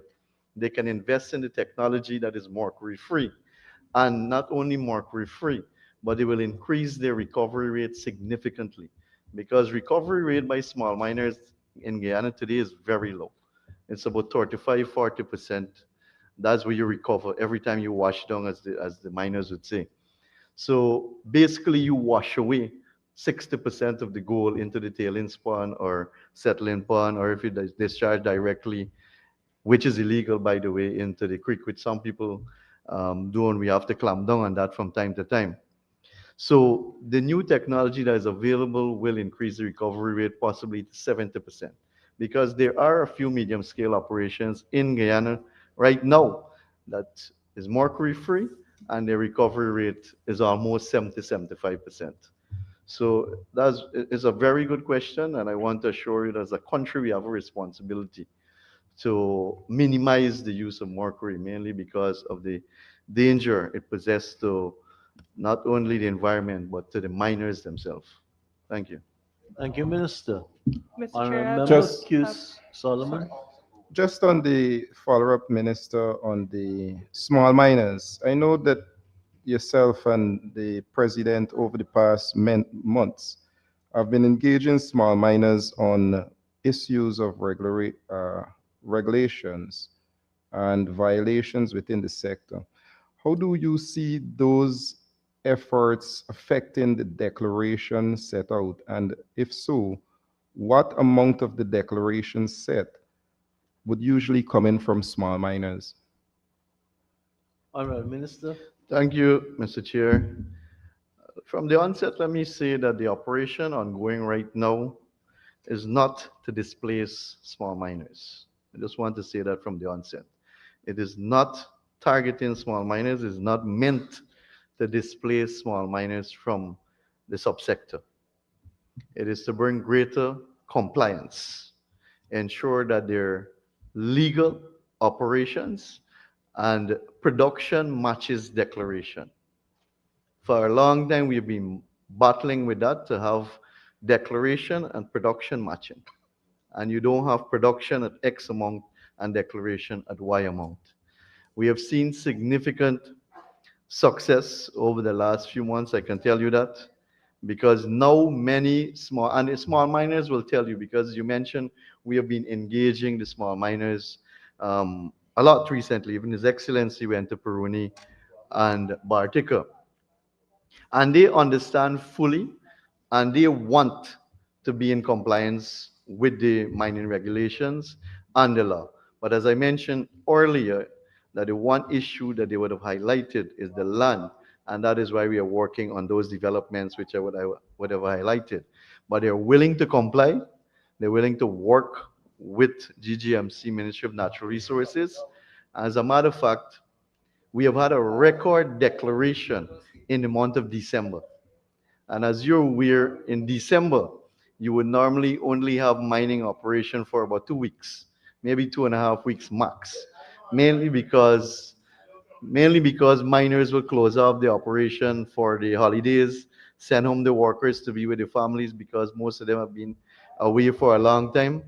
So in December, you would have the lowest declaration of all the months, January and December, because miners go back late into mining in January after they celebrate during the festive season, and in December, they close off early. However, last December, because of the operation that we have been conducted, we had a declaration of 81,000 ounces of gold.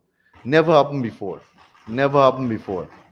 The Guyana Gold Board, for the first time, purchased 195,000 ounces of gold. Never happened before. Mainly because we have these offices placed at strategic locations, and we have increased the cash payments for small miners.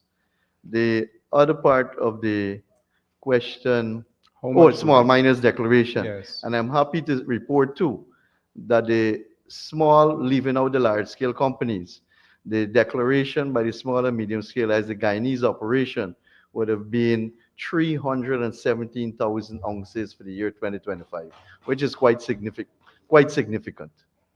Thank you. Thank you, Minister.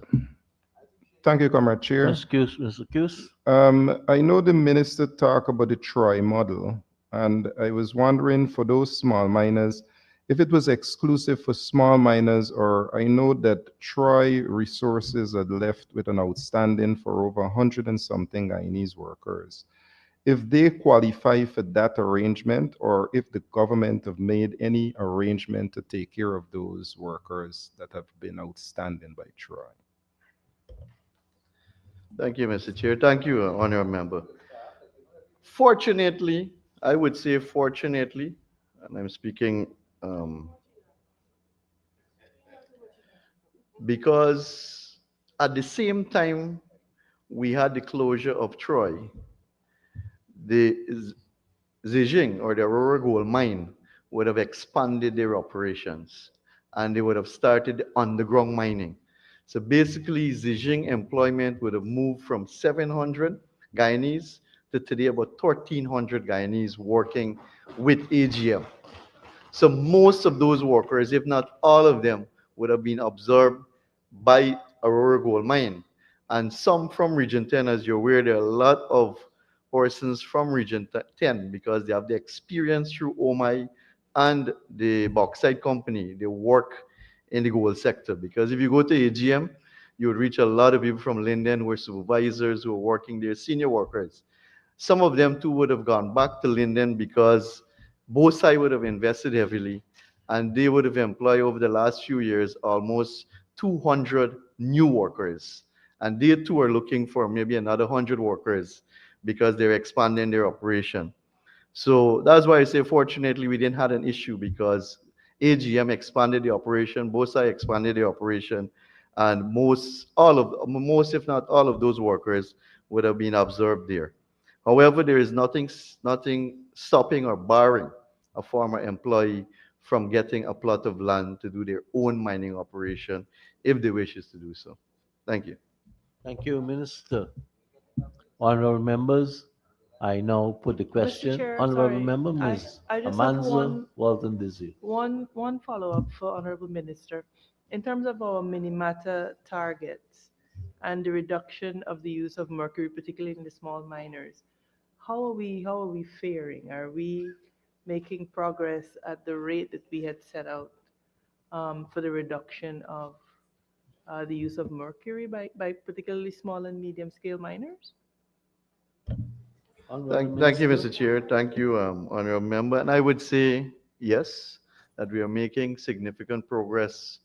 And it has a lot to do with the individuals too, because many individuals and organizations entering into the mining sector, they see the danger in using mercury and they see the advantage of using the alternative technologies or methods that are available. Because you use mercury, your recovery rate is 35%. You use the technology that is available, you get 70% at the same operational cost. So it makes absolute sense to use the technology as available. And many of us who are engaged in the sector would know that there are systems available right across the board in Brazil. Very good system that can be used and is very affordable as well. And a lot of our medium scale miners have been buying into that technology or that new method that is available to extract gold from the ore. So I would say, and as I mentioned, most of the medium scale operation now that are being licensed or permitted, they are moving away or they're encouraged to move away from mercury. Is there Mr. Chair, a follow-up through you? Just Go ahead. final question. Is there a preferred technology that you're seeing being utilized, shaking tables, whatever it is, by the medium scale? And is there any consideration, particularly for the small miners, incentivizing the use of that technology? Thank you, Mr. Chair. The preference is the miners.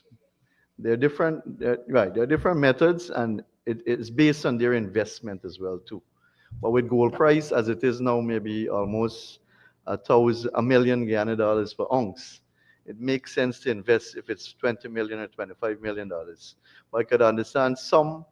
I see we got to differentiate too between or among medium scale miners, small scale miners, and then at the bottom we'll have the pork knockers or the bagmen or the men who work the edging, right? So that's a different category. Sometimes we call them small miners, but really they're not small miners, right? Because most small miners in this country have excavators, not one, maybe two, three, right? But we are working with those micro, as you said, or the pork knockers kind of miners, to one, provide a space for them to mine, because normally they would go and punt on somebody else's land or in somebody else's tailing pond. Right? That's a normal complaint. So we're working now to have a special area where they can actually go and mine without any problem, safely. Nobody would come and put them off, and hopefully to get them in a group where they can form themselves basically into a consortium. That's the only way they're going to be able to invest in the new technology that is available. So it's a work in progress. You got to keep working with them. It's not easy. All of us here know how difficult it is to manage this particular sector. And I would normally jokingly say the forestry sector is so easy to manage because you can't run away with a log on your shoulder. But a piece of gold this size is probably 100 million Guyana dollars right now. Right? It's only 100 million Guyana dollars. So it is so difficult to manage the mining sector, the work in progress. Thank you. Honorable member, we have been given a good lesson in the compliance, application, definition. So we're at the line item, and perhaps what it begs is a question if in the line item, education is included, but I know that's separate to GGMC. Honorable members, let us put the question because the Mr. time. Chair, I just had one single follow-up. When you're going to get back your mind? Once, no, no, sir. Just one single follow-up. I just want to know if, through you, sir, if there is still consideration being given for a local content policy to be developed for the mining sector. Honorable Minister. Mr. Chair, my apologies to you because I know we haven't been following the the budgetary allocation in budget 2026, but I think it's important that we have, with your permission, this discussion too. What has happened, quite honestly, is that when we design, pass, and implement the local content legislation now, it was primarily intended for the oil and gas sector. But what we have done over the years is that we have tried to get investors who are investing in other sectors to also at least be compliant or try to be compliant or in line with the local content legislation, even though it's targeting the oil and gas sector. You find that a lot of investors coming to Guyana now, even in agriculture, tourism, mining, they have been actually following the pattern, as my colleagues say, or coming in line with the local content legislation. But it is something that we are considering, whether there is need to have a dedicated local content legislation for mining or for the other sectors. But we have seen good results, to be quite honest, since we have implemented the present local content legislation across all sectors. Thank you, Minister. Honorable members, I now put a question that the sum stated for Agency 26, Program 262, current, stands part of the estimates. Those in favor say aye. Those against say no. Ayes have it. The sum stated now stands part of the estimates. Program, page 525.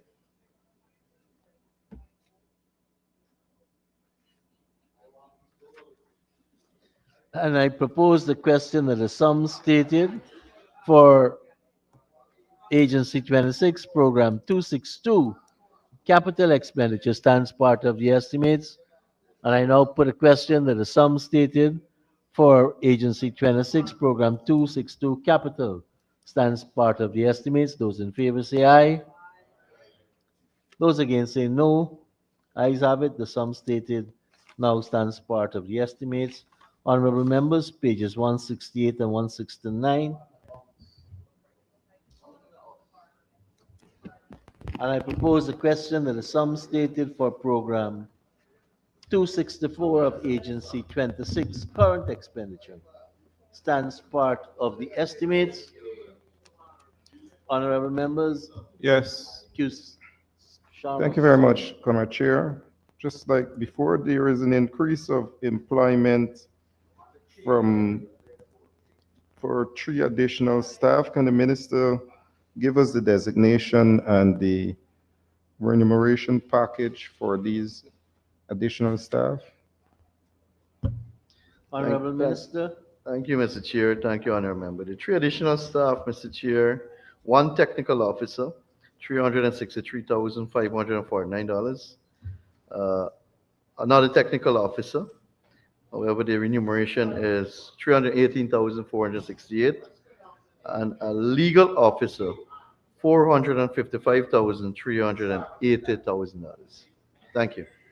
Thank you, Minister. Also to the Honorable Member, Mr. Sharma. under 611, the increase, can we have a breakdown of that, Minister?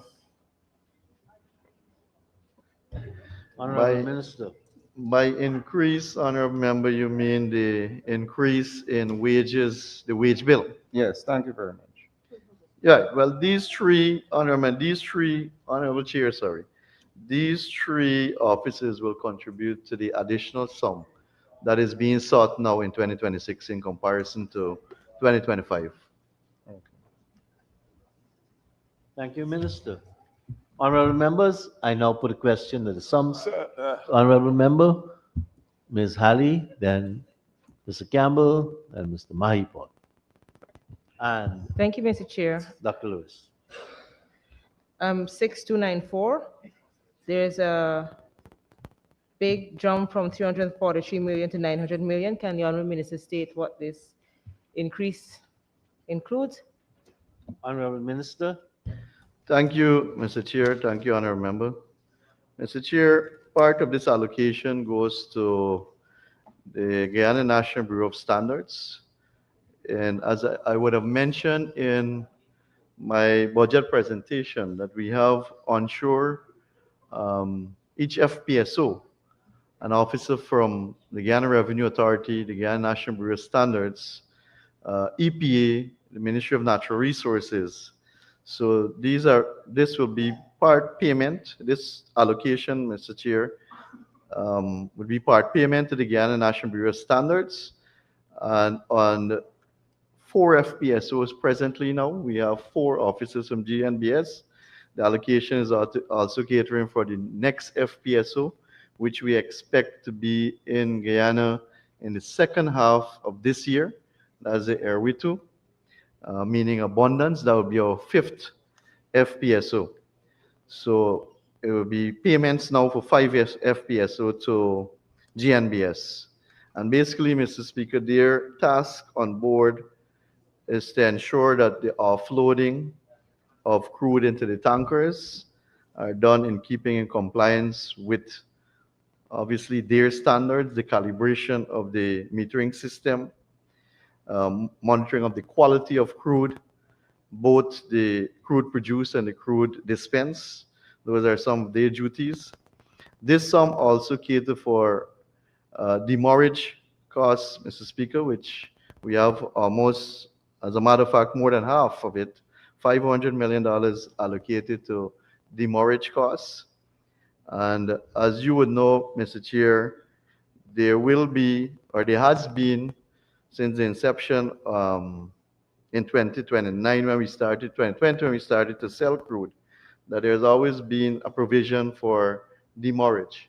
That is vessels staying longer within the Stabroek area than the time allocated to them. And there is a 36-hour lead time, as we report it, for each tanker to be loaded. And each tanker presently will take 1 million barrels of crude. We haven't moved to the stage where we're using the VLCC, which take 2 million barrels. So every lift, as we report it, actually offload 1 million barrels of crude into the tanker. That is why so much time is allocated for a tanker to be moored alongside one of the FPSO. Estimated, it should take about 24 hours to load 1 million barrels, but there's an additional 12 hours given because of conditions that may exist offshore.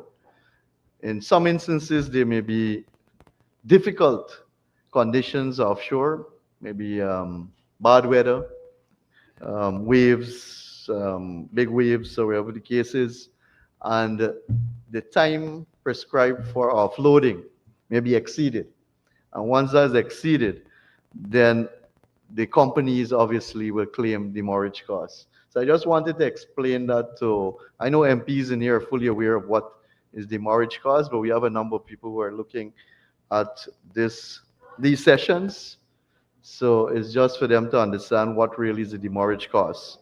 And since our operation is in the deep water, conditions offshore are not always favorable because of the depth that they're operating in and the sensitivity and the nature of the sector that we're dealing with, especially when it comes to health and safety. Mr. Speaker, Mr. Chair, what is important to note is that the sum allocated in 2026 is actually the sum that was probably allocated in 2021, 2022, when we only had 2 FPSOs.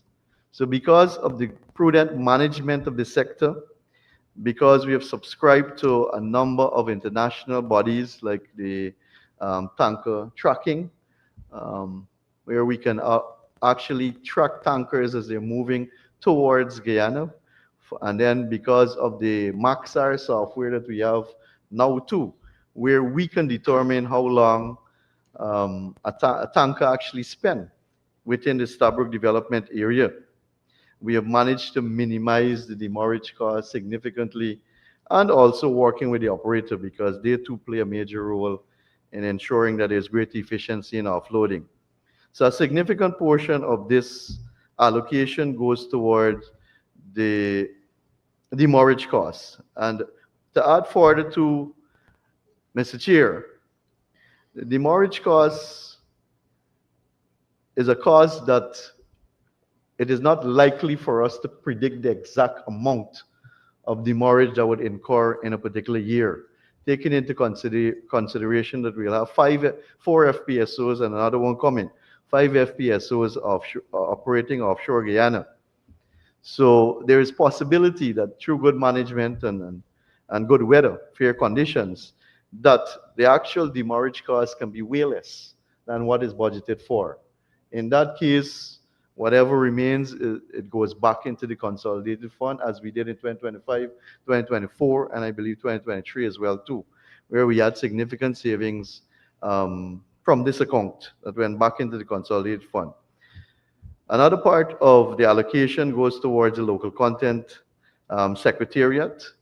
As we would have announced, consultation have already started to make amendments to the legislation and also to revise Schedule 1 of the local content legislation with the possibility of adding more services to the 40 that already exists and to revise targets for those services that are being carved out for Guyanese businesses. So, Mr. Speaker, in short, these are some of the activities that this allocation will basically satisfy in 2026. Thank you very much, Honorable Thank you. Minister. Honorable Member, Ms. Halley. Thank you. Just for clarification, very quick. I think I heard you said 4 persons, 4 staff. If I'm accurate, is it that you're paying? Is it a salary, and is it also, does it include for them payment to get them on and get them off the FPSOs? That money that is included here. Thank you, Mr. Chair. Mr. Chair, just a clarification. It's the Ministry of Natural Resources will not be paying the GNBS staff, but rather we are paying a lump sum amount to the Guyana National Bureau of Standards, and they will take care of their staff. Honorable Member, Mr. Campbell. Thank you, Mr. Chair. Honorable Minister, looking at line item 6111, administrative, and taking a look at the program performance statements, I see that there is an intention to establish a regulatory agency and directorate. And I was wondering, I'm suspecting that this is the Petroleum Commission, and I was wondering whether in these numbers it's being budgeted for. Thank you, Mr. Chair. The short answer to the question, Mr. Chair, is no. These are not the traditional stuff, but I understand the question of where you're getting towards. Of the Petroleum Commission, I think last year we had a very, I wouldn't say heated, but a very entertaining discussion on this topic. But as it is now, Mr. Chair, and by saying this, I am not giving myself or only the government of Guyana credit, but I'm crediting our country to say that Guyana has one of the best managed oil and gas sector in the world among new oil producing countries. And this goes as credit to Guyana and not necessarily myself as minister responsible and my team or government. But as a country, we should be proud of that. So, Mr. Speaker, we are quite comfortable that the sector is being managed competently by the team, and I want to thank the team that we have at the Ministry of Natural Resources, small, young, bright team that has been doing a wonderful job thus far. Having said that, I am not going to rule out the possibilities that lie ahead in terms of strengthening the management of the sector. Thank you. Thank you, Mr. Minister. Speaker, just one follow-up. Go ahead, Honorable Member, Mr. Cameron. The Honorable Minister is very charismatic, and as always, absolutely nothing wrong with that. But I'd like to remind the Honorable Minister that the last bid round started in 2022, and in 2025 is when we finally got 2 awards completed. So I know the Honorable Minister must be very busy, so I'd just like to counter that maybe, just maybe, and since it's included in the strategies, that such a commission might be able to help even with the bid rounds and faster processing. Thank you. Thank you, Mr. Chair. Mr. Chair, drawing reference to the bid round again, I don't think it really ties into what the honorable member is trying to ask. But let me just say for clarification that yes, the bid round was held in 2022, and we have signed 2 agreements last year, bringing in $32 million signing bonus for 2 blocks put together, the size of almost or less than 4,000 square kilometers in comparison to the starboard block, which is over 26,000 square kilometers. Just to put things into perspective, so that the viewing public understands. And it's not deep blocks, but shallow water. And I'm not going to proffer an excuse, honorable member, as to why the agreements took so long, but I'm going to put forward a few reasons. Why? Because it's important too. And one of those reasons is that we always wanted, when we campaigned as a political party in 2020, we said that we're going to have better production sharing agreement with a better fiscal regime for the country. And we're going to have a model PSA. Now, we had to basically draft 2 model PSAs. We only had the starboard PSA, but we know the challenges and the issues that we had or have with that. So we drafted 2 model PSA, one for the blocks in the deep water and one for the blocks in the shallow water, which obviously carry different conditions. And we also wanted a standard PSA for all the companies that are signing on. We didn't want a PSA for Total, one for Cybil, one for CISPRO, one for Qatar. We wanted a model PSA that all companies coming into Guyana to do exploration activities would agree to and sign. And as you would imagine, that took some time and back and forth and negotiation. However, the fiscal regime, as we would have mentioned, was non-negotiable. So now that we have that standard PSA, it will be much easier now to finalize agreements with future companies that are interested in doing exploration in Guyana. And that is why we would have concluded those two quickly. And we are still in the process of concluding another two, hopefully shortly. The other issue to Honorable Member, Mr. Chair, is that we did a bid wrong and we took that decision to do the bid wrong with limited data. We only had the 2D data that was available. And as you would know, Honorable Member, that for companies to actually bid on blocks, because it's such a capital intensive sector, you really need to be sure as to whether there are signs of hydrocarbon and that the data look positive for companies to actually submit bids. Nevertheless, we still attracted 14 companies that would have submitted bids for that bid round with the limited data available, with the 2D data. That's why this year, and I think this project would have started already, where we are going to do our own multi-client 3D seismic survey. That project is ongoing. I think it started recently, was passed last year.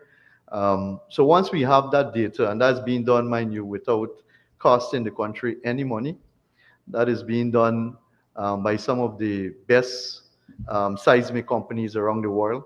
We already have one of the seismic boat offshore that is doing some work for Exxon, and we'll go into the shallow areas to continue that seismic survey. So we're doing this because when a decision is made to do a second bid round, then we will have that data that will be available in our own data repository that will be in country. Because presently, maybe you're aware that our data are not held in country, mainly because we don't have the infrastructure to do so presently. But we are bringing that data home, if I may say so, and the data that will be accumulated or acquired from the 3D seismic survey now will be housed in our own data repository, where a fee would be paid by companies wanting to bid for blocks offshore Guyana, and thereby earning a revenue as well too, and making data that are relevant, updated, available, and which obviously will be more attractive to prospective bidders in the future. Thank you.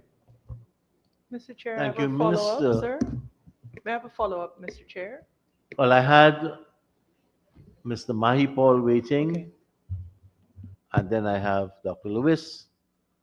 Right, so let me take them in that order. Thank you, sir. Sir, I'm going back to 6294 on the demurrage charges.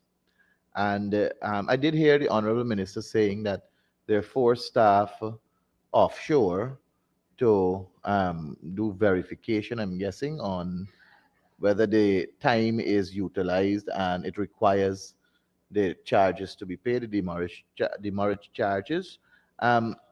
The 4 officers are all from GNBS, or is it one from GNBS, one from your ministry, and one from GRE? I didn't hear where the 4 are coming from. Honorable Minister. Thank you, Mr. Chair. Mr. Chair, just for clarification, the reason why 4 is being used is because we have 4 FPSOs offshore now. So on each FPSO, you will have an officer from GNBS, EPA, GRA, Ministry of Natural Resources on each FPSO. So when Erwitu, the other FPSO, arrives in Guyana, then we'll have a 5th staff on that FPSO.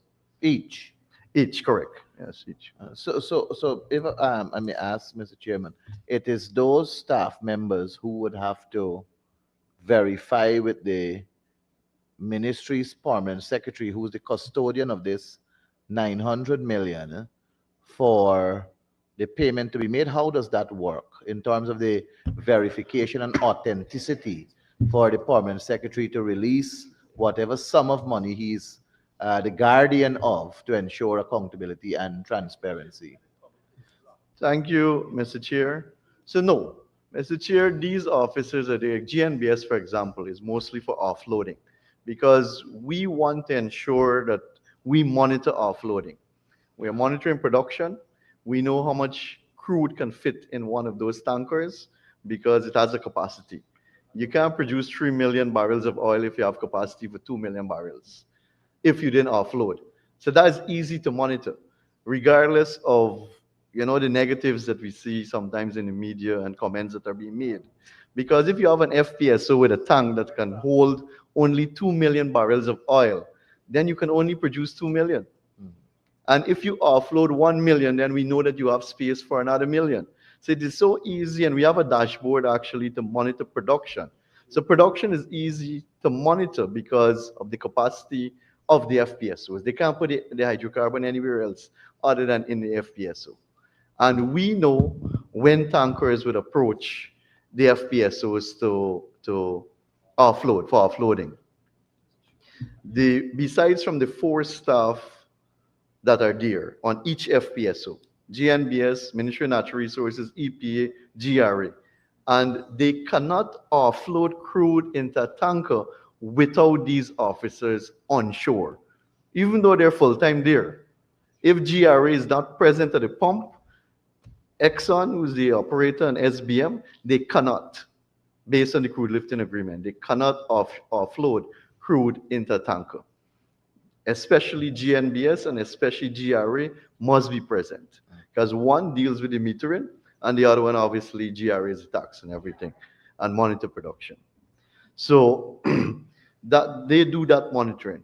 In terms of the demurrage, it is easy to monitor demurrage. One, we have what we call a third-party inspector.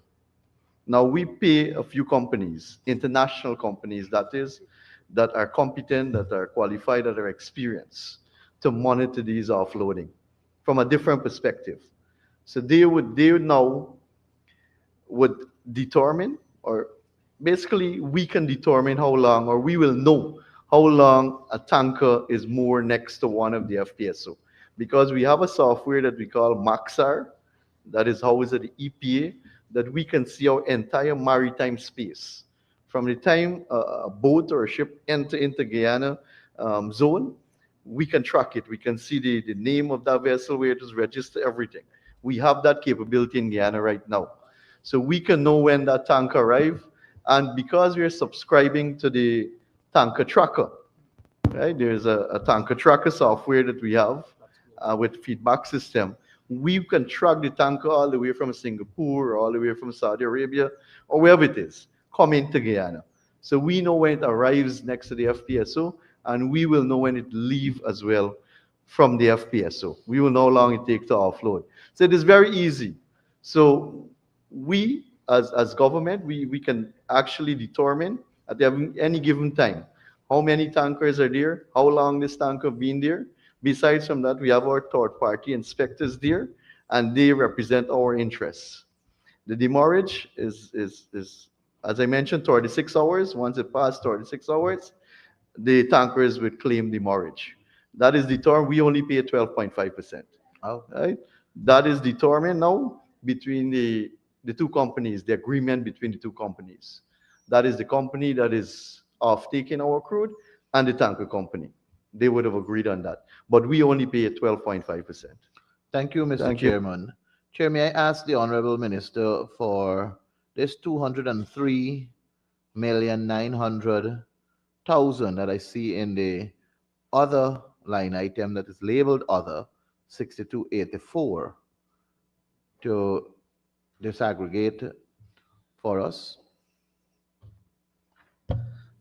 Thank you, Mr. Chair. Mr. Chair, I've mentioned a few times, and even just now, I mentioned our subscription to the London tankers. That's the correct name I was trying to get. So we pay a subscription to a number of these bodies and organizations like S&P Platts. We've been paying them subscription ever since we started to produce crude, because that is how we determine our pricing. We get a good price for our crude. Platts, the London tanker, and a few other bodies that we subscribe to. So part of this would go towards the subscription cost, $75 million, the advertisement, $10 million, and we have an allocation of $118.9 million for the review of the FDP. We are preparing that there will be the possibility of another FDP or the eighth project by Exxon being submitted to us. They have indicated that already. I think it's public information that the long tail project, I think they would have advertised to do the countrywide environmental consultation that they would normally do in preparation of the FDP, the Field Development Plan. And once they submit that FDP to us, then we have a consultant, international consultant, to review that FDP with the view of approving and signing a production license. That's the process. That's how we would have signed Payara, Whiptail, and Waru, and all the license that we have already signed, the production license, that is. So it requires a specialist company, consultancy company. Normally, we would have worked in the past with a company called Bayface out of the UK. They have worked with us on a number of these developments. They're quite competent. So this allocation is basically catering for the eventuality of Exxon submitting the eighth project, the FDP for the eighth project, which is the long tail project, as they call it. Thank you, Mr. Chairman. Mr. Chairman, I ask the Honourable Minister if the London Tanker is an international organization that we pay this subscription to. This is the subscription, and I would have mentioned that we can track tankers from wherever they are, Saudi Arabia, Singapore, all the way to Guyana and out of Guyana waters. This helps us now to reduce our demurrage costs, because once we can know where the tankers are and not basing a decision on what others are telling us, but rather we can actually see where the tankers are. Because we're paying this subscription, we have the software, we can actually see these live movements of tankers. So that is what will be contributing. But is it, towards. Mr. Chairman, an international organization? An international, not a local, international organization. That we're subscribing to. Yes. So this may be more of an administrative question, Mr. Chairman. Why is the sum under 6284 other and not 6322? Which caters for subsidies and contribution to international organization? Right. I think you got the answer. It's a service. No, It's a I'm service not being hearing provided. them. It's a service provided. The other one basically is contribution to organizations. For example, I don't think the allocation is here, but if it's a subscription like EITI, we pay a yearly Dr. Lewis. subscription. That would Okay. be Dr. Lewis. Thank you very much, Chairman. Thank you very much, Mr. Chairman. Dr. Lewis? I already move ahead. Dr. Lewis? Chair, my questions have already been answered. Thank you.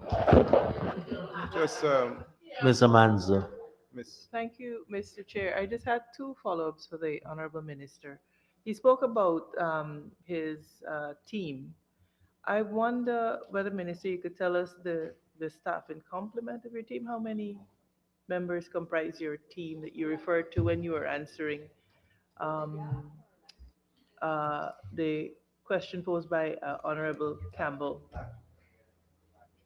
Thank you, Mr. Chair. I think the honorable member is referring to the team, the petroleum team, because I didn't make reference to that. Yeah.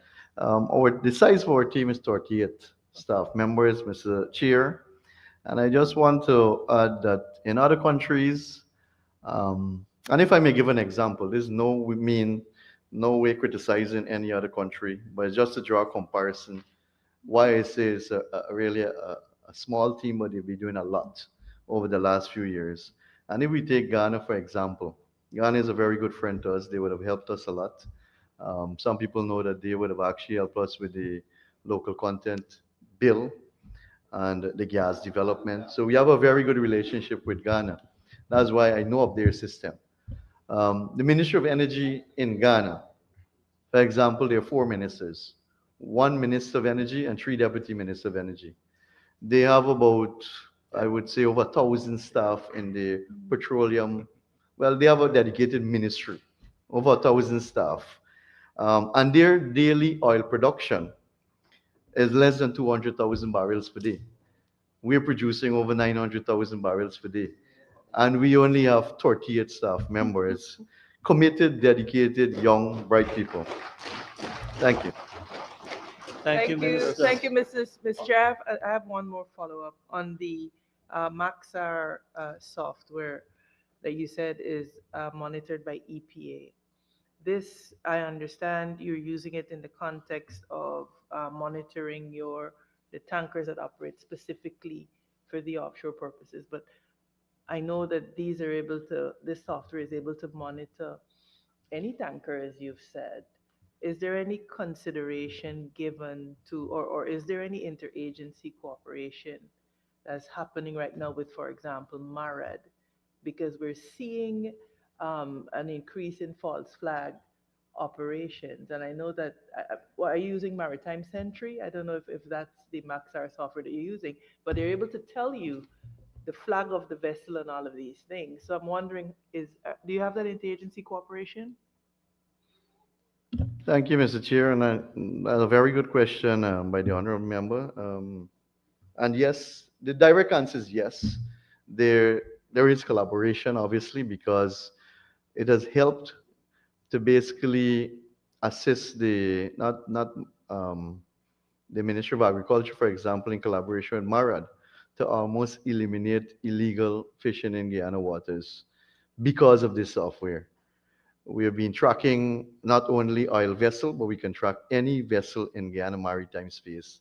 That's one of the main features of that software. So there are interagency collaboration and cooperation, including the security services, but I'm not at liberty to go forward on that. You would understand. And the other thing I want to mention, Mr. Chair, on this software is not only can it monitor vessels.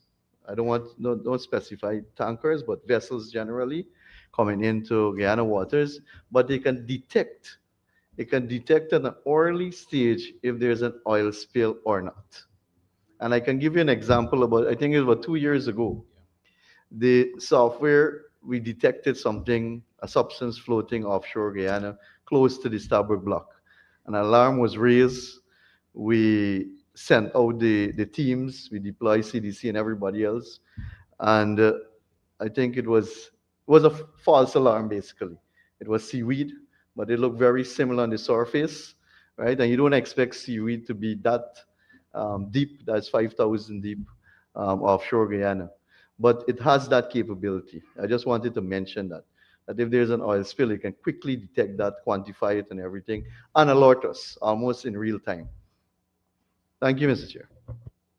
Mr. Q. Solomon. Mr. Chair, thanks very much. I know that the minister is elaborating a lot on in fact, the team that he mentioned on our offshore potential.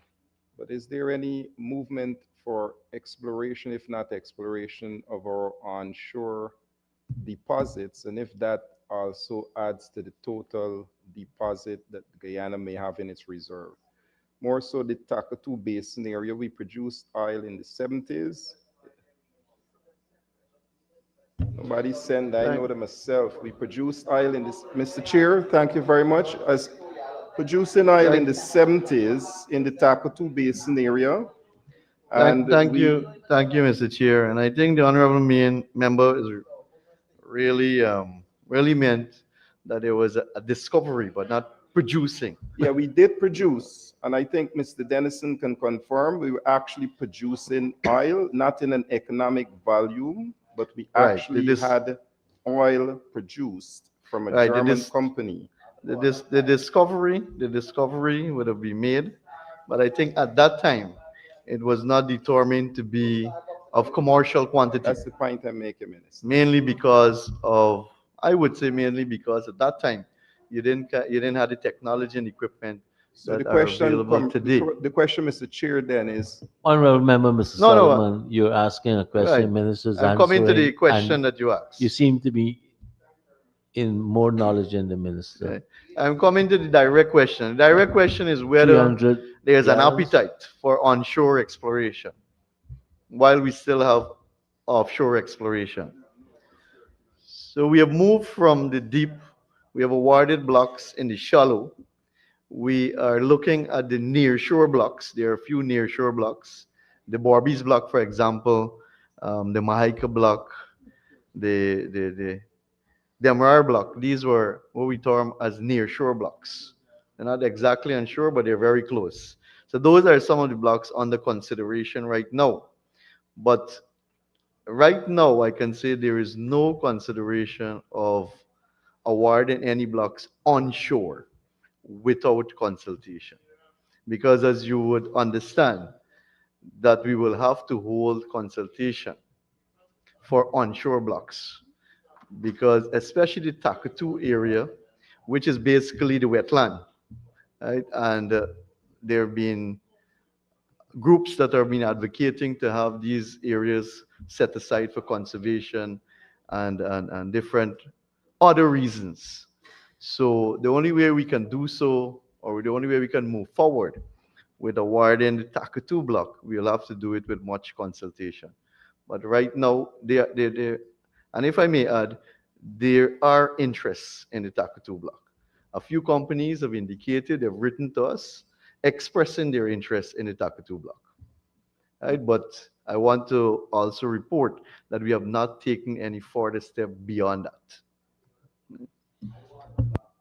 Thank you very much, honorable members. Honorable members, I now put a question that the sum stated for Agency 26, Program 264, Petroleum Development, current expenditure stands part of the estimates.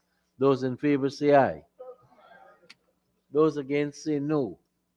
Ayes have it. The sum stated now stands part of the estimates. If we can turn to page 525, and I propose the question that the sum stated for Agency 26, Program 264, capital expenditure stands part of the estimates. I now put a question that the sum stated for Program 26, Agency 26, Program 264, capital expenditure stands part of the estimates.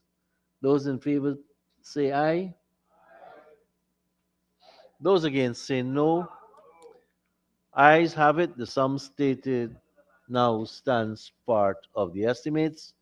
Honorable Minister, thank you and your staff for taking us through your agency and for that comprehensive presentation on your sector. Thank you very, very much. Honorable members, let the assembly resume. This is a good time to take the suspension, and we will return at 2 p.m. tomorrow to continue consideration of the estimates. To you and the staff, have a good and safe trip home.